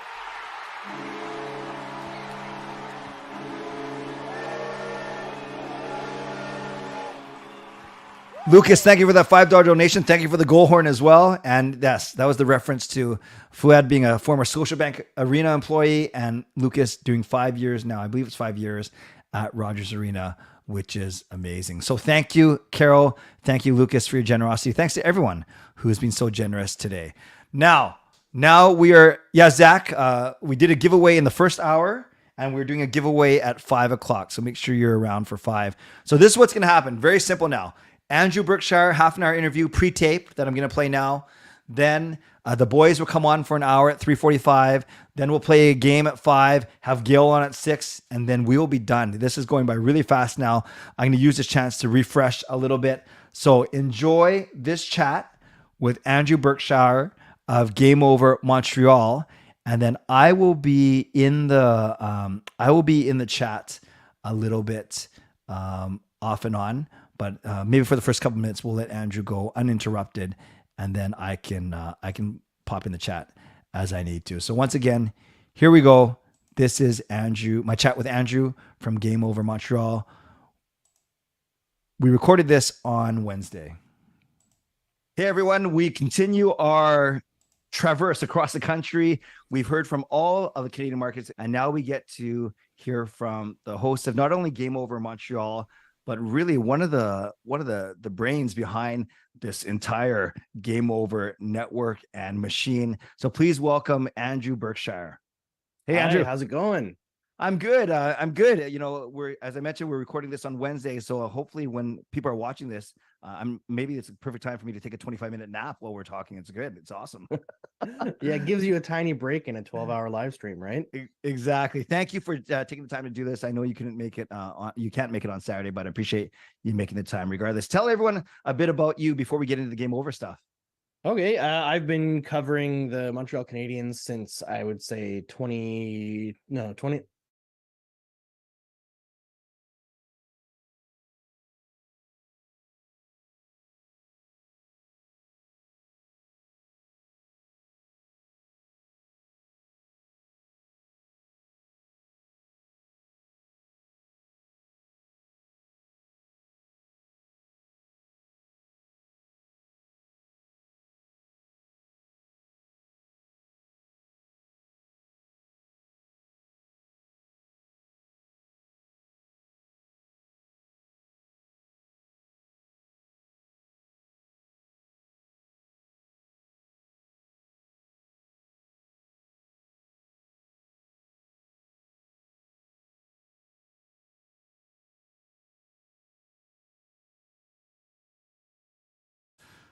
Oh, sorry about that, you guys. I think the audio went out from the video, so I'm going to try sharing it one more time. I'm going to try sharing it a different way, actually. I'm not sure why it cut out.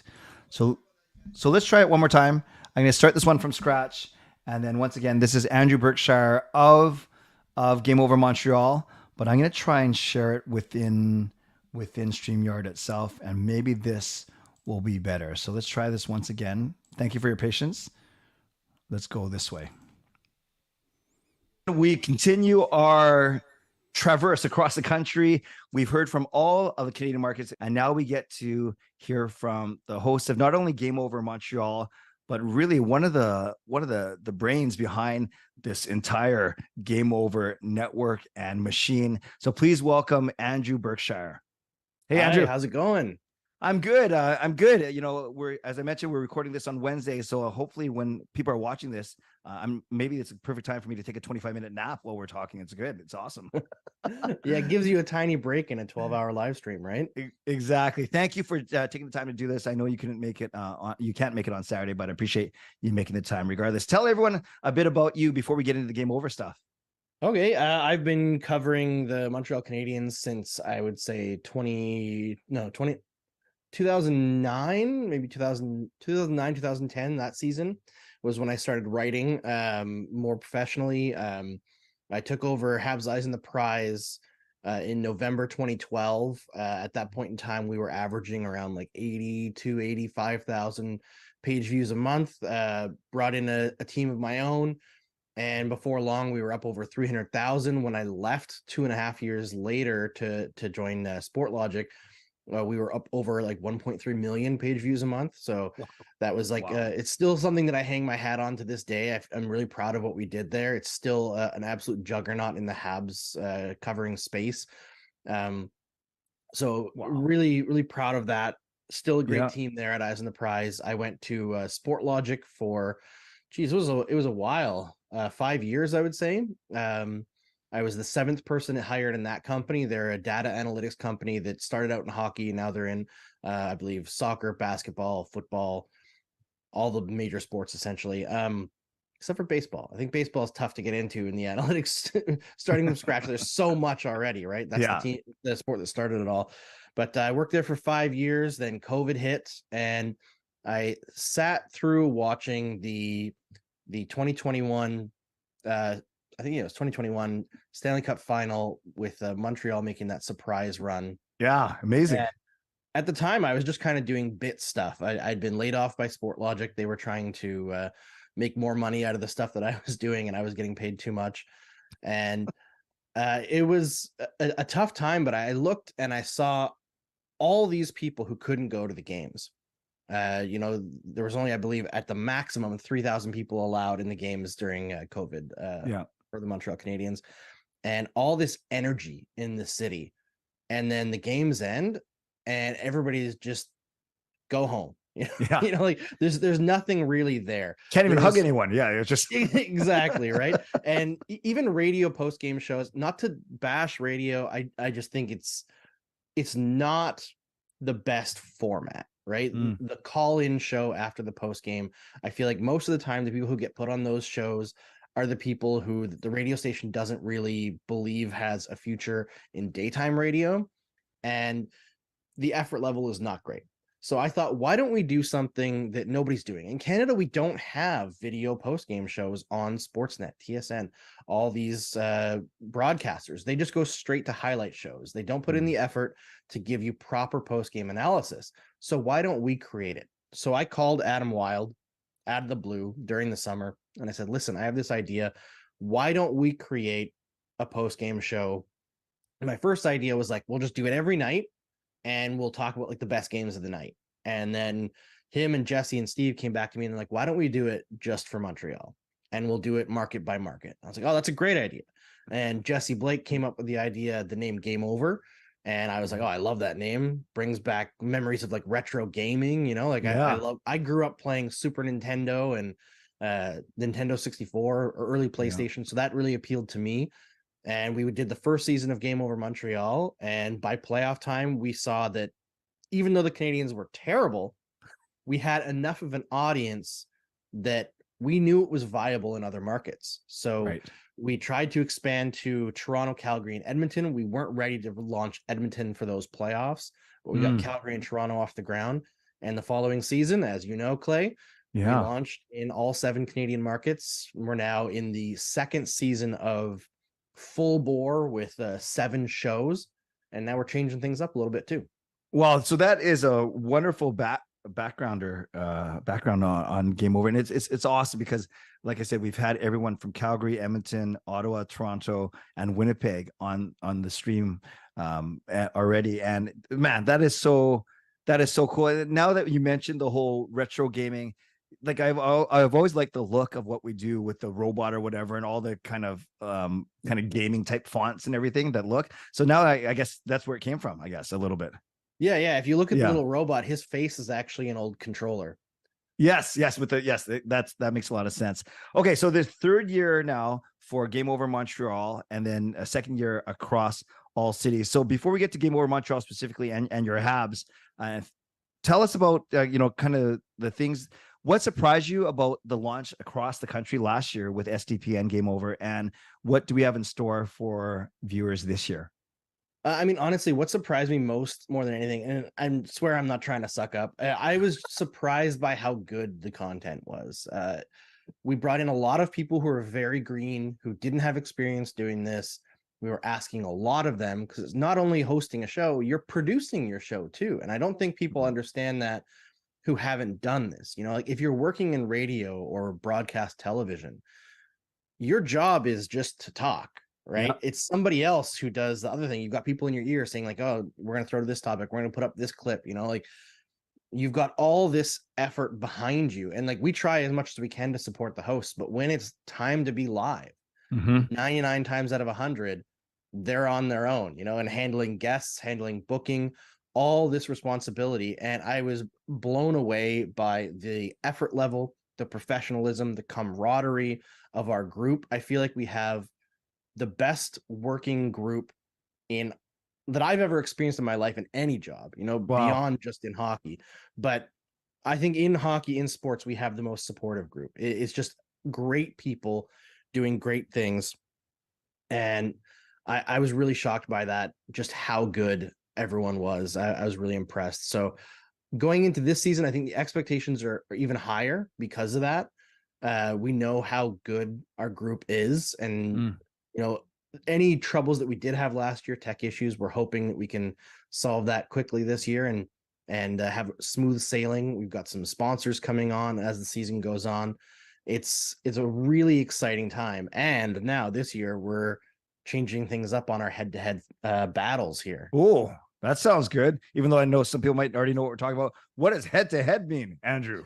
Yeah. So last year, every market had their own show, right? Whether it was Calgary versus Edmonton, they'd have their own show. And we tossed around the idea of having combined shows, but we weren't sure if doing that served each specific market. But now that everybody's more experienced, we think that our hosts can pull this off, right? So now when Vancouver is against Winnipeg, it's going to be one stream. It's going to be Clay on with Brady or Alyssa from Game Over Winnipeg, and they're going to go head to head. And the fan bases are going to come together. They're going to argue with each other. They're going to stay civil. They're going to stay civil because I think we have a great tone on our shows where people can bring up things that they disagree with, but it doesn't get out of hand. We have moderators that work really hard. The hosts also moderate, so that's another responsibility they have on top of hosting the shows. I think it's going to be really, really fun. I think it's going to create positive interactions between fan bases where we can tease each other, we can go at each other a little bit, but we don't go over the line. I'm so excited for it because I also think the audiences are going to get bigger. You know, you're going to see people who are addicted to Game Over Vancouver. They're going to say, hey, you know what? I really like Brady and Alyssa from Game Over Winnipeg. If the Canucks aren't playing, maybe I'll tune into a Winnipeg game and watch Game Over Winnipeg. And I'm hoping that that goes for all markets and people realize how great of a team we have here. Wow, so much to unpack there, but I love going backwards. I love what you said about last year. I actually think, Andrew, that our Game Over audience, they're very mature and very sophisticated and know their stuff. They're also very forgiving because they get that we're running the graphics, the sound, the audio, the bringing on guests through Zoom, the ad reads, all these things. And I can speak from experience. It was a little bit rough at the start. You guys supported us well, but there's just that excitement and you want to get to the content. You got to make sure everything's going. So I agree with that, but I also think it kind of was part of our character. Now, 1 year in, less excuses, more expectations. And I love what you said about the head-to-head because who knows what that first chat's going to be like. In fact, tonight on the Saturday when we're playing this, it's a game 2, Vancouver and Edmonton, and it's Dennis and Sam. I think I'll be passed out, but that's okay. So I said that twice now. It's a common theme. But yeah, the head-to-head, I just love the chance that we're also, as a Game Over Vancouver co-host, I'm able to show off almost my colleagues to the rest, show off to Vancouver. So you're exactly right. On a night where Vancouver's not playing, or especially when it's those head-to-heads, there's already a bit of familiarity there. Oh, that's Andrew from Vancouver, from Montreal, or that's Avry from Edmonton. That's really, really, really cool. And I'm so excited for that, for sure. I guess the other thing I was going to say too is, with the head-to-heads, that's fascinating about the audience, because I agree with you, Andrew. I think it'll lead to bigger audience instead of splitting the audience almost. Why not combine them? And when people see big numbers, they get excited, I guess. Yeah, there's definitely that. And I think that because of the nature of our shows too, it kind of lends itself to not having that like white hot rage that you see from some folks after games, right? You know, something can happen in games where that does occur, right? Yeah. There might be some angry ones, but I think that the nature of our shows being so interactive with the audience as well, it allows us to do these head-to-heads, these crossovers, and have fun with them. Because another thing that we're adding this year is, last year we made sure we were very interactive with our audience that are there live. You can watch after, of course, you can listen after on the podcast, but live is the best because you can interact with the host. You can basically change the trajectory of the stream if you have some good analysis to bring to the table. Yeah. Now, last year, we allowed the viewers to be a little bit disruptive. We're going to cut that a little bit this year. If you have something to say on the topic at hand, that's fantastic. Love it. We'll mention you on the stream if we think you brought up something great, or if we disagree with you, we'll take it to heart. You know, we'll look at it. But if you have an off-topic question, something that we're not currently talking about, good news. At the end of every show, we're going to have a presser, just like SDP has, just like the Steve Dangle podcast, where people can ask questions and our hosts will answer a few live on air. It's not going to go on forever because we don't want these shows to be 9 hours long. And I think sometimes when you're having a good time with the chat, it could be, as you know from doing this today, Clay, or I guess not today, when you're showing this, it's easy to interact with people and just have a good time, right? So we want to have that at the end of all of our shows. We'll have people who stick around the whole show, chat with us after. It's going to be a really great time. Oh, I love that. I love the focus. And I know we joked around before because I do my own shows. I'm used to being in the chat box right from the very start and engaging. So I love the focus of getting through what we need to get through while being aware of what people are talking about, and then truly giving the last part of each show to the people. It's amazing. All right. So Andrew, this perspective was so good because for all the other hosts, we just talking about their markets and their shows, but we don't have the background like that you just gave us. So that is awesome. So I want to turn to your show now, and then we'll talk about your team. Speaking of tone and vibe, what's the vibe of Game Over Montreal usually between you and Mark, and generally how would you characterize your particular show?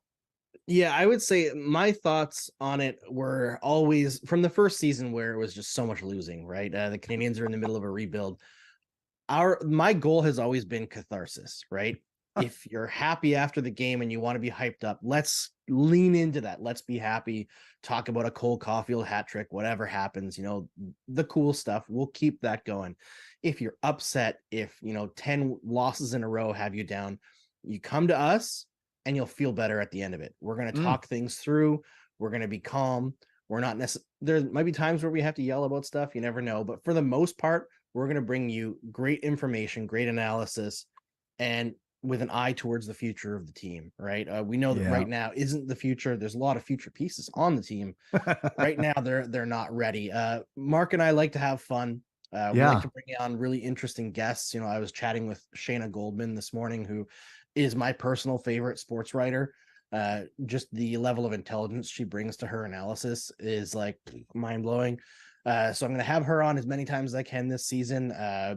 Second game of the year against the Chicago Blackhawks. Mark's going to bring on Tim Turk, who's a professional shooting coach. He's a shooting coach for Kirby Doc of the Montreal Canadiens, who, as you may know, used to be a Chicago Blackhawk. So very appropriate time for Tim to come on. He is exceptional at explaining simple things. Wow. It's the like minutia of what makes a good shot and how to practice making your shot better, different types of shots. It's really interesting if you like getting into the nitty gritty of hockey. So I like being able to bring that kind of stuff as well as doing a full post game.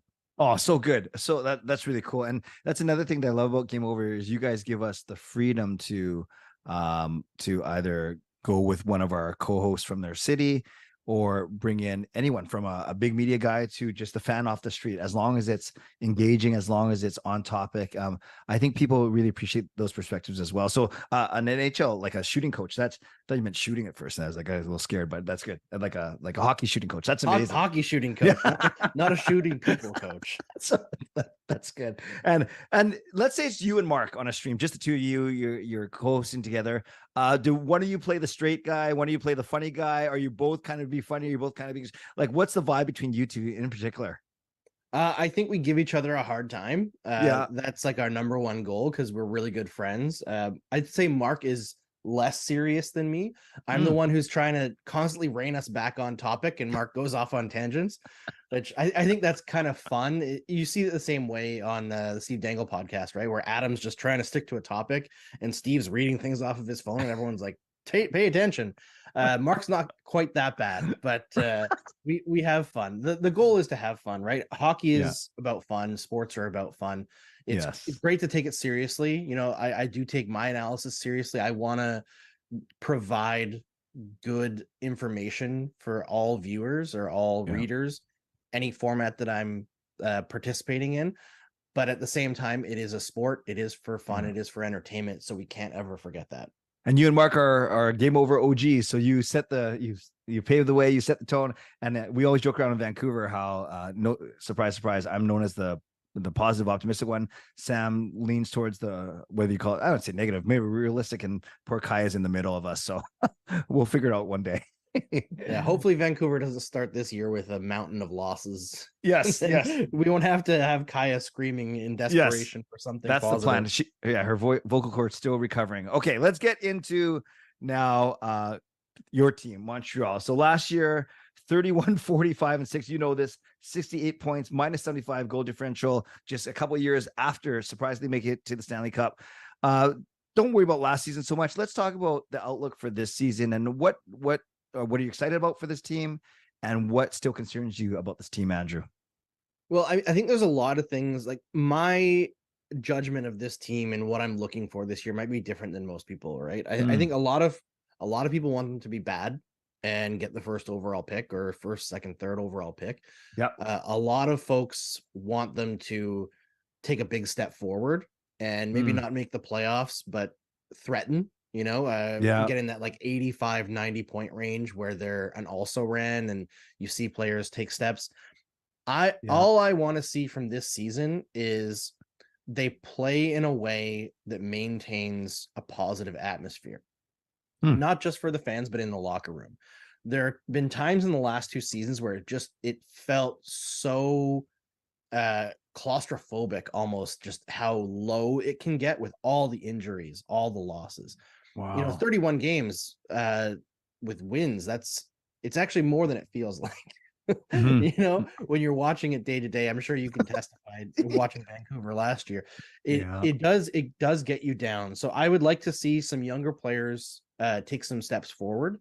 I'd like to see continued success for like Caulfield, Suzuki, Doc, and I'd like to see some changes from the coaching staff. I'd like to see some progress in terms of the overall team defending better. It'd be great if they didn't allow 300 goals again. I would like to see some improvement on special teams. Now, if those improvements don't actually translate into wins, that doesn't concern me at all, because I do think that they still need elite offensive talent on this team. They made a big decision last year, passing over Matvei Michkov at the draft. Not the only team who did so, and taking David Reinbacher. I think because of that choice, a lot of people have severely underestimated how good David Reinbacher is. He's obviously not going to play in the NHL this year, but could be next year or the year after. The Canadiens have a ton of defensive prospects. They don't actually need to rush him. But they making that choice does put them in a situation where they need that star player. And if they can't find him in the draft, they're going to have to find another avenue. And that creates a problem for the rebuild, right? You don't see many teams winning without an absolute elite star player at forward. I think the only one that I can think of is St. Louis. And Ryan O'Reilly is close. Vladimir Tarasenko at the time was close. You kind of have to do it with depth, right? I think that's possible. I would love to see a team break the mold and kind of have great success and win a Stanley Cup without conforming to what we believe is the team that, like, the team structure that needs to happen to win a Stanley Cup. You always hear like, oh, you have to have big forwards, you have to have big defense. Is that actually true, or is it just what everybody chases? So of course everybody's going to look that way at the end. We don't know, right? It's such a random sport, but I would love to see the Canadiens find a way to add that piece, but that's not a thing they can do during the regular season, I don't think. You mentioned Caulfield and Suzuki and Doc. Would you say that would you say Caulfield's a star right now or not yet? Like who's the go-to guy on offense right now? I mean, Caulfield's definitely the go-to guy on offense. I think Suzuki is a great playmaker. The issue that he's had in his career so far is he can put up great offensive numbers or elite defensive numbers, but he can't do them both at the same time. And that's a tough thing for a first line forward. Now he's got more pressure on him than I would argue like almost any other player in the league, right? I always make the point that now he's 24, so it's less jarring. But when he was like 22, 2 seasons ago, there was no player that young in the NHL who was first choice for 5-on-5 from the coach, first choice for the power play, first choice for the penalty kill, first choice for the shootout, first choice for overtime. Like every single situation, the answer was always Nick Suzuki. Wow. And when you're playing a kid like that, and then he's playing against the opposing forwards, best opposing forwards, best opposing defensemen every night, because there's nobody else in the team that can draw checks, nobody else that's threatening, right? And then you have him playing so many minutes per night. It's got to be exhausting. It's just so much pressure on him. Now he's the captain. He was last year. He had a good season last year, but still struggled defensively. I'd like to see Doc take a step so that he can draw some of those checks, and then Suzuki can take a little bit of the pressure off of himself. But him and Caulfield, they can create great offense together. They haven't proven that they can defend well enough in a top line role in the NHL. I think there's progress there. I think especially Caulfield, you see his commitment to defense has really changed since he was a rookie. He does things now that are impressive. It's just, as a whole, the defensive impact isn't there yet. Now, Mm. can Cole Caulfield score 50 goals in this league? I firmly believe yes. Does that make him a star in the league? I don't know anymore, right? Right. The game is so complicated now, and there's so much that we evaluate players on. If he can't improve his defense, I think he's just a good first line player and not a star. Mhm. So it really, there's a lot to be put on him. And it's a similar situation to Yuri Slavkovsky, right? There's a lot of pressure on him to be not only the first overall pick for the Montreal Canadiens and almost the linchpin of their rebuild, because he was that first big move, right? Mhm. He's also seen as the future of Slovak hockey, Mm. which is a lot of pressure for that young kid. He's Yeah. only 19. He's a big kid, but he is still a kid. And the Canadiens have a lot of players in those kinds of situations. And not all of them are going to excel at the same time. Development is not linear. Yes. So I tell Canadiens fans all the time, like, be patient with these kids. They are young and they're developing. They might have a rough stretch here, a rough season here, and they might be better next year. You know, Wow. it's don't write anybody off. That's what I would say. Wow, very good. Excellent analysis. And I want to get a quick word from you on defense and goaltending, because when it comes to forwards, I know names like Caulfield and Suzuki and Slavkovsky and Anderson, Doc, even of course the Vancouver connection to Brendan Gallagher and our boy Tanner Pearson. So I get those names. Then I look at your D, Andrew, and half these guys I can't pronounce their names, and the other half I haven't really heard of except for Maths. Well, I've heard of them, but. So you don't have to go through each of the 6 guys, but is this defense going to be any good? That's the question. I hope it's better than last year. Last year was a Right. tough one. Most of the season they were running 5 rookies, which no team Wow. ever does. You know, I believe they were the first team to ever even dress 5 rookies in a single game. Unreal. Which is crazy. And they did that for most games, right? Because Matheson missed a good chunk of the year. I believe Savard missed a small chunk as well, but those are the only 2 veteran D left. They traded Joel Edmondson, who missed the majority of last year as well, and when he did play, was not good. So Matheson is the only defenseman who's a veteran, and I would say is also in his prime. Savard's far past it. He's kind of just there to be a leader and a mentor. There are good players in that group, but with the amount of inexperience they have, I think it's very difficult to function as a unit defensively over 82 games. It's just a lot to put on those guys, a lot for them to learn. I expect overall to like take a step, but there are going to be guys who maybe look worse this year or look worse for stretches. Caden Gooley, of those in the NHL, is the guy with the highest upside. Okay. I believe he's a BC boy. Maybe Yeah, I'm that wrong. sounds familiar. Yeah, that sounds familiar. But he's a big, strong guy. He has more offensive talent than I think people gave him credit for. It just, you watch Caden Gooley and you see a player who pretty much always makes the right decision. There are mistakes, yes, but you see a great NHL player with, like, not everything is put together yet. Right? Things have to come, the pieces need to fit right. The pieces are there, but they're not quite in the right spot yet. Yeah. And I think he's the linchpin until Reinbacher and Lane Hudson make the NHL. Jordan Harris, very good, underrated player, does everything really well, undersized, but physical for being undersized, great skater, great transition player, not great offensively, just hasn't really quite put that zone together yet. He's decent, but he's not a guy who breaks things down. And then there's guys like Arbor Xhekaj who... Oh, there. That's what I'm going to ask you. When I say Arbor, you say... Xhekaj. Okay, thank you. Yeah, so he is a warrior, you know. Already as a young kid, he's made a name for himself. He's got fists like hammers. Don't mess with him, he'll mess you up.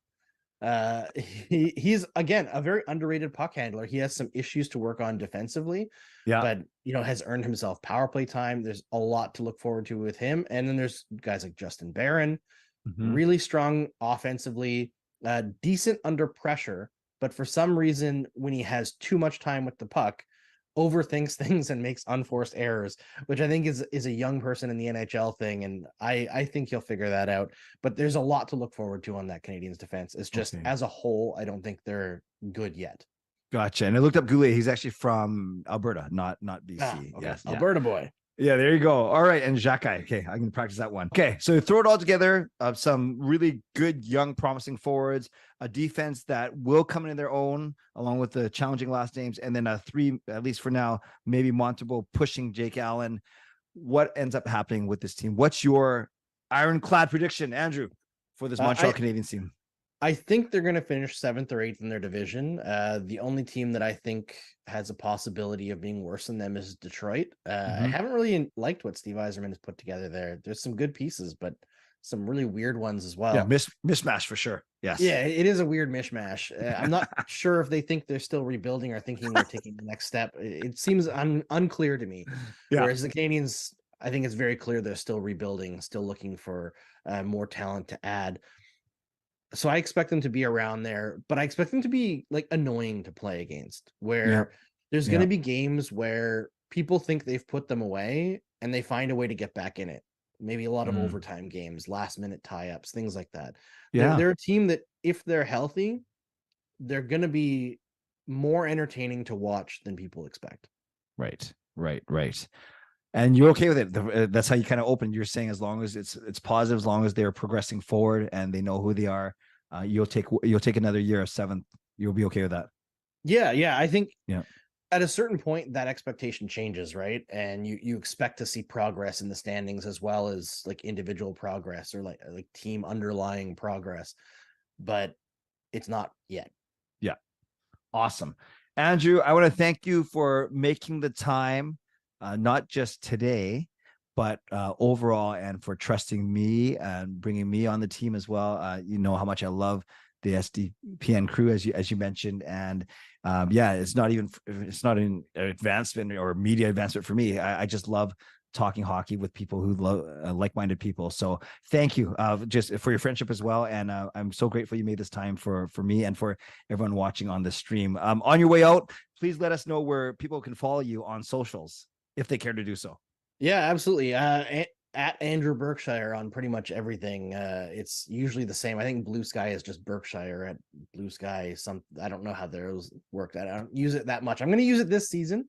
I'm going to do as much as I can across as many social medias as I can this year. See if I burn out. Just see which one I enjoy most, because Twitter is not a fun place to be often. No. So hopefully one of the other ones takes off and we'll rebuild our social standing from there. But Instagram, Twitter, Threads, Blue Sky, Facebook, you can find me. Awesome. Andrew, thanks again. Good luck to your Montreal Canadiens. And I look forward to working with you throughout the Game Over shows this entire season. Thanks, Clay. Thanks for having me on, and good luck with Vancouver. All right. You too. Good luck with Montreal. Take care. You too.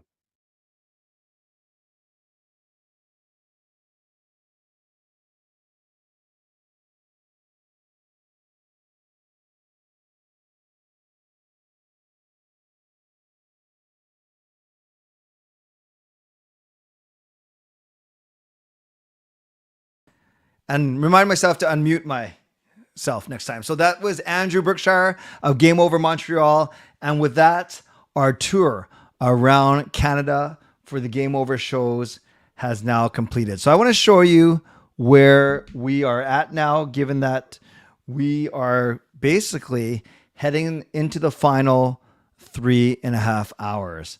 So if you were here all day, God bless you. This is what we did today, which is pretty crazy when you think about it. We started with a welcome. We did a giveaway that Shannon won, and she gave it to Fangirl. Then it was Game Over Calgary. Then we had Owl's Girl on to preview the Metro Division. It was Game Over Edmonton. Then we had John on to preview the Atlantic Division. Then Clay came on, the different Clay, still same good looking, previewed the Central Division. We went Game Over Winnipeg. Then Nick, Twisted Wrister Hockey, previewed the Pacific Division. Then it was Dan Murphy, who came on from Sportsnet, which was pretty amazing. I was so thrilled to have Dan Murphy on. And then we went Game Over Vancouver, and we introduced Parker's Pucks, as our new Vancouver co-host for Game Over Vancouver. Then we went rapid fire Ottawa, Toronto, and Montreal. And this is what you can look forward to. Now it's all just family and games, fun and games. Sean and Jake will do an hour. They're going to take over, not just me. we can't fit all three of us in here anyways. So I'm just gonna, much like they did late night last time, I'm just gonna give it over to Sean and Jake, and they're gonna run it for an entire hour. I'm not gonna leave the house or anything. I'll still be around just in case. But yes, I'm excited that they said yes to give their dad a break. Then we're gonna play a big contest at 5 o'clock. So make sure you are here for that. Don't go away after Sean and Jake. I'll bring my lovely wife Gail on at 6 o'clock to help me wrap things up. Then we truly wrap things up, and then we end at 7 o'clock, and we go and watch the Canucks game. Not together though. I won't be streaming for the Canucks game, but that's where we're going in a few minutes. And I'll bring Sean and Jacob on in about 5 minutes or so. How you doing, everyone? You doing okay? Doing okay? So I guess a couple of things I can tell you about real quick. Don't forget that I'm helping to promote this really cool opportunity. And what this is a road trip from Vancouver all the way down to Seattle to watch Vancouver and Seattle play on Friday night, November the 24th. So you take a bus from Vancouver, cross the border, watch the game in some nice seats, stay at a hotel downtown Seattle, and then drive back. The bus drives back the next day.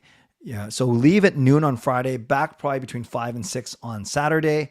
Cost is 650 Canadian. Sounds like a lot, but when you break it down, it's actually a really good deal because you have the bus ride to and from Seattle. You have the tickets to the game, and then you have one night downtown Seattle. So added up, my guess is close to 600 US. So the fact that we are getting it 650 Canadian is a really good deal. Crazy P is going. Crazy C, that's me. I'm going. And I would love for you guys to join us as well. So if you are interested in going on this trip, send Neil an email, Neil Chark, Neil C at uniglobecarefree.ca. Again, that's Neil Chark, Neil C at uniglobecarefree.ca. And I'm going to restart advertising this on all of my live streams going forward. So once again, Canucks, Kraken, November 24th in Seattle. Would love for you guys to join me and join me on this trip down to Seattle. It is Casey DeSmith playing tonight because Demko is still not 100%. And Rick Tocchet did say that they were going to give DeSmith the net either tonight or Tuesday against Philly anyways. So I guess it's tonight, given that Demko, like I said, has not fully recovered. Cole is playing. Susie is not. Bluger is not. Brisebois is not. But Jack Studnicka will be in for Mikheyev is not. And Jack Studnicka will fill in that vacant wing spot. So it's going to be the same lineup that we saw Wednesday night, except it'll be DeSmith in for Demko, and it'll be Jack Studnicka playing alongside Sam Lafferty and Niels Höglander on the fourth line. So we got a couple more minutes before the boys come in. Why don't you do me a favor? Oh, by the way, though, thank you, Jacob. Thank you for loving the channel. One more thing you can do, or you guys can do anything you want, but you can subscribe. You can like the video. We got 127 likes, which is awesome. Only 56 people in here. So obviously not everyone that's liked the video has stayed, which is fine, which is natural. It's been 12 hours or it's been 9 hours. So you can subscribe, like the video, leave a donation like many people have done. Also, many of you have gifted memberships, mostly Carol. That's been great. You can also become a member or upgrade your membership as well. Okay. How many games will Baines play this season? In Vancouver, I'm not sure. I'm not sure if he's going to be the first call-up, admittedly. There's other call-ups, including Podkolzin, Ratu, that could come up before Baines, but we'll see. Harry's asking me, how do I keep up with the 12-hour live stream? I don't know. I usually have a lot of energy. I don't need a lot of sleep. Maybe I'll crash tonight during the game, but no, I feel really good. I hope tomorrow I got a big day and I got to write a whole midterm that I haven't done yet. So that's what my excitement is tomorrow. Taylor is stoked to see the boys in a couple of minutes. I hope they are as excited to come on the stream, be here as you are to see them. I see one of them. There's Jacob. We're still waiting for Sean to emerge from down upstairs. Oh, he was right behind him. I didn't know that. So they're getting ready. They're hydrating for the next hour. I don't know what's going to happen. I didn't give them any guidelines other than be yourself and try not to make fun of me too much. but we'll see what happens. So as soon as they get here, I will let them come in. I will kind of arrange everything. So it's kind of hard with this mic, this boom. So hopefully you'll be able to hear them from there. And I think, you know, they both have pretty good voices. I'm sure that you'll be able to hear them. So we'll get them in here and then we'll let them take over. Sean, come on in. Jacob, come on in. Should we move this now? No, I got to get on it. Okay, just walk past it. Uh-oh. So, Sean, everything's here, right? Okay. Okay, I will hop off. Ladies and gentlemen, they can introduce themselves. These are my sons, Sean and Jacob. Bye, guys. See you later. Good luck. I'll just hop over.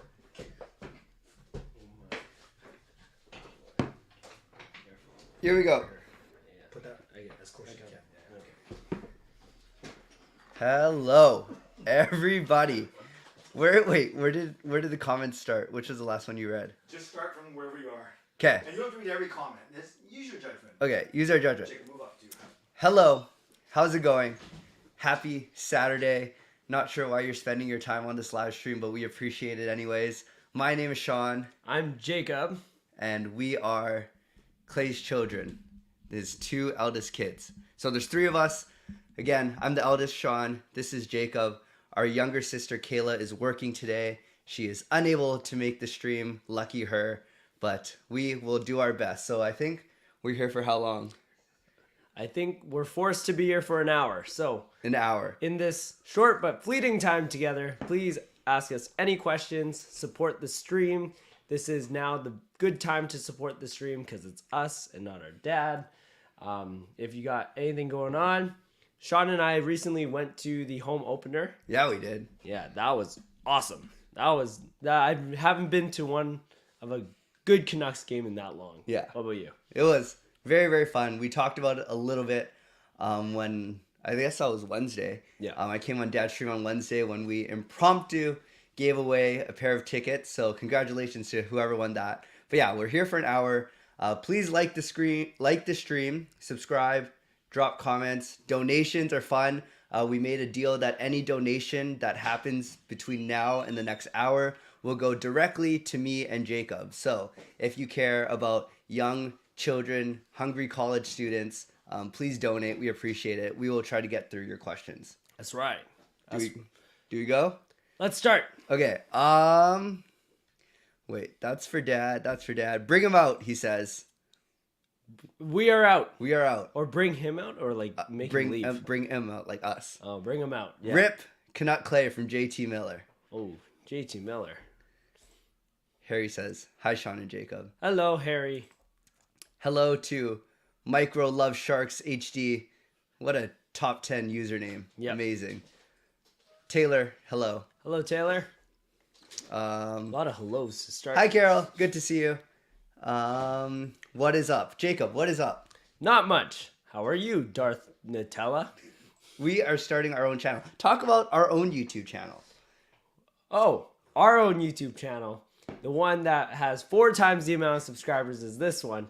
You might want to subscribe to it. It's called JR Pro Shop. Sean and I run it. It's a bowling YouTube channel that's based on the pro shop that's at the bowling alley that we both work at.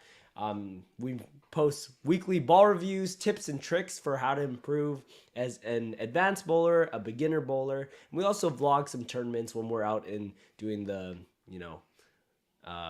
tournaments. And for those who do not know, we are pretty good at bowling. Jacob's really good at bowling. Jacob, humble brag for a little bit about your past bowling accomplishments.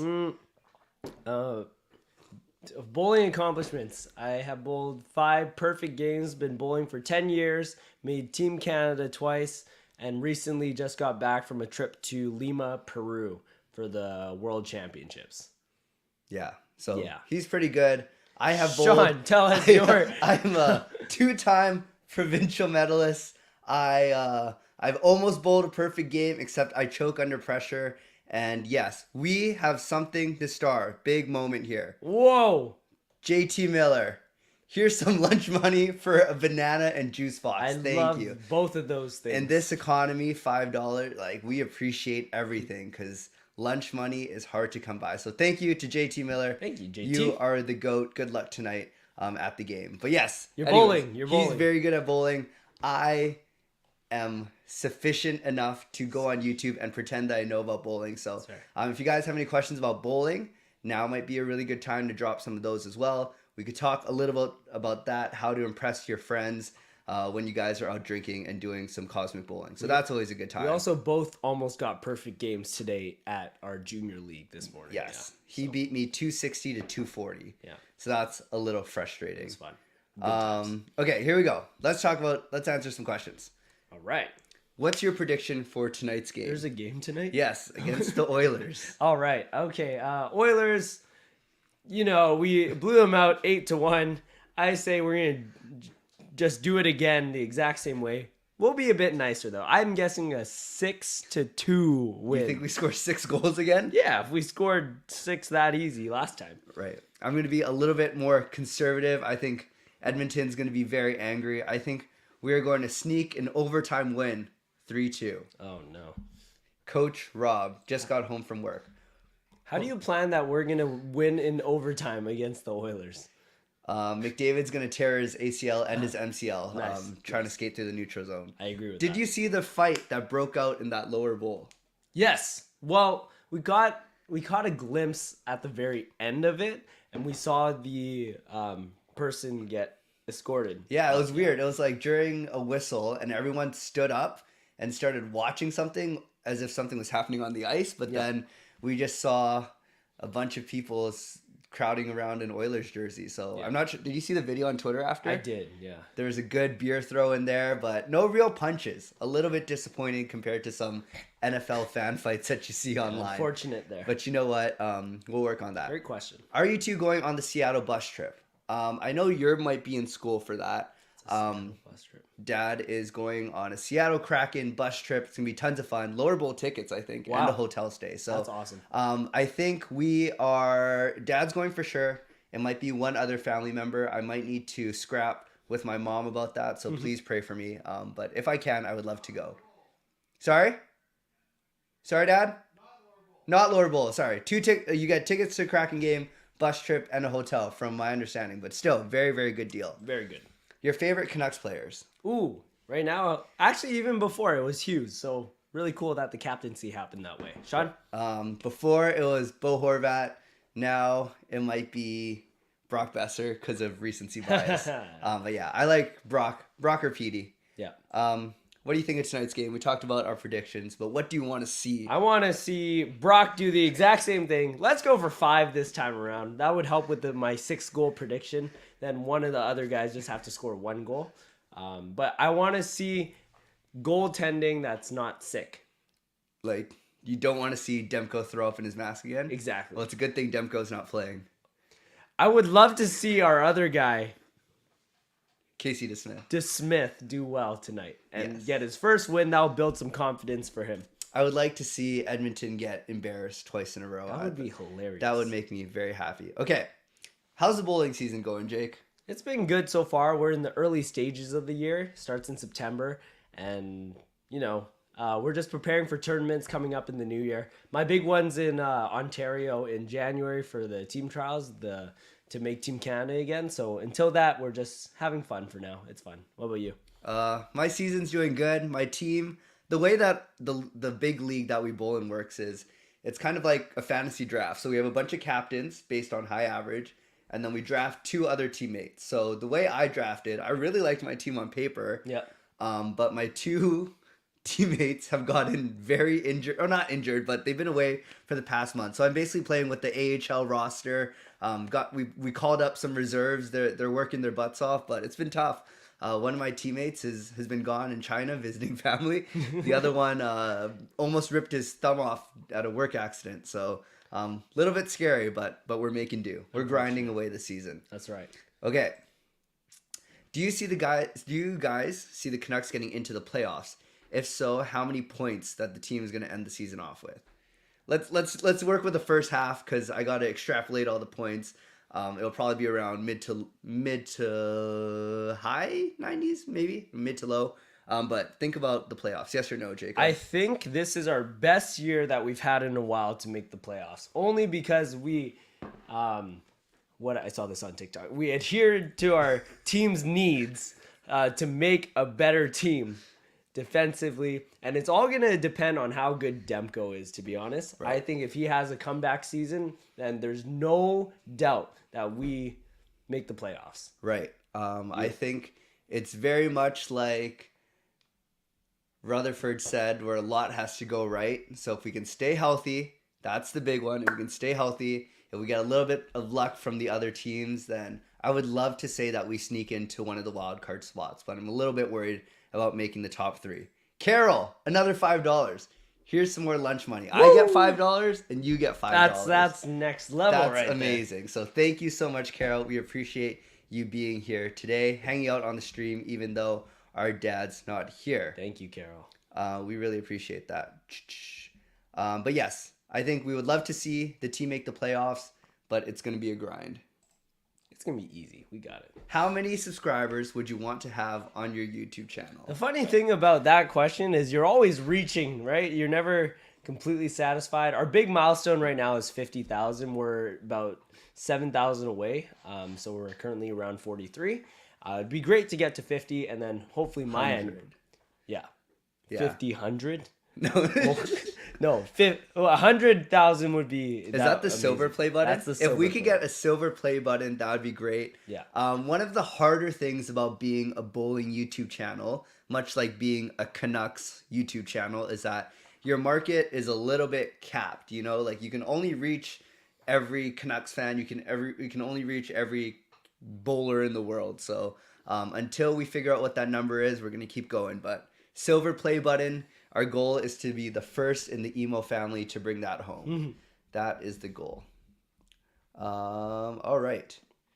Jacob, what is your opinion on the Canucks this year? What do you think they'll do tonight? As I said, we're about to blow out these Oilers because they suck this year. As simple as that. McDavid, he's frustrated. And Draisaitl, the penalties they took in the third period. Yeah, a bunch of babies, bunch of sore losers. Yeah, sore losers everywhere on that team. But my opinion on the Canucks in general, they have a good year.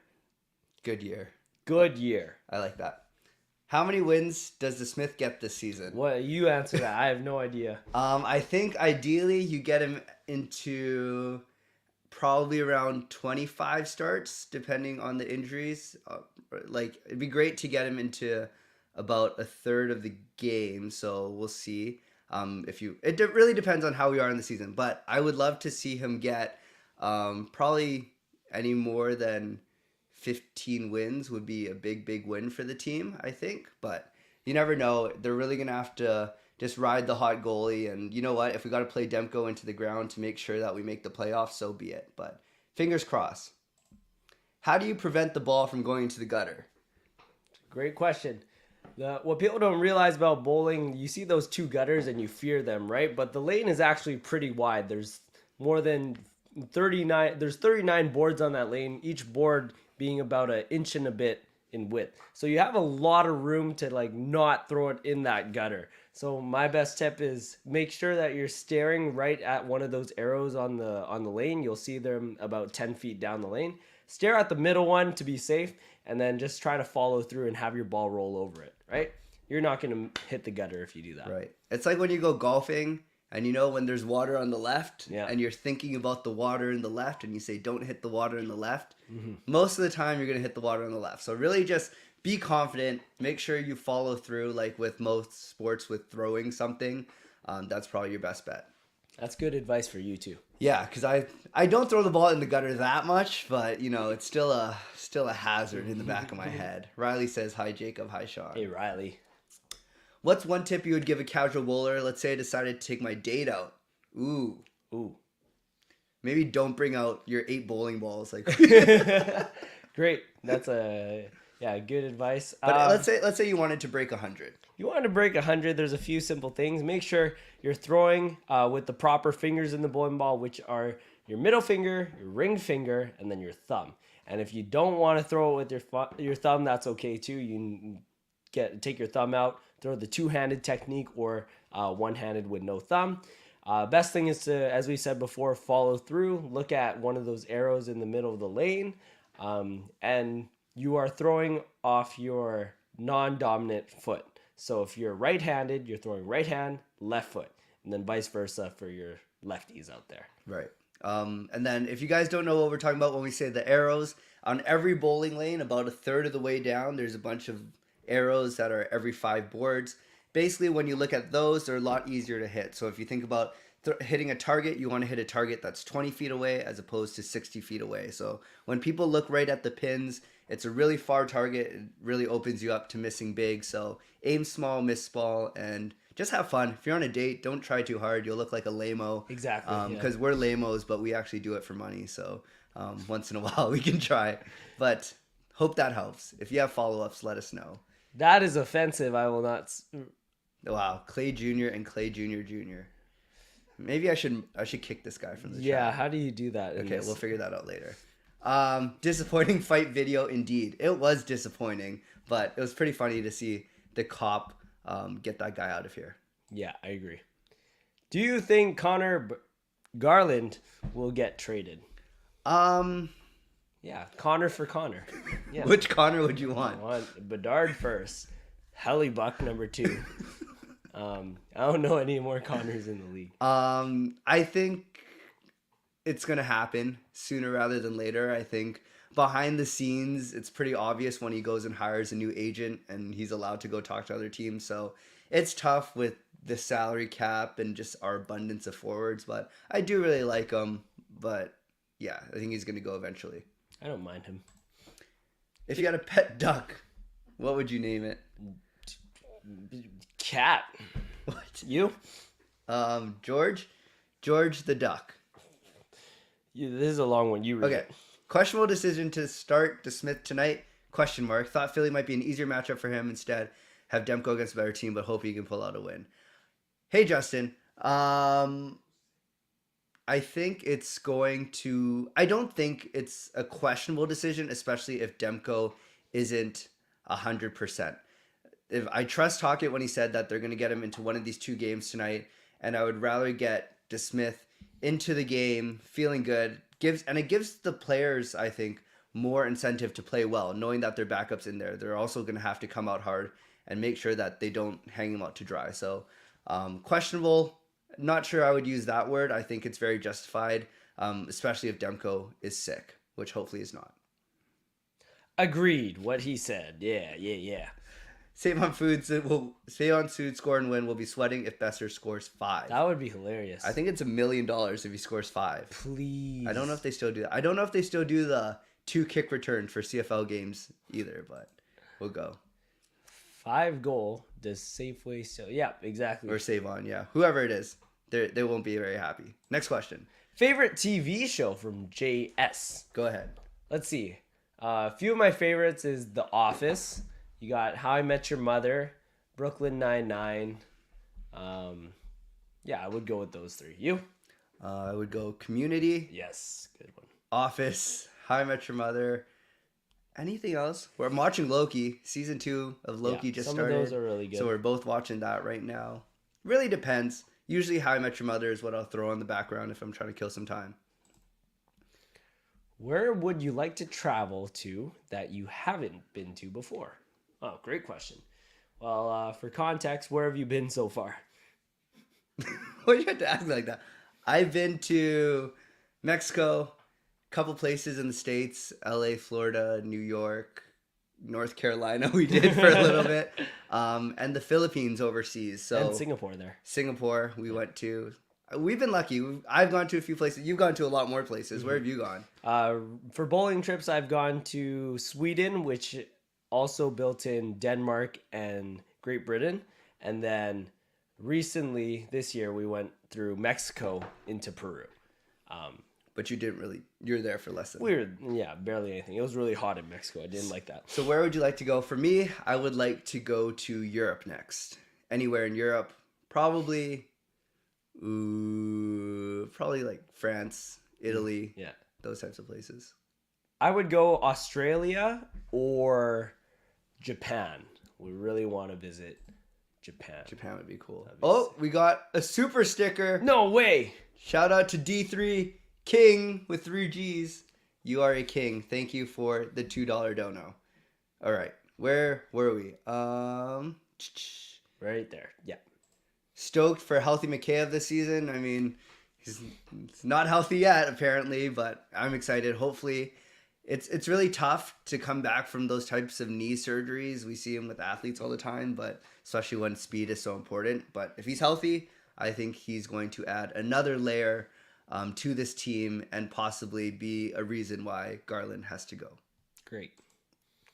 Did you guys see the LA Kings and Arizona Coyotes game in Melbourne, Australia? I saw some highlights. Did you? I didn't see any of it, if I'm being honest. I don't really care about either of those teams, so I didn't really pay attention to it. I feel bad for the people of Australia having to watch the Arizona Coyotes, though. Yeah. That must suck. Coyotes just beat the Devils, though. So the Coyotes are very good at hockey. Yeah, so the Coyotes are better than the Devils. All right. Another one. We got... Oh, another one. $1.39 from EJ87. Another super sticker. Thank you, EJ. Thank you. I've never seen these super stickers before in my life, but they're pretty cool. We appreciate them. All right. We were just talking about Australia. What are your Richmond restaurant recommendations? Ooh, Sean, connoisseur of food. What you got? Like that. Richmond restaurants that I like. I'm a sucker for good sushi, so Sushimura is really good out here. Matsuyama is really good. Where else do we go? Tyson, we go for pho, or Pho 37 out in Ironwood. Mm-hmm. It's a good spot. How are you? There's this really cool place in Ironwood called McDonald's. I'd really suggest that one. I think the Ironwood McDonald's actually might be the worst McDonald's in Richmond, though. Fine. 3 road. 3 road or 2 road? I like... Not that I go to McDonald's a lot, but I think 2 in Glendale might be the best Richmond McDonald's. Any pizza place, too. I like that, too. Oh, Round Table's pretty good. I like Round Table. So you're recommending Round Table in and Richmond? Domino's. Oh, okay. For real? Italian tomato. Yeah, that one's pretty good. Pasta. That's a lot of food, though, so... Yeah. Yeah, family style for sure. Or Kisamos. Kisamos for Greek? Yeah. Where else in Steveston have I liked? I don't know. Do you have any good Steveston spots? That's about it. I want Olive Garden to come to Richmond. How many more subscribers do you think your dad's going to get? What's he at right now? Dad 10,000. knows exactly 10,230. Let's give him till the end of the season. What do you end think of the he'll season? I think he's gonna gain at least another 2,000. What? Another 200. Do you know how long it took him to get to 10,000? Okay, fine. I was being positive. 200 GLCPC. I don't even know. Okay, I think he'll get to at the end of the season 10,750. So another 500 subs. Yeah, that's really. All right, fine. I'll go higher. I'll go 11K. He'll get to 11K. Okay, I think the over under at the end of the season is what? 11K? Yeah. I'll take the under. I'll take the over. Okay, so that's what we'll do. We'll come back to that at the end of the year. A Canadian using inches. Never heard that before. When we were talking about the bowling lane. I'd hope so. What? I am planning on coming to Vancouver this winter.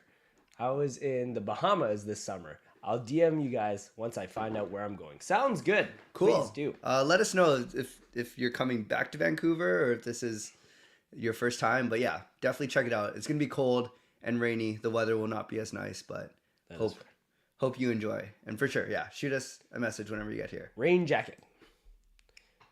What makes you determine what bowling ball to use if you have 8? And would it change during the frame or game? Really good question. It all depends on the oil that's actually out there on the lane. So if you don't know, oil was used back in the old times to protect the lane surface, but now it's actually used as a challenge for bowlers. So there's different volumes of oil, different length of oil that you can put on the lane, different ratios to determine how hard the miss room you're going to get when you throw the ball. So usually it really depends on what condition is out there, and more importantly, how it transitions over time. So therefore, you could see us throwing one ball in one game and then change to a different ball the next game, or even the next frame. You never know. Right. What he said. Usually, strike ball and spare ball is the easiest way for new bowlers. You good? Yep. Yeah, usually strike ball and spare ball, one will curve a little bit, one will go straight. So keeping your options simple is easy if you're just getting into it. We are funny. Thanks, Taylor. Do you guys trash talk the other bowling teams, even in championship tournaments? I feel like I trash talk the other team only when I'm cool with them, so it doesn't happen a lot. But you've gone to like real stakes competitions, so what is that like? What is the trash talking like? At that point, you never really try. You make snarky comments, maybe like, "Oh, lucky one there," or something like that. But no, you don't really trash talk other teams. My team actually trash talks me when I bowl, so that kind of it gets heads turning kind of thing. But it's all for fun and for good morale of the team. Usually I just swear at myself all the time, so that works. Next question: do you bowl 5-pin or 10-pin? We bowl 10-pin. Yeah, 5-pin's actually very difficult to do. Yeah, and it's not kind of widely accepted. It's mostly a Canadian and like Eastern US thing, which is pretty interesting. Jacob, if you could have a bowling ball with all the NHL logos on it, would you buy it? Would you do all the logos? I just want the Canucks one. I think they had one. So we get a catalog every year of all the bowling balls for sale for the pro shop. So, when a customer comes in, we can say, what are you looking at? Here's every ball in the market. And they've done some really cool partnerships. I think you could get every NFL logo, every MLB. You can get some college teams on there. Yes. But I'm not sure if we've seen a Canucks bowling ball yet. Yeah. So the NHL has got to sign over that license as soon as possible, and we will report back to you when we get it. That sounds like a good idea. I would get it, though. Yeah. Jacob, Sean, did you watch Power Rangers as a kid? No. Not really. We were more like Disney Channel, Sweet Life of Zach and Cody, That's So Raven, Wizards of Waverly Place. Like, that's our type of thing. I agree. Yeah. What did you watch growing up? Backyardigans. Sweet Life. VeggieTales. I was about to say that. Yeah, VeggieTales for sure. Hopefully audio is back to being synced up. If not, that's kind of awkward. Yeah. But that's funny.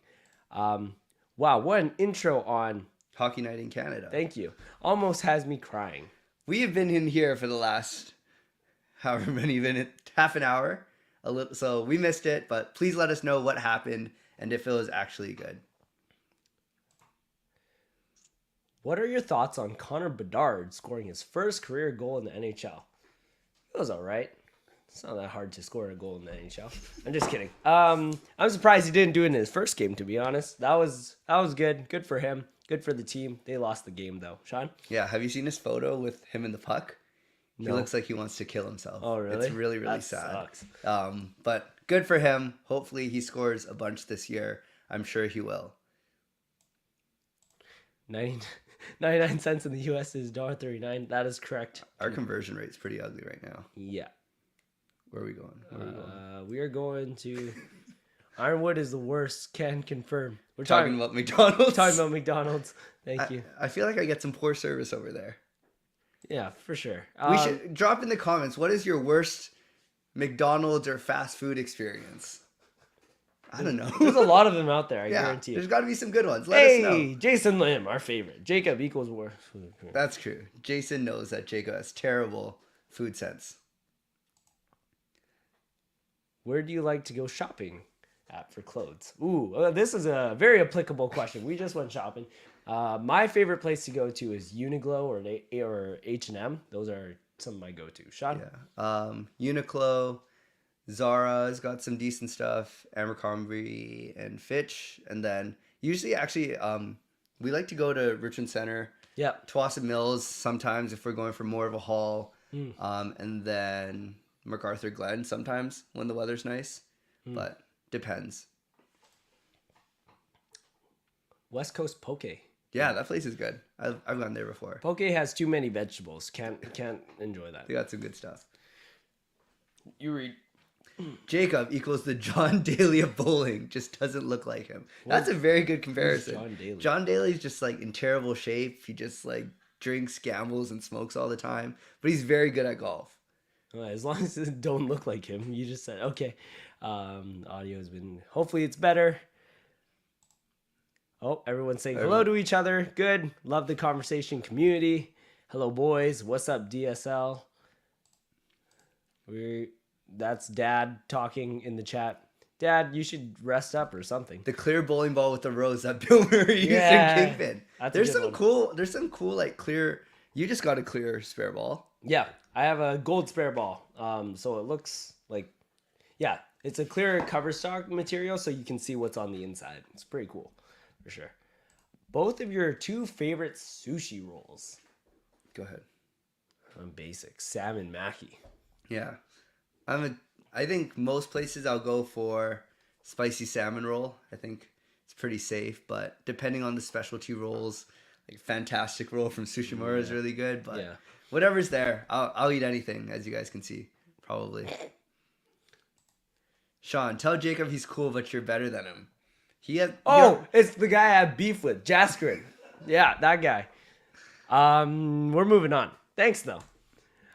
I played bowling back in the day, and my best game was 240 points, and I was playing with crutches. Wow. That's ridiculous. That is crazy. Even with my dad, without his crutches, can't get there. So that's good on you. Is that 5-pin or 10-pin, Carol? Let us know. Yeah, for sure. That's very impressive, though. A 240 game?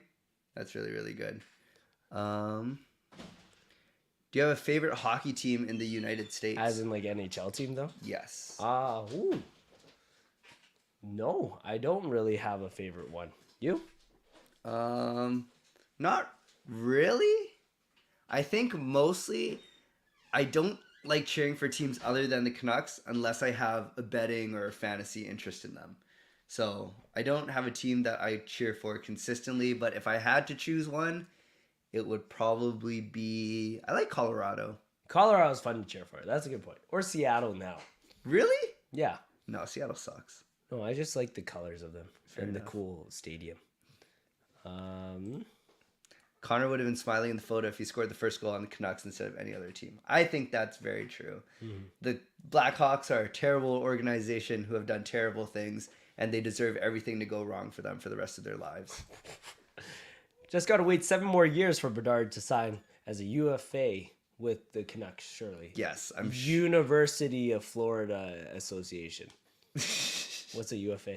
Unrestricted free agent. But we'll see. You know what? I don't think that'll happen, but I'm going to dream. Worst experience is when you don't even get your food. Yeah. One time I did not get fries with my meal. Wow. That was very frustrating. Sean must have been angry. That was that a day. canon event for me. That was very tough. Favorite non-Canuck player in the NHL? You start. I like to watch. I like watching McDavid just because he does some ridiculous things. I also like watching Cale Makar. I think he's outstanding. And Jack Hughes has been pretty fun to watch lately. How about you? I'm trying to think of one player that's not in the Canucks. Yeah, I'll say Ovechkin. Ovechkin. Yeah, scores lots of goals. Yeah, that guy good. If your dad wasn't known for his fame and celebrity status from YouTube, what would you prefer him to be famous for? Well, he's not famous. Yeah. We're actually way more famous than him. When Got it to comes get that stuff. one right first. So he's not famous, but if he was famous or something, I would like him to be a famous businessman. That'd be kind of nice. It'd mean we'd be rich. Yeah, famous billionaire or something. Yeah, not famous cripple. That's too bad. Or yeah, injured reserve, whatever he is. Scooter boy. Talking about Forsling. Will you be going to the Canucks versus Islanders games? If so, how will you react when Bo returns to Rogers Arena and the tribute video? Ooh, great question. I don't think I'm going to be there. That's probably a game that Sean would want to go to. But I would boo Bo. Yeah. Be like, Bo. Yeah. I'm going to be at the game. I don't think I'm going to boo him when he touches the puck. I think I'm going to be very sad and like emotional when they show the tribute video because he was my favorite player. But I don't think I'm going to boo him. I don't resent him for his time in Vancouver. I don't see any good in that besides maybe that one interview. But I choose to see the good in his tenure with the Canucks because they were a sad sack of team when he was here. That is fair. May come back to watch the stream later for sure. Take a break. Come back soon. We will be running until what time? 7 p.m. Yes, Dad will be here till puck drop, so I think that's 7. Beautiful. 5 pain. Least favorite NHL teams. Oh, easy. 3, 2, 1. Good. Oilers. Oh, really? Yeah. Who are yours? I was gonna say Boston.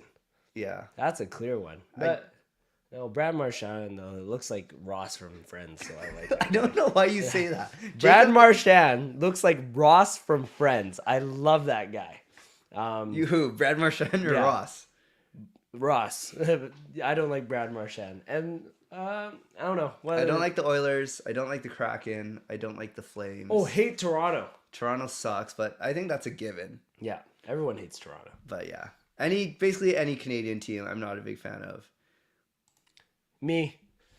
Who does Clay love more between the both of you? Me. I don't really care. Not that I do. Shouldn't you be resting? Why are you sitting outside the door looking at us? What's your guys' favorite social media or top 3? You go first. Ooh, Instagram. I hate to say it, but TikTok because I'm on it so much. Instagram, TikTok. I'm not a big Twitter or Facebook user, so I'm going to go with old-fashioned Snapchat. Really? Yeah. I'm Instagram, TikTok, and then like it depends. Like, do you call YouTube a social media or do you call it like a streaming? That's platform? a good point. I call it streaming. So then, if that's the case, probably Snapchat or Facebook. Cold fries with no salt. That's a bad combo right there. That sucks. That's the worst of both worlds. Yeah. Boys being savages. Oh no, LOL. Thanks, Taylor. That's just us normally talking though. Yeah. I'm Clay. Your son just roasted you. Dad, sadly, I wasn't ready for it. Thanks, Dad. I hope your Achilles heals up, Clay. Yeah. Eventually it will. Hopefully. It's been a long time. You guys see Aaron Rodgers? He's like walking around. Yeah, our dad's not walking around. He's wheeling around, unfortunately. We got to get one of those the thing for the stairs like I like those a lot. I'll just ride it. We're going to get one of those things. Okay, least favorite dad memory of all time. What? Least favorite. I would say it's not really least favorites. It's more of like when he's embarrassed us the most. Like okay. Yeah. There's definitely some pet peeves. Do you have any embarrassing stories? Embarrassing. Not that we were there for. I think like my biggest pet peeve is something will happen, and then sometimes Dad's first question will be, "Can I post this?" instead of like seeing how we're doing. So that's one thing. So that happens a lot. What do you have? Something similar. It's kind of when like Dad says, "Oh, Jacob will be on the stream tonight," and I never knew that I was gonna be on the stream tonight. Like tonight, I'm just kidding. But those kind of things. We don't really have bad memories of Dad. It's pretty just like he kind of gets himself into funny situations and he tells us about it. Yeah. Like recently he had a talk and his fly was down the entire time. He didn't know. That was pretty funny. Well, if you getting a new Canucks jersey this season, maybe a new player on it? No, I'm rocking my Henrik Sedin one forever. Sean? I would like to get a new one now that Horvat's not here anymore. I'm not sure who I'm going to get, but we will see. I think if Petey resigns long term, then I can invest in that. Jonathan Marchessault looks like the Undertaker from WWE. I don't know. I'll show you a photo of him later.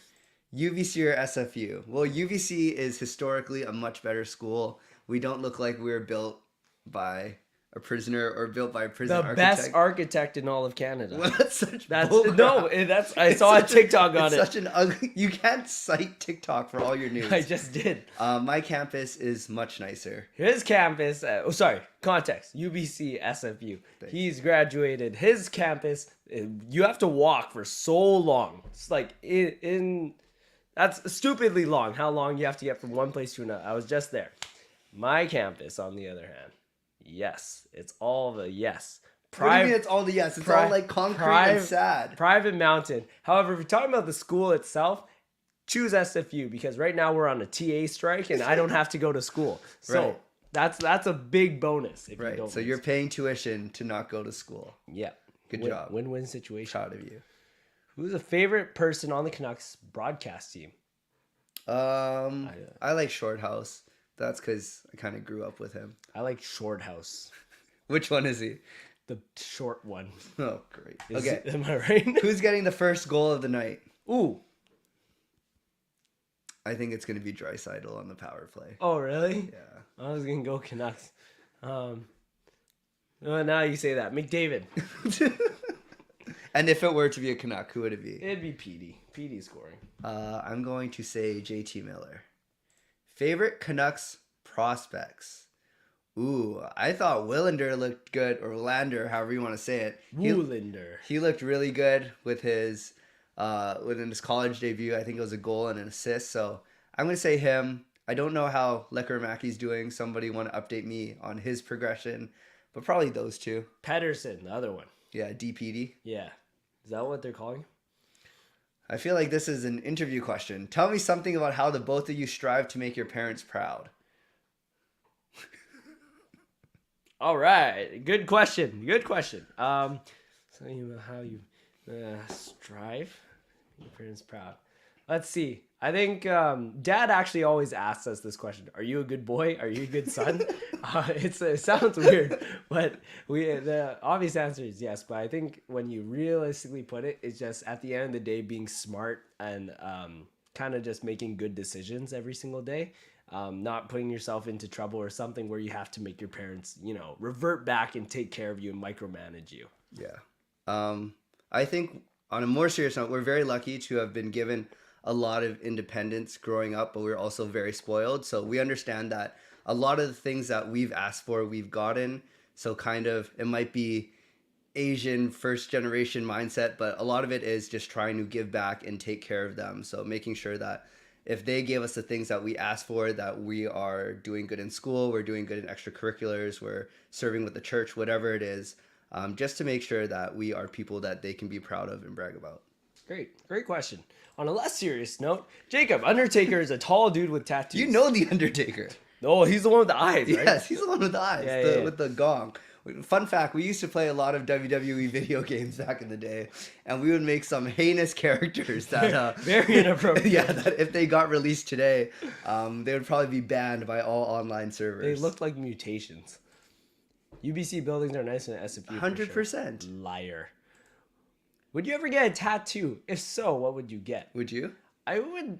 No, I wouldn't. I don't like the idea of getting one. But if I were to get one, it'd be something like a Bible verse for sure. You should get if you made the Olympics, would you get the Olympic rings? Is that what some people do? That's what every Olympian does. Yeah, I'll get it on my butt. Yeah, you'd get it. Tramp stamp with the Olympic rings. I would. I've thought about it. I brought it up to my parents, and every time they say no, so it might need to be something I do in a couple years, but probably religious. Favorite Canucks memories? Ooh, anything in the 2011 playoff run, because my teacher during that year had a rule that if it was a Canucks playoff game, we wouldn't get homework. And that was just the one year that the Canucks decided to go crazy, so I didn't have homework for 4 weeks. That was awesome. That or seeing the Sedin's last game on home ice. Great.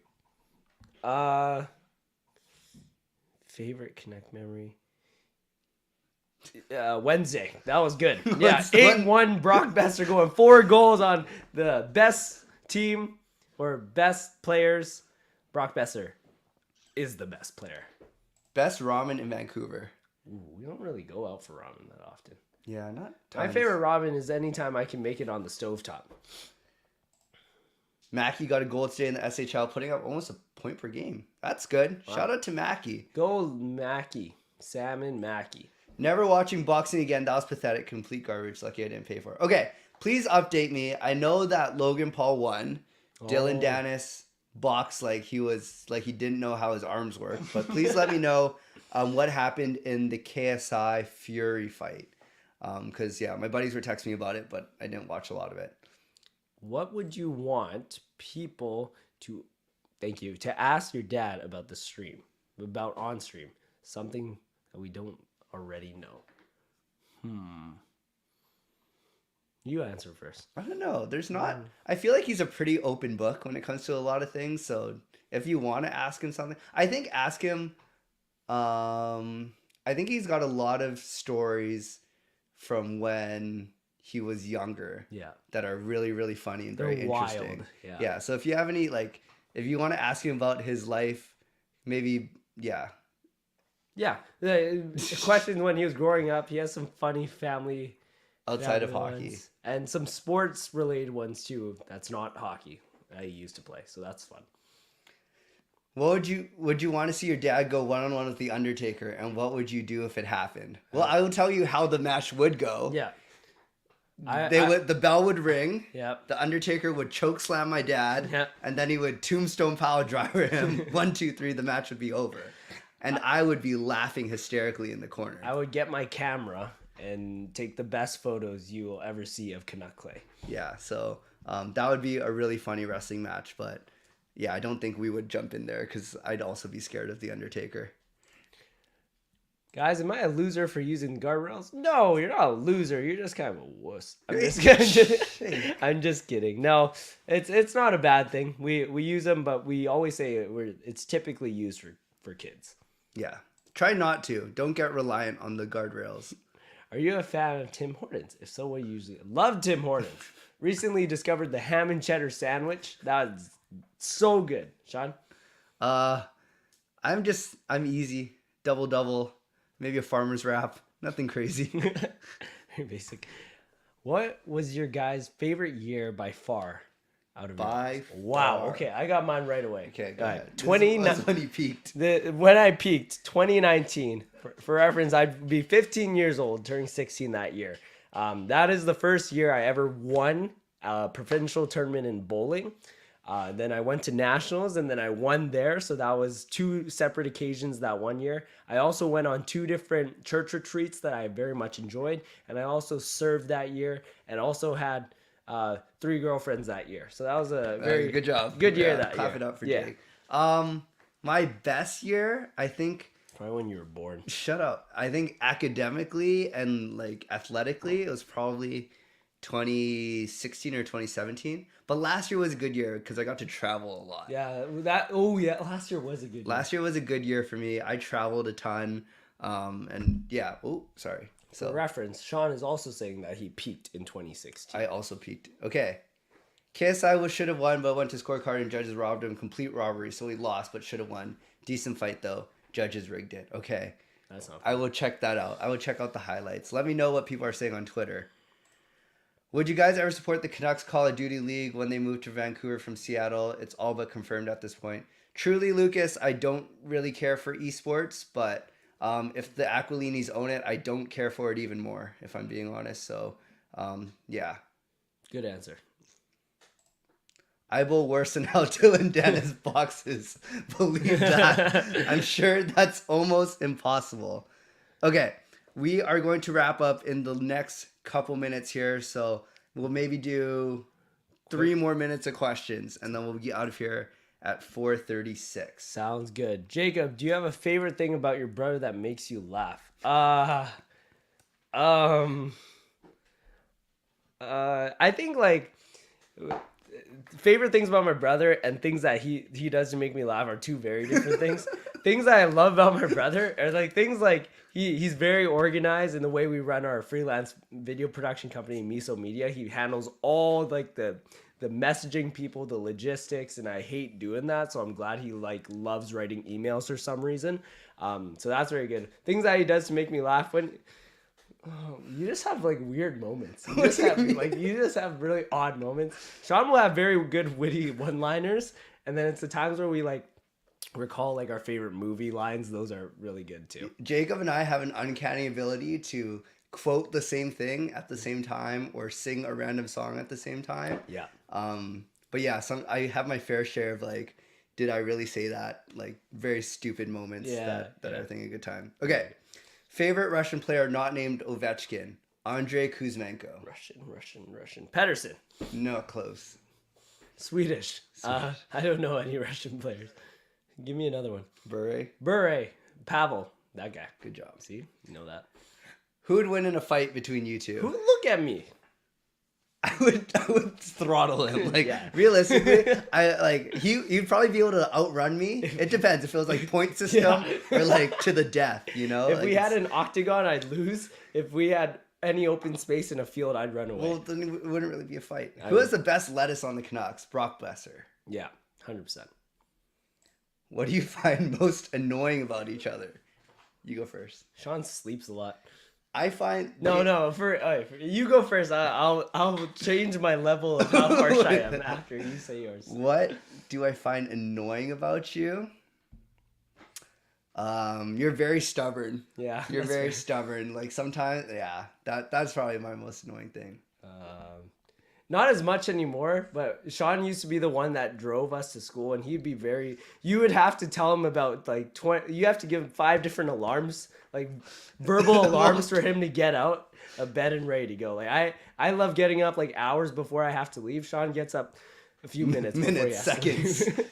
Okay, here we go. Do you like Gatorade? And what flavor? I know both of ours. Orange. Do you think the Canucks will ever win a cup under the Aquilinis? Who are the Aquilinis? They're the devil. Just kidding. But yeah, they're the owners of the Canucks. No. I don't know. I don't think they're going to relinquish it either. So I think if I answer no, I'm going to be in for a whole lot of pain. Do you usually wear a Canucks jersey when you watch road games on TV? No.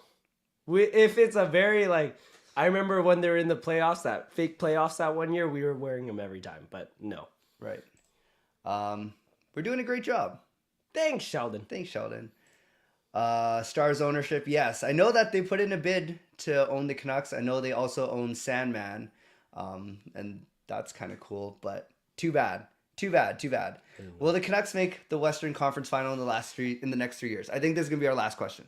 3 years, yes. I think they make it this year, and that's it. They ain't making anything after that. Right. You? No. Okay, last question for real. Who has the best lettuce in your family? It's definitely between us. Actually, Kayla well, like, Dad's disqualified. Yeah, you're 'cause disqualified. He needs hair to be in this competition. Kayla's got a lot of flow, but it's very high maintenance. Yeah. It's very high maintenance, very expensive. Very expensive. You guys can decide. I'm more. It's not really like flowy, but it's very gets the job done. I grew mine out, so that's what you call Jacob's got decent flow. Flow. But anyways, we All right. are out of here. Signing off from Jacob and Sean. Thank you so much once again for supporting our dad's live stream. He looked forward to this for too long. I think he stayed up all night just ready for this. But so thanks again for watching. Stay tuned for the game tonight when we beat the Oilers. Sean? My dad wants me to stay for a minute while he maneuvers in. So Jacob's leaving. See you. But thank you for watching. This has been a lot of fun. I'm excited for the game tonight. I'm excited that hockey's back in general. That makes me really, really happy. But are you good? I'm good. Rolling in here. Thank you. You're welcome. Have a good one, guys. Thanks, boys. Oh, thank you. There we go. Sean and Jake doing their thing. Roasting me as always. But I'm always grateful that they're so willing to come on. Even sometimes I tell them, sometimes I don't. How we doing? Everyone good? How's your energy? Gonna hang out with you guys for 20 minutes. And then what we're going to do is at 5 o'clock, I will start to prepare everyone for the game. Not beforehand, because I haven't really... I got to give people a chance to get back in here before we start. I see this is all coming down, but that's okay. We'll make it work. So once again, thanks everyone for being here. Hey, Matt, I did not know that you were in England. But I always happy to see you, Matt. So what do we got here? Normally don't get on your streams because you start after I've gone to sleep and finish just before I wake up. Yeah, so I probably have the worst timing. So Matt, I am so glad that you are here with us today. That is awesome. Welcome. Nice to see you. No, I have not heard of the pro wrestler from California, the Godfather of Swole, Don Swole Leon, but I'll look him up. He sounds like he's a good wrestler, or he would whoop my butt, but everyone would. Minnesota is winning 1-0 over Toronto. Oh, that's good to know. I did not know that. I don't have the scores up right now, but that is indeed good to know. Oh, that's awesome, Matt, that you get up and you still watch the shows. I appreciate that. That is very good of you. Very, very, very good of you. My butt hurts sitting all this time. How do you think I feel, Rome? Get up, go for a walk or do something. But thank you for being here, Rome. The Jets beat Florida 6-4. Wow. That's exciting. Some big scores in the league today. Florida's 0-2 already, right? Oh, he's your trainer. That's awesome, Riley. That's awesome, Riley. So let me know how you guys are doing. Let me know how long you've been here in the chat. I will answer questions for a few more minutes. Then I'll take a quick 5 to 10 minute break before 5 o'clock. And then we'll go hard for the last 2 hours of today's show. No, Soul Search, it's not your YouTube. I think my show started off in sync, and then it got more out of sync as the day went on. I'm not sure if it's because I've been having because I've been in here for so long. I'm afraid to. You know what I'm gonna try? I'm gonna try playing a quick video and then come back and see if it's better. Give me a second. I'll be back like in 30 seconds. Okay. So it's going to say back in 2 minutes, but I'll be back in 30 seconds. I want to see if this makes it. You know what I'm going to do? I'm going to play my intro, and maybe when I come back, it'll reset itself, which I doubt, but let me try it. I'll be right back.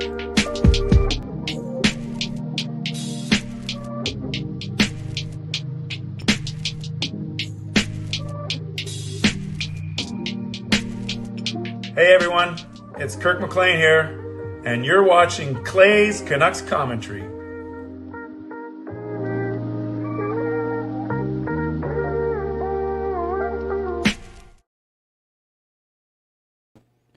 Now let me know. Let me know if the audio is any better or if it's still the same, if it's still delayed. And if it's still delayed now, there's not much I can do about it anymore because we're only 2 hours away from being done.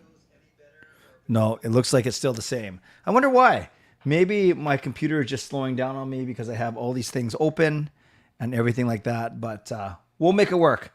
We'll make it work for the last hour and a half. We simply have to make it work. But just pretend it's right on. Do I think it'll be a high-scoring game tonight for the Canucks? Oh, Matt, yeah, I'm not in OBS. I'm in StreamYard, actually. So, you know what I can do? I can do one thing in StreamYard, maybe. If I... No, there's nothing here. Unless I change the mic and bring it back. Give me a sec. I'm going to try one other thing.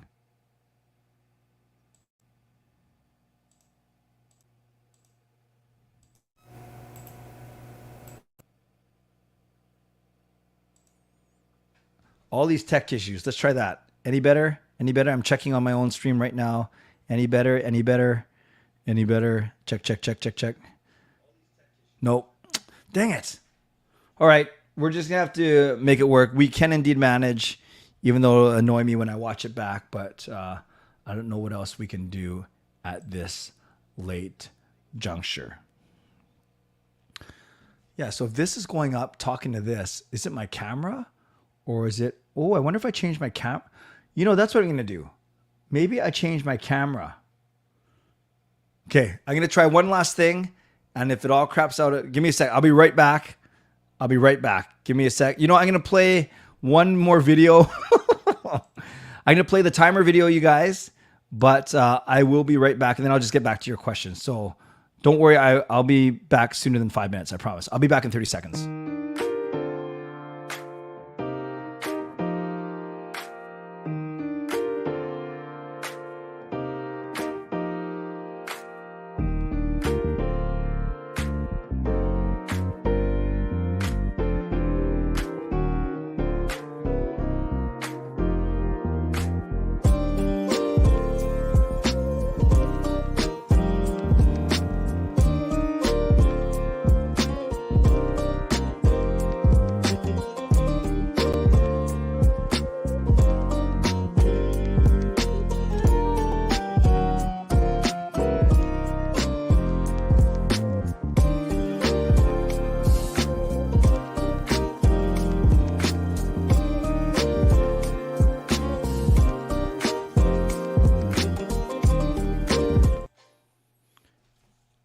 This is the final test.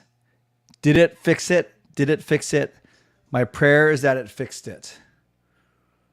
Here we go. Nope, it didn't fix it. All right. We're going to have to just continue on and managed for the rest of the show. And I'll have to figure out what's wrong. But we will make it work, you guys. Thank you, though. Do I think it'll be a high-scoring game tonight for the Canucks? No. They're definitely not going to score more than 8.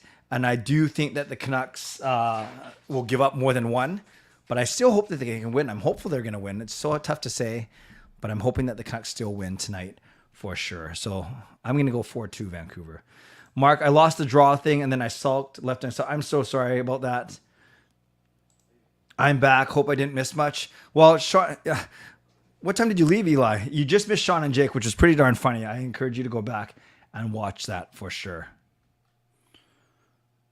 Oh, audio is back in sync for you, Rome. Interesting. Is it, depending if you're watching on a phone or watching on a... Regardless, sorry, guys, but we will make it work. We will make it work. Optimistically predicting an undefeated season after tonight. Man, if they go, well, they don't have to go 82-0. Or are you saying like they can get some single point games in there as well? Who do I think will score first for the Canucks? I'll go Pettersson. I think Sean said that too. Canucks will lose in a shootout. That's fair. So Eli left at 7:15. So Eli left at 7:15 and said, what did I miss? Eli, you want to be here for 5 o'clock though.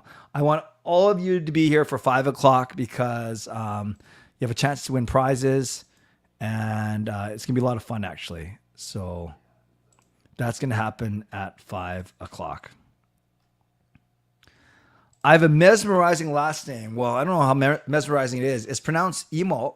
Actually, in Japanese, it's pronounced Imoo. You say all syllables, but I don't say that. So I say Imoo. But because of the way it's spelled, I certainly get a lot of Imoo and Emu just because of the double O. But it is indeed Imoo. How much of an anomaly do you think Wednesday's result was? Would love to see that kind of performance regularly, but I think Oilers were just underprepared. Yeah, it was an anomaly for sure.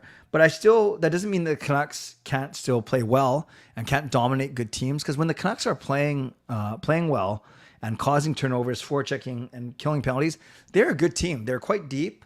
They're not as deep as some other teams, but they have enough high-end talent. I think that's the thing with the Canucks is you could argue that their depth isn't great, but their high-end players are right up there with. So you take a top 5 of Demko, Hughes, Petey, Miller, and say Kuzmenko or Besser. It's not the best ever in the league. Like you could put up Colorado of Makar, McKinnon, Rantanen, but then who do they have in nets compared to Vancouver? So you can build like a top 5 for a lot of teams in the league. And I say the Canucks top 5 is right up there. It's what happens after the top 5 that's a little bit trickier. Duck, we are not playing Kahoot per se, but we're playing something very similar to Kahoot.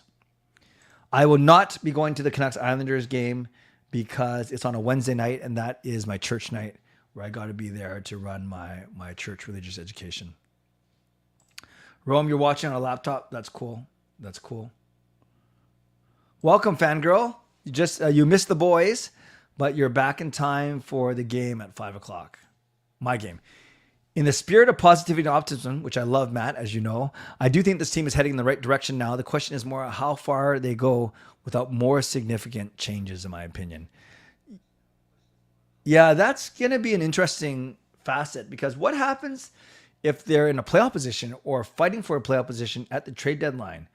Do they have the actual assets to make any trades? Maybe we do not want them to make any trades, but we'll see. Give me a sec. I just have a quick consultation with my son, Sean. Talk amongst yourselves. Come in here. Let me just see it. I won't read it out loud. Did the viewership spike again since you came back? A little bit. Yeah. No, if he does, we'll make it work. Yeah, that's what I thought.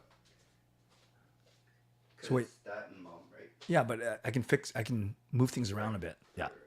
All right.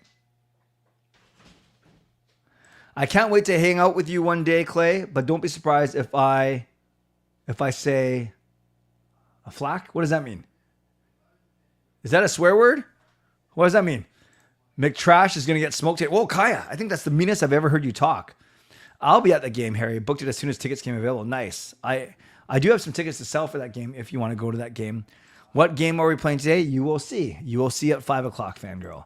During road games, do you wear your Canucks jersey at home or just a t-shirt usually? Well, I do wear something. I don't sit there buck naked. Oh, that's not what you're asking. If I'm watching a game, no, I actually won't put on a jersey or a t-shirt just to watch the game. What I will do is I'll wear a shirt of some sort, but I don't necessarily dress up to watch the game, to put it that way. Good question though. Kaja, I would not want you to be anything else other than real. I appreciate you being real. Aflac is an insurance company, and their mascot is a duck that says Aflac. Okay. I don't know, man. It just sounds like I'm swearing when I say that. It just doesn't feel right, but I trust you. I trust you that you're not getting me to say anything that I'm not supposed to say. All right, guys, I'm going to go for 5 more minutes, and then I'm going to take a 5 minute break at 5 minutes to 5. That's a lot of fives. So I'm going to take a 5 minute break at 4:55 to get ready for our 5 o'clock game. And you don't have to be here right at 5. Well, I want you to be here right at 5, but because I'll have to take a few minutes to explain it. And then I guess really if someone's late, someone's late. And you know what I'll do is I'll probably start the game at 5 after 5. So let's go for 5 more minutes, and then I'll take a 5 minute break. That was a lot of fives. I had chili for dinner tonight. Awesome. What, you ate already? It's 4:51. We're in the same time zone, right, fangirl? Chili is cool. Matt, you know, it's so funny. This is such an interesting question, Matt. Clay, have you ever given any thought to a reality show surrounding your family? Yes, but it's been a very quick thought. If we did a reality show, truly, and I really believe this, regardless of what it's called or keeping up with the emos or amazing, that's horrible. I think Jacob would be up for it. And I think Kayla would be up for it. I don't think Sean would be up for it. And I know that Gail wouldn't be up for it. So it'd have to be something, maybe it would just focus on me, Jake, and Kayla. But I don't know. Then you're losing 2/5 of the family. And you saw, remember in Sean's answer where he said sometimes, I think he exaggerates a little bit. Of course, I check on the kids. Of course, I make sure that everything's fine. But he's not lying. I do ask often, can I post this? But to my credit, if he says no, I don't. Unless I really want to do it, then I'll beg him and say, why not? What's the worst that can happen? So in true spirit of humility and honesty. But yeah, I actually think the way that Gail and I parent, how proud we are of Sean, Jake, and Kayla, their accomplishments, the funny situations that I get myself into, the fun we have in our family. And it's not about showing off. Look at everything we do. Look where we go. Look where we buy. Look where we travel. Look, it's not about that at all. Because we're not like that, but I do think there's enough funny experiences and lessons from our family where it would make for compelling television. I just don't think that I would get the buy-in from the entire family. Clay, sometimes I feel like I'm slowly turning into the Aflac duck. While being a duck is not all it's quacked up to be. I will say that, Riley. Fangirl says, I agree, duck. Okay. Austin Matthews with 2 goals already. What, tonight? How do you get 2 goals already? They just started. And didn't he have 5? I mean, 5. Didn't he have 3 in his home opener? What can we win? Unpaved, you will see. You'll see at 5 o'clock. Finn is the best mascot. He is good. Oh, I know who Gilbert Gottfried is. So when you say that, then that makes a lot of sense. He is pretty funny for sure. Dinner was done early. That's why I ate already. The universe is telling me I should play this game. That's a good way of putting it. I like that, actually. I like that a lot.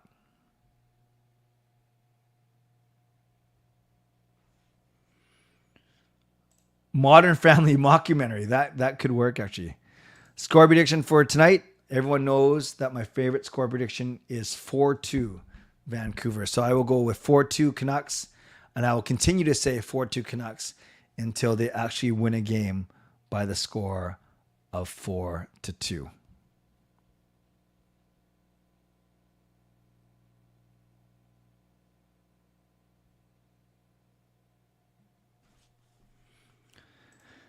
Finn spilled popcorn at me at the game on Wednesday. Oh, that's cool. Kaja, where were your seats on Wednesday? And did you have a good time? I trust that you did. Clay, you should have a shirt that says being a duck is not that all that it's quacked up to be. Yeah, but I didn't make up that joke. I just say it a lot. Yes, I was aware that Gilbert Gottfried did pass away. I had a dream Demko was traded to Toronto and they ended up winning the cup. Worst feeling ever. That is the worst dream ever. And last question, then we'll throw to a 5-minute break. Who is your top 3 favorite players at not Canucks right now? Harry, are you asking me who I think the best players are or who my favorite are? If you're talking about best players, I go McDavid. I could go McDavid, Draisaitl, McKinnon, McDavid, Draisaitl, Makar, McDavid, McKinnon, Makar. Any of those 4. Matthews is up there. Kachuk is up there. You're talking about my 3 favorite. Oh, you're saying 3 favorite players, not best players. That's not the Canucks. I do like Cale Makar's game. I really do. I do like McKinnon's game. And I like Stamkos. Those are my 3 favorite players, probably. 101, row 12. Okay, on the ends. That's not bad. Yes, I'm in a fantasy league for sure, Eli. And I will... my best players are my centers. They are Pettersson, Tage Thompson, Connor McDavid. And I do have JT Miller. I do have Mika Rantanen. So my forwards are really good on my fantasy team. That's why I keep coming in second. I can never come in first, though. And hey, Zach, nice to see you. Okay, friends, I'm going to take a 5-minute break. Then I'm going to set up the game. We're going to come back, and we're going to play it. I'll see you in 5.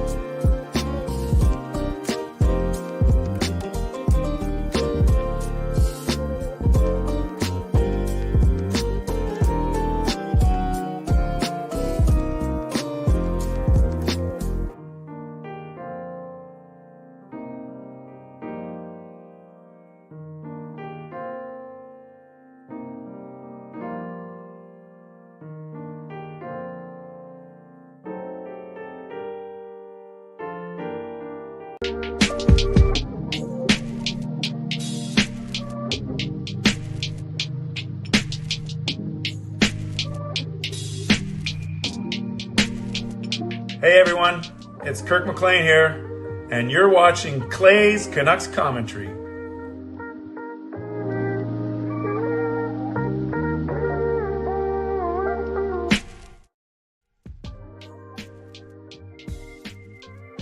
Wow. We are now 10 hours down, 2 hours to go. I see the finish line. I see the home stretch. You guys have been here, many of you, almost all day. I really appreciate you. I can't believe, G. Ellis, that you didn't like the music. Everyone today has been talking about how much they love that music. And G. Ellis is the first one to come in and say, no, thank you. But I'll catch up for a couple of the comments, and then I'll talk about what we're going to do for the next hour. If you had to trade either Peter or Hughes, who would you choose and return in the same? You know, if I had to trade one of them, I would actually trade Petey, because I think, this is so tough. They're both so good. But if I had to pick one, I'd trade Petey because of the contract situation and all that. And I think you can get at least 3 assets for him. A good player, a good prospect, and a high draft pick. Is this music supposed to sound like the Cheers theme? I don't think so. Lo-fi chill vibe. Derek Chang. Welcome to membership, Derek.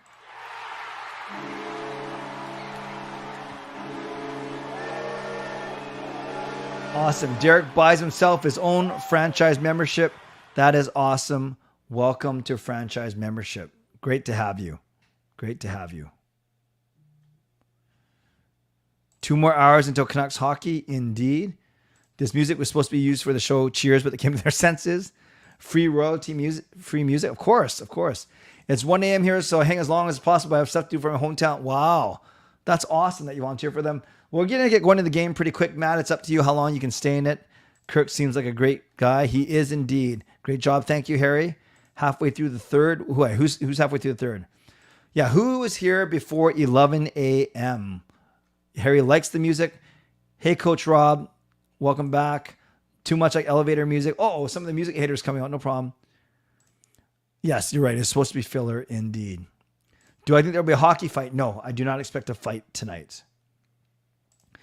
Yeah, I feel good, Matt. I probably could do a 24-hour stream. You know what the error was? So the good thing is about 12-hour stream, it's never dragged. At least, hopefully it hasn't dragged for you. For me, it's felt like it's gone really, really quickly. I got maybe twice as many people watching the 24-hour stream, not because it was twice as long, but that was a novelty for sure. There weren't as many hockey games going on, but it's fine. It's not just about the numbers. I find that this show has moved really quickly because I had less space to fill. But I feel good. I probably could do a 24-hour stream, but I didn't want to, given my Achilles injury. And I guess the other thing too is when I did my 24-hour stream, I was dumb. I started at 7 at night and went to 7 the next night, which basically meant I already was up for a full day, and then I started my stream. What I should have done is gone 7 in the morning to 7 in the morning.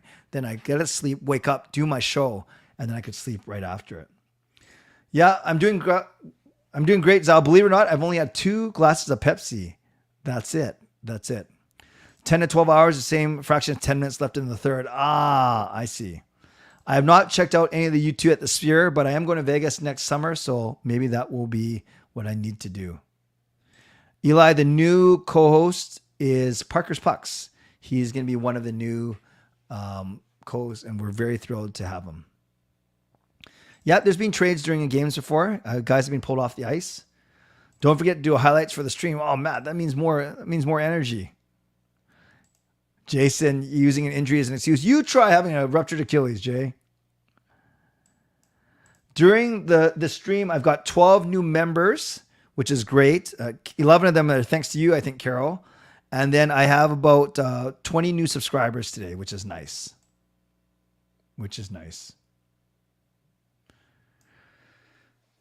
Let's get going with our game. So I'll explain everything to you first, and then we'll get going.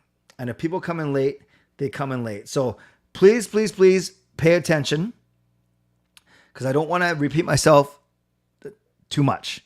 So I'm not using Kahoot, because Kahoot now you have to pay for over 10 people. There's 50 of you in here. If you all play, at least this license I have is up for 100, up to 100 people. So what we are playing for is 4 prints from Gassy Jack Art. And I still got to get in contact with Gassy Jack Art if he's going to donate them or if I'm going to buy them. Regardless, you're playing for 4 prints, just like the ones I have back there. This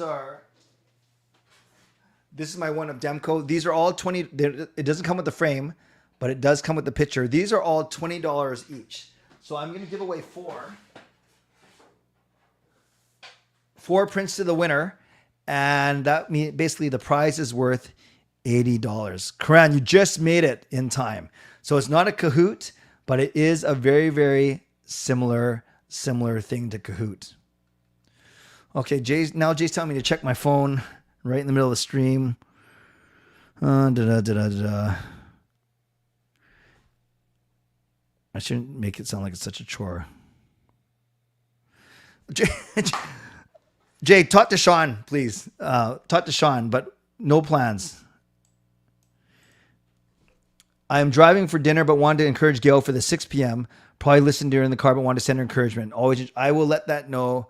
I will let her know for sure, Smiley. Finally here. Yes, Karan, I'm glad that you are here.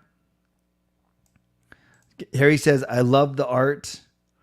If you ever want to do transcontinental piece, then get in touch. There are a few of us Canucks fans over here. Yes, Matt, I do know there are a lot of Canucks fans overseas. Is the art giving? Yes, you will get to choose. Whoever wins gets to choose their actual art. Jay, I'm replying, but I'm basically replying what I'm saying to you right now. No plans. Talk to Sean, which I think you already have done. Okay, so we are playing for 4 prints from Gassy Jack Art, your choice of prints. So this is what we're going to do. We are going to play a game that's very similar to Kahoot. It's an online quiz game. It's 30 questions. And I'll give you plenty of time to enter, so don't worry, no rush. We are plenty of time.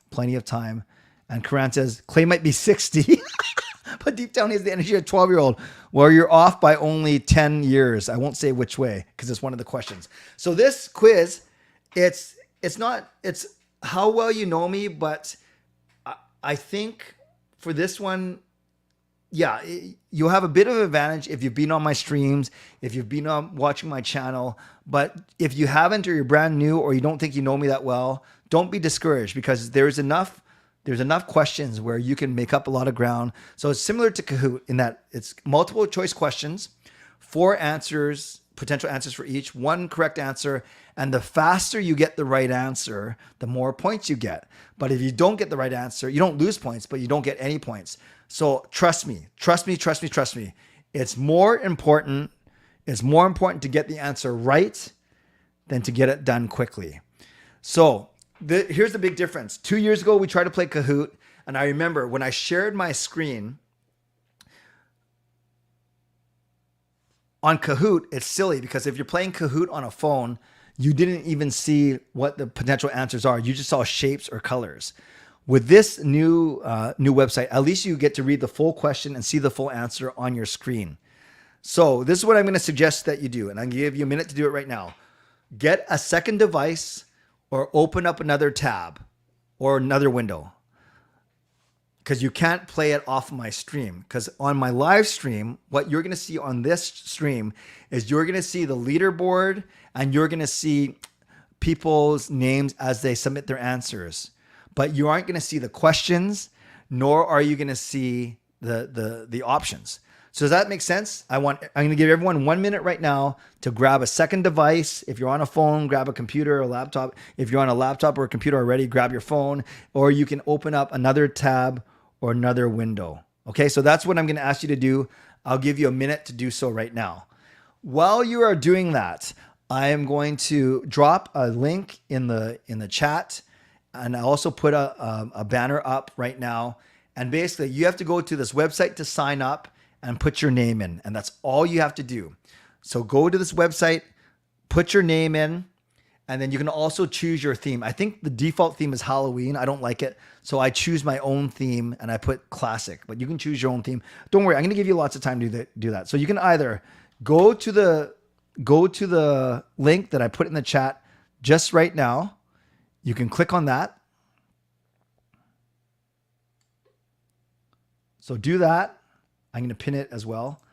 or you can follow the banner too, which is a little more complicated, but you can still do that as well. Join the game. So you go to joinmyquiz.com and you enter in the code 751472, which is the exact same thing as if you pressed that link. So the easiest thing is to just click on the link that I put in the chat. But if you want to go the long way, you can type it in yourself. I almost want to take this banner off and just have you. No, because you might be on a different device. So I'm going to give you 5 minutes to get in. That's awesome. I see everyone joining now.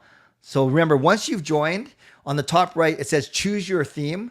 I actually switched mine to someone else. It's a different thing because I didn't like the Halloween. Great. This is awesome.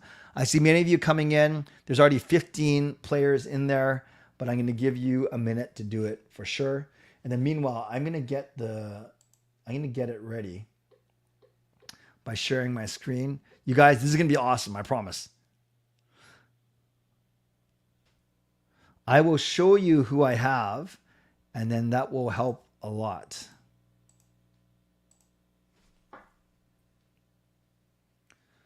So I see Rome, EJ, Derek, Clint, Jeremy, Indigo, Trevor, Matt, 751472.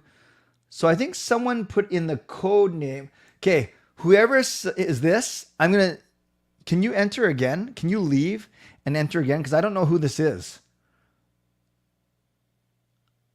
But I'm afraid that whoever put in 751472 as your name, I don't know if you win. I don't know who you are. So, because I think you put in the code as your name. Harry, Zach, Erwin, Lefty, Unpaved, Coach Rob. Okay, so most of you are in here, which is good. Jay, Credible, Smiley, Hello, Manuel, Eli, Clay. But that's me. I'm just to make sure that it works. Okay, 22 of you in here. I'm going to give you 3 more minutes to enter. Again, whoever this 751. Oh, okay, Fangirl, you're the number. Okay, that's good to know. I wonder if I can rename you. No, I better not. So we know that 751472 is Fangirl. Fangirl, you're saying what's the code again? It's right on the screen, 751472. Lefty all around is in. You guys remember, I can only show you this like this. You can just ask me if you're in. But you should be able to know if you're in because you should see it on your screen. Like you should be playing the game on one screen and watching my stream on another. Carol, the code is 751472. It's right on the screen. But the easiest is to click on the link that okay, Carol's in. So here's who's in. If you don't hear your name, that means you're not in yet.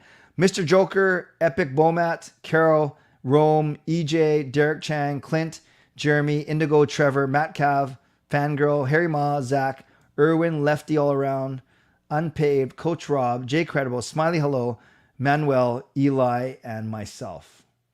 So those are the people who are in. I'm going to give you exactly 2 more minutes to get in, and then we better start playing this game.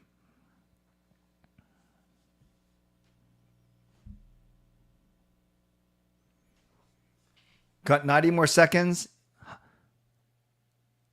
So yeah, so I chose the standard theme, but there's so many other themes. There's Touchdown. Matt's using Synthwave. That looks kind of cool, actually. Okay, Mackie, get in there. Get in there, Mackie. I should see your name in like 2 seconds. And you guys now have 1 minute to enter. Yeah, Taylor, of course you should play. Everyone should play. It's for free. You're playing for 4 Gassy Jack art prints.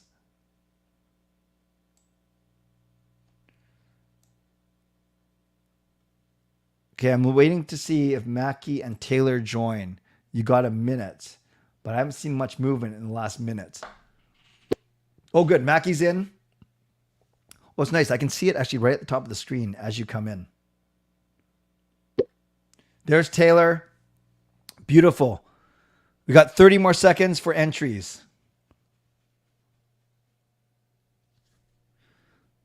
So all of you should have a screen right now that has your name at the top, and then it should say waiting for the host to start, because that's how you play.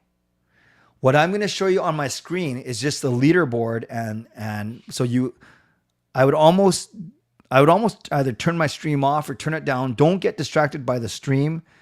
I want you to make sure that you are looking at your device. So Justin, great question. Before we start, the questions are not going to show up on my stream. So if you can hear me, that's fine. And I can't go any faster than the game itself. So the lag won't be an issue, if that's what if you know what I mean. So what I need everyone to do right now, and there's 25 of you in here, we're going to start in a second. I need everyone now to concentrate only on their device where they're playing the game. If you have to turn down the volume, if you want to turn off my stream for the next half an hour, that's fine. But make sure that you're in a place where you can indeed see what's happening. So we're going to test this. I don't think the questions show up on my screen. They'll show up on your phone though, whatever device you're playing on, for sure. So that's the difference between, Justin, that's the good difference between Kahoot and this thing. For Kahoot, the questions never showed up on your device. For this, the questions show up on your device. So I think it should be foolproof. Okay, what I'm going to do is I'm going to remove this banner. I am going to, we don't have to unpack. Is everyone ready? 30 questions. This is going to take basically all until 6 o'clock or just before it. We are playing for 4 Gassy Jack art prints. It's basically how well you know me. Are we ready to go? I'll try and troubleshoot. The good thing is we can't advance to the next question until I set it to go. Okay, get ready. Here we go.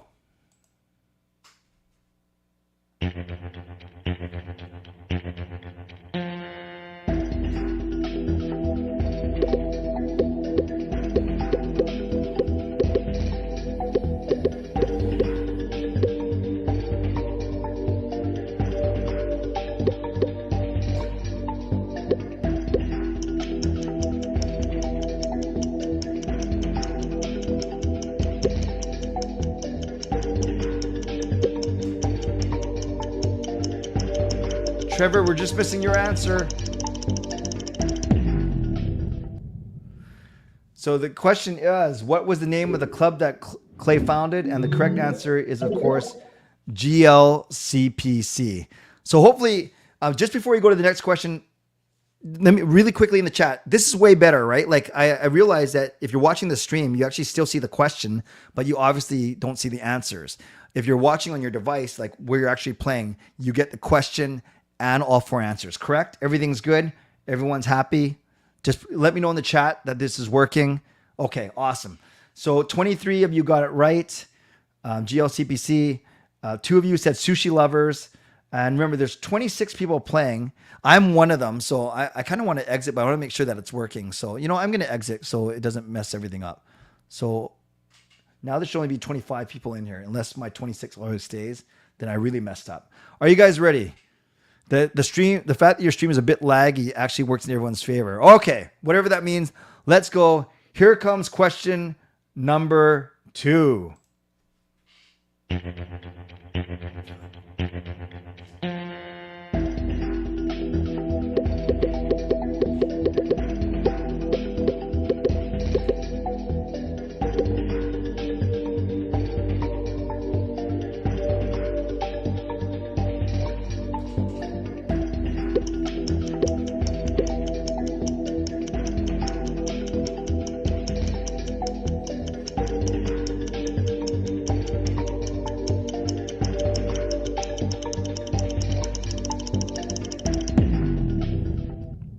So what injury am I currently recovering from? The correct answer, of course, is my ruptured Achilles. I've talked about that many, many times. And there it is, ruptured Achilles, 22. One of you said sprained knee. One of you said twisted ankle. One of you said broken leg. Well, someone joined later, which is awesome. Hopefully you're still... Actually, who joined? It doesn't matter. We'll figure that out later. And then I'm trying to remove me. Oh, good. I can remove me. So I'm going to remove myself. Where did I go? Don't worry, guys. We're almost there. How do I remove me? Kick player.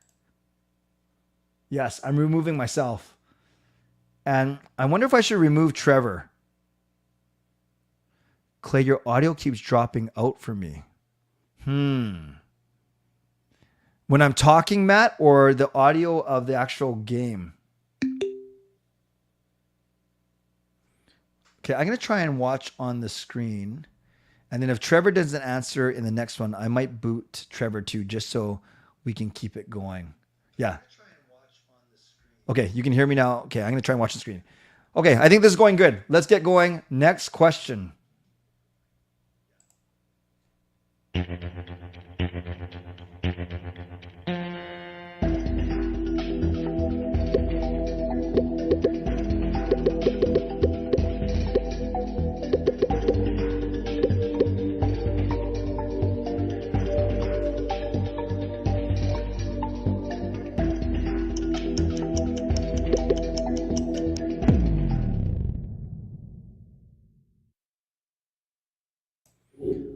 Oh, Matt, I'll see. Okay, so this one, the answer was softball and fangirl. Wow, this is close. So it was playing softball. I'm not penalizing you if you don't know these things or if you don't follow my stuff all the time. So I admit this will cater to those who are on the streams or who keep up with me on social media, but some of them are going to be tricky anyways. And Matt, I hear what you're saying. Maybe I'll try and mute my mic when the audio is going on. No, it should be taking the audio from the stream anyways. Anyways, 15 of you got it right. It's playing softball. It wasn't playing basketball. It wasn't playing tennis, nor was it going to the washroom. I can't believe 4 of you actually picked that it's when I went to the washroom. How's the leaderboard look right now? The leaderboard, while it's close, many of you, actually there are 11 of you that have got the right answer, 3 for 3. Fangirl slightly out battling Justin. Question number 4.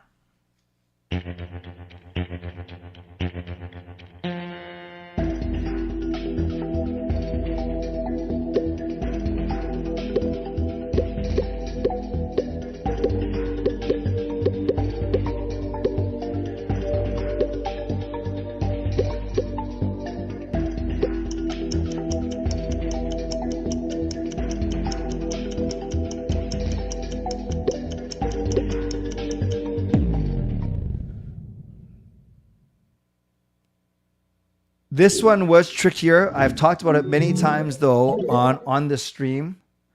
Yes, and many of you got it. Now actually we are down to, it is indeed carved sandwiches. It's not triple O's, it's not Panago, it's not melt.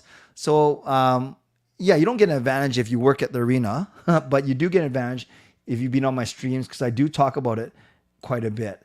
And now there's only 5 people that have gotten all 5 answers right. Justin, Fangirl, Matt, all the way from England, Carol, and Smiley. That doesn't mean that someone below can't catch up, but obviously you have an advantage if you get more of the answers correct. Let's keep on going.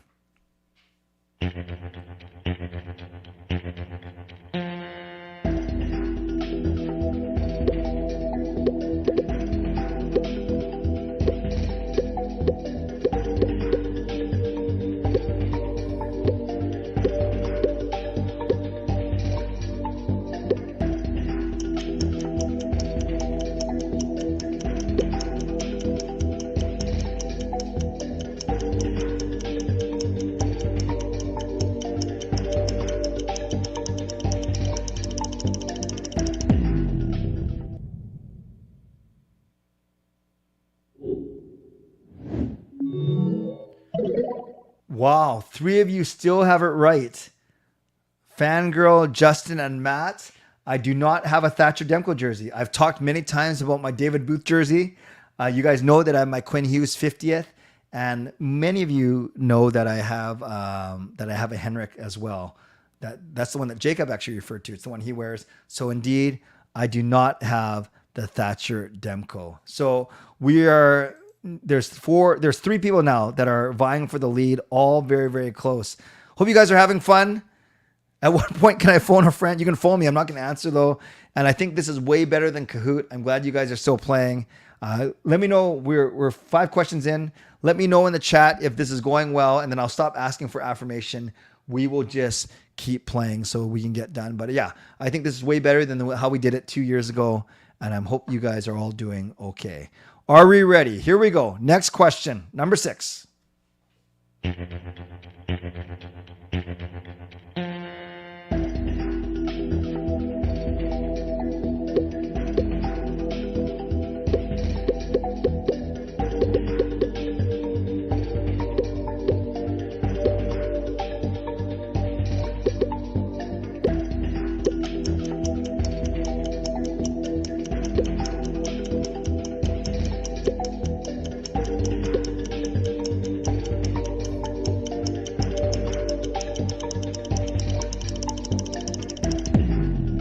Two people didn't answer this one.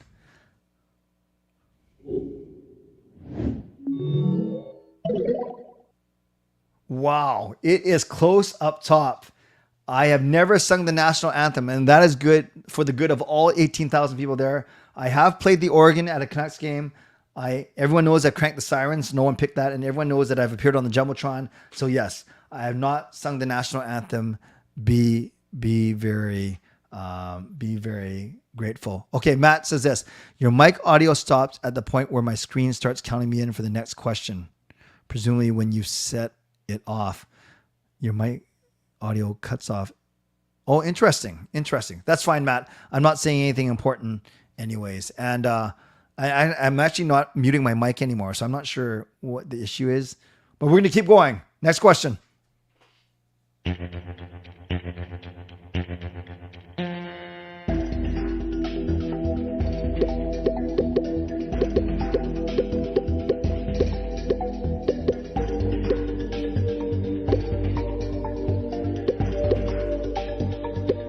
This one's a slam dunk, I think.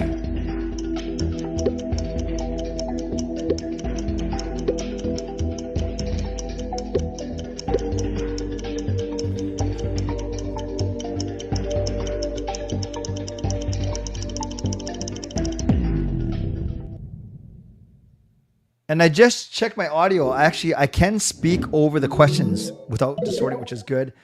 Wow. Fangirl, Justin, and Matt still 6 for 6, 7 for 7. Yes, this was a slam dunk. I've done almost a dozen Christmas parody songs. I've not done any Easter, Thanksgiving, or Father's Day songs. Very good. And by the way, Jeremy made a really good point. Technically, everyone can sing the national anthem at every game. That's right. Just not on the microphone, down standing there, to Thatcher Demko's right. Great point. No problem, Lefty. Nice to see you. And Jeremy, that was actually a really good point. It says on my screen that I'm 4th, but leaderboard, it doesn't show it. Let's see the leaderboard. Is this you, EJ? Or is there another Eli? Well, there's an Eli that's 10th, and then there's an EJ that's 4th. Which one are you? Interesting. Mackie and Elomate, I think they got in, but I don't know what happened. They have 0. But let's keep going. Next question. Are you ready? Here we go. Yeah,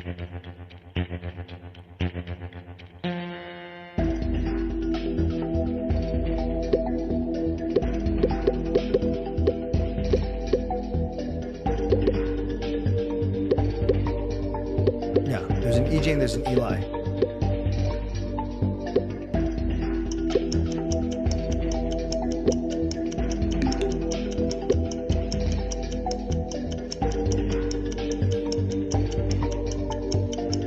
Looks like we lost some people on this question, or they simply don't know.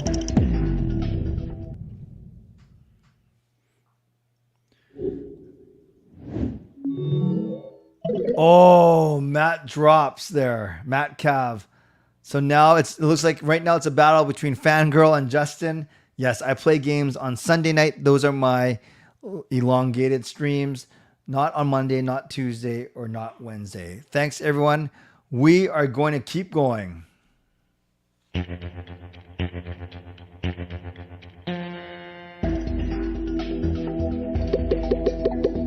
Oh, you guys are quick in this one.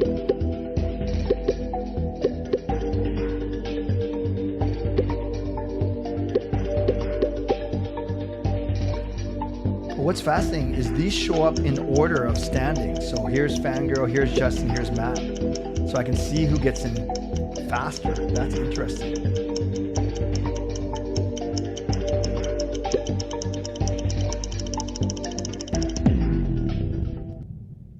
It is not Messier, Coach Rob. It is indeed Roberto Luongo. Oh, did Justin get this one wrong? Because now it's only Fangirl who's at the top of the standings. So we're going to see if Fangirl gets knocked off somehow. So 13 of you pick Luongo, 3 of you pick Bo, 5 of you pick Henrik, and 4 of you pick Trevor. But it is indeed Roberto Luongo. And after 9 questions, Fangirl is at 79.50, basically one full question ahead of Matt, Justin, Derek, EJ, Rome, Taylor, Zach. Now, it's interesting. I think my leaderboard is probably accurate, but it looks like Coach Rob's, he's showing us as 9th or 8th, but he's 9th here. Okay, we'll see what happens by the very end. Here comes question number 10.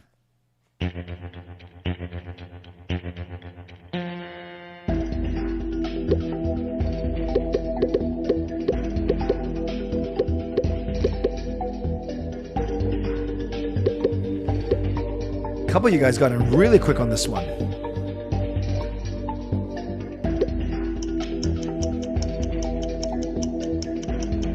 Yeah, Matt, I don't know if anyone's going to go perfect, to be honest. Well, now only Fangirl can, but there's some tricky questions in here for sure. This one is, of course, Pepsi. I was on a Pepsi billboard exactly a year ago. Fangirl is still ahead. Yes, 23 of you said Pepsi, 2 of you said Jollibee, and everyone knew it wasn't sushi or wasn't McDonald's. No, Matt, I think you got it because you're only one question behind. Yeah, you're at 78.50. You're only one question behind, so you did get it. Let's go, let's go, let's go.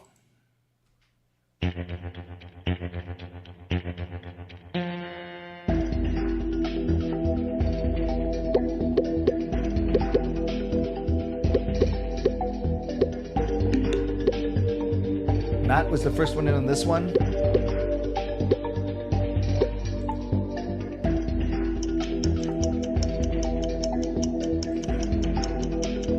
Someone asked for more time, but no, we gotta keep going.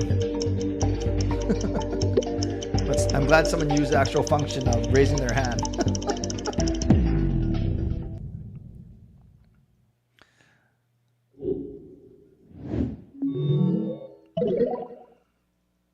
No, there's still many of you only one question behind, so all it takes is for Fangirl to falter once. But yes, Toronto is not one of my favorite teams. You guys know that Winnipeg, Tampa, and Colorado are my 3 favorite teams after the Canucks. Hope you guys are having fun. We're not even halfway done. Let's keep going.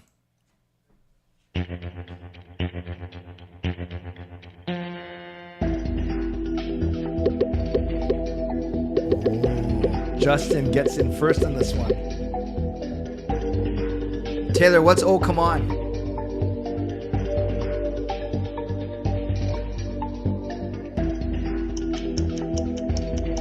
Soser's got this one.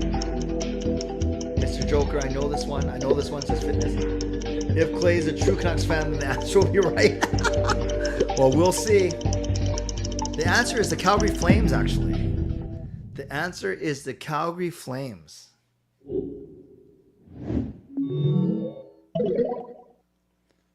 Fangirl still up top. Fangirl, I'm not wanting you to lose. If you run the table, I'll be very impressed. So 12 of you said Calgary. I got 9 of you, and it's not Boston, and 2 of you is not Chicago. Wow. Yes, Matt, there are, this one does answer. It gives you more points for answering quicker, and we know that because otherwise you guys would all be exactly the same. So that's why there's like a 200-point separation between number 3 and number 4. So let's keep on going. This is going great. It is close. Why do I hate Calgary so much? To be honest, I actually don't even hate them, but they are my least favorite team.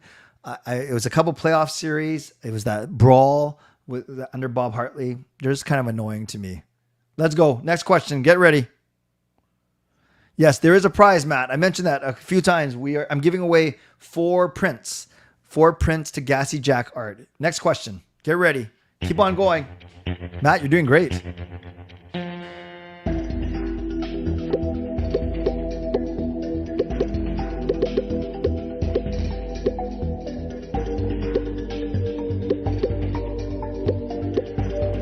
Hey, Juglo King. Nice to see you.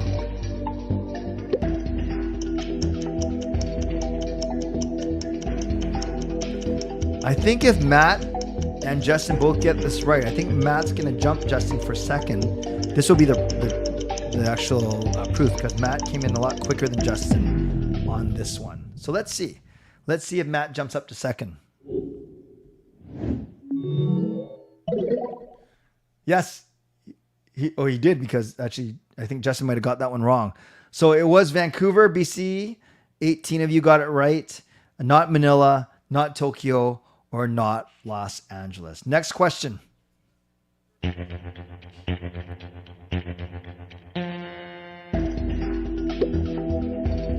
Oh, Fangirl was so quick on that one.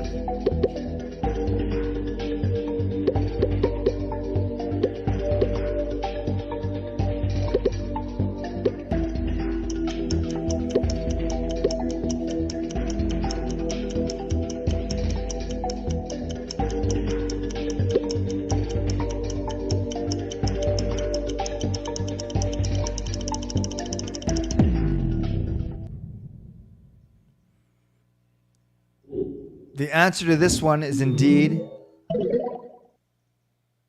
my son's middle name. My son's first name is Sean. Wow. So that's interesting. Isaiah, that 14 of you picked, that's actually Sean's middle name. So he's Sean Isaiah. And only 4 of you got that right. Wow. So now there's some separation. Now Fangirl is up by 2 questions on Matt, EJ, Derek, and Rome, which is still very impressive. And then the next group is Taylor, which is still very good, Justin, and Carol. So lots of things could happen in the next little bit. Very good, you guys. Let's go. Last question of the first half.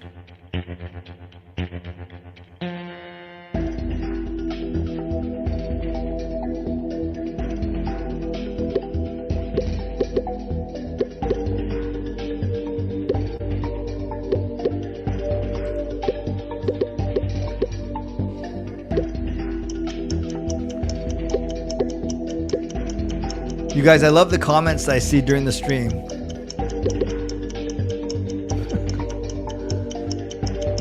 Oh, good luck with the power outage, Justin.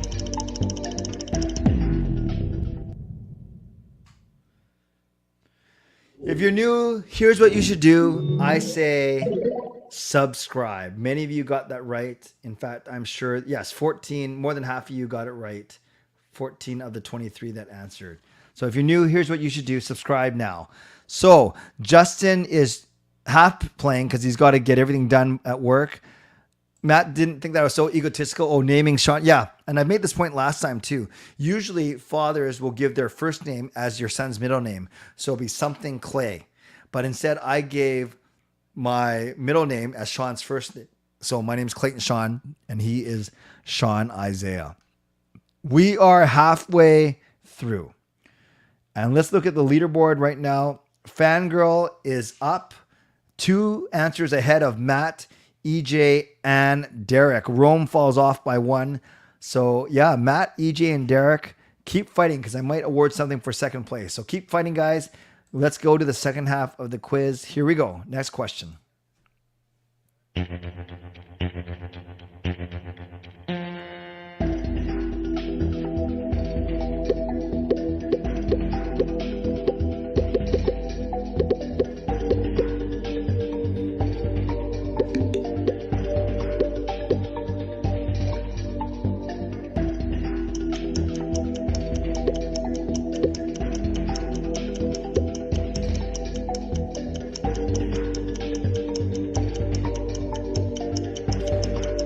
If Fangirl goes 30 for 30, I'll be so impressed.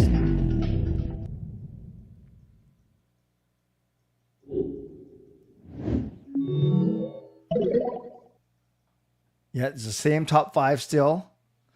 Yes, I always appreciate you, and I never take it for granted. Not I always appreciate you. You appreciate me more. I always appreciate you more than I can express. I always appreciate you. Doesn't that make you feel nice? Next question.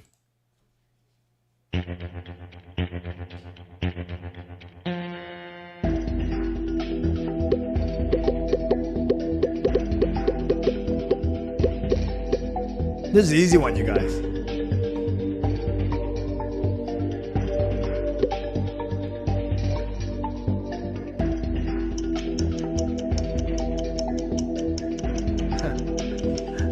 Matt says, I've never taken your sign off for granted. That's awesome. That's pretty funny. Fangirl has missed like 2 streams in her entire life, I think. It's pretty impressive.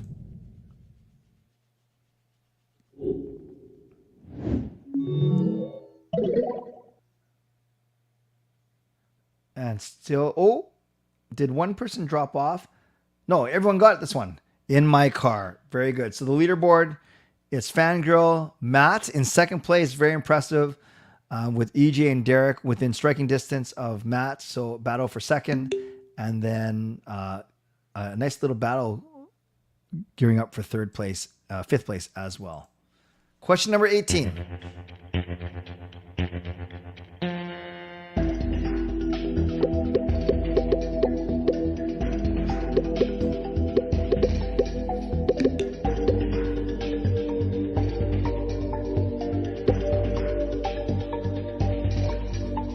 Yeah.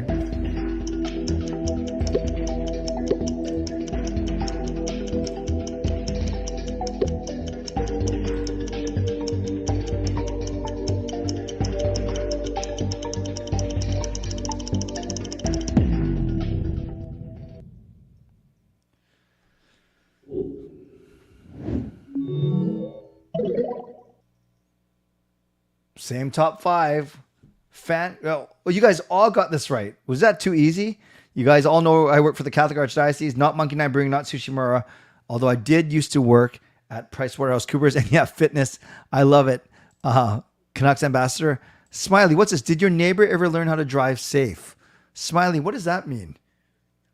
Did my neighbor ever learn how to drive safe? Does that have to do with the crash on my live stream? Oh, did I just give away one of the answers?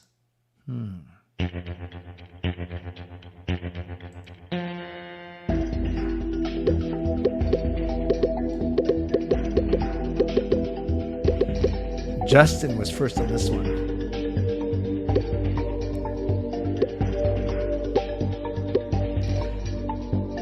No, Peter, I'm feeling good. Home stretch.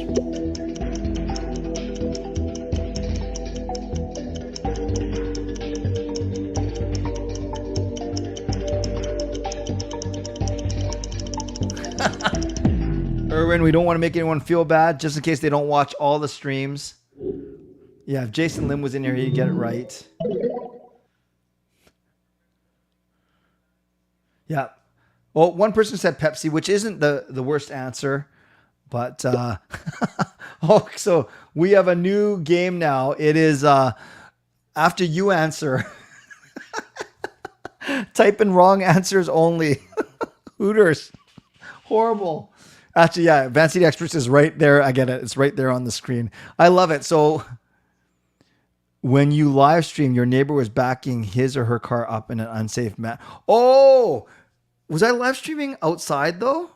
Smiley, you're going to have to refresh my memory. So for the last 10 questions, if you have time and you feel so cocky or whatever, you can put wrong answers in we should have done that from the very start. That's really funny. I like that.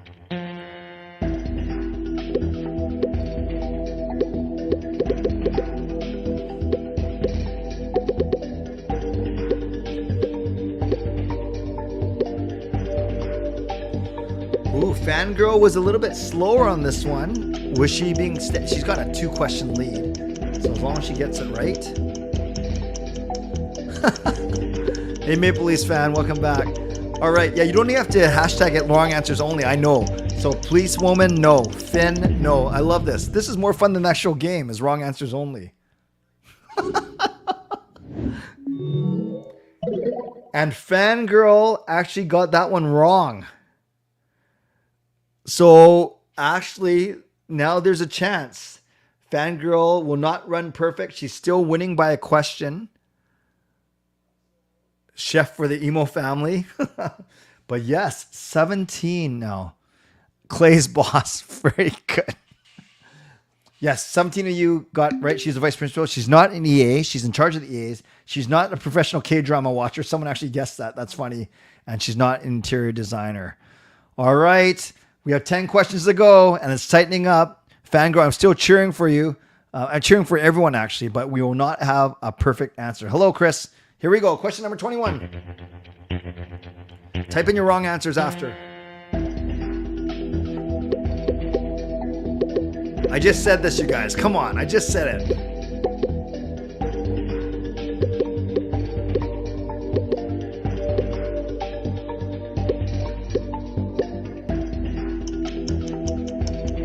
Lots of time for wrong answers only now.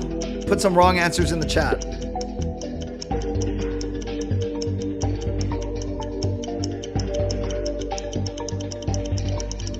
Asteroid hit. That's a good one.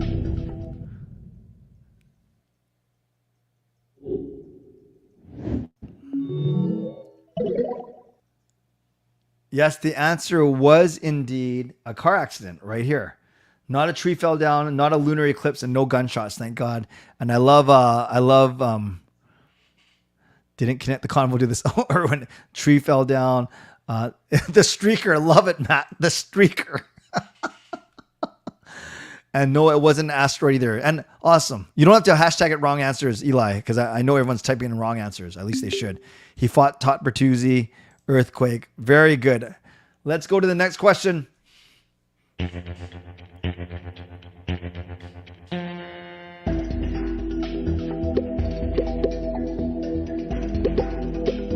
Whoops, it should say, where did we most recently travel? But it doesn't change the answer.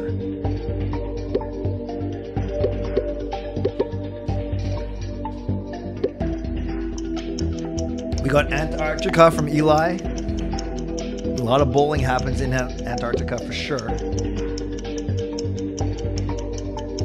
North Pole, says Coach Rob. North Korea, Derek, that would be a little bit dangerous. South Korea has good bowlers. I'm not sure about North Korea. Wakanda, Rogers Arena. Oh, man.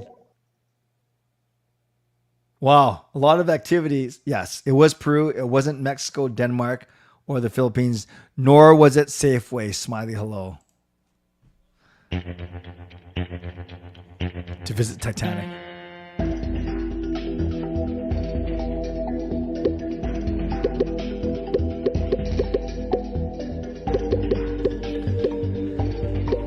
I actually gave you a hint here because I said same place as me. So now you can use either of us to get the right answer.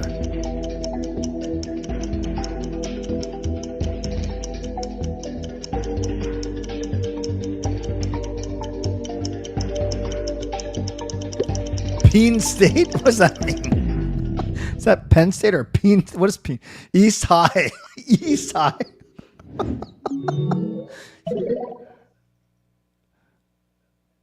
Yeah, you guys are gonna have to actually. Fangirl is actually up by about 1,200. That means she's also being fast when she gets right. It is indeed UBC Business, not SFU Criminology, and not UVic Nursing.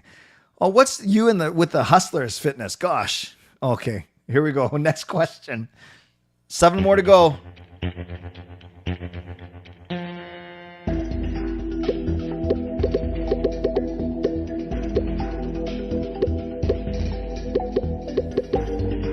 This one I've talked about. I've posted about it. Might be tricky if you don't watch the whole thing, which is fair. So no, Coach Rob. So you got ice hockey is wrong answer. Professional lifeguarding. No, that wouldn't be Kayla. She is a good swimmer though. Oh, the fitness. That's actually what his school is called. Fangirl still holding on to that 1,200 point lead. It is indeed volleyball, not basketball, not football, and not badminton. We are down to the final 6 questions.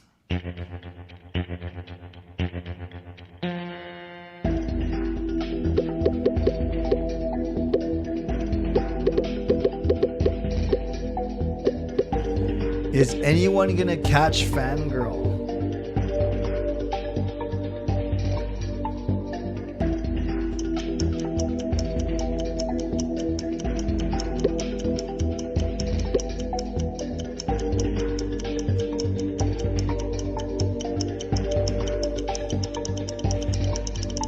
Wrong answer is only fitness. I'm not going to read that out.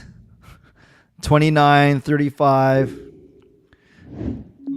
Taylor, you're so funny. It's indeed 50 years old. And wow, Matt, you're doing so good for someone who just was doing this for fun. Yes. So 50 is indeed right. Not 55. Whoever said that, not nice.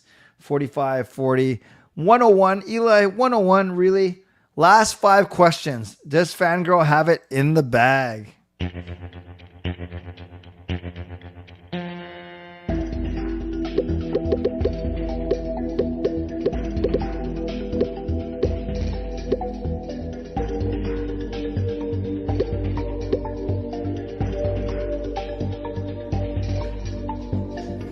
What is the name of my dog?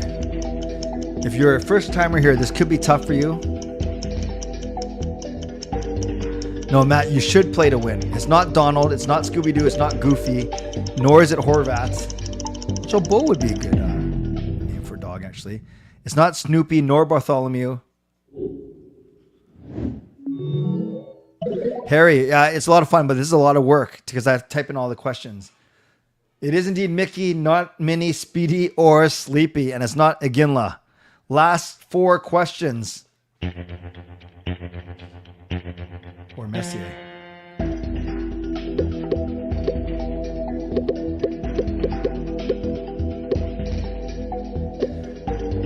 Taylor's really fast. Taylor, I thought, not that you're doing bad, I thought you'd be up there for sure. But when you're playing against a powerhouse like Fangirl, it's tough.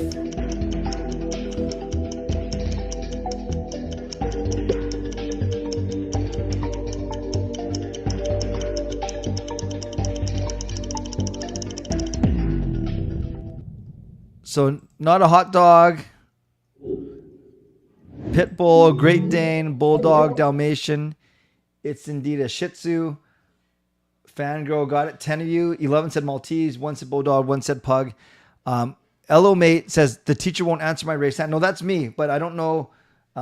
That's more for like LO Mate. What do you need to know? Or is it kind of too late now because we only have 3 more questions left? Well, Taylor got that one wrong too.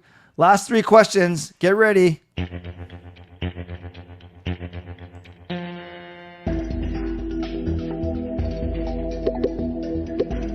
Oh, Fangirl got in quick on this one.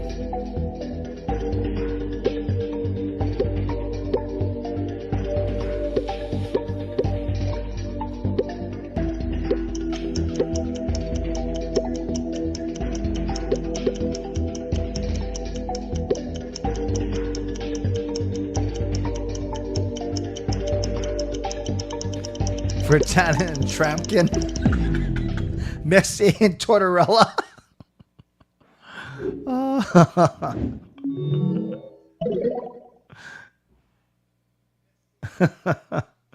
It's indeed Hutton and Vertanen, one of my Christmas carols.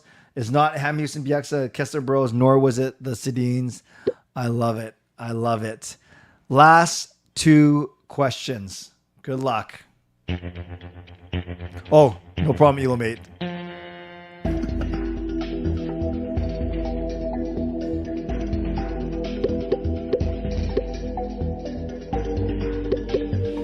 Yeah, this one takes a bit to read, you guys. Fitness, that was funny. Yes, Matt, I've heard about those bad zoos. Very good.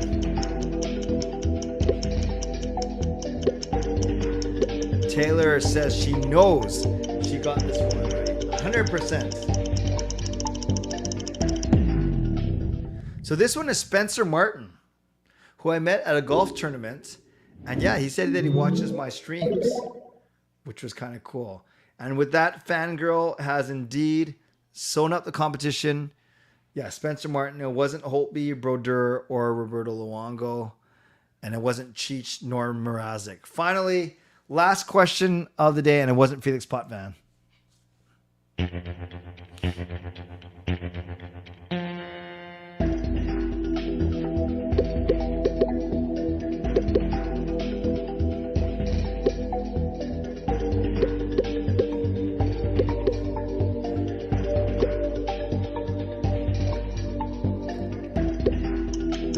Giorgio, nice to see you. Take care, Jeremy.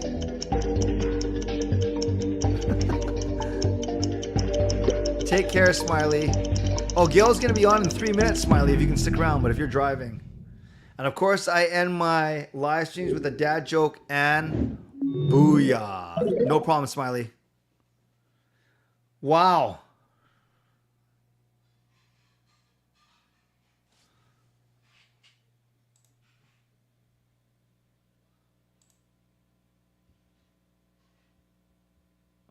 Oh, I thought it was going to show the leaderboard, or it is. Hopefully it is.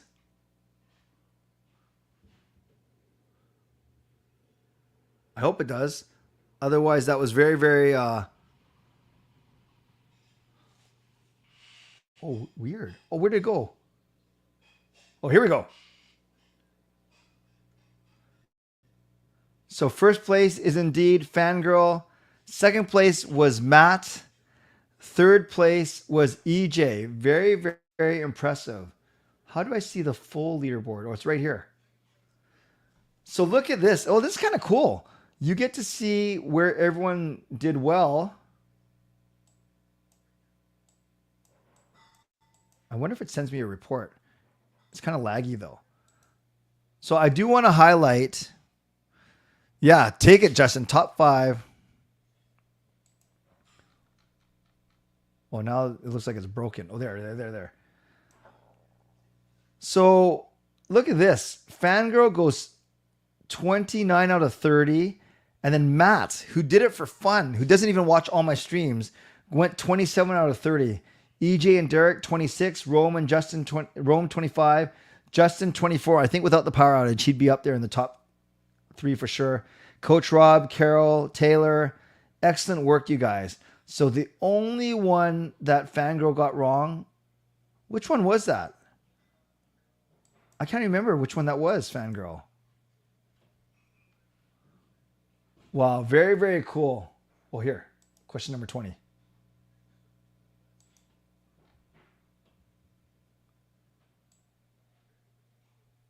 This is a cool website. It's called Quizzes, Quizizz. Oh, yes, it was what is Gail's full-time job? Only 17 people got that right. Wow. I want to thank everyone for playing. Fangirl, congratulations, going 29 out of 30. Matt says we have to discuss. Matt, I'm happy to speak to you. It's just a ThinkPad from work, but I have a lot of things going on. But no, I am certainly happy to talk to you for sure.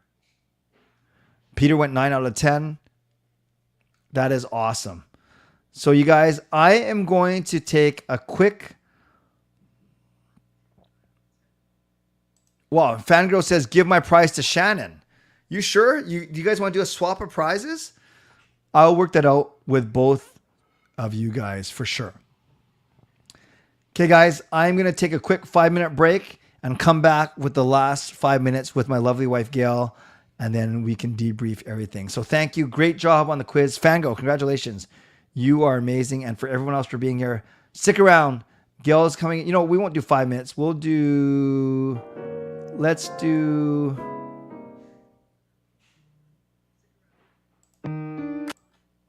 do 2 minutes.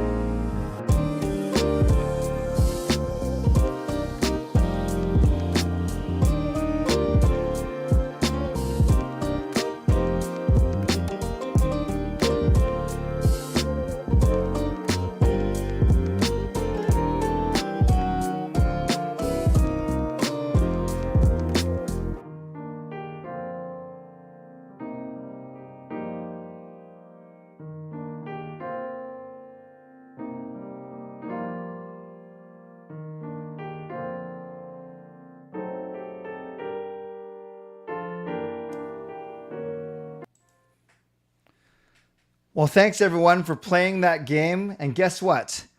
We are into the final hour of this show. The final hour of a 12-hour live stream. I don't know about you, but it went really, really quickly for me. But then I've just been sitting here in front of the camera. I don't know if you guys had a busy day or whatever. So I'm grateful to everyone, anyone who's been here since the very start. And yes, Fangirl, congratulations. Going 29 out of 30. And not all those questions were easy. Very impressive.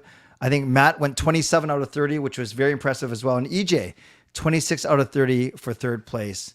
Very, very good. As we head into our final hour, I want to thank you for playing that game. Even if you had no clue what you're doing, that is fine.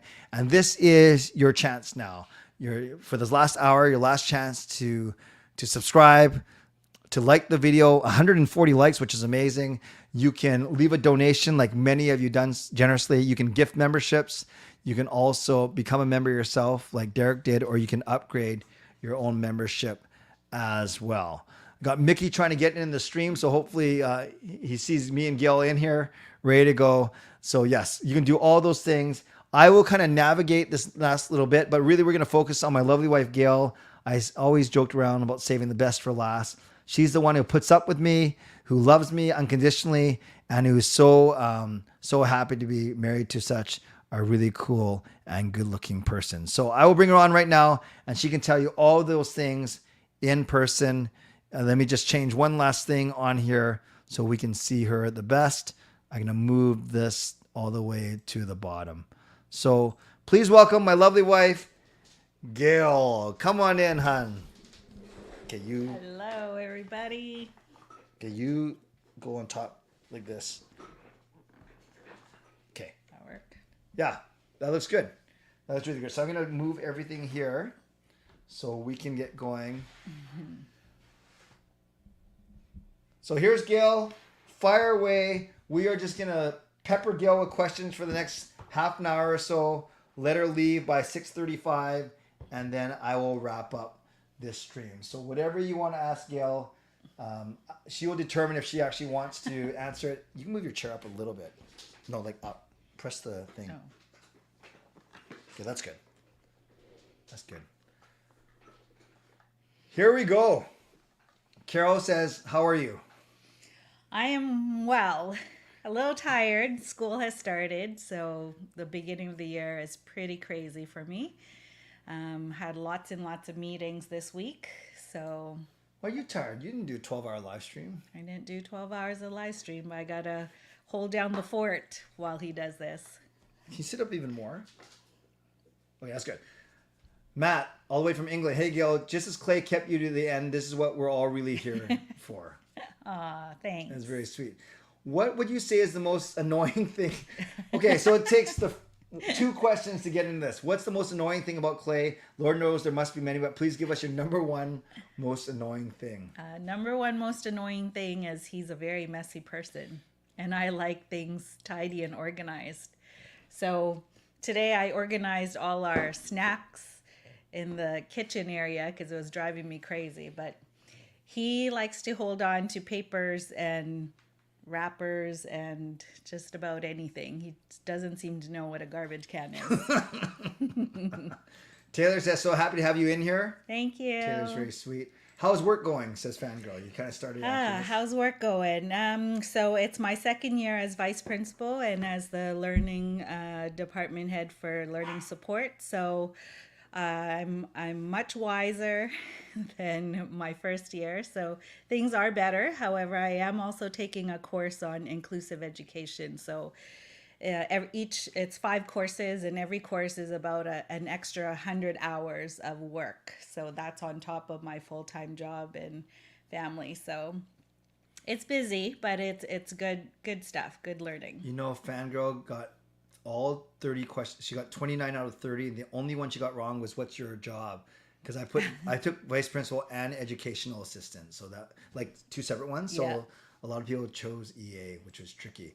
Erwin says, gotta head out, but thank you, Gail, for supporting Clay's stream. It was super fun and jam-packed. Awesome. Glad you enjoyed. Rome says hi. Hello. Harry says, hi, Gail. What can you expect for tonight's Canucks game against the Oilers? I don't know. Well, I hope we win because we sure had a great start. Oh, that's good. With the last game. I'm surprised so you even knew that. Do you know the score from 8-1. Wednesday? Wow. So Mhm. give a prediction for tonight. So let's go 7-1. Okay. I just want us to score a lot and win. Yeah, 7-1. You heard it here first. Edmund says, hey, Gail, as a teacher, was failing a student the worst part? Actually, we don't even fail students anymore because studies have shown that it's more damaging socially to their mental health by keeping them or holding them back a grade. So we don't even fail kids. So we got away from letter grades and now it's proficient, developing, and emerging. So emerging would be the lowest score, I guess we would say, but we wouldn't say we'd fail them. Emerging's the worst? It actually sounds like you're doing fine, like you're emerging. Like you're just starting, you need a lot of help with it still, but you're emerging, not failing. What was the first thing that made you realize that Clay was the... Matt, you're good. I'll send you a gift later. What's the first thing that made you realize that I was the right guy for you? Oh my goodness. Well, he definitely is a fun person. So I always felt good being around him. He always made me laugh. Okay, you happy with that? Well, if it's honest. Ricky says, third check-in today. Clay, you look fresh still. And hello, Gail. See, he said I look fresh. Yes, that's good. Morgan says, your wife is lovely, mate. Thank you. I would agree. She is my lovely wife, Gail. Chris, you met in Nanaimo at the White Spots. Oh, we, yes. We drove him home. Yeah. Yes. The boys guessed 6-2 and you guessed 7-1. So you guys are expecting a... Yep. Soul Search says, now I can understand where your kids get your good looks from, Gail. Job well done. So what did you say about the kids? Okay, so when we were dating, we had this deal. We said we would be happy, or I said I would be happy if the kids looked like me and had his smarts and his athletic ability. And personality. And public speaking. Whatever. No, you said I can have everything of mine as long as they get your fine, looks. Fine. What is the things your kids inherited from each of you that you're most proud of? Ooh, that's a good question. Sean is just naturally smart. I guess he gets that from this guy. I mean, I worked hard to get good grades, but they just never studied and do really well. Let's see. Well, and then what did Sean get from you? Okay, but then Sean is messy like his dad. No, the question wasn't. The question wasn't what bad things each kid. It's what are good stuff. Yeah, from one of each. Yeah. So Sean has clay smarts, and he can cook. So I guess he gets that from me. Jacob is organized and neat. His room is actually tidy, so he gets that from me. You guys, Jacob and Sean are parading in front of us. And they're like, yes. I guess Jacob is he's fun and lively and loves connecting with people. So that's from him. Like Sean's pretty quiet and he likes being home, so that's probably from me too. Kayla is artistic and really crafty, so she gets that from me. And she's messy like her dad. What? Yeah. So we have 2 messy rooms and 1 tidy room for my kids. Yes. Welcome back, D3. We will tell all our friends. Have a good night, Mr. and Mrs. Imoo. Got to go to work. Thank you, EJ, and good job on the game coming in third. That was very, very impressive for sure. Have a good night. Yes, have a good night indeed. I just got to check something. Okay. Don't worry, Clay. I'll balance it out. No problem. Who is your favorite current Canuck player? Oh my goodness. There's been so many changes. I don't even know who's who. Well, I'm sure if you name a player, he's still on the team. Patterson, I guess. And who's going to score first tonight? Patterson. Which kid was the hardest to birth? Sean, he was our first, and so it was 23 hours of labor. The other 2 were 5, so Sean was the hardest. Because he was the fattest? Nope, he actually was the smallest, but first ones are always, for me at least, was the hardest. Indigo. Okay, Clay, putting you on the spot, what's the best thing about Gail? There's many things, but the one thing that I always say is she's unflappable. And that's not meant to sound unsensitive. It means that the way that she loves me, the way that she forgives me, the way that she supports me. I always say that she's like a steady line straight across, and I'm all over the place. I'm up and down, my emotions, my energy, all the things I'm involved with. But Gail is the steady ship that keeps us going forward, and that's the one thing I do appreciate about her, including letting me do these crazy 12-hour streams. Just as well as the kids didn't get Clay's athletic ability. Matt, I was a decent athlete in my day. Decent. Pretty decent. Fair to say that you drink a lot of caffeine as a teacher. Ooh. Oh, I do have coffee every day, but just one in the morning. That's it for me. Can't have it for the afternoon, otherwise I won't be able to sleep at night. What's your favorite musical? Ooh. Favorite musical? Hamilton. Mm-hmm. Oh, fitness. This is a great question. Which kid would you be most scared of throwing a massive party if you and Clay went on vacation? Sean. Yeah, Sean for sure. Yeah. Sean for sure. Although, yeah, I better not say it. Aldwin, hey, Gail and Clay. Anita is asking when is the next meetup. That is awesome. Nice to see you, Aldwin. Please say hi to Anita for us. Haven't planned one yet because my fall has been quite busy with work and school. Same with Gail. So maybe the spring. The spring is probably a better bet, but we'll get at least one in, if not two, before the season ends. Yeah, and hopefully by that time he's walking. That's true. You don't want, although I'm very fast on the scooter, very fast. Gail is definitely the better half. That goes without saying. Best part about Kayla playing volleyball? What's the best part of Kayla playing volleyball to you? What do you like about it? I mean, it's nice to see that she's actually playing, like she's in the senior team. That's pretty impressive already. So she's having fun. She's learning a lot. Yeah, so it's been nice seeing her actually develop and get better each time. What's your key to a happy and long marriage? Putting together a best man speech. Nice. Oh, I think to just love the person for who they are. Like, that's it. You can't change the person. You just got to love them and accept them for every part of who they are. Yeah, I have to love and accept her for everything that she is, good and Yes. bad. It's DeSmith, Joey, that's starting, not Demmer. Do you have a love for sushi too, like Clay? And it was always fun to bump into you at the Vancouver International Film Festival. We are here for the riot. So Edmund was the Chinese guy at the side. Yes. The well-built. Oh, yeah. Edmund, Gail remembers you from meeting you at the games too. And us always talking about working out and stuff. Well, you talk about working out and me pretending I understand. So the question is, do you have a love for sushi too? Yes, I do. You gotta sit up more. So Oh, sorry. Yep. We love sushi. Actually, we're thinking of getting sushi for tonight. We are? What's your favorite movie or TV show that you enjoy watching? K-dramas, but I had to kind of pause because with K-dramas I have to read the subtitles, so I can't do work and watch K-dramas. So it's on hold. Maybe you shouldn't just watch K-dramas overall. I like them. They're good. Do you have 20/20 vision or contacts? Contacts.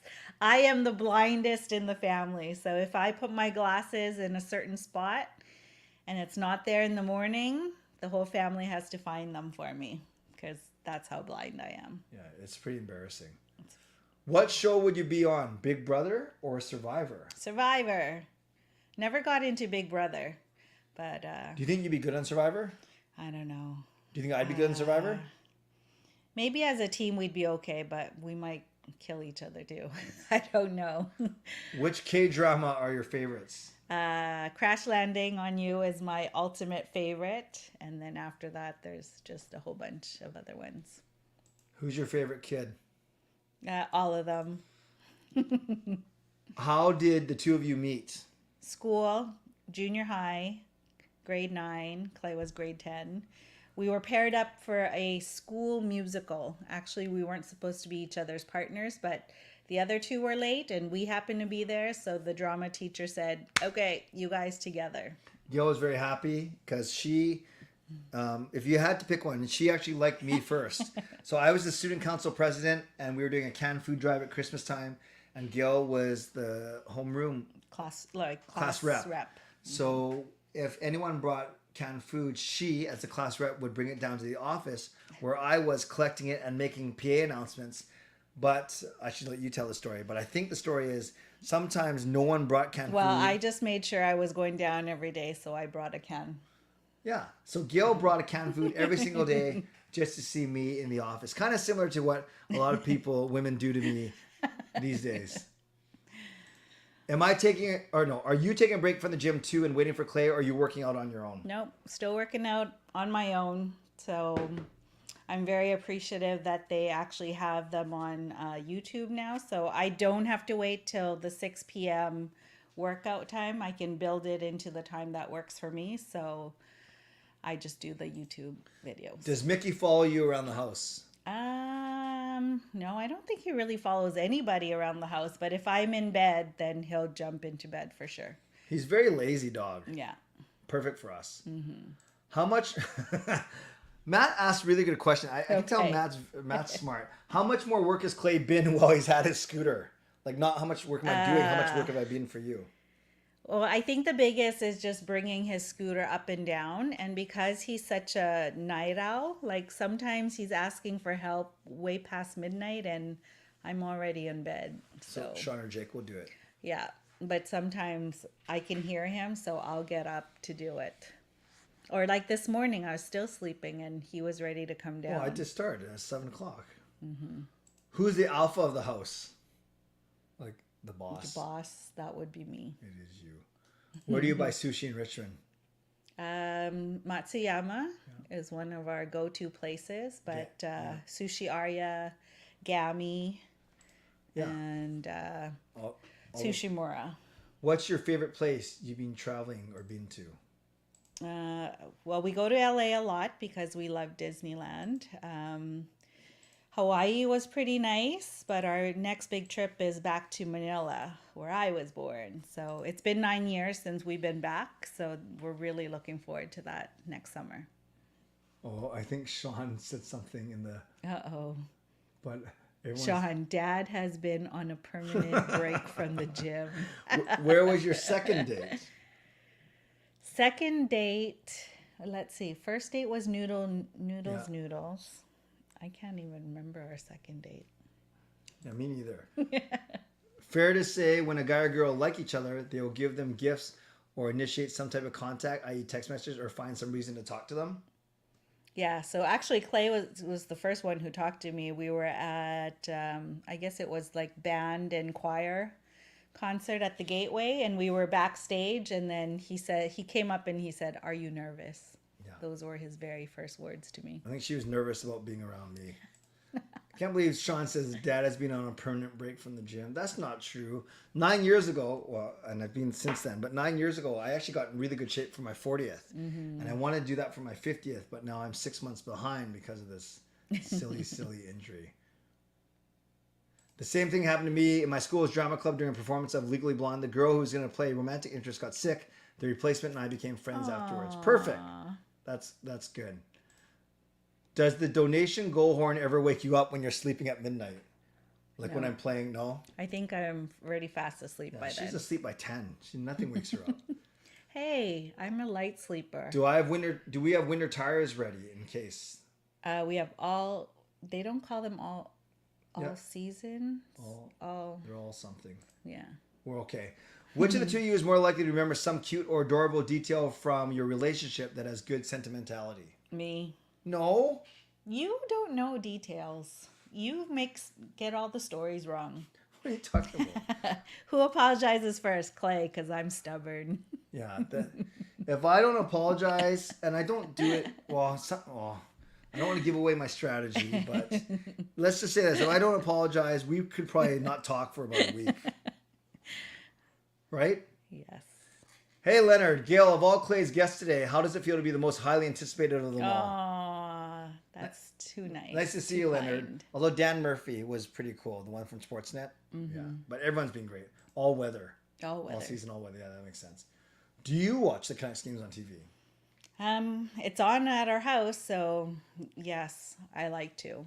Yeah. Mm-hmm. Angelo says Manila's a nice place to visit. Angelo, you're still in the Philippines, right? Angelo, I met. Yeah, I mean, I haven't met in person, but he's been watching these streams. Awesome. From the Philippines. I'm a little scared about the heat because we're not used to it anymore, but that's okay. What's your favorite memories about your marriage? So I don't know if Harry means wedding or actual 23 years of marriage. So you answer it however you want. Favorite memories. Our honeymoon was pretty cool. We had 3 weeks So we went to Vegas for a week and then met up with some of my family from the East Coast who couldn't make it to the wedding. Then we went to Florida for a week, so we got to Disney World, and then we went on a Caribbean cruise. That was That good. was really nice. That was when I was skinny. My dad's going to Manila on the 10th of November. Nice, Chris. That's nice. Yeah. Who is your all-time favorite Canuck? All-time. All time. Trevor Linden. Do you have a funny story about Clay that you can tell us from way back? Oh my goodness. He does a lot of dumb things, so there's lots of stories, but I don't know if there's one that. Well, just this week he did a talk and he had his fly down. That Jacob said the exact same story. You guys got to be more creative in this house. Here in northern BC, winters. Well, that's how often it happens. There's weekly things that happen with Clay. Here in northern BC, winter is long and brutal. We have all weather, sure, but we use winter tires. I think Vancouver has learned from us. Well, yeah, true. We're not necessarily the best, always prepared. Yeah. Oh, I saw this. This is funny. Gail, please share Clay's sleeping habits. Does he snore? Haha. Oh yes, he does. He actually the grinding of his teeth is what wakes me up. So when we got married, the next morning after our wedding, what woke me up was him grinding his teeth, and I've never heard it ever. What does it sound like? You can't even replicate it. It's awful. Have you tried balut? I can't say that I really eat the chick, so I like the yolk. So even if the balut was there, I wouldn't eat the chick. I ate it once. Clay did. But I didn't know what it was. Yeah. If Clay made a poll asking if you could come on more, would you come on more or tell the poll to kick rocks? Kick rocks. Fitness, that's so funny because she's never used that. She knows what it means, but I've never heard her say that before. That's funny. That's funny. We all know that Clay loves to talk, especially about himself. Gail, what would you say about Clay that he wouldn't say about himself? Well, that's a great question, Leonard. All the questions get so deep in this last one. That he wouldn't say about himself. Yeah, like what's something I wouldn't say? Good, bad, neutral, whatever. Well, he won't ever admit that he's not the best public speaker because he keeps saying he is. I think Leonard was setting up to say something nice. Like, oh, I see. I don't know. Well, he definitely puts everybody first. So no matter how tired or exhausted or busy he is, he will never say no to anyone who needs his time. Well, that's a nice answer. There you Nice. go. Do you feel parenting has changed from the time you had Sean to the time you had Kayla? Yes. Great question. I think it's when all the technology of the iPhones and iPads came along. Wasn't really there during Sean's time, so there was a huge difference by the time Kayla was born, for sure. Gary, no problem you joined late, but yes, Gail told the story how we met in high school. Gail was in grade 9, I was in grade 10. We met in a school musical. Chris from Nanaimo, does Clay's Canucks fandom ever bother you? No, I think it's pretty cool. We like meeting people, so. Clay, you need to be more sensitive to the downstairs draft. I've done most of a day in the office flying low before I realized.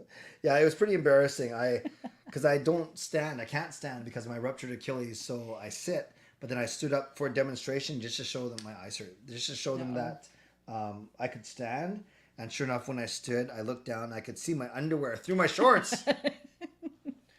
When you traveled to Disney in December during those delays, when a lot of people were stuck at the airport, how chaotic was it?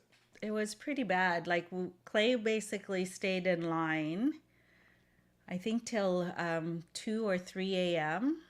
just to go and speak to someone at the front to try to rebook a flight. And I was on the phone trying to get through as well. So it was crazy. A lot of angry people for sure, but Clay knows how to work his magic and talk nicely to people. And so just be nice to people. Then they got us out the next morning, which was great. Yes, we were very fortunate. Have you ever suspended a student? Oh, no, we haven't. Are you allowed to? Yes. There's certain criterias, but thank goodness we haven't had to. Great question, D3 King, and I think you can help chew with the terminology, which is fine. So the question is, do you have any special needs students? If so, what is the teaching and discipline strategy? This is Gail's expertise now. Okay, so we try to definitely include them in the classroom, so we no longer do pull-outs. So we try to do everything in the classroom. So they will have an education assistant with them. So the education assistant, along with the teachers, will adapt work for the child at their ability. And we try to incorporate any type of strategies that they would need. So if they need a rocking chair to stay focused, or a hand fidget to stay focused, or noise canceling headphones, we provide all those things in the classroom. Would you appreciate a guest Italian chef for a day? If so, I will give you a heads up when I come to Vancouver next. Yes, absolutely. Yeah, man, of course. You don't have to ask. We love Italian food as well. Yes. Were you NSYNC or Backstreet Boys fan? Neither. Really? Yeah. Who'd you like? I didn't. Probably It didn't matter. To me, they were. It would be really bad if I said they were the same. Yes, it's very bad if you say they're the same. Why is it when a family member comes on, Clay's always catching strays, meaning what you guys are just like making fun of me all the time? Yeah, it's a common problem, fitness. This whole house. He used to do it to his dad, so I think it's just a cycle. That is true. What was who was your celebrity crush growing up, and did he look like me? So I really liked the Menudo, and it was Ricky Martin. Oh my God. If you look, most of you are probably too young for Menudo. They weren't good looking. But I really liked Ricky Martin. Oh my gosh, why don't you go to him? I'm assuming that school-age Clay would get himself in trouble more often than not. Clay, what would you get in trouble for? And Gail, how would you discipline? Oh, so you're basically saying if I was in school and she was my mom or my teacher? Teacher. Yeah, I think truly in high school and even elementary school, I was a pretty good kid. I was a bit of a teacher's pet. But I guess the one thing that I would do is I would talk a lot in class, but it was never like foul-mouthed or disrespectful. I just talk a lot because I was very social. Yeah. So what would you do? So we've actually taken out all the individual desks, and they work in table groups now because a lot of the learning is group learning. So imagine Clay with a bunch of other kids in his table who probably never stop talking. So I would have to probably remove him from his group and make him go and sit by himself somewhere else. Great. How do you deal with difficult parents? Oh, that's always a challenge. I think just try to be patient, try to hear them out, and then I try to give my perspective and my or our school's point of view to help them kind of understand why certain things need to happen. Welcome back, Kaja. Carol says, when I was growing up, I was put in a different class. Yeah, I guess they did that more. Yeah, so my whole program right now, my course, it's all on inclusive education. So it's a lot more benefits in having the kids with their peers. 1 week in Vegas or 1 week in Mexico? Mexico, for sure. I'm not bringing you on my 50th then. I love the beach.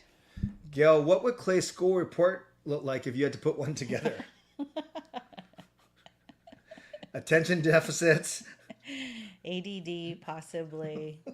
Needs to stay on task and focus on his work. Really good at math. Yes. Really good at helping. Needs to write maybe a little bit neater. Oh my gosh, I'm not 5 years old. Still can't read his handwriting. Yeah, sign of genius.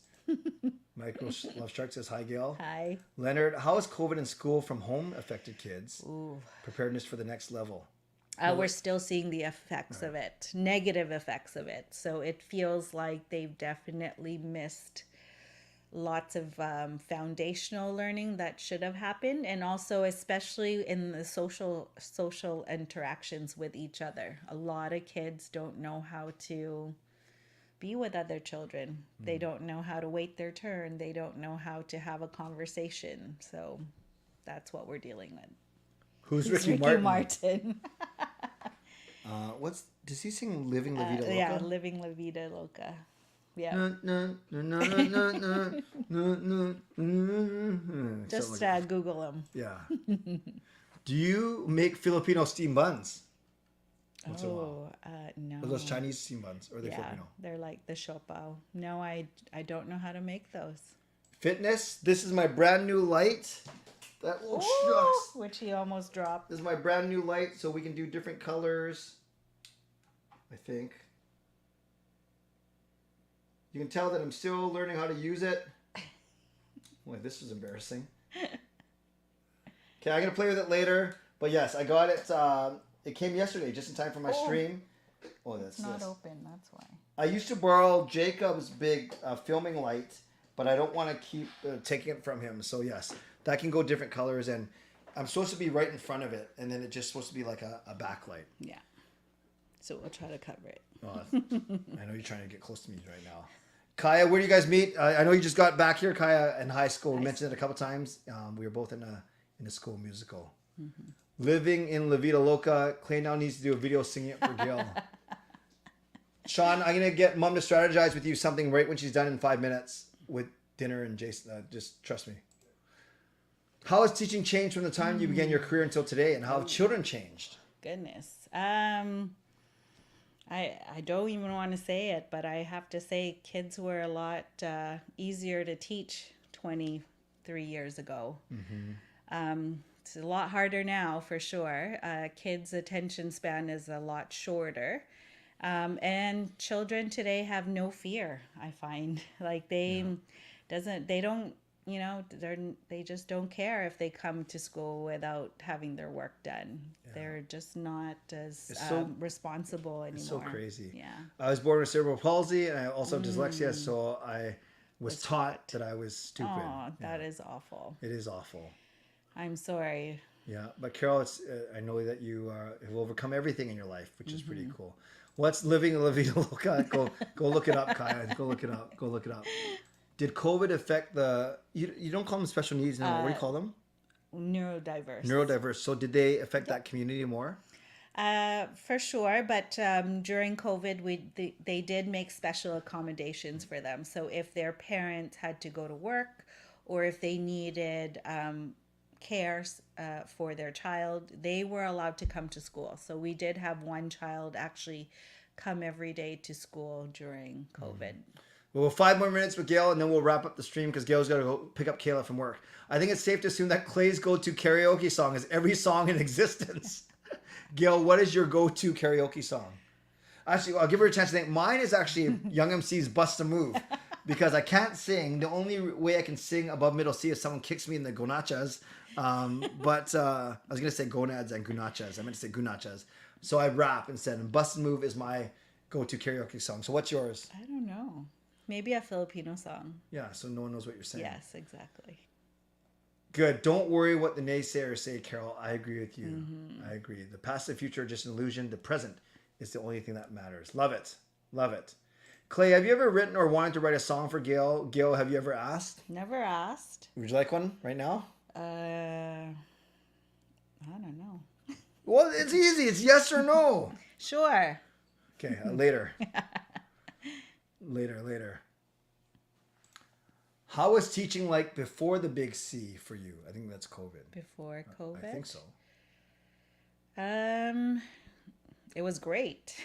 You were in the classroom with the kids and didn't have to wear a mask and didn't have to worry a lot about, disinfecting and staying away from each other and all those things. So, but it's nice to see that it's back to that. Yeah. Mm-hmm.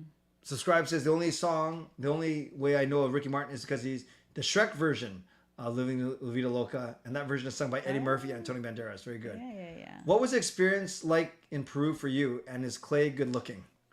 So 2 different questions. Peru was very much like Manila for me, actually.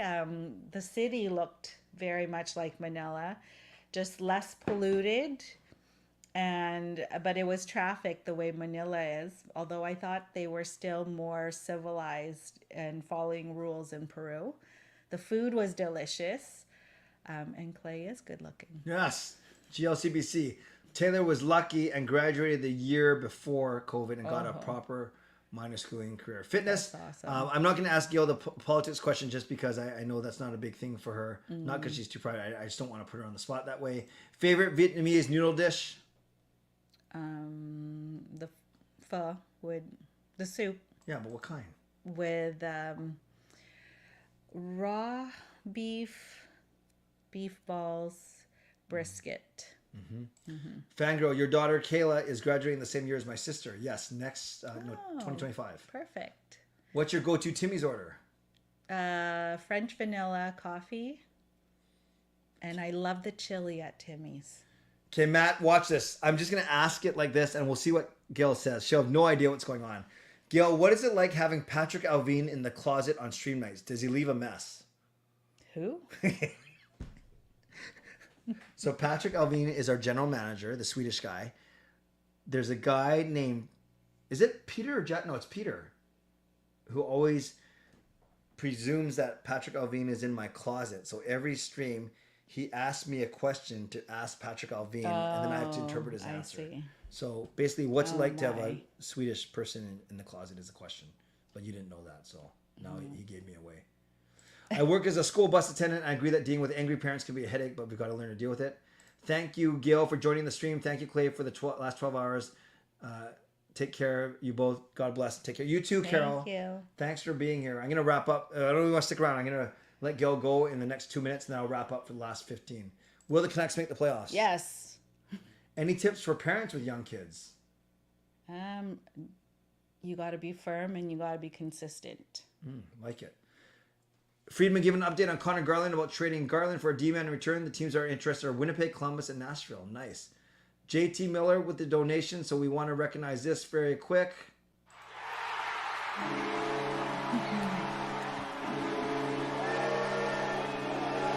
Gail is amazing. Don't worry, Clay. You are too. I thank you, JT Miller.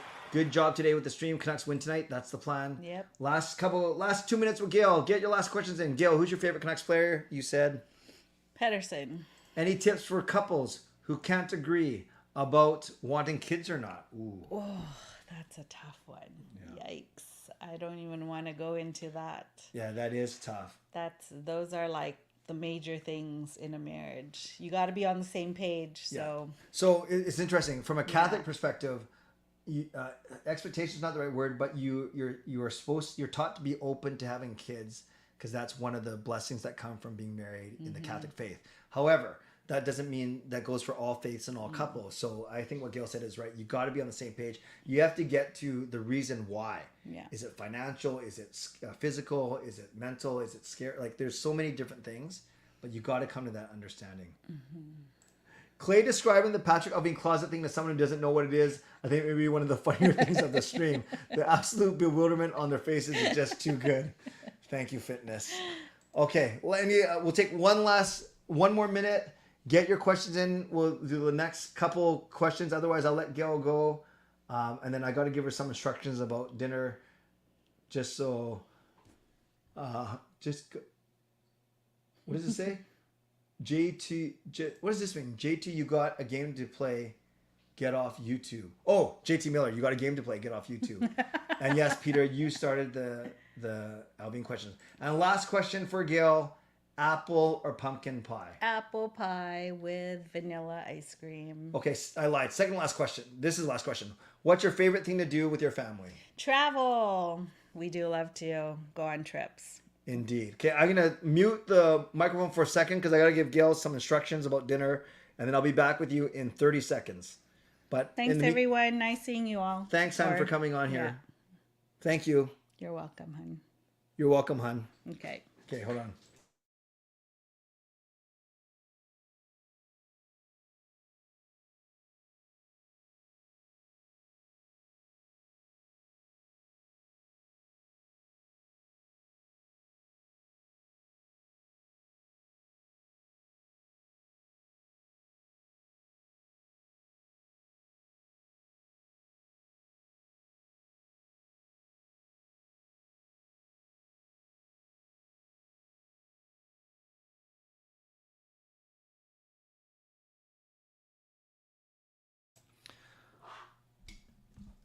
The true home stretch. The last 15 minutes of this stream. Thank you, everyone. Well, quiet. Thank you, everyone, for going. No, you didn't go easy on Gail. That was really good, actually. That was really good. And I'm so grateful for everyone. Sean, Gail, Jacob, and Kayla would have been on the stream if she was indeed in town. So let me just answer some of these questions, and then I'm going to spend the last 10 minutes wrapping up for sure. How hard is it for you and your family to take care of Clay? Oh, I should have asked them. They've been really good. I try and be independent, earnest, but I don't try and be like the superhero. But I think for the first few days, it was pretty tough on them because, it was just completely. I'm used to being independent. I'm used to being able to do a lot of things myself. So that was tough both on me and on them. Great question. Thank you, Gail. Superstar as ever. If you guys are heading towards the UK, let me know. Matt, we will take you up on that offer for sure. I'm so grateful that you spent so much time here today. Fitness says you're a legend for that, Peter, starting the whole Patrick Allvin thing. The Leafs just scored 3 goals. What? They're winning 7-3? That's crazy. Shout out to Peter. I waited as long as possible to mention in this case you wanted to get a question in there. Oh, you're good. Yeah, that was pretty funny when I because I don't think Gail even knows what Patrick Allvin. I don't think she knew his name. Then to explain that he's in our closet, and then I ask questions to him, and then I interpret his answers, and then repeat them. Yeah, it's just very ludicrous. It's just really ludicrous. How can Clay give tips for dinner when Gail's the one that cooks? Yeah, that's true. It's more just organizing dinner. Imagine if this was the part you couldn't get through. What does that mean? That's the one. What does that mean, Matt? Clay to Gail, make sure they include the spicy salmon roll. Not bad, not bad. Surely his tip would be to marry well. That is true. Long 12 hours. Yeah, tell me about it. Canucks are winning 10-0. Kaja, I love it. Now we've seen all family members. Let's do a poll. Who is the best? No, I don't want to. And we were missing one, Fitness, but no. You can type it in the chat, but I don't want to put a poll up just because then. But I'm great. They all bring their own strengths, of course. Gail takes care of me well. Sean is quite mature and articulate, and Jacob is always the life of the party. But yeah, you guys can talk. You guys can talk in the chat for sure. Game's in 60 minutes. Actually, the game isn't going to start till about 7:15 tonight because just like our game started late, they're going to do all the Edmonton Oilers opening night. So yeah, I'll still get off at around 7, but the game probably won't start until 7:15 or so. Boston Pizza, I love it. Oh, if I can't make it through the last 15 minutes, sorry, Matt, I'm losing it. Yes, I'll be able to make it for the last 15 minutes. That's the plan. That's the plan, at least. All right, here's the one question for the stream. Hey, Patrick, how are you doing for the past 12 hours? And how does Peter pick up a beautiful girl in the hood? He said he's sick of listening to my voice for the last 12 hours. And he's saying, don't necessarily go to the hood, go to other places to find a woman. Clay, when was the last thing you cooked for dinner for the family? Edmund? Probably, I can't even remember. Gail just yelled, never. I thought you were leaving. Yeah, I can make rice, but that's not for the whole family to eat as their main course. I probably don't cook for the family. It's just simply not my strength. I don't want to kill them. Sean is the GOAT. Sean is the GOAT. Sean or Jake, is Mickey around? See if Mickey will come on the stream. No, you didn't. You did not miss a Mickey segment. It's hard to get him in here. Yes, Sean is great. Boston Pizza is Kaya's favorite. One more question. When is the chat with the legends and Hall of Famers? Carol, I did those last week, but I will arrange. But then you went into the hospital. So I will arrange one with you this week for sure, Carol. I'll message you independently of this, but yes, we can definitely make time to chat this week for sure. So you didn't miss it or anything. I was planning to contact you. You're the one that I still have to do, but I wanted to make sure that you got out of the hospital first. So yes, Carol, ours will be sometime this week. Which is most impressive, Kuzmenko's Bally offseason or Clay's 12-hour stream? Well, I think the Kuzmenko's Bally offseason may pay more long-term dividends, but I think from a short-term perspective, it's got to be me, right? How do you suspect your sleep will be tonight? It's going to be excellent. I actually was going to do Game Over with Dennis, Game Over head to head, but I decided not to, just so, not only from an energy standpoint, but just so I'm present to my family after not being present to them for 12 hours. I'm going to eat, watch the game, check out Game Over, and I think I'm going to hit the sack. Unless the Canucks do something crazy tonight, then maybe I'll do a quick video, but I won't do a stream. I don't want to, not disrespect, but if Game Over Vancouver's, Game Over Edmonton's going, I want to support them with Sam on there, but we'll see. But I'm going to sleep well, but then we're meeting some friends for breakfast buffet out in Langley tomorrow, which I'm very excited about. All good, JT. Carol says your whole family. Yeah, the whole family. What was the question again? Is who's good? I can't remember. Office pan tonight. Yeah, fitness, I guess. It's hard because it's actually attached to a tripod. So I think on another stream fitness, I will hook up a secondary camera and I'll show you the office. And it's a little messy right now, admittedly. So I should probably clean it up a bit. But yes, I will. I better wait. I'll wait for another stream fitness, but I promise that I will do one for you soon. I promise. It is expensive to eat out for sure. When I want to get my cat on camera, I load up with treats. That is so smart. Great stream. It was fun checking. No, thank you, Rob, for checking in and out. Best are 5 and 5. I love it, Kaja. Could I go for another 12 hours tonight? Fitness, if I wanted to, I probably could. I was getting a little bit tired there, not because of Gail, just because it's been 12 hours straight for me, except for Sean and Jake. I think if I could sneak in a quick shower or a half an hour nap, I think I could. I would need some help for sure, but I could probably do another 12 hours. I don't know, my voice would hang up, and I got to write a midterm tomorrow, so it just didn't make any sense for me to do so. But I think I could do it. I really could. I think the Canucks will still win tonight. I just have a really good feeling about it. Thanks, Chris. I appreciate it. Yeah, Duck, me too. If the Canucks win, I'll be very happy as well.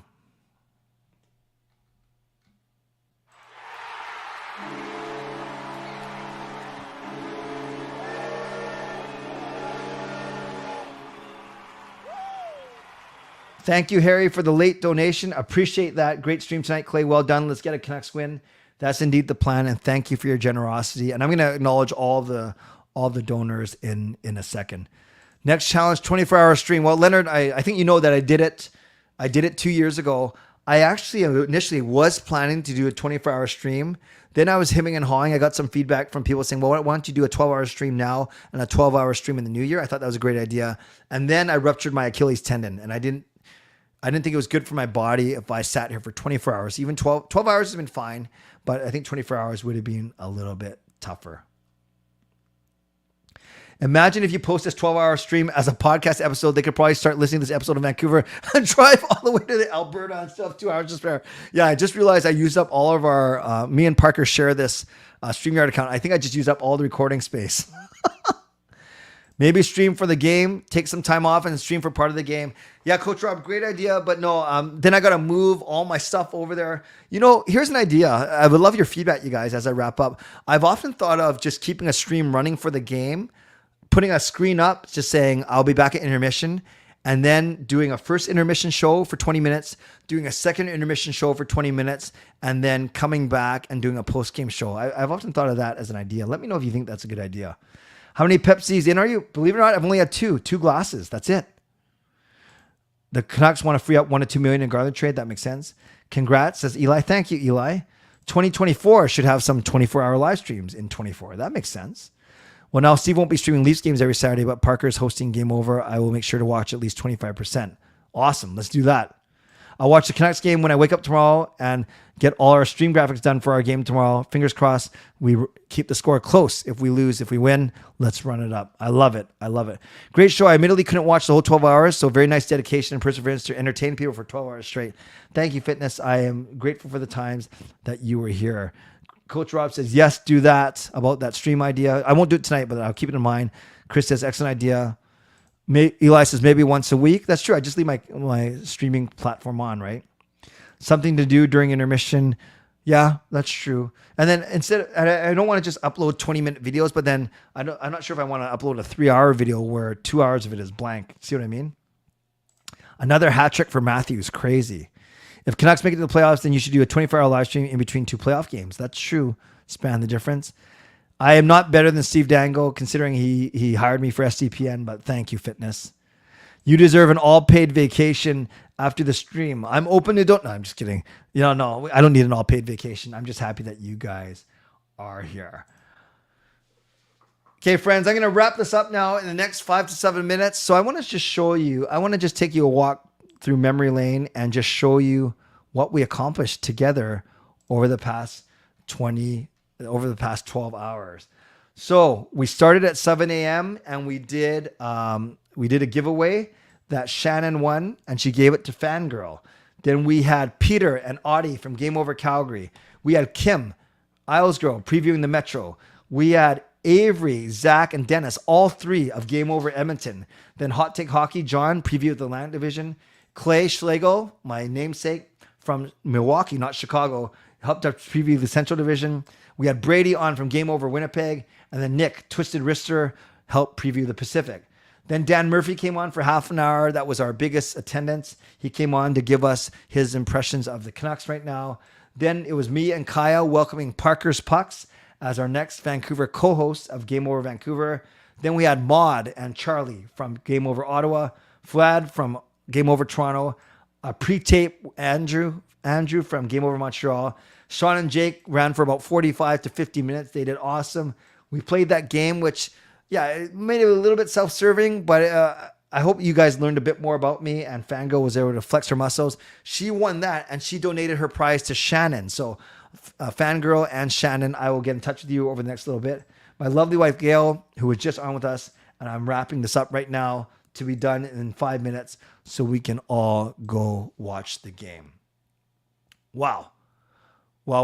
Yeah, the stream will likely stay on YouTube, Coach Rob, for sure. Riley said you did awesome. Thank you, Riley. I appreciate it. Matt says, thanks again. Love to you all out there. Glad I could join you for at least. No, Matt, you joined us for the best part, the end here. Thank you. Thank you. So I want to recognize some people who have gone over and beyond. Of course, I want to thank all of my guests. In going through that whole laundry list of everyone that was here, I meant to thank all of them for their time. None of them had to say yes. Everyone ranging from Dan Murphy to my families, and then all the Game Over people, all the division reviews. So I'm so grateful to all of them for giving me some of their time. I want to thank the moderators. We didn't look too busy at all today. I saw a couple deleted messages. You guys did great. Thank you. To legendary Lucas Gates, legendary Carol Bovelander, legendary Andrew Chang, who are all in the stream at some parts today. Thanks to them. I want to thank Hall of Fame and franchise members as well, and everyone for their support, and everyone who subscribed, liked the video, became new members today. I appreciate you as well. And so much generosity. We had Steel Dog with a $28 donation right at the start, Randall with a $5 donation, D3 King with a $2 donation, 21 Airball with a $10 donation, Shannon with a $10 donation, Smiley Hello dropped the big $70 donation, then Carol gifted 11 Canuck Clay memberships. Thank you, Carol. So generous of you. Lucas, $7 donation. Brandon, $10 donation. Carol, $5 donation. Jeremiah, $10 donation. Lucas, $5 donation. JT Miller, $5 donation. Carol, another $5 donation. D King, $2 donation. EJ, $1 donation. Derek became a franchise member. JT Miller, another $5 donation. Harry with the latest donation, $5. Thanks to all of you for your support, for supporting me in even a greater way from a financial standpoint. Wow, this was great. You guys are awesome. And on your way out for the last 2 or 3 minutes, just drop in the chat. Be honest. Add them up. Don't give me the times, but tell me how long were you here? Were you here for all 12 hours? Were you here for 4 hours? Were you here for 2 hours combined? Maybe it was 6 to 8 hours. Maybe it was only